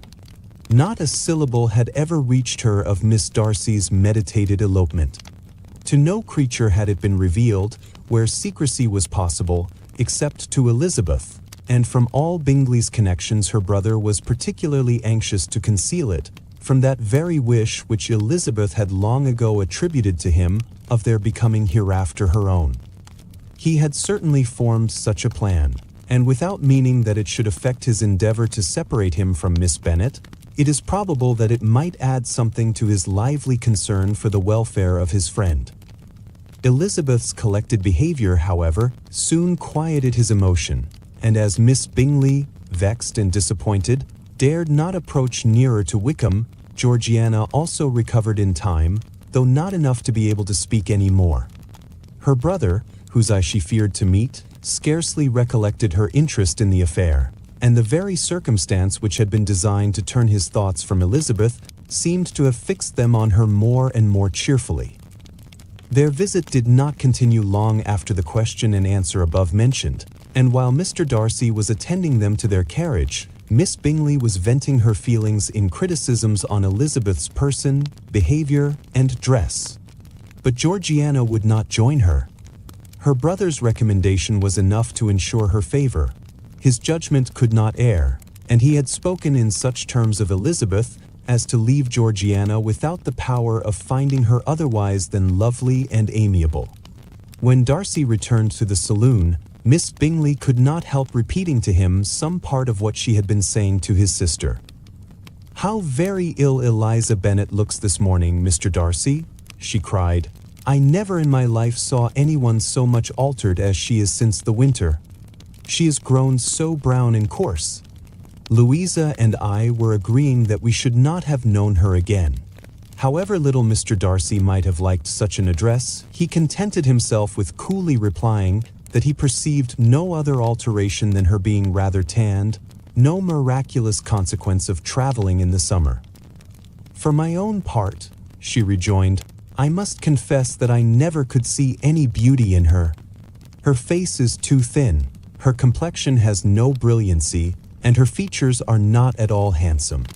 Her nose wants character, there is nothing marked in its lines. Her teeth are tolerable, but not out of the common way, and as for her eyes, which have sometimes been called so fine, I never could perceive anything extraordinary in them. They have a sharp, shrewish look, which I do not like at all, and in her air altogether, there is a self-sufficiency without fashion, which is intolerable." Persuaded as Miss Bingley was that Darcy admired Elizabeth, this was not the best method of recommending herself, but angry people are not always wise, and in seeing him at last look somewhat nettled, she had all the success she expected. He was resolutely silent, however, and, from a determination of making him speak, she continued, "I remember, when we first knew her in Hertfordshire, how amazed we all were to find that she was a reputed beauty, and I particularly recollect your saying one night, after they had been dining at Netherfield, 'She a beauty! I should as soon call her mother a wit.' But afterwards she seemed to improve on you, and I believe you thought her rather pretty at one time." "Yes," replied Darcy, who could contain himself no longer, "but that was only when I first knew her, for it is many months since I have considered her as one of the handsomest women of my acquaintance." He then went away, and Miss Bingley was left to all the satisfaction of having forced him to say what gave no one any pain but herself. Mrs. Gardiner and Elizabeth talked of all that had occurred during their visit as they returned, except what had particularly interested them both. The looks and behavior of everybody they had seen were discussed, except of the person who had mostly engaged their attention. They talked of his sister, his friends, his house, his fruit, of everything but himself, yet Elizabeth was longing to know what Mrs. Gardiner thought of him, and Mrs. Gardiner would have been highly gratified by her niece's beginning the subject. Elizabeth had been a good deal disappointed in not finding a letter from Jane on their first arrival at Lambton, and this disappointment had been renewed on each of the mornings that had now been spent there, but on the third her repining was over, and her sister justified, by the receipt of 2 letters from her at once, on one of which was marked that it had been missent elsewhere. Elizabeth was not surprised at it, as Jane had written the direction remarkably ill. They had just been preparing to walk as the letters came in, and her uncle and aunt, leaving her to enjoy them in quiet, set off by themselves. The one missent must be first attended to. It had been written 5 days ago. The beginning contained an account of all their little parties and engagements, with such news as the country afforded, but the latter half, which was dated a day later and written in evident agitation, gave more important intelligence. It was to this effect: "Since writing the above, dearest Lizzie, something has occurred of a most unexpected and serious nature, but I am afraid of alarming you. Be assured that we are all well. What I have to say relates to poor Lydia. An express came at 12 last night, just as we were all gone to bed, from Colonel Forster, to inform us that she was gone off to Scotland with one of his officers, to own the truth, with Wickham. Imagine our surprise. To Kitty, however, it does not seem so wholly unexpected. I am very, very sorry. So imprudent a match on both sides. But I am willing to hope the best, and that his character has been misunderstood. Thoughtless and indiscreet, I can easily believe him, but this step, and let us rejoice over it, marks nothing bad at heart. His choice is disinterested at least, for he must know my father can give her nothing. Our poor mother is sadly grieved. My father bears it better. How thankful am I that we never let them know what has been said against him. We must forget it ourselves. They were off Saturday night about 12, as is conjectured, but were not missed till yesterday morning at 8. The express was sent off directly. My dear Lizzie, they must have passed within 10 miles of us. Colonel Forster gives us reason to expect him here soon. Lydia left a few lines for his wife, informing her of their intention. I must conclude, for I cannot be long from my poor mother. I am afraid you will not be able to make it out, but I hardly know what I have written. Without allowing herself time for consideration, and scarcely knowing what she felt, Elizabeth, on finishing this letter, instantly seized the other, and opening it with the utmost impatience, read as follows. It had been written a day later than the conclusion of the first. By this time, my dearest sister, you have received my hurried letter. I wish this may be more intelligible, but though not confined for time, my head is so bewildered that I cannot answer for being coherent. Dearest Lizzie, I hardly know what I would write, but I have bad news for you, and it cannot be delayed. Imprudent as a marriage between Mr. Wickham and our poor Lydia would be, we are now anxious to be assured it has taken place, for there is but too much reason to fear they are not gone to Scotland. Colonel Forster came yesterday, having left Brighton the day before, not many hours after the express. Though Lydia's short letter to Mrs. F. gave them to understand that they were going to Gretna Green, something was dropped by Denny expressing his belief that W. never intended to go there or to marry Lydia at all, which was repeated to Colonel F., who, instantly taking the alarm, set off from B., intending to trace their route.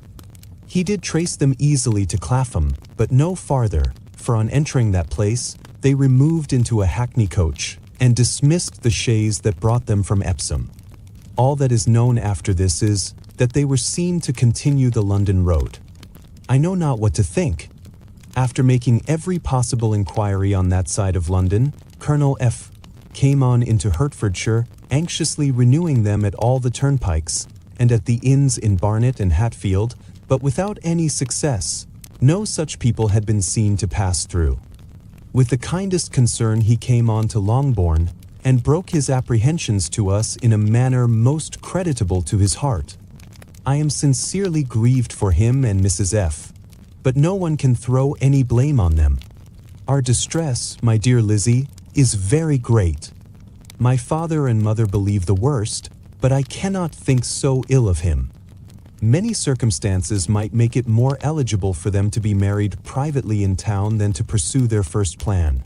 And even if he could form such a design against a young woman of Lydia's connections, which is not likely, can I suppose her so lost to everything? Impossible. I grieve to find, however, that Colonel F. is not disposed to depend upon their marriage. He shook his head when I expressed my hopes, and said he feared W. was not a man to be trusted. My poor mother is really ill, and keeps her room. Could she exert herself, it would be better, but this is not to be expected, and as to my father, I never in my life saw him so affected. Poor Kitty has anger for having concealed their attachment, but as it was a matter of confidence, one cannot wonder. I am truly glad, dearest Lizzie, that you have been spared something of these distressing scenes. But now, as the first shock is over, shall I own that I long for your return? I am not so selfish, however, as to press for it, if inconvenient. Adieu. I take up my pen again to do what I have just told you I would not, but circumstances are such that I cannot help earnestly begging you all to come here as soon as possible. I know my dear uncle and aunt so well that I am not afraid of requesting it, though I have still something more to ask of the former. My father is going to London with Colonel Forster instantly to try to discover her.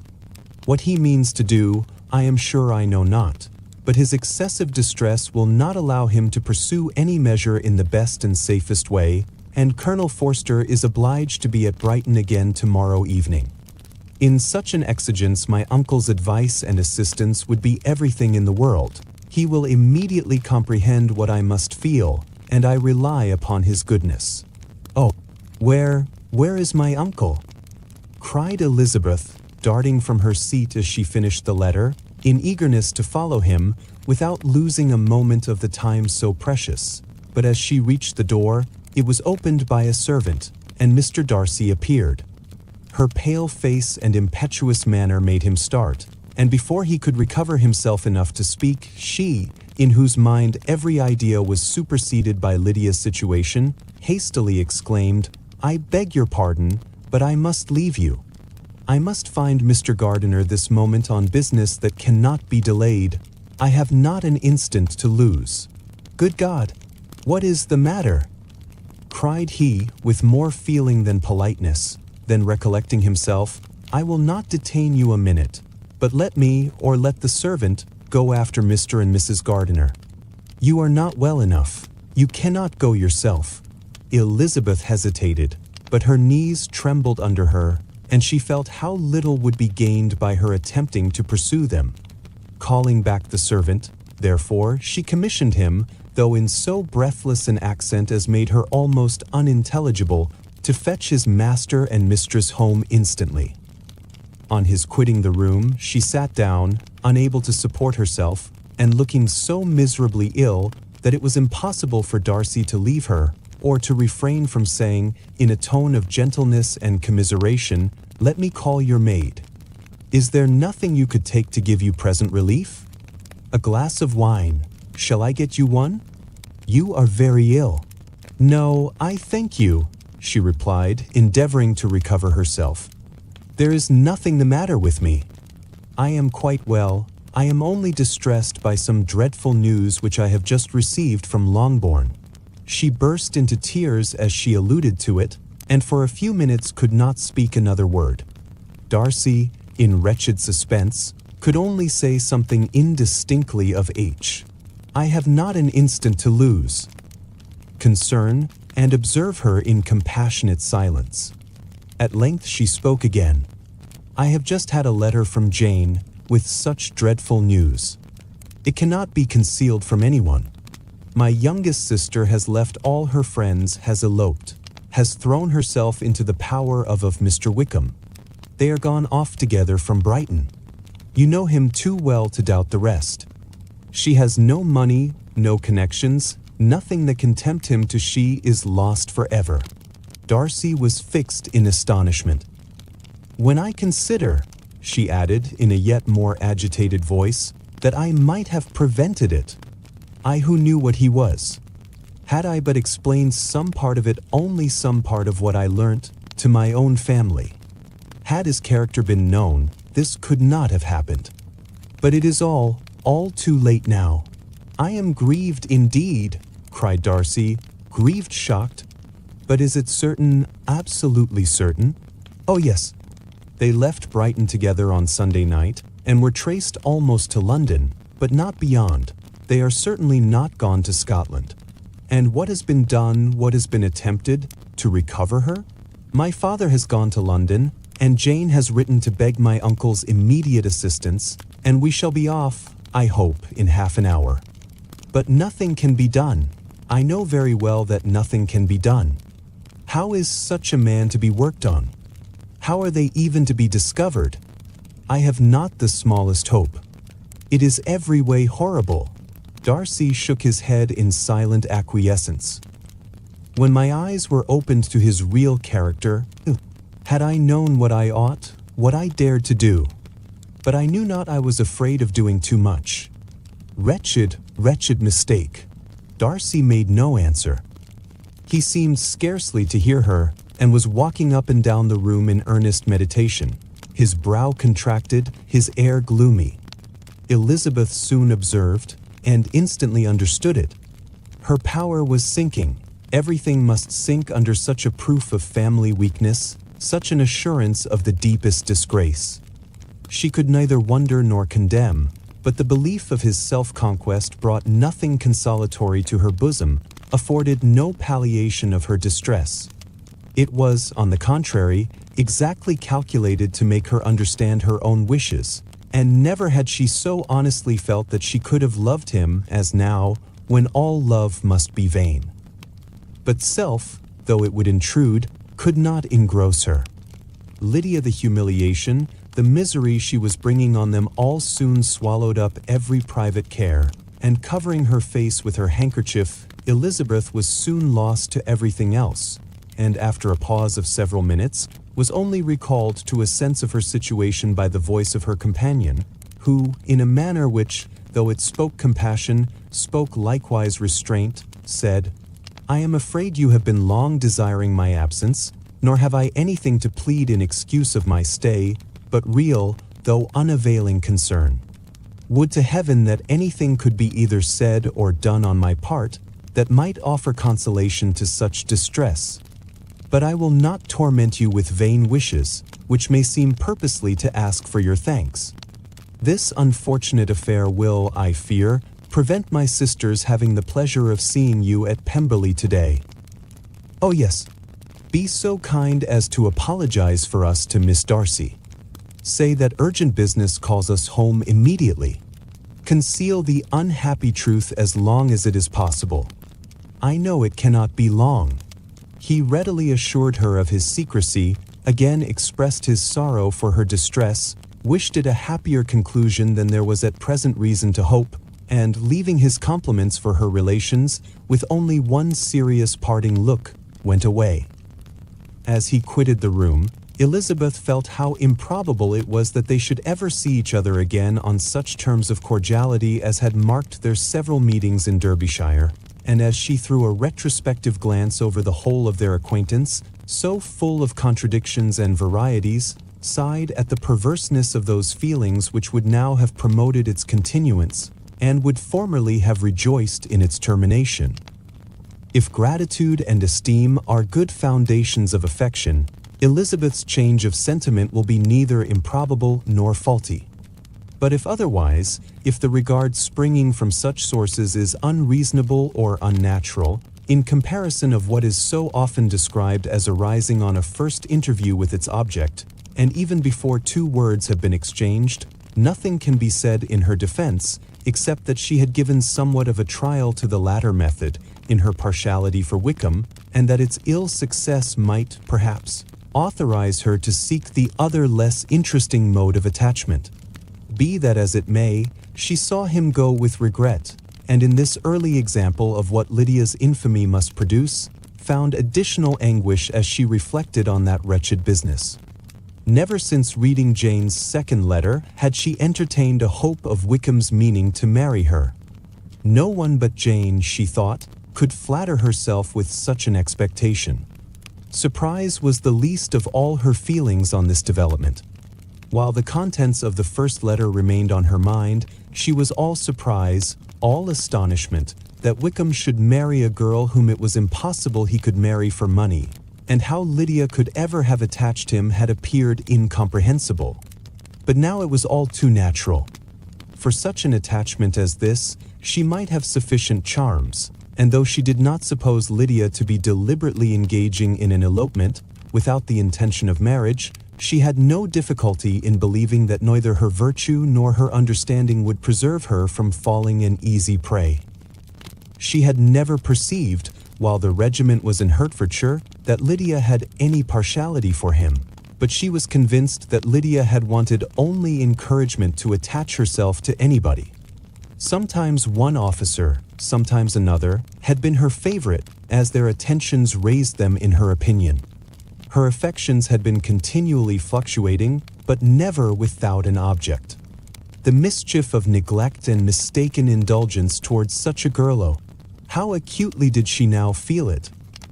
She was wild to be at home to hear, to see, to be upon the spot to share with Jane in the cares that must now fall wholly upon her, in a family so deranged, a father absent, a mother incapable of exertion, and requiring constant attendance.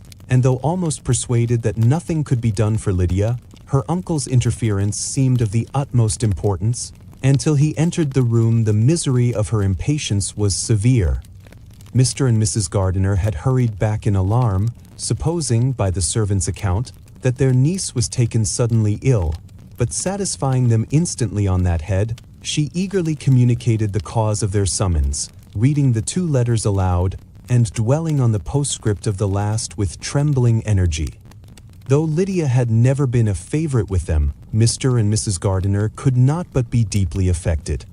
Not Lydia only, but all were concerned in it, and after the first exclamations of surprise and horror, Mr. Gardiner readily promised every assistance in his power.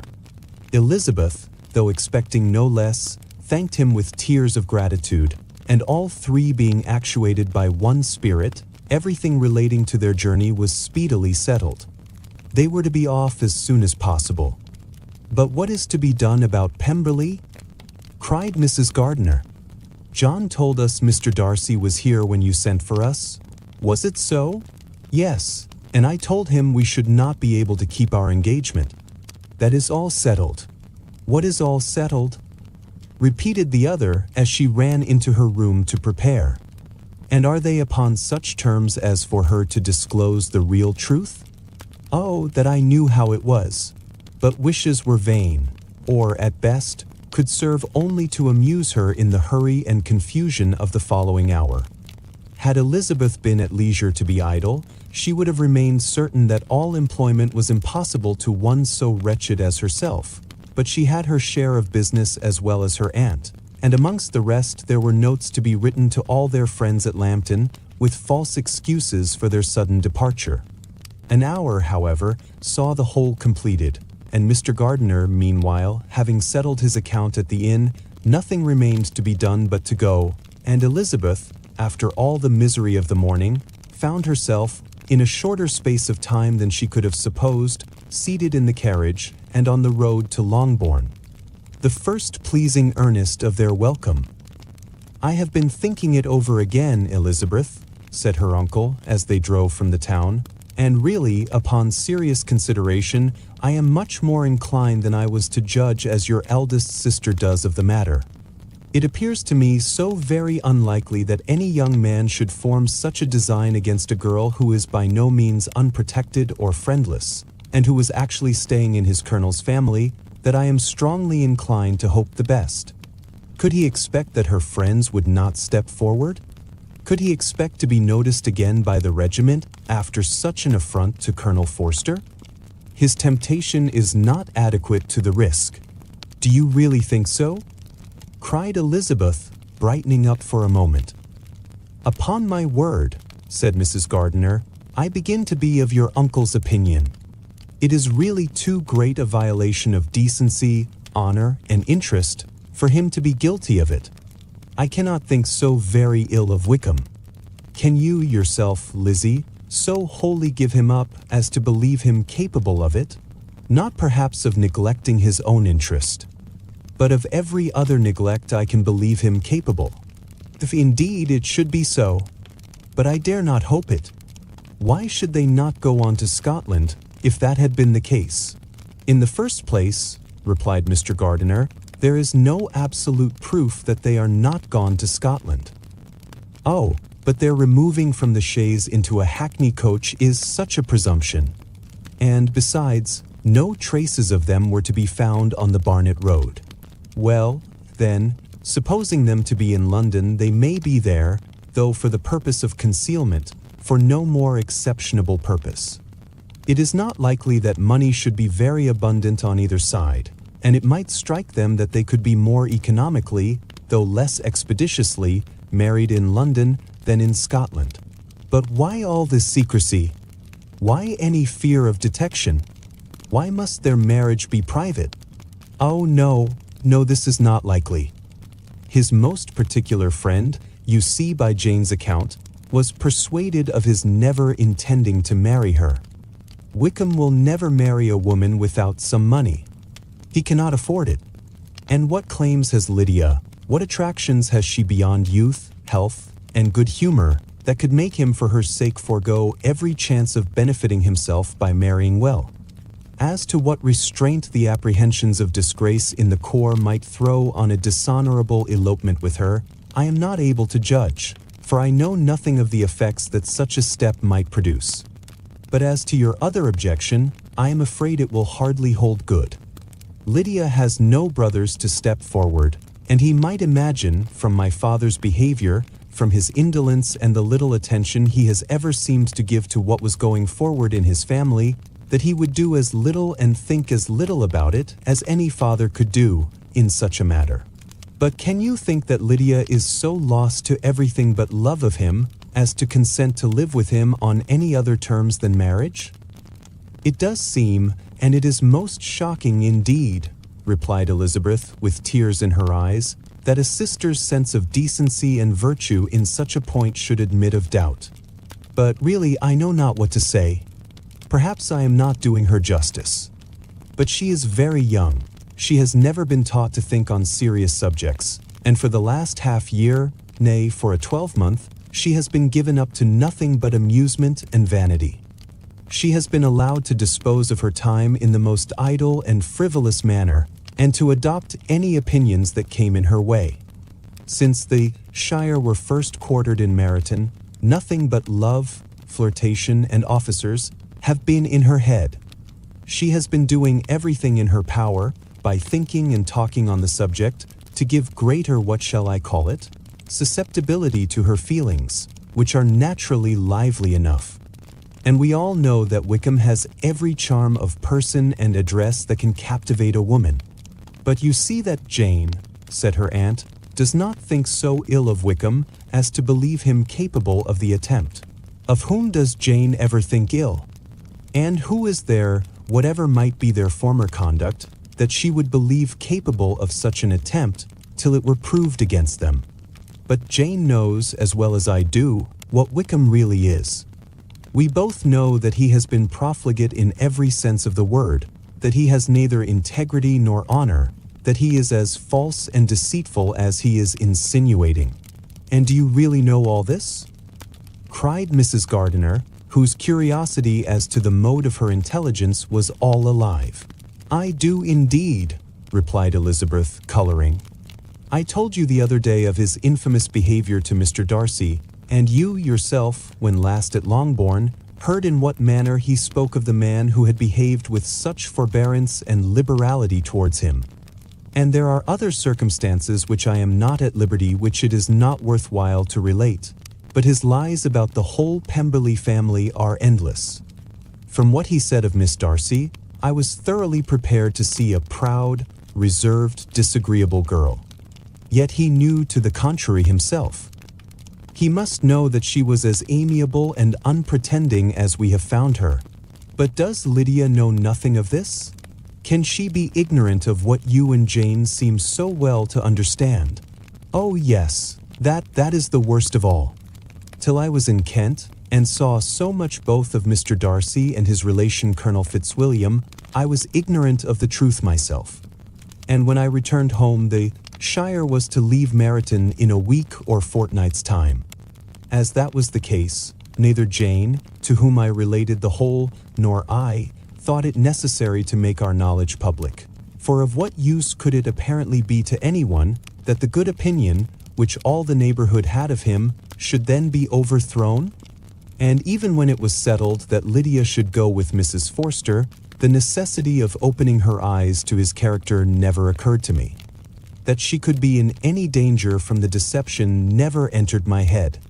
That such a consequence as this should ensue, you may easily believe was far enough from my thoughts.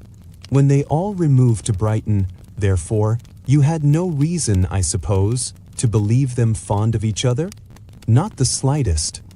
I can remember no symptom of affection on either side, and had anything of the kind been perceptible, you must be aware that ours is not a family on which it could be thrown away. When first he entered the corps, she was ready enough to admire him, but so we all were. Every girl in or near Meryton was out of her senses about him for the first 2 months, but he never distinguished her by any particular attention, and, consequently, after a moderate period of extravagant and wild admiration, her fancy for him gave way, and others of the regiment, who treated her with more distinction, again became her favorites.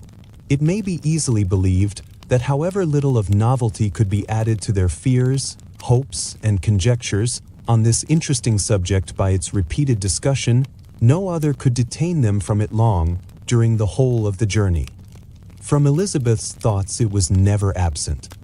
Fixed there by the keenest of all anguish, self-reproach, she could find no interval of ease or forgetfulness. They traveled as expeditiously as possible, and sleeping one night on the road, reached Longbourn by dinner-time the next day. It was a comfort to Elizabeth to consider that Jane could not have been wearied by long expectations. The little gardeners, attracted by the sight of a chaise, were standing on the steps of the house as they entered the paddock, and when the carriage drove up to the door, the joyful surprise that lighted up their faces and displayed itself over their whole bodies in a variety of capers and frisks was the first pleasing earnest of their welcome. Elizabeth jumped out, and after giving each of them a hasty kiss, hurried into the vestibule, where Jane, who came running downstairs from her mother's apartment, immediately met her. Elizabeth, as she affectionately embraced her, whilst tears filled the eyes of both, lost not a moment in asking whether anything had been heard of the fugitives. "Not yet," replied Jane. "But now that my dear uncle is come, I hope everything will be well. Is my father in town?" "Yes, he went on Tuesday, as I wrote you word." "And have you heard from him often?" "We have heard only once. He wrote me a few lines on Wednesday to say that he had arrived in safety and to give me his directions, which I particularly begged him to do. He merely added that he should not write again till he had something of importance to mention. And my mother, how is she? How are you all? My mother is tolerably well, I trust, though her spirits are greatly shaken. She is upstairs, and will have great satisfaction in seeing you all. She does not yet leave her dressing room. Mary and Kitty, thank heaven, are quite well. But you, how are you?" cried Elizabeth. "You look pale. How much you must have gone through." Her sister, however, assured her of her being perfectly well, and their conversation, which had been passing while Mr. and Mrs. Gardiner were engaged with their children, was now put an end to by the approach of the whole party. Jane ran to her uncle and aunt and welcomed and thanked them both, with alternate smiles and tears. When they were all in the drawing room, the questions which Elizabeth had already asked were of course repeated by the others, and they soon found that Jane had no intelligence to give. The sanguine hope of good, however, which the benevolence of her heart suggested, had not yet deserted her.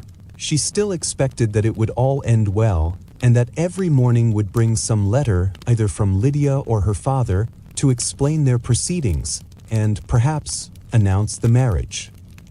Mrs. Bennet, to whose apartment they all repaired after a few minutes' conversation together, received them exactly as might be expected, with tears and lamentations of regret, invectives against the villainous conduct of Wickham, and complaints of her own sufferings and ill usage, blaming everybody but the person to whose ill-judging indulgence the errors of her daughter must be principally owing.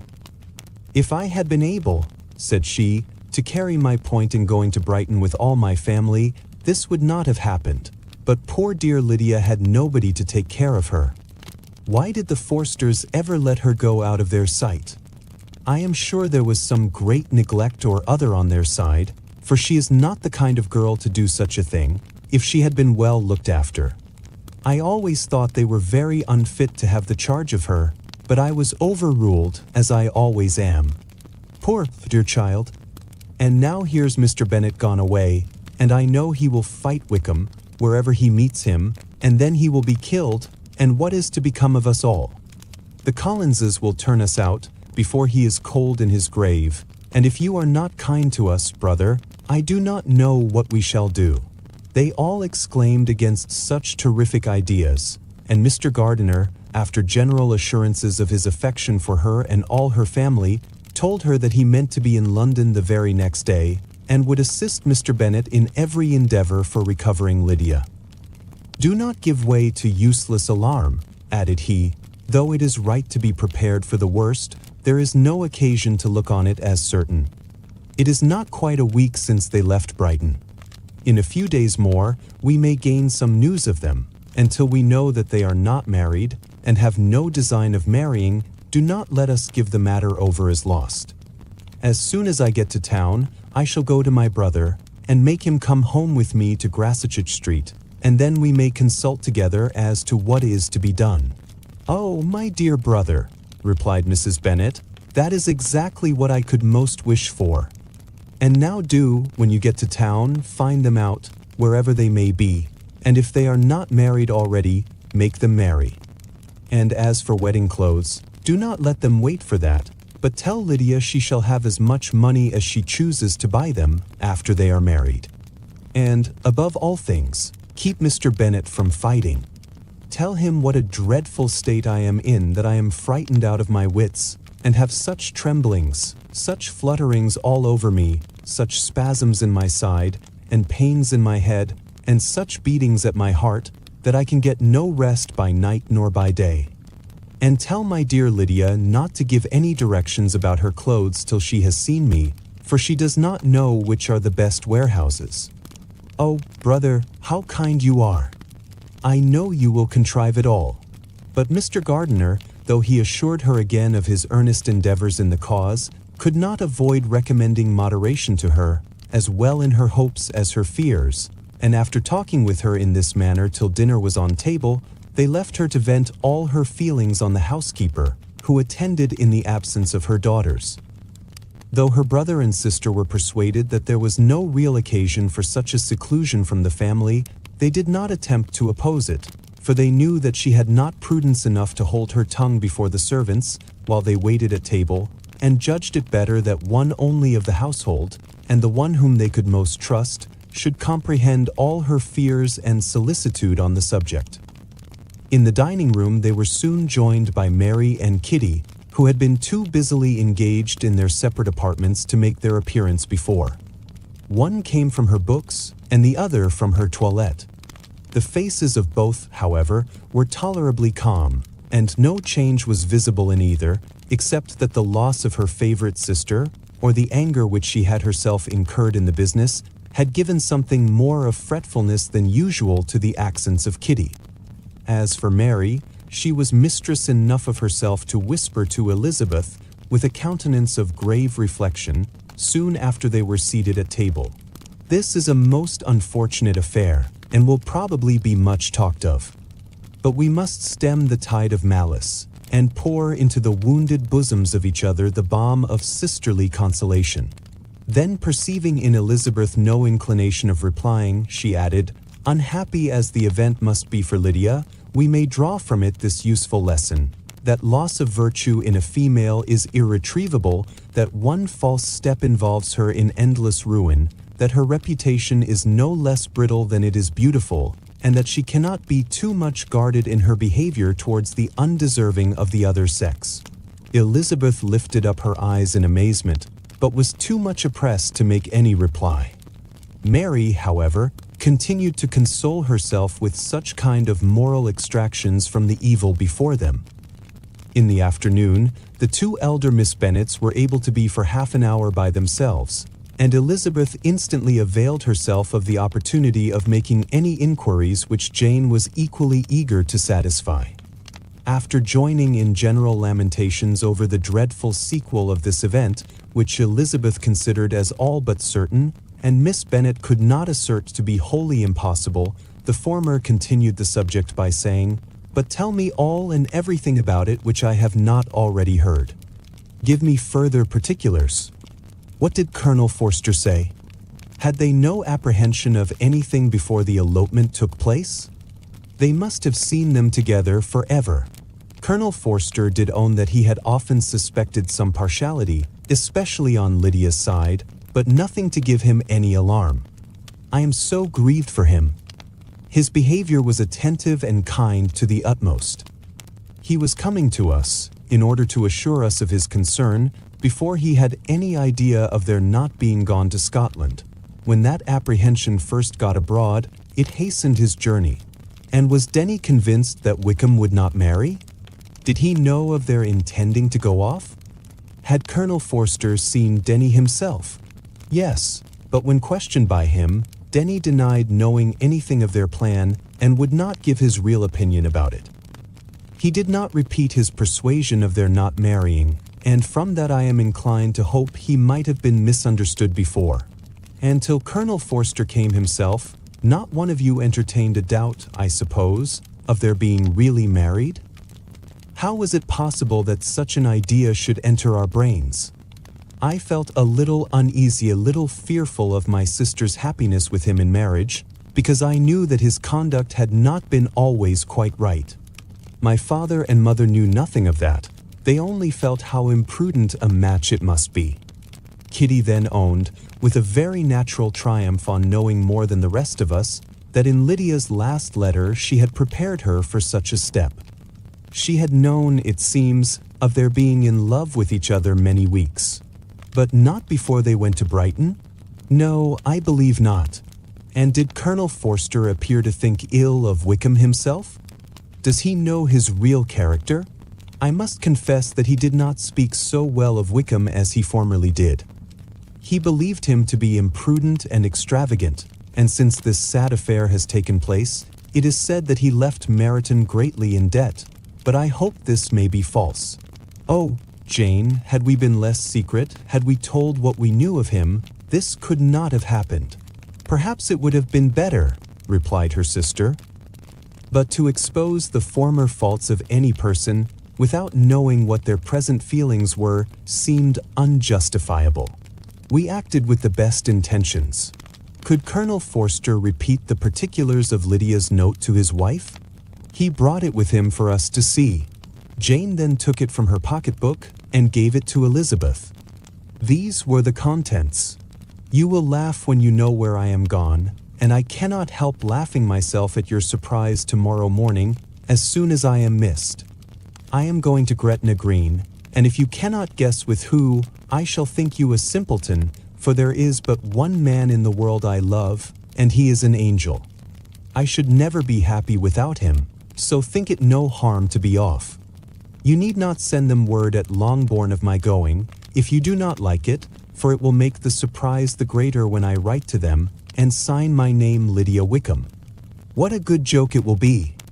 I can hardly write for laughing. Pray make my excuses to Pratt for not keeping my engagement and dancing with him tonight.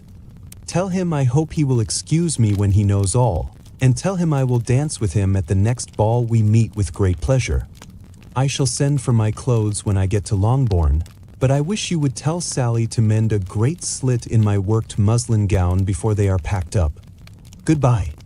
Give my love to Colonel Forster. I hope you will drink to our good journey. Your affectionate friend, Lydia Bennet. Oh, thoughtless Lydia, cried Elizabeth when she had finished it. What a letter is this, to be written at such a moment. But at least it shows that she was serious in the object of her journey. Whatever he might afterwards persuade her to, it was not on her side a scheme of infamy. My poor father, how he must have felt it! I never saw anyone so shocked. He could not speak a word for full 10 minutes. My mother was taken ill immediately, and the whole house in such confusion. Oh, Jane, cried Elizabeth, was there a servant belonging to it who did not know the whole story before the end of the day? I do not know. I hope there was. But to be guarded at such a time is very difficult.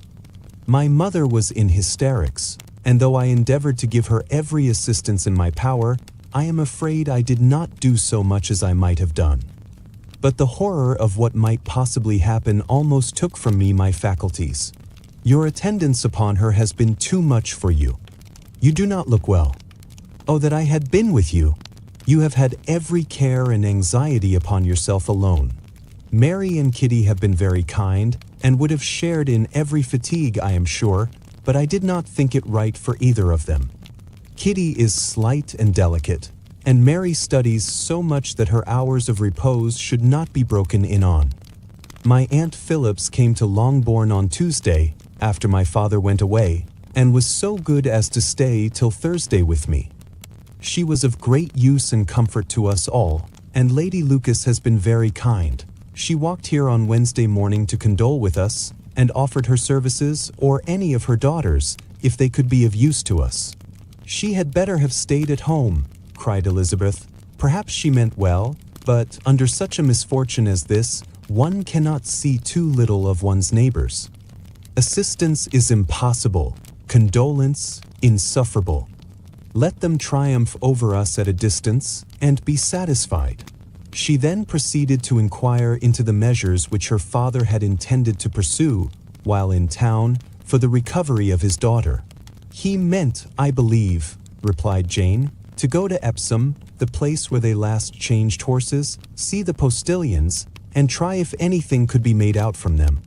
His principal object must be to discover the number of the hackney coach which took them from Clapham. It had come with a fare from London, and as he thought the circumstance of a gentleman and ladies removing from one carriage into another might be remarked, he meant to make inquiries at Clapham. If he could anyhow discover at what house the coachman had before set down his fare, he determined to make inquiries there, and hoped it might not be impossible to find out the stand and number of the coach. I do not know of any other designs that he had formed, but he was in such a hurry to be gone, and his spirits so greatly discomposed, that I had difficulty in finding out even so much as this. The post. The whole party were in hopes of a letter from Mr. Bennet the next morning, but the post came in without bringing a single line from him. His family knew him to be, on all common occasions, a most negligent and dilatory correspondent, but at such a time they had hoped for exertion. They were forced to conclude that he had no pleasing intelligence to send, but even of that they would have been glad to be certain. Mr. Gardiner had waited only for the letters before he set off. When he was gone, they were certain at least of receiving constant information of what was going on, and their uncle promised, at parting, to prevail on Mr. Bennet to return to Longbourn as soon as he could, to the great consolation of his sister, who considered it as the only security for her husband's not being killed in a duel. Mrs. Gardiner and the children were to remain in Hertfordshire a few days longer, as the former thought her presence might be serviceable to her nieces. She shared in their attendance on Mrs. Bennet, and was a great comfort to them in their hours of freedom. Their other aunt also visited them frequently, and always, as she said, with the design of cheering and heartening them up, though, as she never came without reporting some fresh instance of Wickham's extravagance or irregularity, she seldom went away without leaving them more dispirited than she found them. All Meryton seemed striving to blacken the man who, but 3 months before, had been almost an angel of light. He was declared to be in debt to every tradesman in the place, and his intrigues, all honored with the title of seduction, had been extended into every tradesman's family. Everybody declared that he was the wickedest young man in the world, and everybody began to find out that they had always distrusted the appearance of his goodness. Elizabeth, though she did not credit above half of what was said, believed enough to make her former assurance of her sister's ruin still more certain, and even Jane, who believed still less of it, became almost hopeless, more especially as the time was now come, when, if they had gone to Scotland, which she had never before entirely despaired of, they must in all probability have gained some news of them. Mr. Gardiner left Longbourn on Sunday. On Tuesday, his wife received a letter from him. It told them that on his arrival he had immediately found out his brother and persuaded him to come to Grassetchett Street. That Mr. Bennet had been to Epsom and Clapham before his arrival, but without gaining any satisfactory information, and that he was now determined to inquire at all the principal hotels in town, as Mr. Bennet thought it possible they might have gone to one of them on their first coming to London before they procured lodgings. Mr. Gardiner himself did not expect any success from this measure, but as his brother was eager in it, he meant to assist him in pursuing it. He added that Mr. Bennet seemed wholly disinclined at present to leave London, and promised to write again very soon. There was also a postscript to this effect. I have written to Colonel Forster to desire him to find out, if possible, from some of the young man's intimates in the regiment, whether Wickham has any relations or connections who would be likely to know in what part of the town he has now concealed himself. If there were anyone that one could apply to, with the probability of gaining such a clue as that, it might be of essential consequence. At present we have nothing to guide us. Colonel Forster will, I dare say, do everything in his power to satisfy us on this head. But on second thoughts, perhaps Lizzie could tell us what relations he has now living better than any other person. Elizabeth was at no loss to understand from whence this deference for her authority proceeded, but it was not in her power to give any information of so satisfactory a nature as the compliment deserved. She had never heard of his having had any relations, except a father and mother, both of whom had been dead many years. It was possible, however, that some of his companions in the shire might be able to give more information, and though she was not very sanguine in expecting it, the application was a something to look forward to. Every day at Longbourn was now a day of anxiety, but the most anxious part of each was when the post was expected. The arrival of letters was the first grand object of every morning's impatience. Through letters, whatever of good or bad was to be told would be communicated, and every succeeding day was expected to bring some news of importance. But before they heard again from Mr. Gardiner, a letter arrived for their father from a different quarter from Mr. Collins, which, as Jane had received directions to open all that came for him in his absence, she accordingly read, and Elizabeth, who knew what curiosities his letters always were, looked over her and read it likewise. It was as follows: I feel myself called upon, by our relationship and my situation in life, to condole with you on the grievous affliction you are now suffering under, of which we were yesterday informed by a letter from Hertfordshire. Be assured, my dear sir, that Mrs. Collins and myself sincerely sympathize with you and all your respectable family in your present distress, which must be of the bitterest kind, because proceeding from a cause which no time can remove. No arguments shall be wanting on my part that can alleviate so severe a misfortune, or that may comfort you under a circumstance that must be, of all others, most afflicting to a parent's mind. The death of your daughter would have been a blessing in comparison of this. And it is the more to be lamented, because there is reason to suppose, as my dear Charlotte informs me, that this licentiousness of behavior in Yo, to whom I have related the affair, daughter has proceeded from a faulty degree of indulgence, though, at the same time, for the consolation of yourself and Mrs. Bennet, I am inclined to think that her own disposition must be naturally bad, or she could not be guilty of such an enormity at so early an age. Howsoever that may be, you are grievously to be pitied, in which opinion I am not only joined by Mrs. Collins, but likewise by Lady Catherine and her daughter, to whom I have related the affair. They agree with me in apprehending that this false step in one daughter will be injurious to the fortunes of all the others, for who, as Lady Catherine herself condescendingly says, will connect themselves with such a family? And this consideration leads me, moreover, to reflect, with augmented satisfaction, on a certain event of last November, for had it been otherwise, I must have been involved in all your sorrow and disgrace. Let me advise you, then, my dear sir, to console yourself as much as possible, to throw off your unworthy child from your affection forever, and leave her to reap the fruits of her own heinous offense. I am, dear sir, etc., etc. Mr. Gardiner did not write again till he had received an answer from Colonel Forster, and then he had nothing of a pleasant nature to send. It was not known that Wickham had a single relation with whom he kept up any connection, and it was certain that he had no near one living. His former acquaintance had been numerous, but since he had been in the militia, it did not appear that he was on terms of particular friendship with any of them. There was no one, therefore, who could be pointed out as likely to give any news of him, and in the wretched state of his own finances, there was a very powerful motive for secrecy, in addition to his fear of discovery by Lydia's relations, for it had just transpired that he had left gaming debts behind him to a very considerable amount. Colonel Forster believed that more than £1,000 would be necessary to clear his expenses at Brighton. He owed a good deal in the town, but his debts of honor were still more formidable. Mr. Gardiner did not attempt to conceal these particulars from the Longbourn family. Jane heard them with horror. "A gamester!" she cried. "This is wholly unexpected. I had not an idea of it." Mr. Gardiner added in his letter that they might expect to see their father at home on the following day, which was Saturday.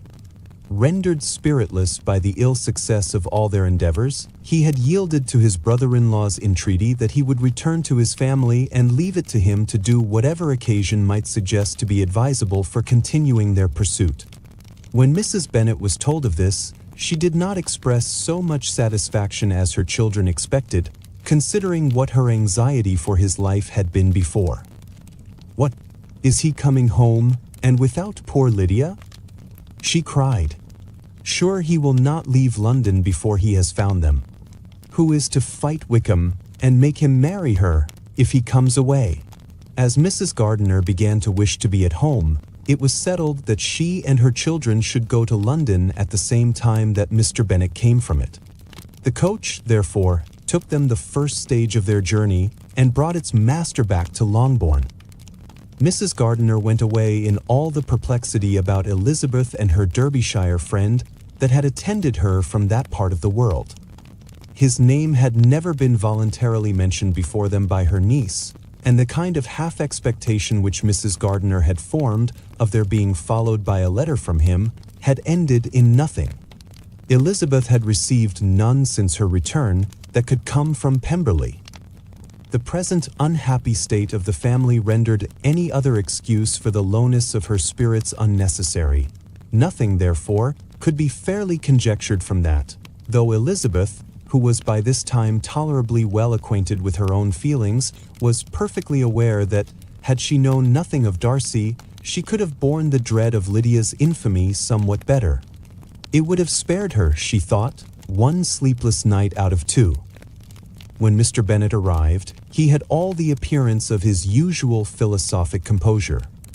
He said as little as he had ever been in the habit of saying, made no mention of the business that had taken him away, and it was some time before his daughters had courage to speak of it.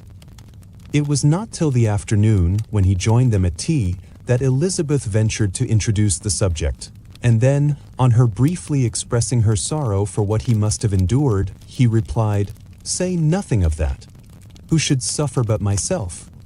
It has been my own doing, and I ought to feel it." "You must not be too severe upon yourself," replied Elizabeth. "You may well warn me against such an evil.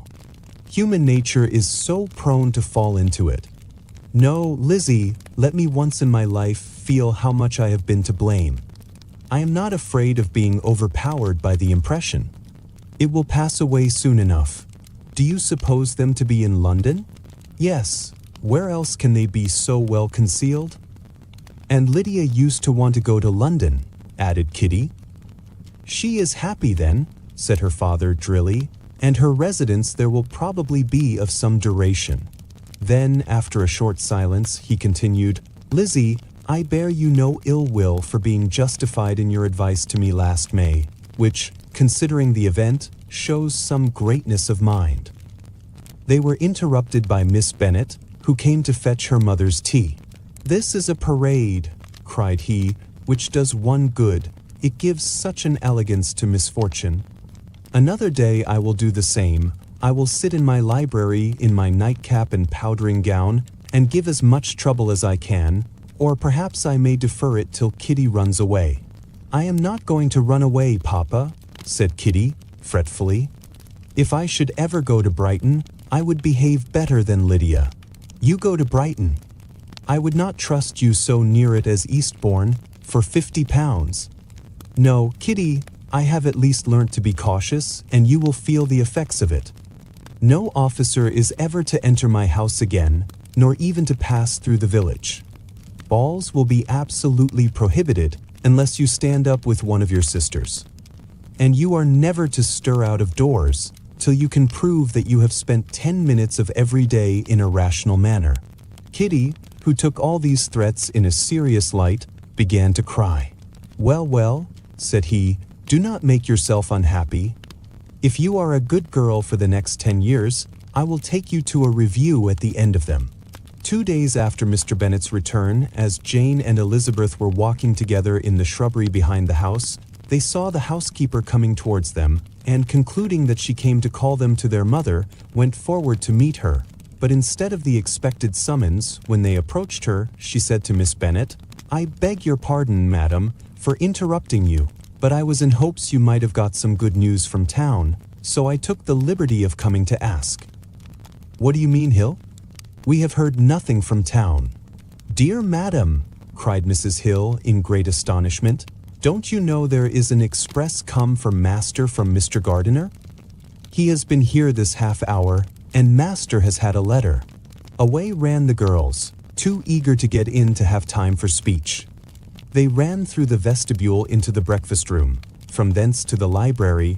Their father was in neither, and they were on the point of seeking him upstairs with their mother when they were met by the butler, who said, "If you are looking for my master, ma'am, he is walking towards the little copse."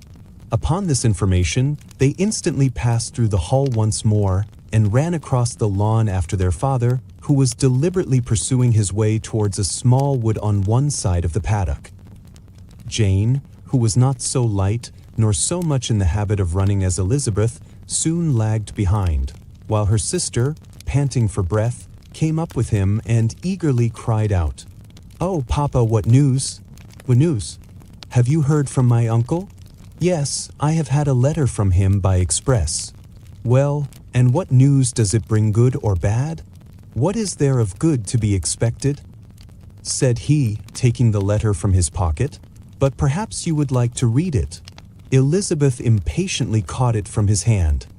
Jane now came up. "Read it aloud," said their father, "for I hardly know myself what it is about." "My dear brother, at last I am able to send you some tidings of my niece, and such as, upon the whole, I hope will give you satisfaction. Soon after you left me on Saturday, I was fortunate enough to find out in what part of London they were. The particulars I reserve till we meet. It is enough to know they are discovered. I have seen them both. But perhaps you would like to read it." "Then it is as I always hoped," cried Jane. "They are married." Elizabeth read on. I have seen them both.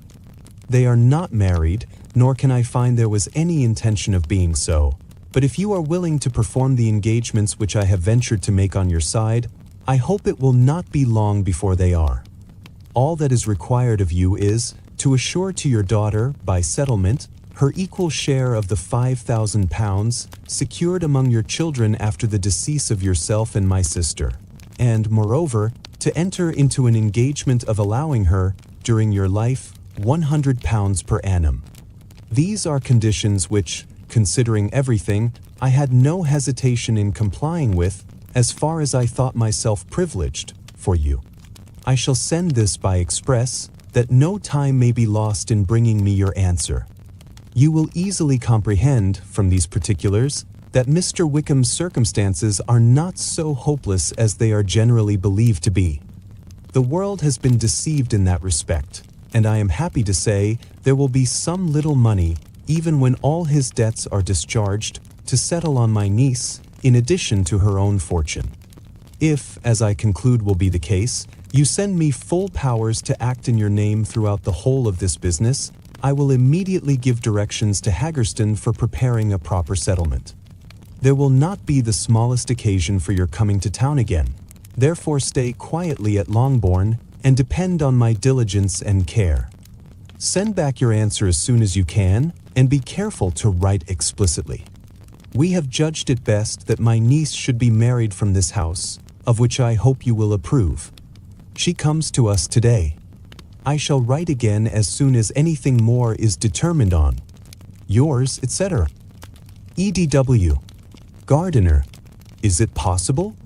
Cried Elizabeth, when she had finished. Can it be possible that he will marry her? Wickham is not so undeserving, then, as we have thought him, said her sister. My dear father, I congratulate you. And have you answered the letter? Said Elizabeth. No, but it must be done soon. Most earnestly did she then entreat him to lose no more time before he wrote. Oh, my dear father, she cried, come back and write immediately. Consider how important every moment is in such a case. Let me write for you, said Jane, if you dislike the trouble yourself. I dislike it very much, he replied, but it must be done. And so saying, he turned back with them and walked towards the house. And may I ask? Said Elizabeth. But the terms, I suppose, must be complied with. Complied with? I am only ashamed of his asking so little. And they must marry. Yet he is such a man. Yes, yes, they must marry. There is nothing else to be done. But there are two things that I want very much to know. One is how much money your uncle has laid down to bring it about, and the other, how I am ever to pay him. Money? My uncle? Cried Jane. What do you mean, sir? I mean that no man in his proper senses would marry Lydia on so slight a temptation as 100 a year during my life, and 50 after I am gone. That is very true, said Elizabeth, though it had not occurred to me before. His debts to be discharged, and something still to remain. Oh, it must be my uncle's doings. Generous, good man, I am afraid he has distressed himself. A small sum could not do all this. No, said her father. Wickham's a fool if he takes her with a farthing less than £10,000. I should be sorry to think so ill of him in the very beginning of our relationship. £10,000. Heaven forbid! How is half such a sum to be repaid? Mr. Bennet made no answer, and each of them, deep in thought, continued silent till they reached the house. Their father then went to the library to write, and the girls walked into the breakfast room. And they are really to be married, cried Elizabeth as soon as they were by themselves. How strange this is, and for this we are to be thankful. That they should marry, small as is their chance of happiness, and wretched as is his character, we are forced to rejoice. Oh, Lydia! I comfort myself with thinking, replied Jane, that he certainly would not marry Lydia if he had not a real regard for her. Though our kind uncle has done something towards clearing him, I cannot believe that £10,000 or anything like it has been advanced. He has children of his own and may have more. How could he spare half £10,000? If we are ever able to learn what Wickham's debts have been, said Elizabeth, and how much is settled on his side on our sister, we shall exactly know what Mr. Gardiner has done for them, because Wickham has not sixpence of his own. The kindness of my uncle and aunt can never be requited. Their taking her home and affording her their personal protection and countenance is such a sacrifice to her advantage as years of gratitude cannot enough acknowledge. By this time she is actually with them. If such goodness does not make her miserable now, she will never deserve to be happy. What a meeting for her when she first sees my aunt. We must endeavor to forget all that has passed on either side, said Jane. I hope and trust they will yet be happy. His consenting to marry her is a proof, I will believe, that he has come to a right way of thinking. Their mutual affection will steady them, and I flatter myself they will settle so quietly and live in so rational a manner as may in time make their past imprudence forgotten. Their conduct has been such, replied Elizabeth, as neither you nor I nor anybody can ever forget. It is useless to talk of it. It now occurred to the girls that their mother was in all likelihood perfectly ignorant of what had happened. They went to the library, therefore, and asked their father whether he would not wish them to make it known to her. He was writing, and without raising his head, coolly replied, "Just as you please. May we take my uncle's letter to read to her? Take whatever you like and get away." Elizabeth took the letter from his writing table, and they went upstairs together. Mary and Kitty were both with Mrs. Bennet. One communication would, therefore, do for all. After a slight preparation for good news, the letter was read aloud.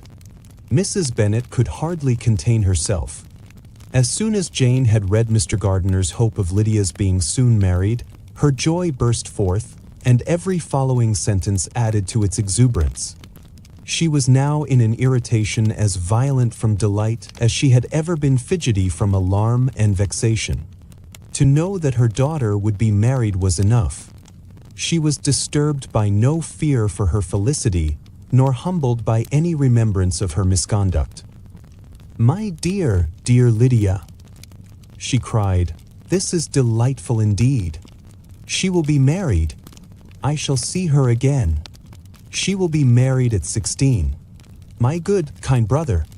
I knew how it would be. I knew he would manage everything. How I long to see her, and to see dear Wickham too. But the clothes, the wedding clothes. I will write to my sister Gardiner about them directly. Lizzie, my dear, run down to your father and ask him how much he will give her. Stay, I will go myself. Ring the bell, Kitty, for Hill. I will put on my things in a moment. My dear, dear Lydia, how merry we shall be together when we meet." Her eldest daughter endeavored to give some relief to the violence of these transports by leading her thoughts to the obligations which Mr. Gardiner's behavior laid them all under. "For we must attribute this happy conclusion," she added, "in a great measure to his kindness.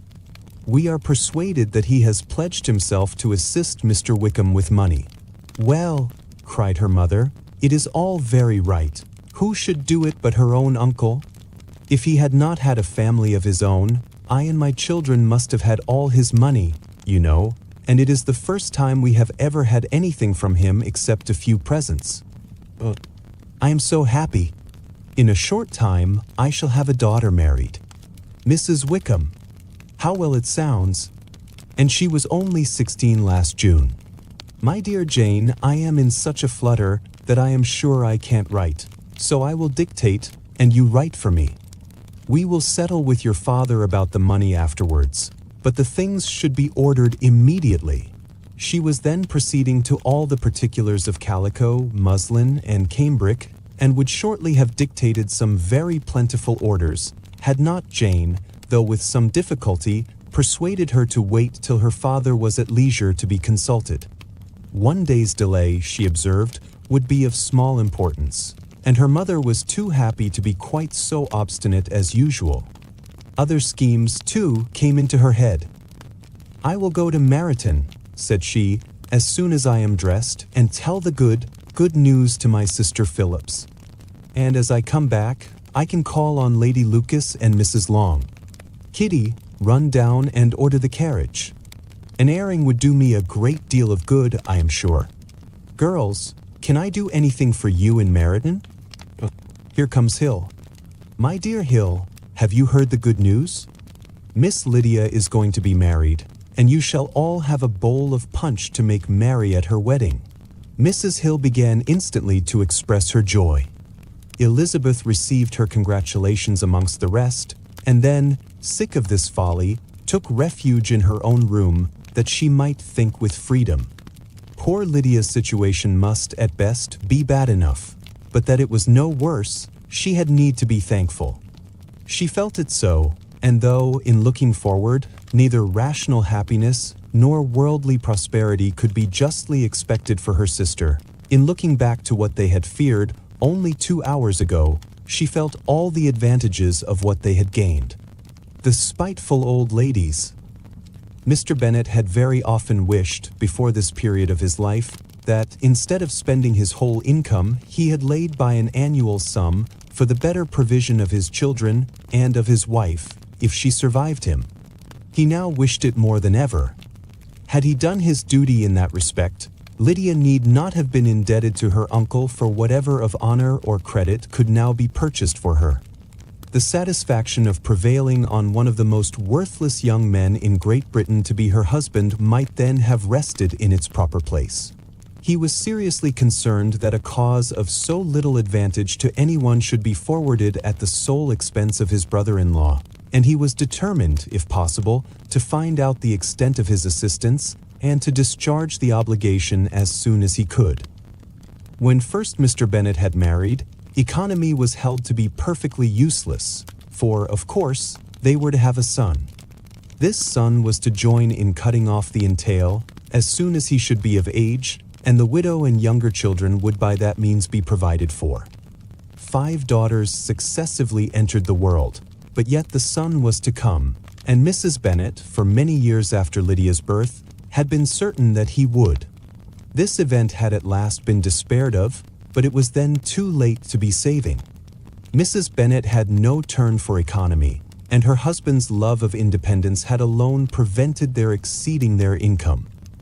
£5,000 was settled by marriage articles on Mrs. Bennet and the children. But in what proportions it should be divided amongst the latter depended on the will of the parents.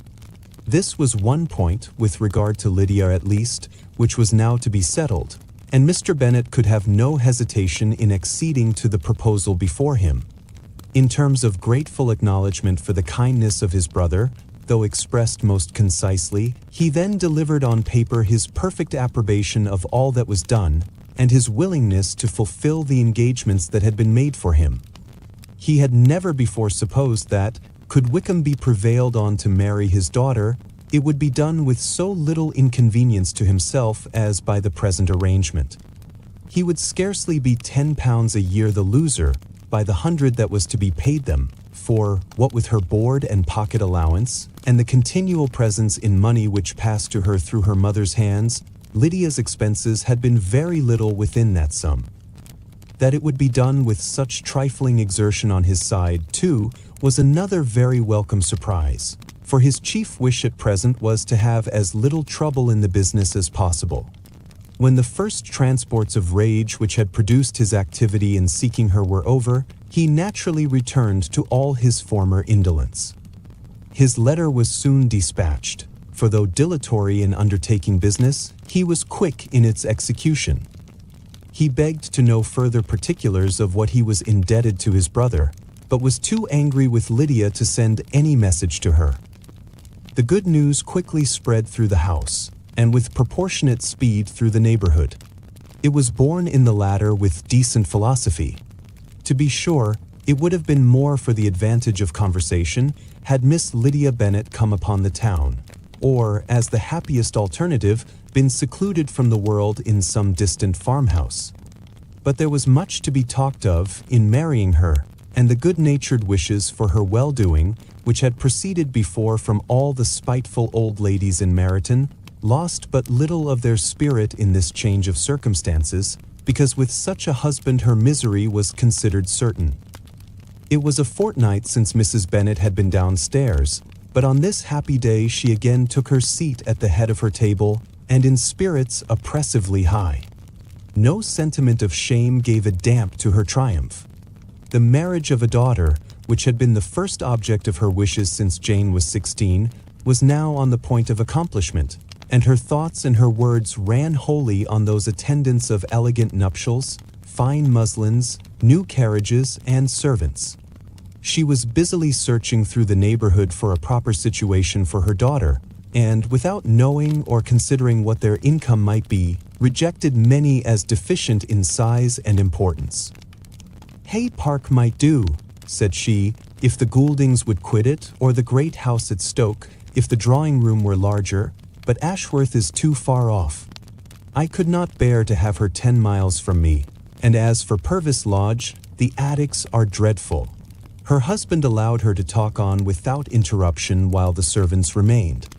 But when they had withdrawn, he said to her, "Mrs. Bennet, before you take any, or all of these houses, for your son and daughter, let us come to a right understanding. Into one house in this neighborhood they shall never have admittance. I will not encourage the imprudence of either by receiving them at Longbourn."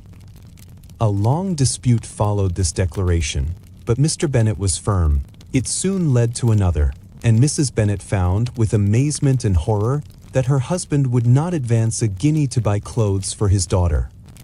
He protested that she should receive from him no mark of affection whatever on the occasion. Mrs. Bennet could hardly comprehend it, that his anger could be carried to such a point of inconceivable resentment as to refuse his daughter a privilege, without which her marriage would scarcely seem valid, exceeded all that she could believe possible.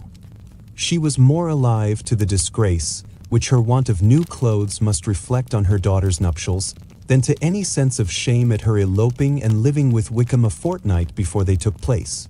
Elizabeth was now most heartily sorry that she had, from the distress of the moment, been led to make Mr. Darcy acquainted with their fears for her sister, for since her marriage would so shortly give the proper termination to the elopement, they might hope to conceal its unfavorable beginning from all those who were not immediately on the spot. She had no fear of its spreading farther through his means. There were few people on whose secrecy she would have more confidently depended, but at the same time there was no one whose knowledge of a sister's frailty would have mortified her so much. Not, however, from any fear of disadvantage from it individually to herself, for at any rate there seemed a gulf impassable between them. Had Lydia's marriage been concluded on the most honorable terms, it was not to be supposed that Mr. Darcy would connect himself with a family, where to every other objection would now be added an alliance and relationship of the nearest kind with the man whom he so justly scorned. From such a connection she could not wonder that he should shrink. The wish of procuring her regard, which she had assured herself of his feeling in Derbyshire, could not in rational expectation survive such a blow as this. She was humbled, she was grieved, she repented, though she hardly knew of what. She became jealous of his esteem when she could no longer hope to be benefited by it. She wanted to hear of him when there seemed the least chance of gaining intelligence. She was convinced that she could have been happy with him when it was no longer likely they should meet. What a triumph for him, as she often thought, could he know that the proposals which she had proudly spurned only 4 months ago would now have been gladly and gratefully received. He was as generous, she doubted not, as the most generous of his sex. But while he was mortal, there must be a triumph. She began now to comprehend that he was exactly the man who, in disposition and talents, would most suit her. His understanding and temper, though unlike her own, would have answered all her wishes. It was an union that must have been to the advantage of both. By her ease and liveliness, his mind might have been softened, his manners improved, and from his judgment, information, and knowledge of the world, she must have received benefit of greater importance. But no such happy marriage could now teach the admiring multitude what connubial felicity really was. An union of a different tendency, and precluding the possibility of the other, was soon to be formed in their family. How Wickham and Lydia were to be supported in tolerable independence, she could not imagine. But how little of permanent happiness could belong to a couple who were only brought together because their passions were stronger than their virtue, she could easily conjecture. Mr. Gardiner soon wrote again to his brother. To Mr. Bennet's acknowledgments he briefly replied, with assurances of his eagerness to promote the welfare of any of his family, and concluded with entreaties that the subject might never be mentioned to him again. The principal purport of his letter was to inform them that Mr. Wickham had resolved on quitting the militia. It was greatly my wish that he should do so, he added, as soon as his marriage was fixed on, and I think you will agree with me in considering a removal from that corps as highly advisable, both on his account and my niece's. It is Mr. Wickham's intention to go into the regulars, and, among his former friends, there are still some who are able and willing to assist him in the army. He has the promise of an ensigncy in General S. Regiment, now quartered in the north. It is an advantage to have it so far from this part of the kingdom. He promises fairly, and I hope among different people, where they may each have a character to preserve, they will both be more prudent. I have written to Colonel Forster to inform him of our present arrangements, and to request that he will satisfy the various creditors of Mr. Wickham in and near Brighton with assurances of speedy payment, for which I have pledged myself. And will you give yourself the trouble of carrying similar assurances to his creditors in Meryton, of whom I shall subjoin a list, according to his information? He has given in all his debts. I hope at least he has not deceived us. Haggerston has our directions, and all will be completed in a week. They will then join his regiment, unless they are first invited to Longbourn, and I understand from Mrs. Gardiner that my niece is very desirous of seeing you all before she leaves the south. She is well, and begs to be dutifully remembered to you and her mother. Yours, etc. E. Gardiner. Mr. Bennet and his daughters saw all the advantages of Wickham's removal from the shire as clearly as Mr. Gardiner could do. But Mrs. Bennet was not so well pleased with it. Lydia's being settled in the north, just when she had expected most pleasure and pride in her company, for she had by no means given up her plan of their residing in Hertfordshire, was a severe disappointment. And, besides, it was such a pity that Lydia should be taken from a regiment where she was acquainted with everybody, and had so many favourites. "She is so fond of Mrs. Forster," said she, "it will be quite shocking to send her away. And there are several of the young men, too, that she likes very much. The officers may not be so pleasant in General S. Regiment." His daughter's request, for such it might be considered, of being admitted into her family again, before she set off for the north, received at first an absolute negative. But Jane and Elizabeth, who agreed in wishing, for the sake of their sister's feelings and consequence, that she should be noticed on her marriage by her parents, urged him so earnestly, yet so rationally and so mildly, to receive her and her husband at Longbourn, as soon as they were married, that he was prevailed on to think as they thought, and act as they wished. And their mother had the satisfaction of knowing that she should be able to show her married daughter in the neighbourhood before she was banished to the north. When Mr. Bennet wrote again to his brother, therefore, he sent his permission for them to come, and it was settled that, as soon as the ceremony was over, they should proceed to Longbourn. Elizabeth was surprised, however, that Wickham should consent to such a scheme, and, had she consulted only her own inclination, any meeting with him would have been the last object of her wishes. With an affectionate smile. Their sister's wedding day arrived, and Jane and Elizabeth felt for her probably more than she felt for herself. The carriage was sent to meet them and they were to return in it by dinner time. Their arrival was dreaded by the elder Miss Bennets, and Jane more especially, who gave Lydia the feelings which would have attended herself had she been the culprit, and was wretched in the thought of what her sister must endure. They came. The family were assembled in the breakfast room to receive them. Smiles decked the face of Mrs. Bennet as the carriage drove up to the door. Her husband looked impenetrably grave. Her daughters, alarmed, anxious, uneasy. Lydia's voice was heard in the vestibule. The door was thrown open, and she ran into the room. Her mother stepped forwards, embraced her, and welcomed her with rapture, gave her hand with an affectionate smile to Wickham, who followed his lady, and wished them both joy, with an alacrity which showed no doubt of their happiness. Their reception from Mr. Bennet, to whom they then turned, was not quite so cordial. His countenance rather gained in austerity, and he scarcely opened his lips. The easy assurance of the young couple, indeed, was enough to provoke him.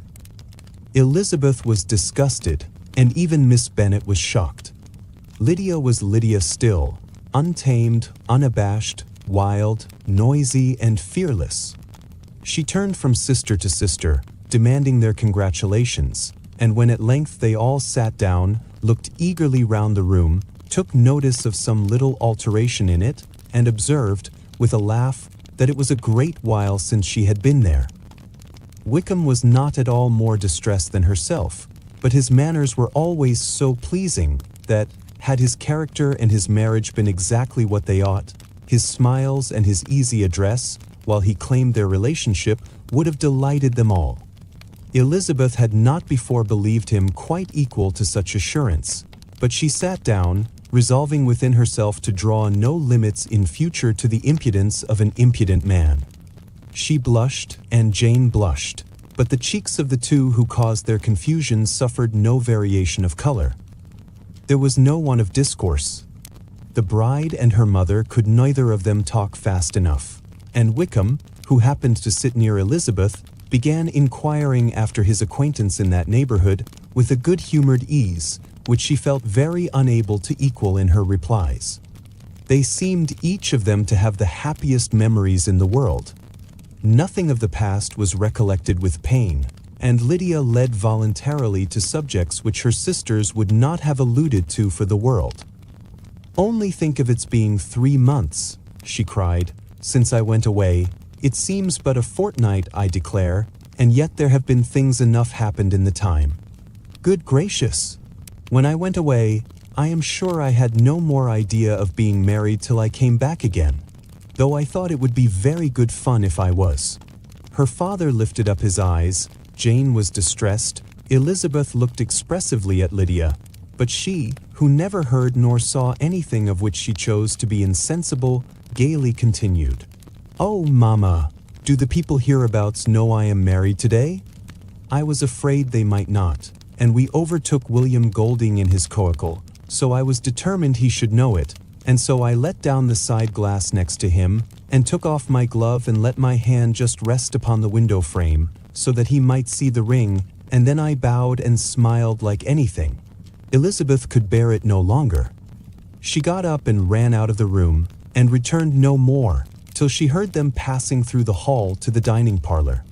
She then joined them soon enough to see Lydia, with anxious parade, walk up to her mother's right hand, and hear her say to her eldest sister, "Ah, Jane, I take your place now, and you must go lower, because I am a married woman." It was not to be supposed that time would give Lydia that embarrassment from which she had been so wholly free at first. Her ease and good spirits increased. She longed to see Mrs. Phillips, the Lucases, and all their other neighbors, and to hear herself called Mrs. Wickham by each of them, and in the meantime she went after dinner to show her ring and boast of being married to Mrs. Hill and the 2 housemaids. "Well, Mamma," said she, when they were all returned to the breakfast room, "and what do you think of my husband? Is not he a charming man? I am sure my sisters must all envy me. I only hope they may have half my good luck. They must all go to Brighton. That is the place to get husbands. What a pity it is, Mamma, we did not all go." "Very true, and if I had my will we should. But, my dear Lydia, I don't at all like your going such a way off. Must it be so? Oh, Lord, yes, there is nothing in that. I shall like it of all things. You and Papa and my sisters must come down and see us. We shall be at Newcastle all the winter, and I dare say there will be some balls, and I will take care to get good partners for them all. I should like it beyond anything," said her mother. "And then when you go away, you may leave one or two of my sisters behind you, and I dare say I shall get husbands for them before the winter is over." "I thank you for my share of the favor," said Elizabeth, "but I do not particularly like your way of getting husbands." Their visitors were not to remain above 10 days with them. Mr. Wickham had received his commission before he left London, and he was to join his regiment at the end of a fortnight. No one but Mrs. Bennet regretted that their stay would be so short, and she made the most of the time by visiting about with her daughter and having very frequent parties at home. These parties were acceptable to all. To avoid a family circle was even more desirable to such as did think than such as did not. Wickham's affection for Lydia was just what Elizabeth had expected to find it, not equal to Lydia's for him. She had scarcely needed her present observation to be satisfied, from the reason of things, that their elopement had been brought on by the strength of her love rather than by his, and she would have wondered why, without violently caring for her, he chose to elope with her at all, had she not felt certain that his flight was rendered necessary by distress of circumstances, and if that were the case, he was not the young man to resist an opportunity of having a companion. Lydia was exceedingly fond of him. He was her dear Wickham on every occasion. No one was to be put in competition with him. He did everything best in the world, and she was sure he would kill more birds on the 1st of September than anybody else in the country. One morning, soon after their arrival, as she was sitting with her 2 elder sisters, she said to Elizabeth, "Lizzie, I never gave you an account of my wedding, I believe. You were not by when I told Mamma and the others all about it. Are not you curious to hear how it was managed?" "No, really," replied Elizabeth. "I think there cannot be too little said on the subject. Look, you are so strange. But I must tell you how it went off. We were married, you know, at St. Clement's, because Wickham's lodgings were in that parish. And it was settled that we should all be there by 11 o'clock. My uncle and aunt and I were to go together, and the others were to meet us at the church. Well, Monday morning came, and I was in such a fuss. I was so afraid, you know, that something would happen to put it off, and then I should have gone quite distracted. And there was my aunt, all the time I was dressing, preaching and talking away just as if she was reading a sermon.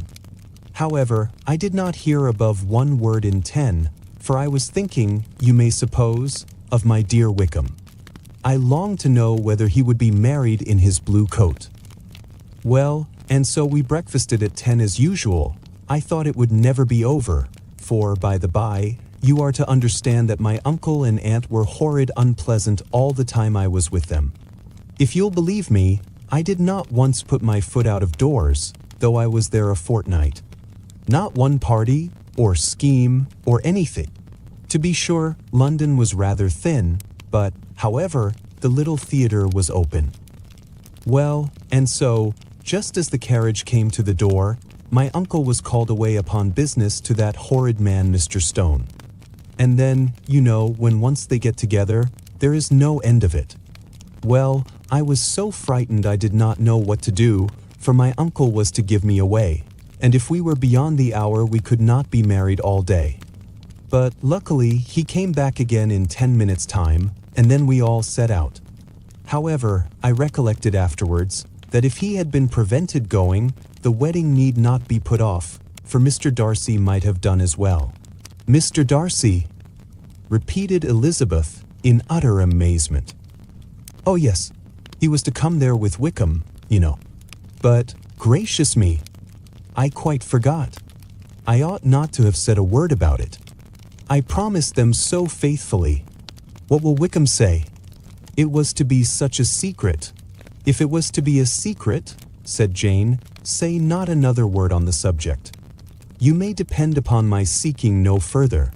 "Oh, certainly," said Elizabeth, though burning with curiosity, "we will ask you no questions." "Thank you," said Lydia, "for if you did, I should certainly tell you all, and then Wickham would be so angry." On such encouragement to ask, Elizabeth was forced to put it out of her power by running away. But to live in ignorance on such a point was impossible, or at least it was impossible not to try for information. Mr. Darcy had been at her sister's wedding. It was exactly a scene and exactly among people where he had apparently least to do and least temptation to go. Conjectures as to the meaning of it, rapid and wild, hurried into her brain, but she was satisfied with none. Those that best pleased her, as placing his conduct in the noblest light, seemed most improbable.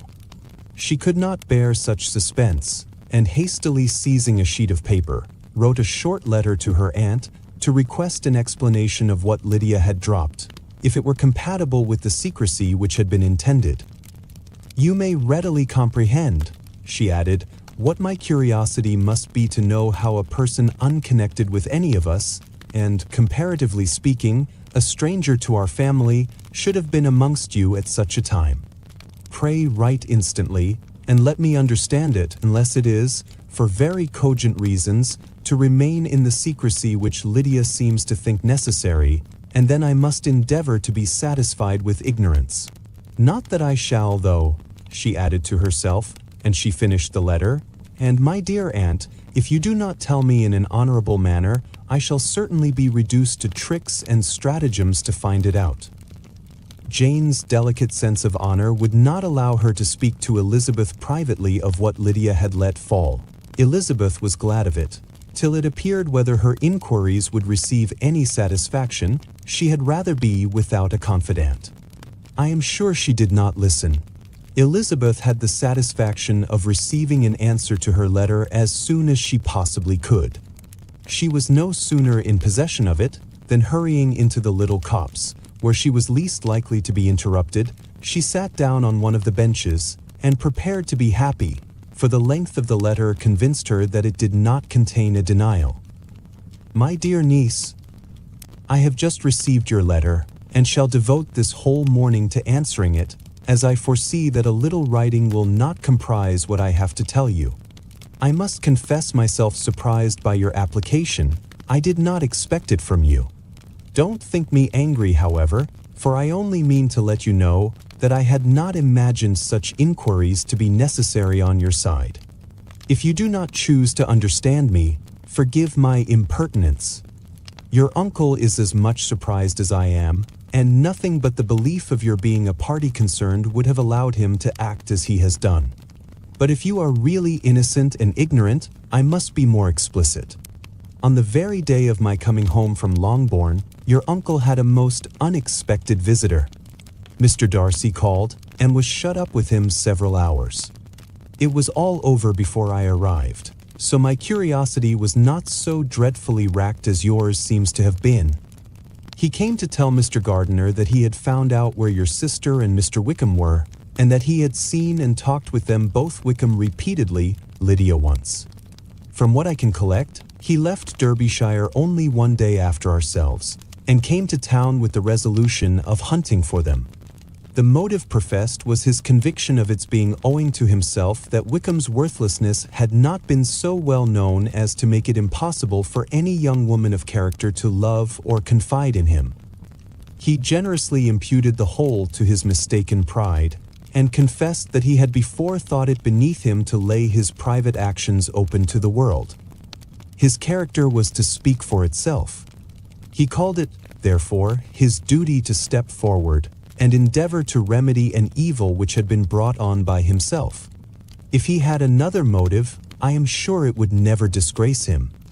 He had been some days in town before he was able to discover them, but he had something to direct his search, which was more than we had, and the consciousness of this was another reason for his resolving to follow us. There is a lady, it seems, a Mrs. Young, who was some time ago governess to Miss Darcy, and was dismissed from her charge on some cause of disapprobation, though he did not say what.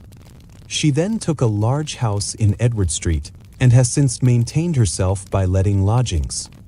This Mrs. Young was, he knew, intimately acquainted with Wickham, and he went to her for intelligence of him as soon as he got to town. But it was 2 or 3 days before he could get from her what he wanted. She would not betray her trust, I suppose, without bribery and corruption, for she really did know where her friend was to be found. Wickham, indeed, had gone to her on their first arrival in London, and had she been able to receive them into her house, they would have taken up their abode with her. At length, however, our kind friend procured the wished-for direction. They were in Street.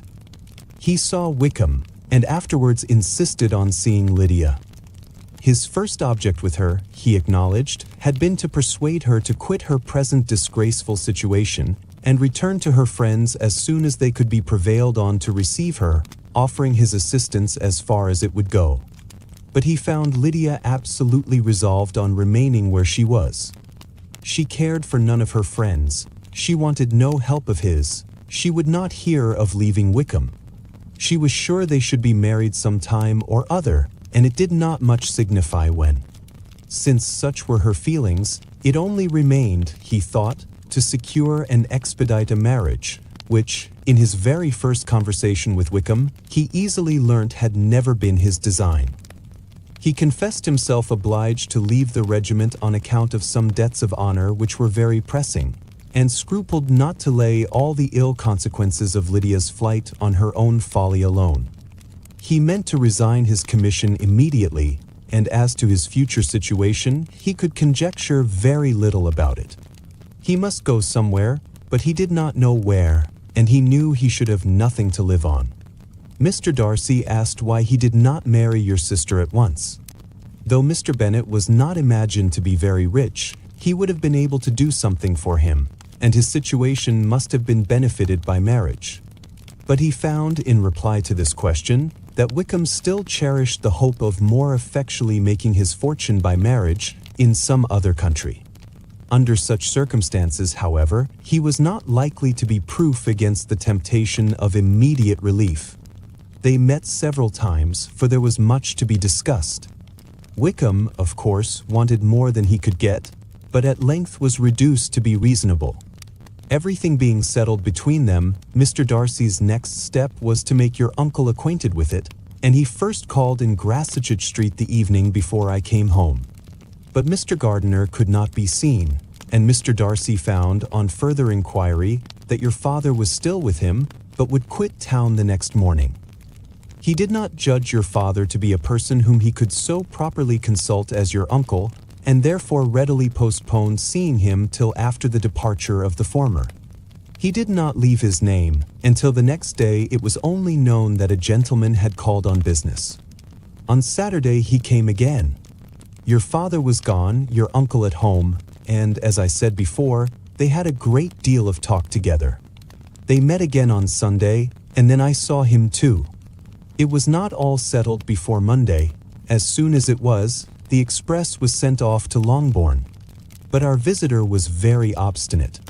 I fancy, Lizzie, that obstinacy is the real defect of his character, after all. He has been accused of many faults at different times, but this is the true one. Nothing was to be done that he did not do himself, though I am sure, and I do not speak it to be thanked, therefore say nothing about it, your uncle would most readily have settled the whole. They battled it together for a long time, which was more than either the gentleman or lady concerned in it deserved. But at last your uncle was forced to yield, and instead of being allowed to be of use to his niece, was forced to put up with only having the probable credit of it, which went sorely against the grain, and I really believe your letter this morning gave him great pleasure, because it required an explanation that would rob him of his borrowed feathers, and give the praise where it was due. But, Lizzie, this must go no further than yourself, or Jane at most. You know pretty well, I suppose, what has been done for the young people. His debts are to be paid, amounting, I believe, to considerably more than £1,000, another 1,000 in addition to her own settled upon her, and his commission purchased. The reason why all this was to be done by him alone was such as I have given above. It was owing to him, to his reserve and want of proper consideration, that Wickham's character had been so misunderstood, and consequently that he had been received and noticed as he was. Perhaps there was some truth in this, though I doubt whether his reserve or anybody's reserve can be answerable for the event. But in spite of all this fine talking, my dear Lizzie, you may rest perfectly assured that your uncle would never have yielded if we had not given him credit for another interest in the affair. When all this was resolved on, he returned again to his friends, who were still staying at Pemberley, but it was agreed that he should be in London once more when the wedding took place, and all money matters were then to receive the last finish. I believe I have now told you everything. It is a relation which you tell me is to give you great surprise. I hope at least it will not afford you any displeasure. Lydia came to us, and Wickham had constant admission to the house. He was exactly what he had been when I knew him in Hertfordshire, but I would not tell you how little I was satisfied with her behavior while she stayed with us, if I had not perceived, by Jane's letter last Wednesday, that her conduct on coming home was exactly of a piece with it, and therefore what I now tell you can give you no fresh pain. I talked to her repeatedly in the most serious manner, representing to her the wickedness of what she had done, and all the unhappiness she had brought on her family. If she heard me, it was by good luck, for I am sure she did not listen. I was sometimes quite provoked, but then I recollected my dear Elizabeth and Jane, and for their sakes had patience with her. Mr. Darcy was punctual in his return, and, as Lydia informed you, attended the wedding. He dined with us the next day, and was to leave town again on Wednesday or Thursday. Will you be very angry with me, my dear Lizzie, if I take this opportunity of saying, what I was never bold enough to say before, how much I like him? His behavior to us has, in every respect, been as pleasing as when we were in Derbyshire. His understanding and opinions all please me. He wants nothing but a little more liveliness, and that, if he marry prudently, his wife may teach him. I thought him very sly. He hardly ever mentioned your name. But slyness seems the fashion. Pray forgive me, if I have been very presuming, or at least do not punish me so far as to exclude me from P. I shall never be quite happy till I have been all round the park. A low phaeton with a nice little pair of ponies would be the very thing. But I must write no more. The children have been wanting me this half hour. Yours very sincerely, Gardiner.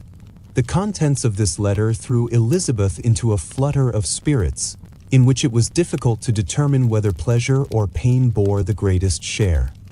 The vague and unsettled suspicions which uncertainty had produced of what Mr. Darcy might have been doing to forward her sister's match, which she had feared to encourage, as an exertion of goodness too great to be probable, and at the same time dreaded to be just, from the pain of obligation, were proved beyond their greatest extent to be true.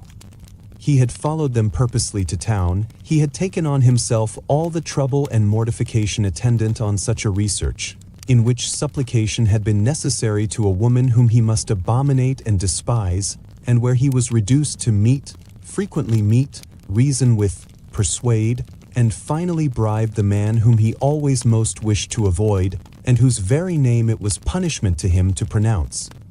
He had done all this for a girl whom he could neither regard nor esteem. Her heart did whisper that he had done it for her.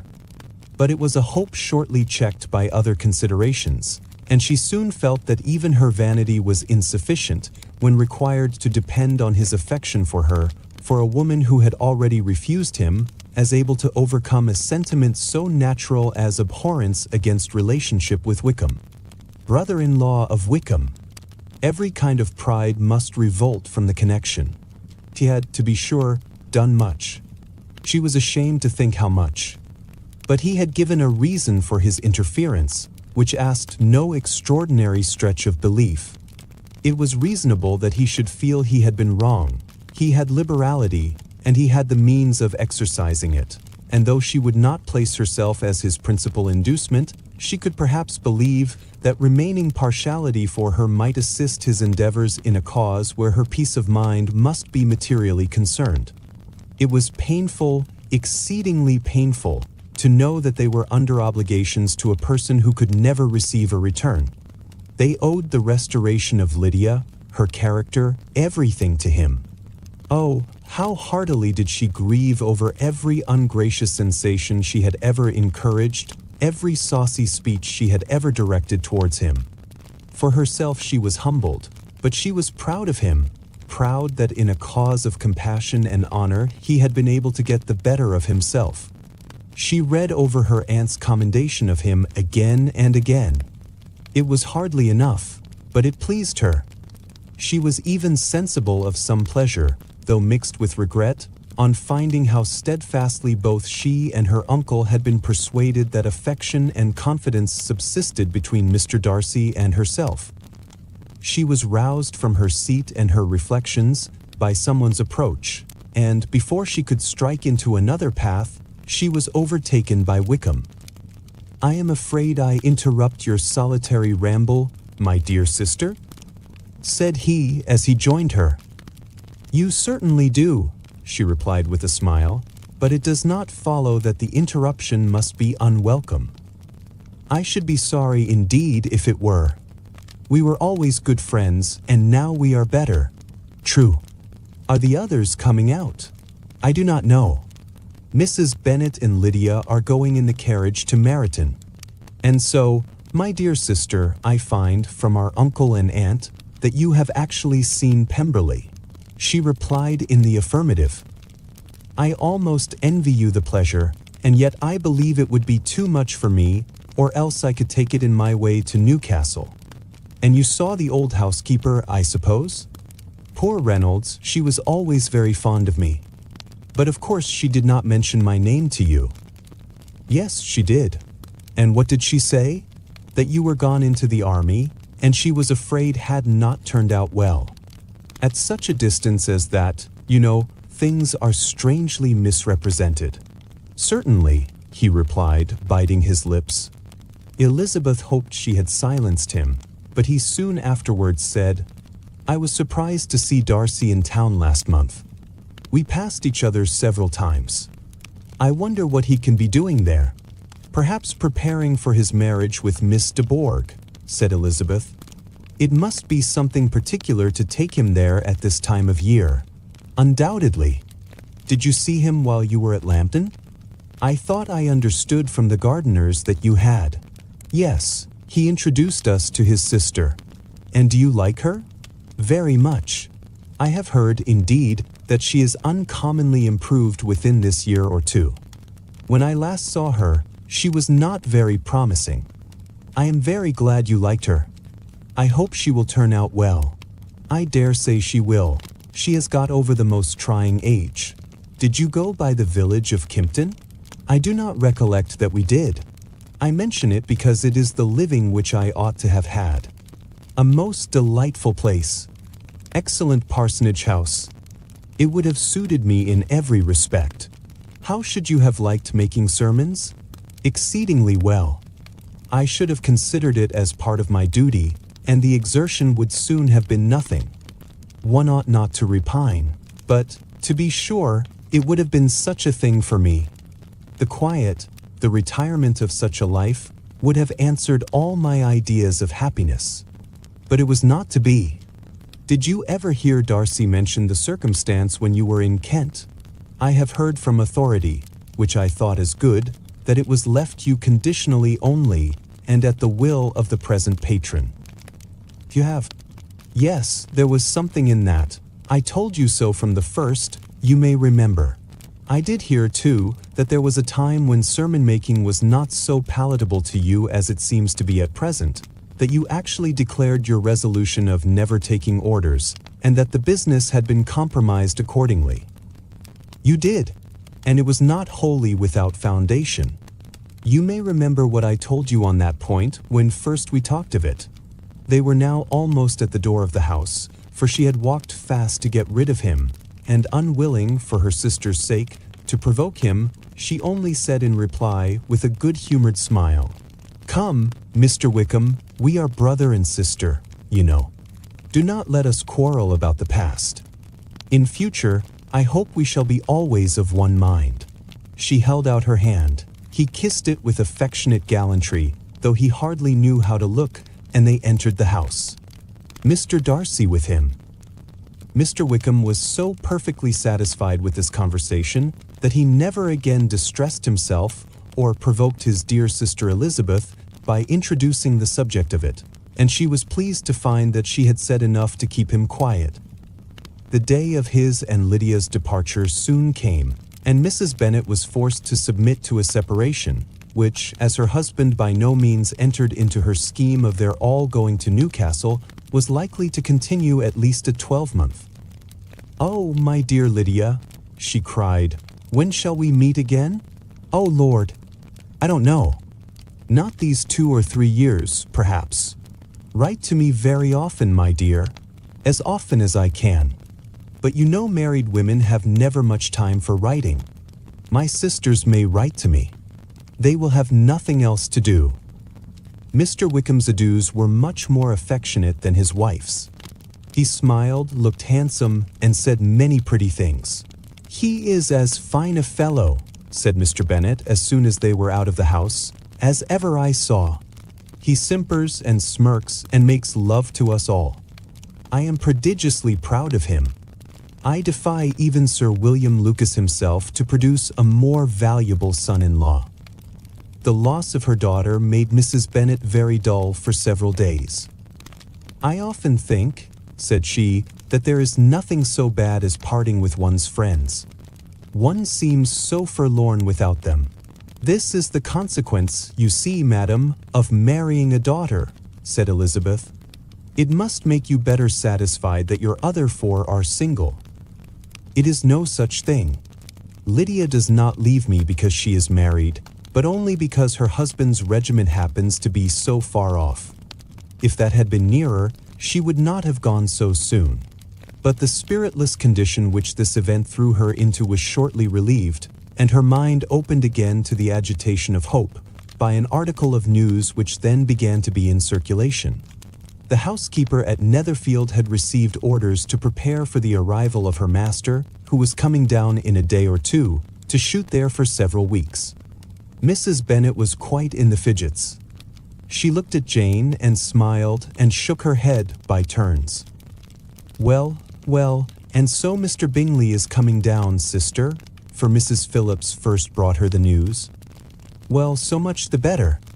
Not that I care about it. He is nothing to us, you know, and I am sure I never want to see him again. But, however, he is very welcome to come to Netherfield if he likes it. And who knows what may happen? But that is nothing to us. You know, sister, we agreed long ago never to mention a word about it. And so, it is quite certain he is coming." "You may depend on it," replied the other, "for Mrs. Nichols was in Meryton last night. I saw her passing by, and went out myself on purpose to know the truth of it, and she told me that it was certainly true. He comes down on Thursday, at the latest, very likely on Wednesday. She was going to the butcher's, she told me, on purpose to order in some meat on Wednesday, and she has got 3 couple of ducks just fit to be killed." Miss Bennet had not been able to hear of his coming without changing color. It was many months since she had mentioned his name to Elizabeth, but now, as soon as they were alone together, she said, "I saw you look at me today, Lizzie, when my aunt told us of the present report, and I know I appeared distressed, but don't imagine it was from any silly cause. I was only confused for the moment, because I felt that I should be looked at. I do assure you that the news does not affect me either with pleasure or pain. I am glad of one thing, that he comes alone, because we shall see the less of him. Not that I am afraid of myself, but I dread other people's remarks." Elizabeth did not know what to make of it. Had she not seen him in Derbyshire, she might have supposed him capable of coming there with no other view than what was acknowledged, but she still thought him partial to Jane, and she wavered as to the greater probability of his coming there with his friend's permission, or being bold enough to come without it. "Yet it is hard," she sometimes thought, "that this poor man cannot come to a house, which he has legally hired, without raising all this speculation. I will leave him to himself." In spite of what her sister declared, and really believed to be her feelings, in the expectation of his arrival, Elizabeth could easily perceive that her spirits were affected by it. They were more disturbed, more unequal, than she had often seen them. The subject which had been so warmly canvassed between their parents, about a 12-month ago, was now brought forward again.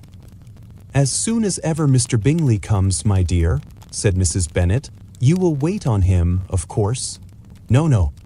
You forced me into visiting him last year, and promised, if I went to see him, he should marry one of my daughters. But it ended in nothing, and I will not be sent on a fool's errand again." His wife represented to him how absolutely necessary such an attention would be from all the neighboring gentlemen on his returning to Netherfield. "'Tis an etiquette I despise," said he. "If he wants our society, let him seek it. He knows where we live. I will not spend my hours in running after my neighbors every time they go away and come back again. Well, all I know is that it will be abominably rude if you do not wait on him. But, however, that shan't prevent my asking him to dine here. I am determined. We must have Mrs. Long and the Gouldings soon. That will make 13 with ourselves, so there will be just room at table for him." Consoled by this resolution, she was the better able to bear her husband's incivility, though it was very mortifying to know that her neighbors might all see Mr. Bingley, in consequence of it, before they did. As the day of his arrival drew near, "I begin to be sorry that he comes at all," said Jane to her sister. "It would be nothing. I could see him with perfect indifference, but I can hardly bear to hear it thus perpetually talked of. My mother means well, but she does not know, no one can know, how much I suffer from what she says. Happy shall I be when his stay at Netherfield is over." "I wish I could say anything to comfort you," replied Elizabeth, "but it is wholly out of my power. You must feel it, and the usual satisfaction of preaching patience to a sufferer is denied me, because you have always so much." Mr. Bingley arrived. Mrs. Bennet, through the assistance of servants, contrived to have the earliest tidings of it, that the period of anxiety and fretfulness on her side be as long as it could.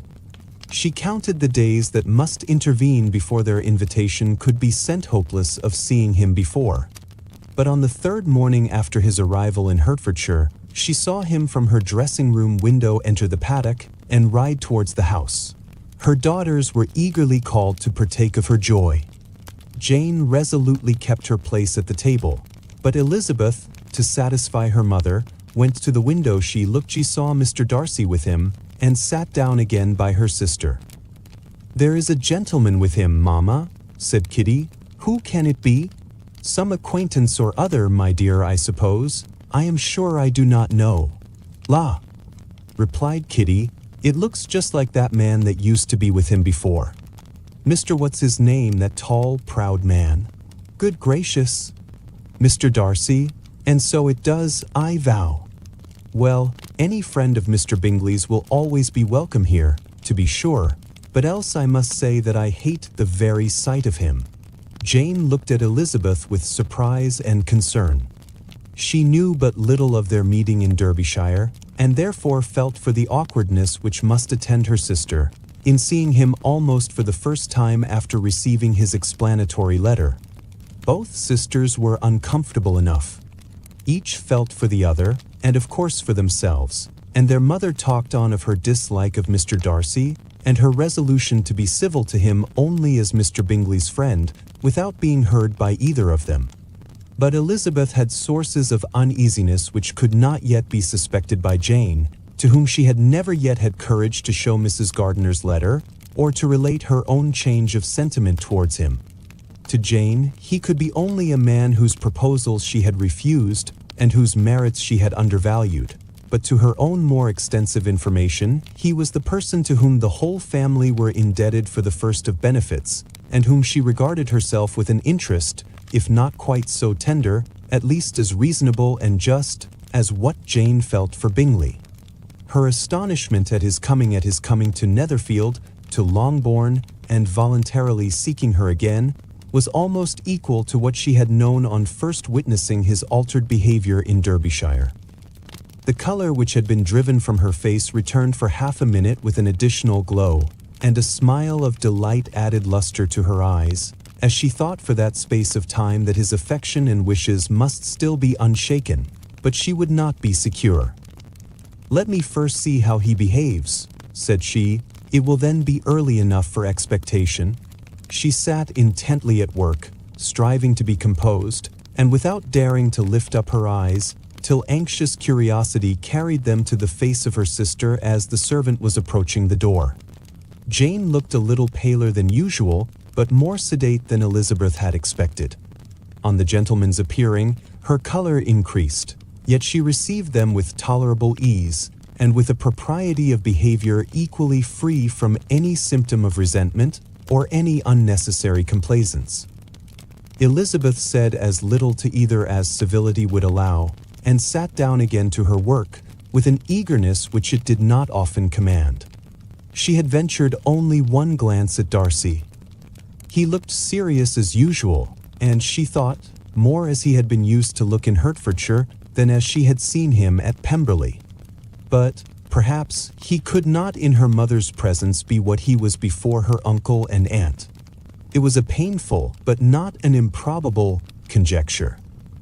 Bingley she had likewise seen for an instant, and in that short period saw him looking both pleased and embarrassed. He was received by Mrs. Bennet with a degree of civility which made her two daughters ashamed, especially when contrasted with the cold and ceremonious politeness of her courtesy and address of his friend. Elizabeth particularly, who knew that her mother owed to the latter the preservation of her favorite daughter from irremediable infamy, was hurt and distressed to a most painful degree by a distinction so ill applied. Darcy, after inquiring of her how Mr. and Mrs. Gardiner did a question which she could not answer without confusion, said scarcely anything. He was not seated by her. Perhaps that was the reason of his silence, but it had not been so in Derbyshire. There he had talked to her friends when he could not to herself.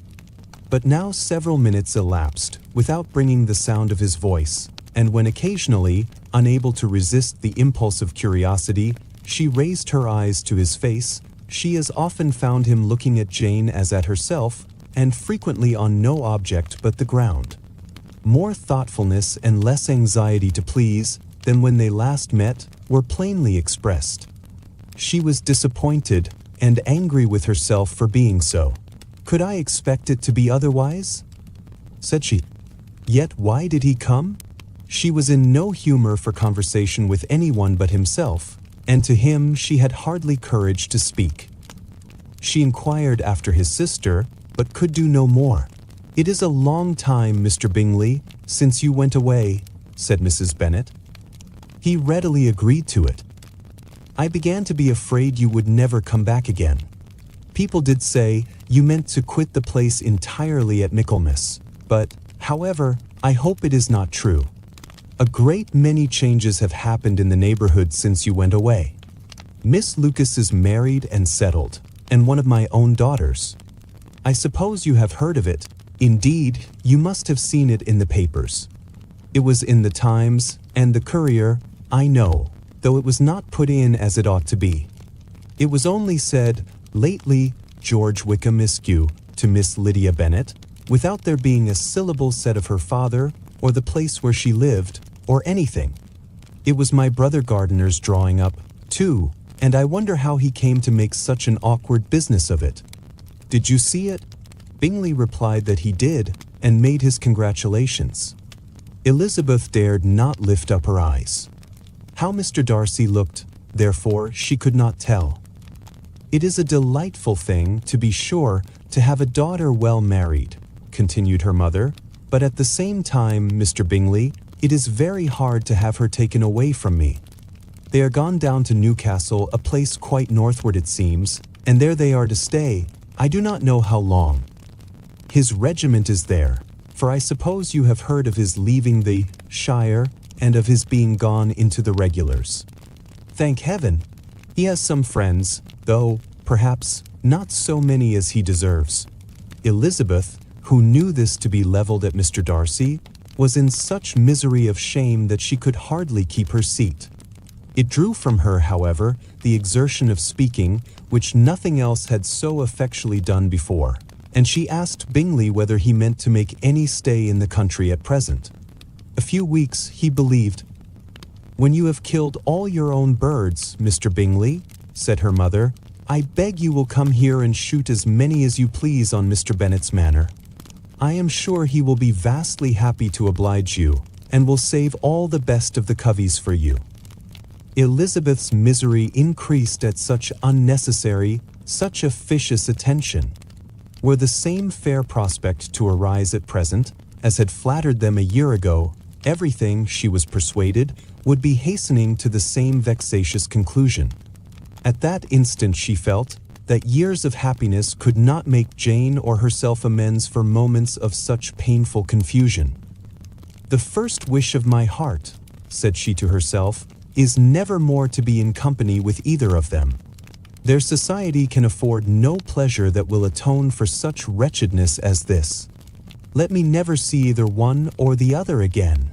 Yet the misery, for which years of happiness were to offer no compensation, received soon afterwards material relief from observing how much the beauty of her sister rekindled the admiration of her former lover. When first he came in, he had spoken to her but little, but every 5 minutes seemed to be giving her more of his attention. He found her as handsome as she had been last year, as good-natured and as unaffected, though not quite so chatty. Jane was anxious that no difference should be perceived in her at all, and was really persuaded that she talked as much as ever, but her mind was so busily engaged that she did not always know when she was silent. When the gentlemen rose to go away, Mrs. Bennet was mindful of her intended civility, and they were invited and engaged to dine at Longbourn in a few days' time. "You are quite a visit in my debt, Mr. Bingley," she added, "for when you went to town last winter, you promised to take a family dinner with us as soon as you returned. I have not forgot, you see, and I assure you I was very much disappointed that you did not come back and keep your engagement." Bingley looked a little silly at this reflection, and said something of his concern at having been prevented by business. They then went away. Mrs. Bennet had been strongly inclined to ask them to stay and dine there that day, but, though she always kept a very good table, she did not think anything less than 2 courses could be good enough for a man on whom she had such anxious designs, or satisfy the appetite and pride of one who had 10,000 a year. Jane happened to look round. As soon as they were gone, Elizabeth walked out to recover her spirits, or, in other words, to dwell without interruption on those subjects which must deaden them more.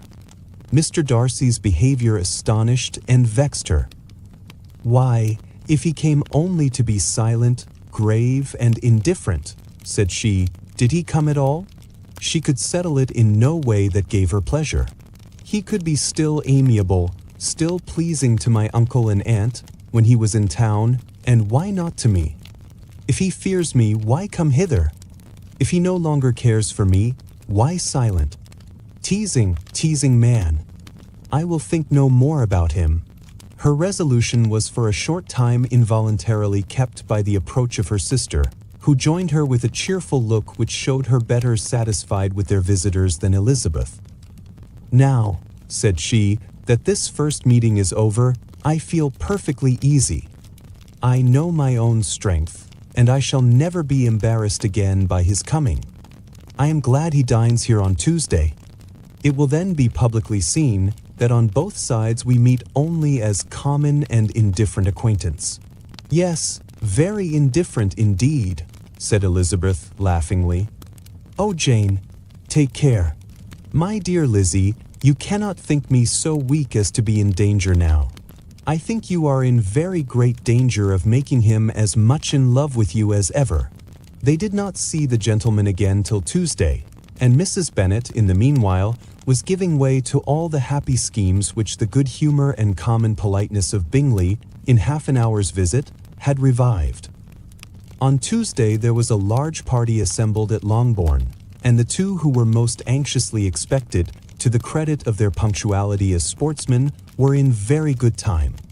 When they repaired to the dining room, Elizabeth eagerly watched to see whether Bingley would take the place which, in all their former parties, had belonged to him by her sister. Her prudent mother, occupied by the same ideas, forbore to invite him to sit by herself. On entering the room, he seemed to hesitate, but Jane happened to look round and happened to smile.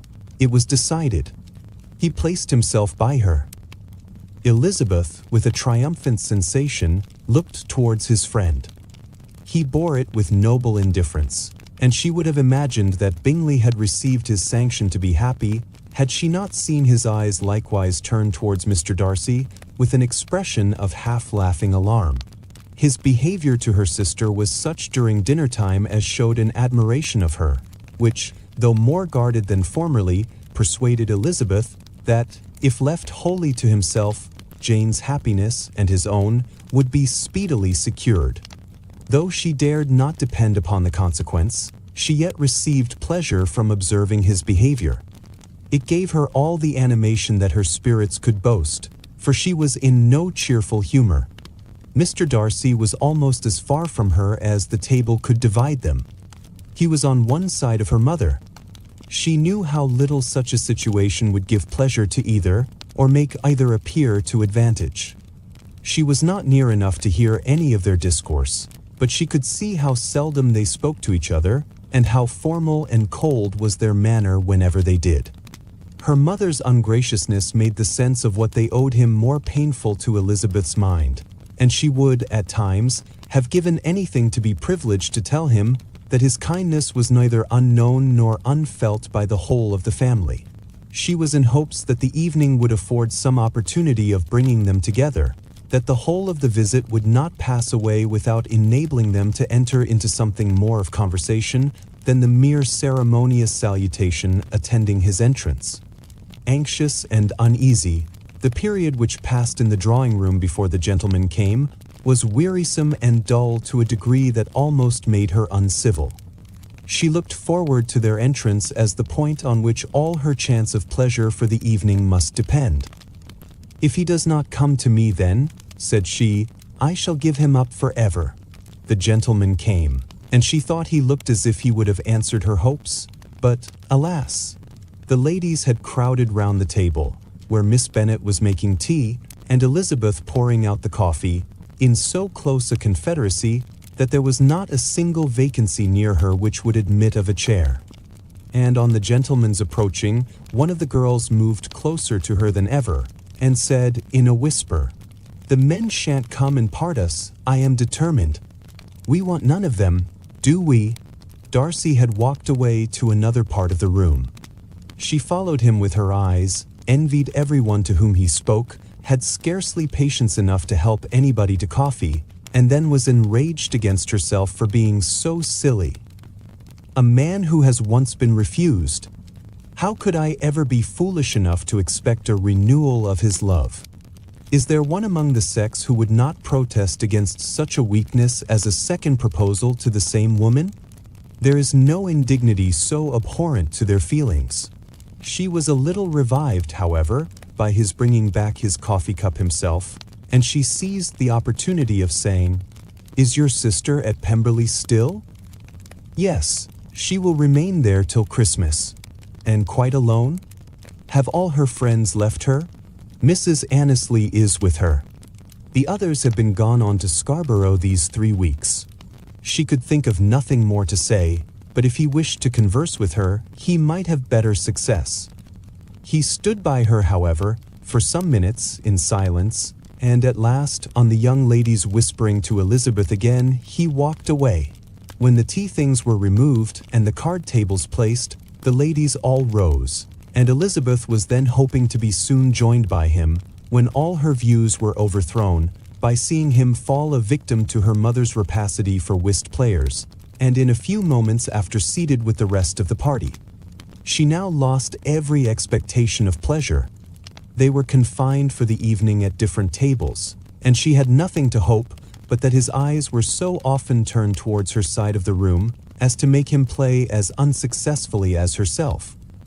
Mrs. Bennet had designed to keep the two Netherfield gentlemen to supper, but their carriage was, unluckily, ordered before any of the others, and she had no opportunity of detaining them. "Well, girls," said she, as soon as they were left to themselves, "what say you to the day? I think everything has passed off uncommonly well, I assure you. The dinner was as well dressed as any I ever saw. The venison was roasted to a turn, and everybody said they never saw so fat a haunch. The soup was 50 times better than what we had at the Lucases last week, and even Mr. Darcy acknowledged that the partridges were remarkably well done, and I suppose he has 2 or 3 French cooks at least. And my dear Jane, I never saw you look in greater beauty. Mrs. Long said so too, for I asked her whether you did not. And what do you think she said besides? Mrs. Bennet, we shall have her at Netherfield at last. She did indeed. I do think Mrs. Long is as good a creature as ever lived, and her nieces are very pretty behaved girls, and not at all handsome. I like them prodigiously. Long and her nieces. Mrs. Bennet, in short, was in very great spirits. She had seen enough of Bingley's behavior to Jane to be convinced that she would get him at last, and her expectations of advantage to her family, when in a happy humor, were so far beyond reason that she was quite disappointed at not seeing him there again the next day to make his proposals. "It has been a very agreeable day," said Miss Bennet to Elizabeth. "The party seemed so well selected, so suitable one with the other. I hope we may often meet again." Elizabeth smiled. "Lizzie, you must not do so. You must not suspect me. It mortifies me. I assure you that I have now learnt to enjoy his conversation as an agreeable and sensible young man without having a wish beyond it. I am perfectly satisfied, from what his manners now are, that he never had any design of engaging my affection.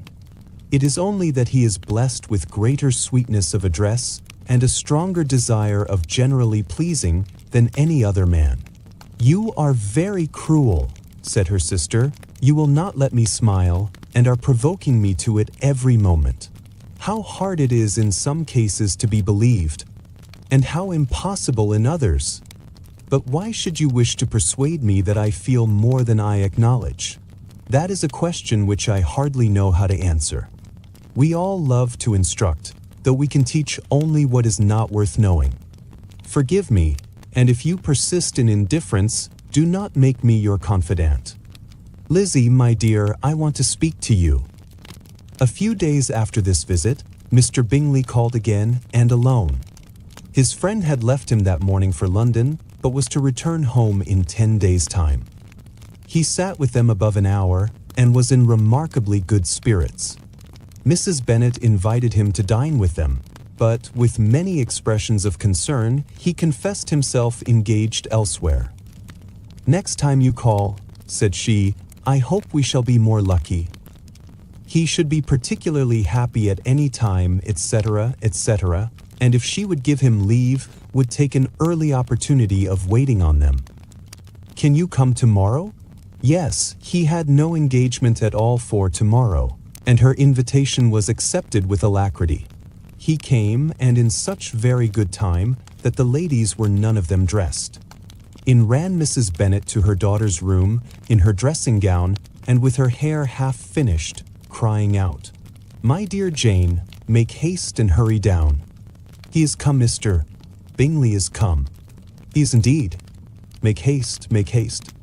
Here, Sarah, come to Miss Bennet this moment, and help her on with her gown. Never mind Miss Lizzie's hair. We will be down as soon as we can," said Jane, "but I dare say Kitty is forwarder than either of us, for she went upstairs half an hour ago." "Oh, hang Kitty! What has she to do with it? Come, be quick, be quick. Where is your sash, my dear?" But when her mother was gone, Jane would not be prevailed on to go down without one of her sisters. The same anxiety to get them by themselves was visible again in the evening. After tea, Mr. Bennet retired to the library, as was his custom, and Mary went upstairs to her instrument. 2 obstacles of the 5 being thus removed, Mrs. Bennet sat looking and winking at Elizabeth and Catherine for a considerable time, without making any impression on them. Elizabeth would not observe her, and when at last Kitty did, she very innocently said, "What is the matter, Mamma? What do you keep winking at me for? What am I to do?" "Nothing, child, nothing. I did not wink at you." She then sat still 5 minutes longer, but unable to waste such a precious occasion, she suddenly got up, and saying to Kitty, "Come here, my love, I want to speak to you," took her out of the room. Jane instantly gave a look at Elizabeth which spoke her distress at such premeditation, and her entreaty that she would not give in to it. In a few minutes, Mrs. Bennet half opened the door and called out, "Lizzie, my dear, I want to speak with you." Elizabeth was forced to go. "We may as well leave them by themselves, you know," said her mother as soon as she was in the hall. "Kitty and I are going upstairs to sit in my dressing room." Elizabeth made no attempt to reason with her mother, but remained quietly in the hall till she and Kitty were out of sight, then returned into the drawing room. Mrs. Bennet's schemes for this day were ineffectual. Bingley was everything that was charming, except the professed lover of her daughter. His ease and cheerfulness rendered him a most agreeable addition to their evening party, and he bore with the ill-judged officiousness of the mother, and heard all her silly remarks with a forbearance and command of countenance particularly grateful to the daughter.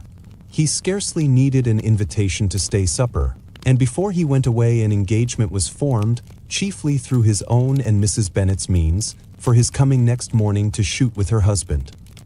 After this day, Jane said no more of her indifference. Not a word passed between the sisters concerning Bingley, but Elizabeth went to bed in the happy belief that all must speedily be concluded, unless Mr. Darcy returned within the stated time. Seriously, however, she felt tolerably persuaded that all this must have taken place with that gentleman's concurrence. Bingley was punctual to his appointment, and he and Mr. Bennet spent the morning together, as had been agreed on. The latter was much more agreeable than his companion expected. There was nothing of presumption or folly in Bingley that could provoke his ridicule or disgust him into silence, and he was more communicative and less eccentric than the other had ever seen him. Bingley, of course, returned with him to dinner, and in the evening Mrs. Bennet's invention was again at work to get everybody away from him and her daughter. Elizabeth, who had a letter to write, went into the breakfast room for that purpose soon after tea, for as the others were all going to sit down to cards, she could not be wanted to counteract her mother's schemes. But on her returning to the drawing room, when her letter was finished, she saw, to her infinite surprise, there was reason to fear that her mother had been too ingenious for her. On opening the door, she perceived her sister and Bingley standing together over the hearth, as if engaged in earnest conversation, and had this led to no suspicion, the faces of both, as they hastily turned round and moved away from each other, would have told it all. Their situation was awkward enough, but hers she thought was still worse. Not a syllable was uttered by either, and Elizabeth was on the point of going away again, when Bingley, who as well as the other had sat down, suddenly rose, and, whispering a few words to her sister, ran out of the room.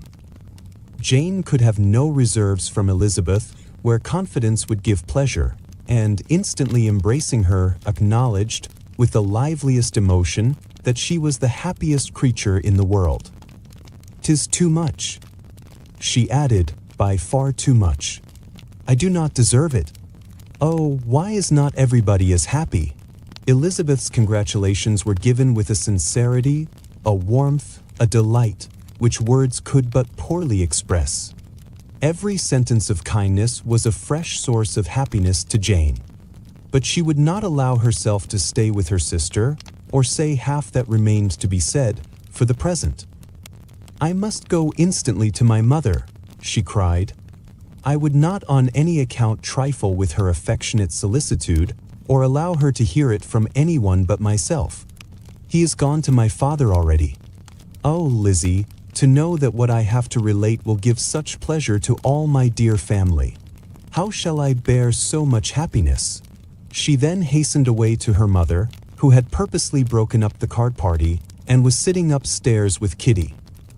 Elizabeth, who was left by herself, now smiled at the rapidity and ease with which an affair was finally settled that had given them so many previous months of suspense and vexation. "And this," said she, "is the end of all his friends' anxious circumspection, of all his sister's falsehood and contrivance, the happiest, wisest, and most reasonable end." In a few minutes she was joined by Bingley, whose conference with her father had been short and to the purpose. "Where is your sister?"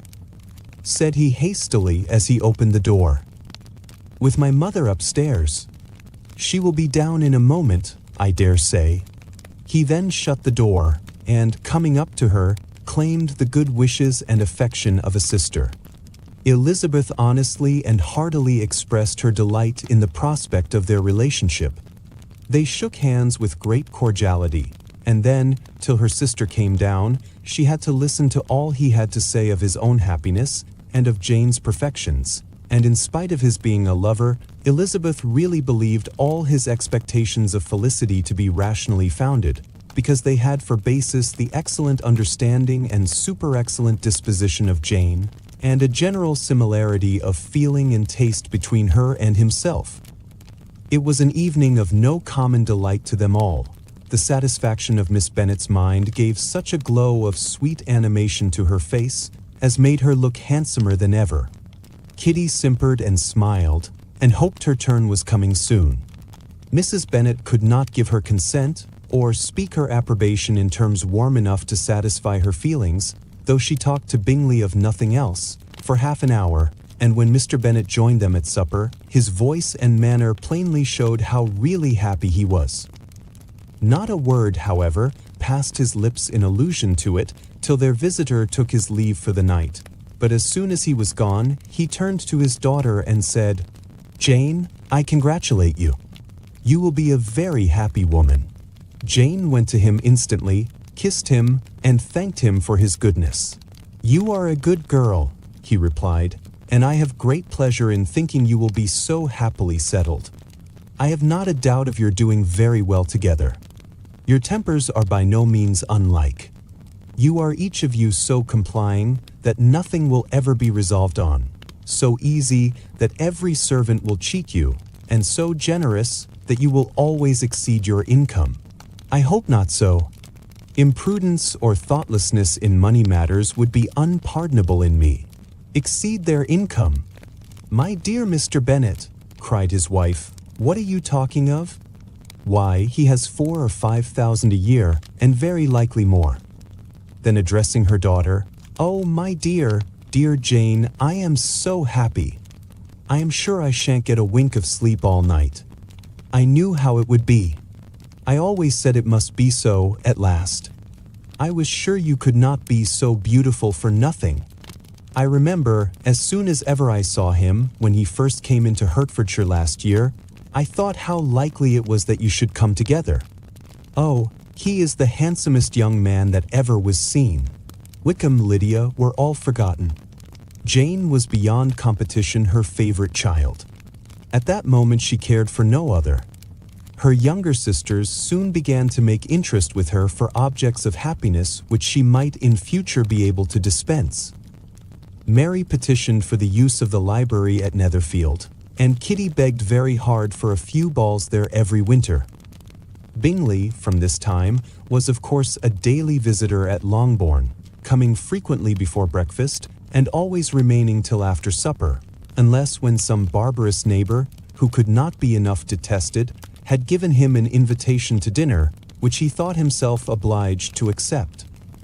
Elizabeth had now but little time for conversation with her sister, for while he was present Jane had no attention to bestow on anyone else, but she found herself considerably useful to both of them in those hours of separation that must sometimes occur. In the absence of Jane, he always attached himself to Elizabeth for the pleasure of talking of her, and when Bingley was gone, Jane constantly sought the same means of relief. "He has made me so happy," said she one evening, "by telling me that he was totally ignorant of my being in town last spring. I had not believed it possible. "I suspected as much," replied Elizabeth. "But how did he account for it?" "It must have been his sister's doing.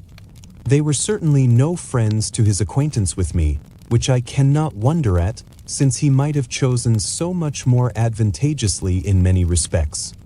But when they see, as I trust they will, that their brother is happy with me, they will learn to be contented, and we shall be on good terms again, though we can never be what we once were to each other." "That is the most unforgiving speech," said Elizabeth, "that I ever heard you utter. Good girl. It would vex me, indeed, to see you again the dupe of Miss Bingley's pretended regard. Would you believe it, Lizzie, that when he went to town last November he really loved me, and nothing but a persuasion of my being indifferent would have prevented his coming down again? He made a little mistake, to be sure, but it is to the credit of his modesty. This naturally introduced a panegyric from Jane on his diffidence, and the little value he put on his own good qualities." Elizabeth was pleased to find that he had not betrayed the interference of his friend, for, though Jane had the most generous and forgiving heart in the world, she knew it was a circumstance which must prejudice her against him. "I am certainly the most fortunate creature that ever existed," cried Jane. "Oh, Lizzie, why am I thus singled from my family, and blessed above them all? If I could but see you as happy! If there were but such another man for you! If you were to give me 40 such men, I never could be so happy as you. Till I have your disposition, your goodness, I never can have your happiness. No, no, let me shift for myself, and perhaps, if I have very good luck, I may meet with another Mr. Collins in time." The situation of affairs in the Longbourn family could not be long a secret. Mrs. Bennet was privileged to whisper it to Mrs. Phillips, and she ventured, without any permission, to do the same by all her neighbors in Meryton. The Bennets were speedily pronounced to be the luckiest family in the world, though only a few weeks before, when Lydia had first run away, they had been generally proved to be marked out for misfortune. One morning, about a week after Bingley's engagement with Jane had been formed, as he and the females of the family were sitting together in the dining room, their attention was suddenly drawn to the window by the sound of a carriage, and they perceived a chaise and 4 driving up the lawn. It was too early in the morning for visitors, and besides, the equipage did not answer to that of any of their neighbors. The horses were post, and neither the carriage nor the livery of the servant who preceded it were familiar to them. As it was certain, however, that somebody was coming, Bingley instantly prevailed on Miss Bennet to avoid the confinement of such an intrusion and walk away with him into the shrubbery. They both set off, and the conjectures of the remaining 3 continued, though with little satisfaction, till the door was thrown open and their visitor entered. It was Lady Catherine de Bourgh. They were of course all intending to be surprised, but their astonishment was beyond their expectation, and on the part of Mrs. Bennet and Kitty, though she was perfectly unknown to them, even inferior to what Elizabeth felt.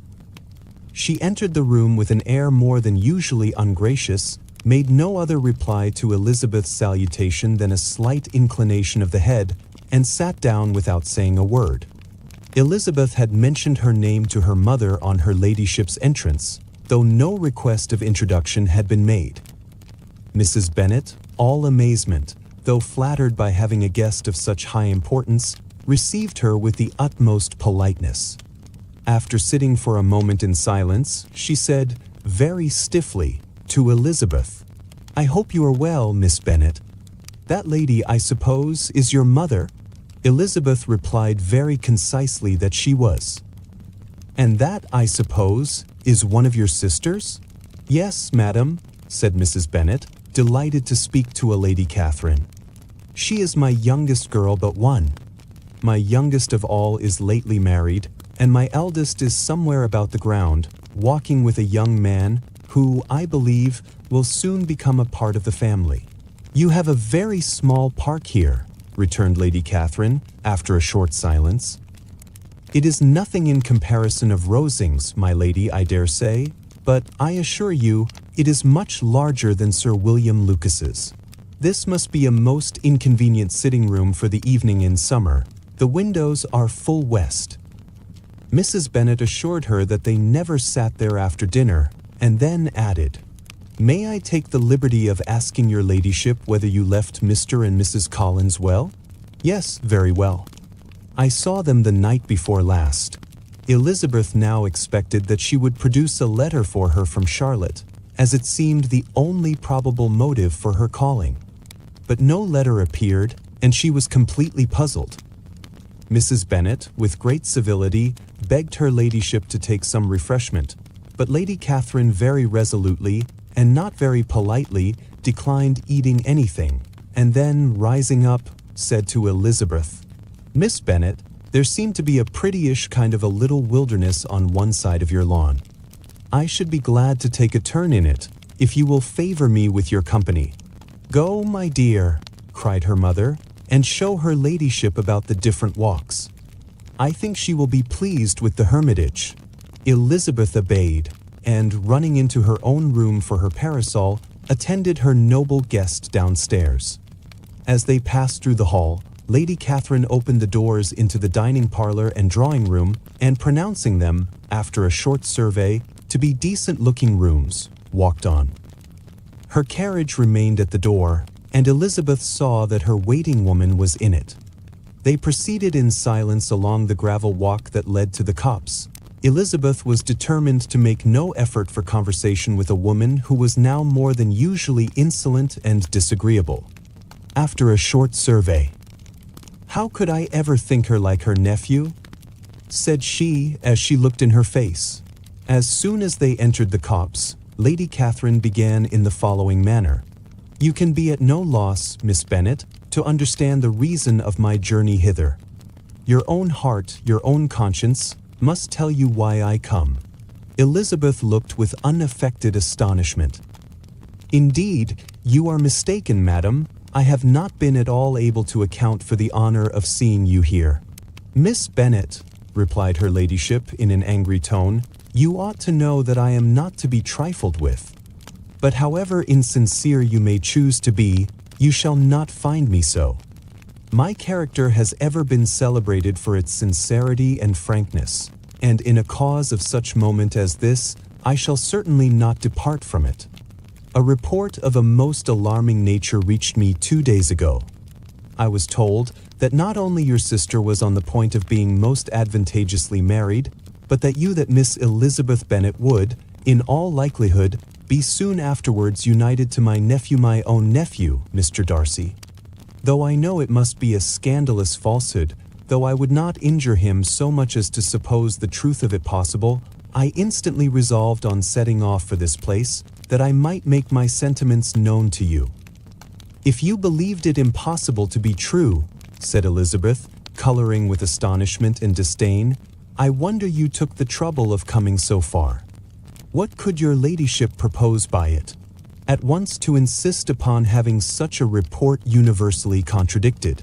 "Your coming to Longbourn to see me and my family," said Elizabeth coolly, "will be rather a confirmation of it. Indeed, such a report is in existence." "Do you then pretend to be ignorant of it?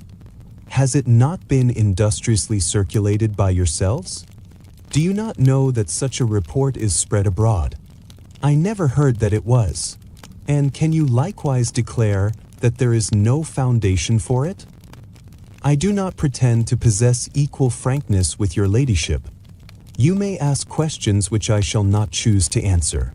This is not to be borne. Miss Bennet, I insist on being satisfied. Has my nephew, made you an offer of marriage? Your ladyship has declared it to be impossible. It ought to be so, it must be so, while he retains the use of his reason. But your arts and allurements may, in a moment of infatuation, have made him forget what he owes to himself and to all his family. You may have drawn him in. If I have, I shall be the last person to confess it. Miss Bennet, do you know who I am? I have not been accustomed to such language as this. I am almost the nearest relation he has in the world, and am entitled to know all his dearest concerns. But you are not entitled to know mine. nor will such behavior as this ever induce me to be explicit. Let me be rightly understood. This match, to which you have the presumption to aspire, can never take place. Oh, never. Mr. Darcy is engaged to my daughter. Now, what have you to say? Only this, that if he is so, you can have no reason to suppose he will make an offer to me. Lady Catherine hesitated for a moment, and then replied, "The engagement between them is of a peculiar kind. From their infancy, they have been intended for each other.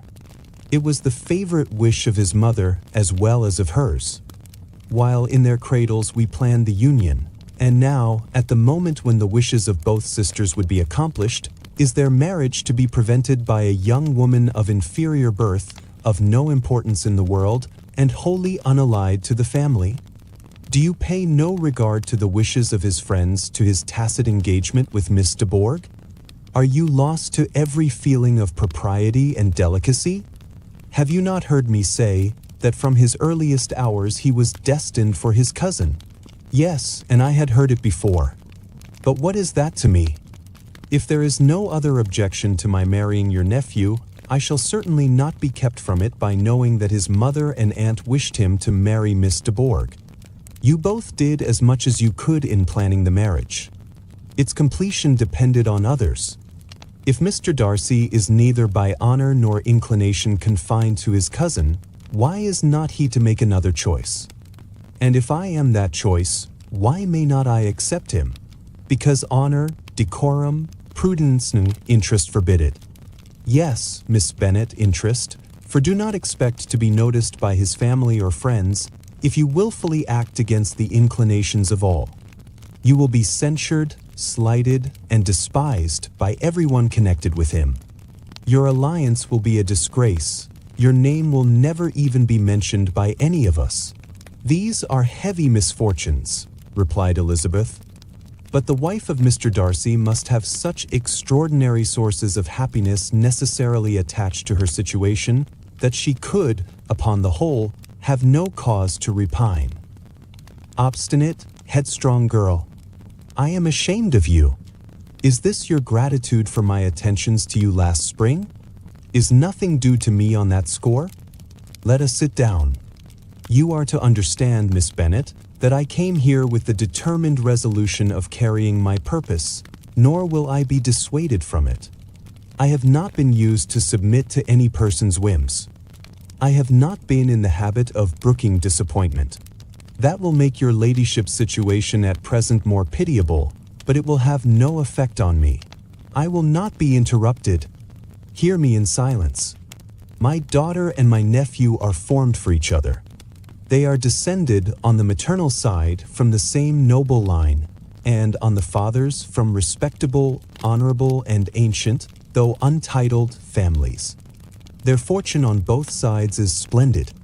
They are destined for each other by the voice of every member of their respective houses, and what is to divide them? The upstart pretensions of a young woman without family, connections, or fortune. Is this to be endured? But it must not, shall not be. If you were sensible of your own good, you would not wish to quit the sphere in which you have been brought up. In marrying your nephew, I should not consider myself as quitting that sphere. He is a gentleman, I am a gentleman's daughter, so far we are equal. True, you are a gentleman's daughter. But what was your mother? Who are your uncles and aunts? Do not imagine me ignorant of their condition. Whatever my connections may be, said Elizabeth, if your nephew does not object to them, they can be nothing to you. Tell me once for all, are you engaged to him? Though Elizabeth would not, for the mere purpose of obliging Lady Catherine, have answered this question, she could not but say, after a moment's deliberation, I am not. Lady Catherine seemed pleased. And will you promise me never to enter into such an engagement? I will make no promise of the kind. Miss Bennet, I am shocked and astonished. I expected to find a more reasonable young woman. But do not deceive yourself into a belief that I will ever recede. I shall not go away till you have given me the assurance I require. and I certainly never shall give it. I am not to be intimidated into anything so wholly unreasonable. Your ladyship wants Mr. Darcy to marry your daughter, but would my giving you the wished-for promise make their marriage at all more probable? Supposing him to be attached to me, would my refusing to accept his hand make him wish to bestow it on his cousin? Allow me to say, Lady Catherine, that the arguments with which you have supported this extraordinary application have been as frivolous as the application was ill-judged. You have widely mistaken my character, if you think I can be worked on by such persuasions as these. How far your nephew might approve of your interference in his affairs, I cannot tell, but you have certainly no right to concern yourself in mine. I must beg, therefore, to be importuned no further on the subject. Not so hasty, if you please. I have by no means done. To all the objections I have already urged I have still another to add. I am no stranger to the particulars of your youngest sister's infamous elopement. I know it all, that the young man's marrying her was a patched-up business, at the expense of your father and uncle. And is such a girl to be my nephew's sister? Is her husband, who is the son of his late father's steward, to be his brother? Heaven and earth, of what are you thinking?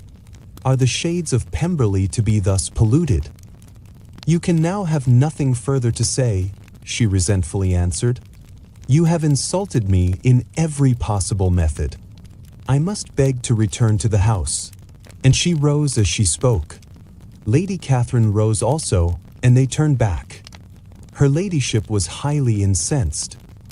You have no regard, then, for the honor and credit of my nephew. Unfeeling, selfish girl. Do you not consider that a connection with you must disgrace him in the eyes of everybody? Lady Catherine, I have nothing further to say. You know my sentiments. You are then resolved to have him? I have said no such thing. I am only resolved to act in that manner, which will, in my own opinion, constitute my happiness without reference to you or to any person so wholly unconnected with me. It is well. You refuse, then, to oblige me. You refuse to obey the claims of duty, honor, and gratitude. You are determined to ruin him in the opinion of all his friends and make him the contempt of the world. Neither duty, nor honor, nor gratitude, replied Elizabeth, has any possible claim on me in the present instance. No principle of either would be violated by my marriage with Mr. Darcy. And with regard to the resentment of his family, or the indignation of the world, if the former were excited by his marrying me, it would not give me one moment's concern, and the world in general would have too much sense to join in the scorn. And this is your real opinion. This is your final resolve. Very well. I shall now know how to act. Do not imagine, Miss Bennet, that your ambition will ever be gratified. I came to try you. I hope to find you reasonable, but depend upon it I will carry my point. In this manner Lady Catherine talked on till they were at the door of the carriage, when, turning hastily round, she added, I take no leave of you, Miss Bennet. I send no compliments to your mother. You deserve no such attention. I am most seriously displeased. Elizabeth made no answer, and without attempting to persuade her ladyship to return into the house, walked quietly into it herself. She heard the carriage drive away as she proceeded upstairs. Her mother impatiently met her at the door of her dressing room to ask why Lady Catherine would not come in again and rest herself. She did not choose it, said her daughter. She would go. She is a very fine-looking woman, and her calling here was prodigiously civil, for she only came, I suppose, to tell us the Collinses were well. She is on her road somewhere, I dare say, and so, passing through Meryton, thought she might as well call on you. I suppose she had nothing particular to say to you, Lizzie? Elizabeth was forced to give in to a little falsehood here, for to acknowledge the substance of their conversation was impossible. But now it comes out. The discomposure of spirits which this extraordinary visit threw Elizabeth into could not be easily overcome, nor could she for many hours learn to think of it less than incessantly. Lady Catherine, it appeared, had actually taken the trouble of this journey from Rosings for the sole purpose of breaking off her supposed engagement with Mr. Darcy. It was a rational scheme, to be sure, but from what the report of their engagement could originate, Elizabeth was at a loss to imagine, till she recollected that his being the intimate friend of Bingley, and her being the sister of Jane, was enough, at a time when the expectation of one wedding made everybody eager for another, to supply the idea. She had not herself forgotten to feel that the marriage of her sister must bring them more frequently together, and her neighbors at Lucas Lodge, therefore, for through their communication with the Collinses, the report, she concluded, had reached Lady Catherine, had only set that down as almost certain and immediate which she had looked forward to as possible at some future time.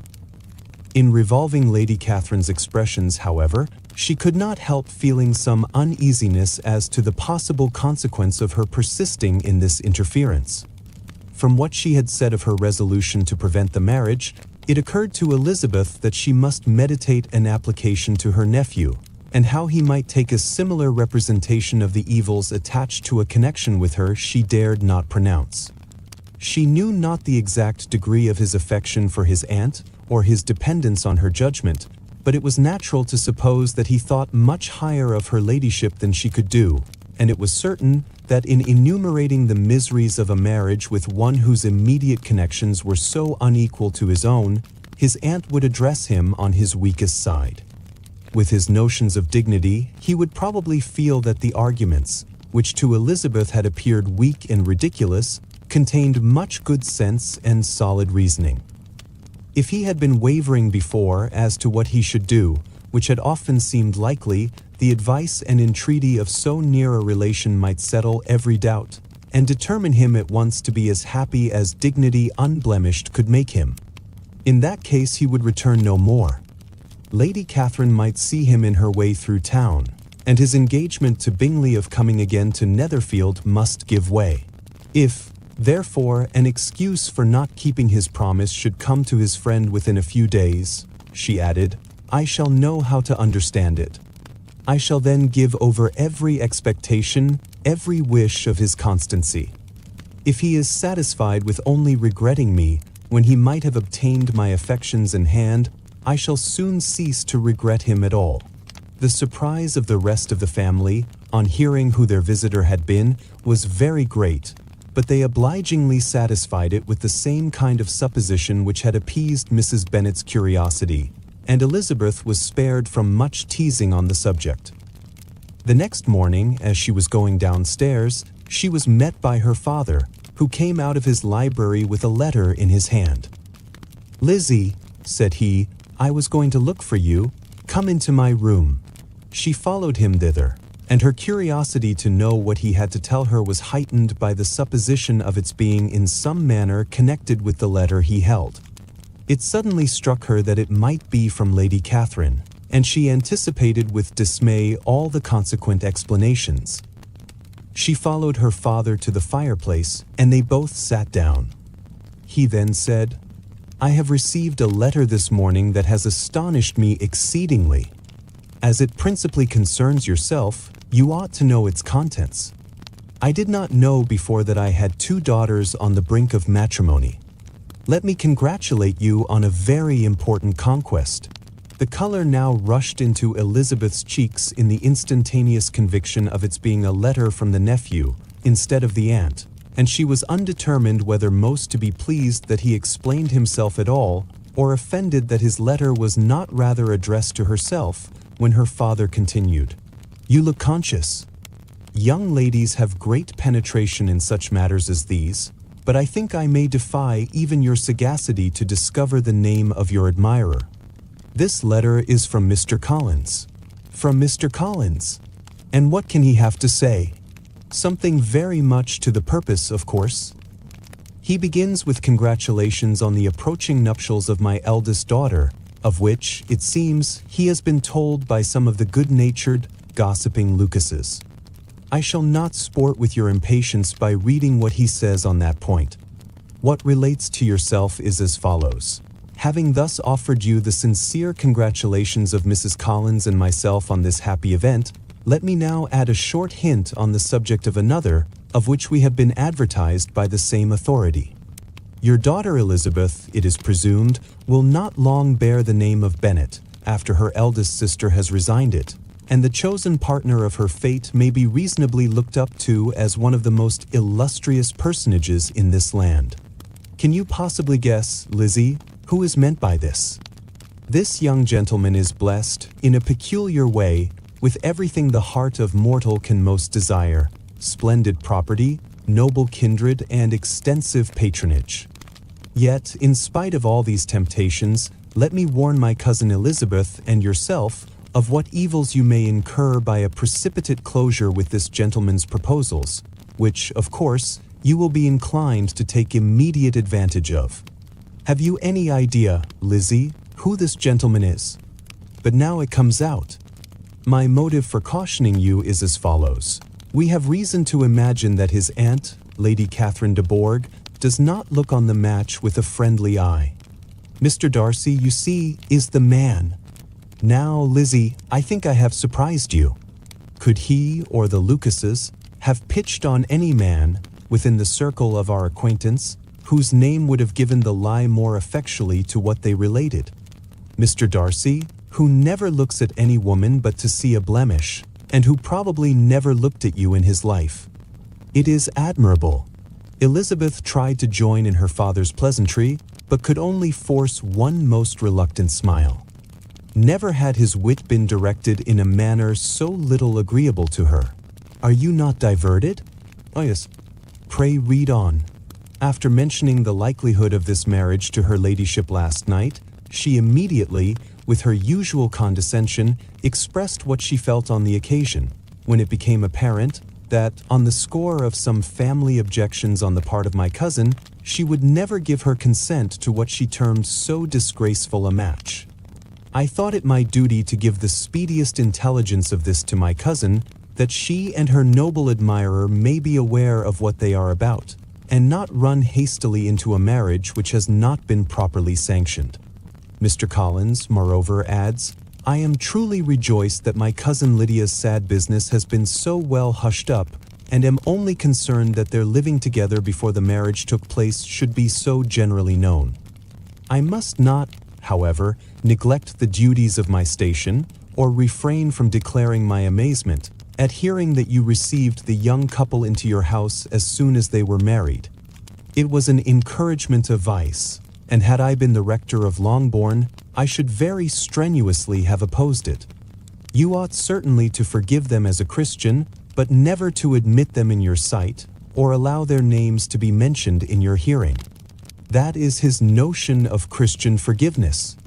The rest of his letter is only about his dear Charlotte's situation, and his expectation of a young olive branch. But, Lizzie, you look as if you did not enjoy it. You are not going to be missish, I hope, and pretend to be affronted at an idle report. For what do we live, but to make sport for our neighbors, and laugh at them in our turn? Oh, cried Elizabeth, I am exceedingly diverted.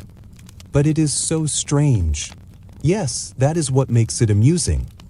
Had they fixed on any other man it would have been nothing, but his perfect indifference and your pointed dislike make it so delightfully absurd. Much as I abominate writing, I would not give up Mr. Collins's correspondence for any consideration. Nay, when I read a letter of his, I cannot help giving him the preference even over Wickham, much as I value the impudence and hypocrisy of my son-in-law. And pray, Lizzie, what said Lady Catherine about this report? Did she call to refuse her consent? To this question his daughter replied only with a laugh, and as it had been asked without the least suspicion, she was not distressed by his repeating it. Elizabeth had never been more at a loss to make her feelings appear what they were not. It was necessary to laugh when she would rather have cried. Her father had most cruelly mortified her by what he said of Mr. Darcy's indifference, and she could do nothing but wonder at such a want of penetration, or fear that, perhaps, instead of his seeing too little, she might have fancied too much. The efforts of his aunt. Instead of receiving any such letter of excuse from his friend, as Elizabeth half expected Mr. Bingley to do, he was able to bring Darcy with him to Longbourn before many days had passed after Lady Catherine's visit. The gentleman arrived early, and before Mrs. Bennet had time to tell him of their having seen his aunt, of which her daughter sat in momentary dread, Bingley, who wanted to be alone with Jane, proposed their all walking out. It was agreed to. Mrs. Bennet was not in the habit of walking. Mary could never spare time, but the remaining 5 set off together. Bingley and Jane, however, soon allowed the others to outstrip them. They lagged behind, while Elizabeth, Kitty, and Darcy were to entertain each other. Very little was said by either. Kitty was too much afraid of him to talk. Elizabeth was secretly forming a desperate resolution, and perhaps he might be doing the same. They walked towards the Lucases, because Kitty wished to call upon Maria, and as Elizabeth saw no occasion for making it a general concern, when Kitty left them she went boldly on with him alone. Now was the moment for her resolution to be executed, and while her courage was high, she immediately said, "Mr. Darcy, I am a very selfish creature, and for the sake of giving relief to my own feelings care not how much I may be wounding yours. I can no longer help thanking you for your unexampled kindness to my poor sister. Ever since I have known it, I have been most anxious to acknowledge to you how gratefully I feel it. Were it known to the rest of my family, I should not have merely my own gratitude to express. I am sorry, exceedingly sorry," replied Darcy, in a tone of surprise and emotion, "that you have ever been informed of what may, in a mistaken light, have given you uneasiness. I did not think Mrs. Gardiner was so little to be trusted. You must not blame my aunt. Lydia's thoughtlessness first betrayed to me that you had been concerned in the matter, and of course, I could not rest till I knew the particulars. Let me thank you again and again, in the name of all my family, for that generous compassion which induced you to take so much trouble and bear so many mortifications, for the sake of discovering them. If you will thank me," he replied, "let it be for yourself alone. That the wish of giving happiness to you might add force to the other inducements which led me on, I shall not attempt to deny. But your family owe me nothing. Much as I respect them, I believe I thought only of you." Elizabeth was too much embarrassed to say a word. After a short pause, her companion added, "You are too generous to trifle with me. If your feelings are still what they were last April, tell me so at once. My affections and wishes are unchanged, but one word from you will silence me on this subject forever." Elizabeth, feeling all the more than common awkwardness and anxiety of his situation, now forced herself to speak, and immediately, though not very fluently, gave him to understand that her sentiments had undergone so material a change since the period to which he alluded, as to make her receive with gratitude and pleasure his present assurances. The happiness which this reply produced was such as he had probably never felt before, and he expressed himself on the occasion as sensibly and as warmly as a man violently in love can be supposed to do. Had Elizabeth been able to encounter his eyes, she might have seen how well the expression of heartfelt delight diffused over his face became him, but though she could not look she could listen, and he told her of feelings which, in proving of what importance she was to him, made his affection every moment more valuable. They walked on without knowing in what direction. There was too much to be thought, and felt, and said for attention to any other objects. She soon learnt that they were indebted for their present good understanding to the efforts of his aunt, who did call on him in her return through London, and there relate her journey to Longbourn, its motive, and the substance of her conversation with Elizabeth, dwelling emphatically on every expression of the latter, which, in her ladyship's apprehension, peculiarly denoted her perverseness and assurance, in the belief that such a relation must assist her endeavours to obtain that promise from her nephew which she had refused to give. But, unluckily for her ladyship, its effect had been exactly contrariwise.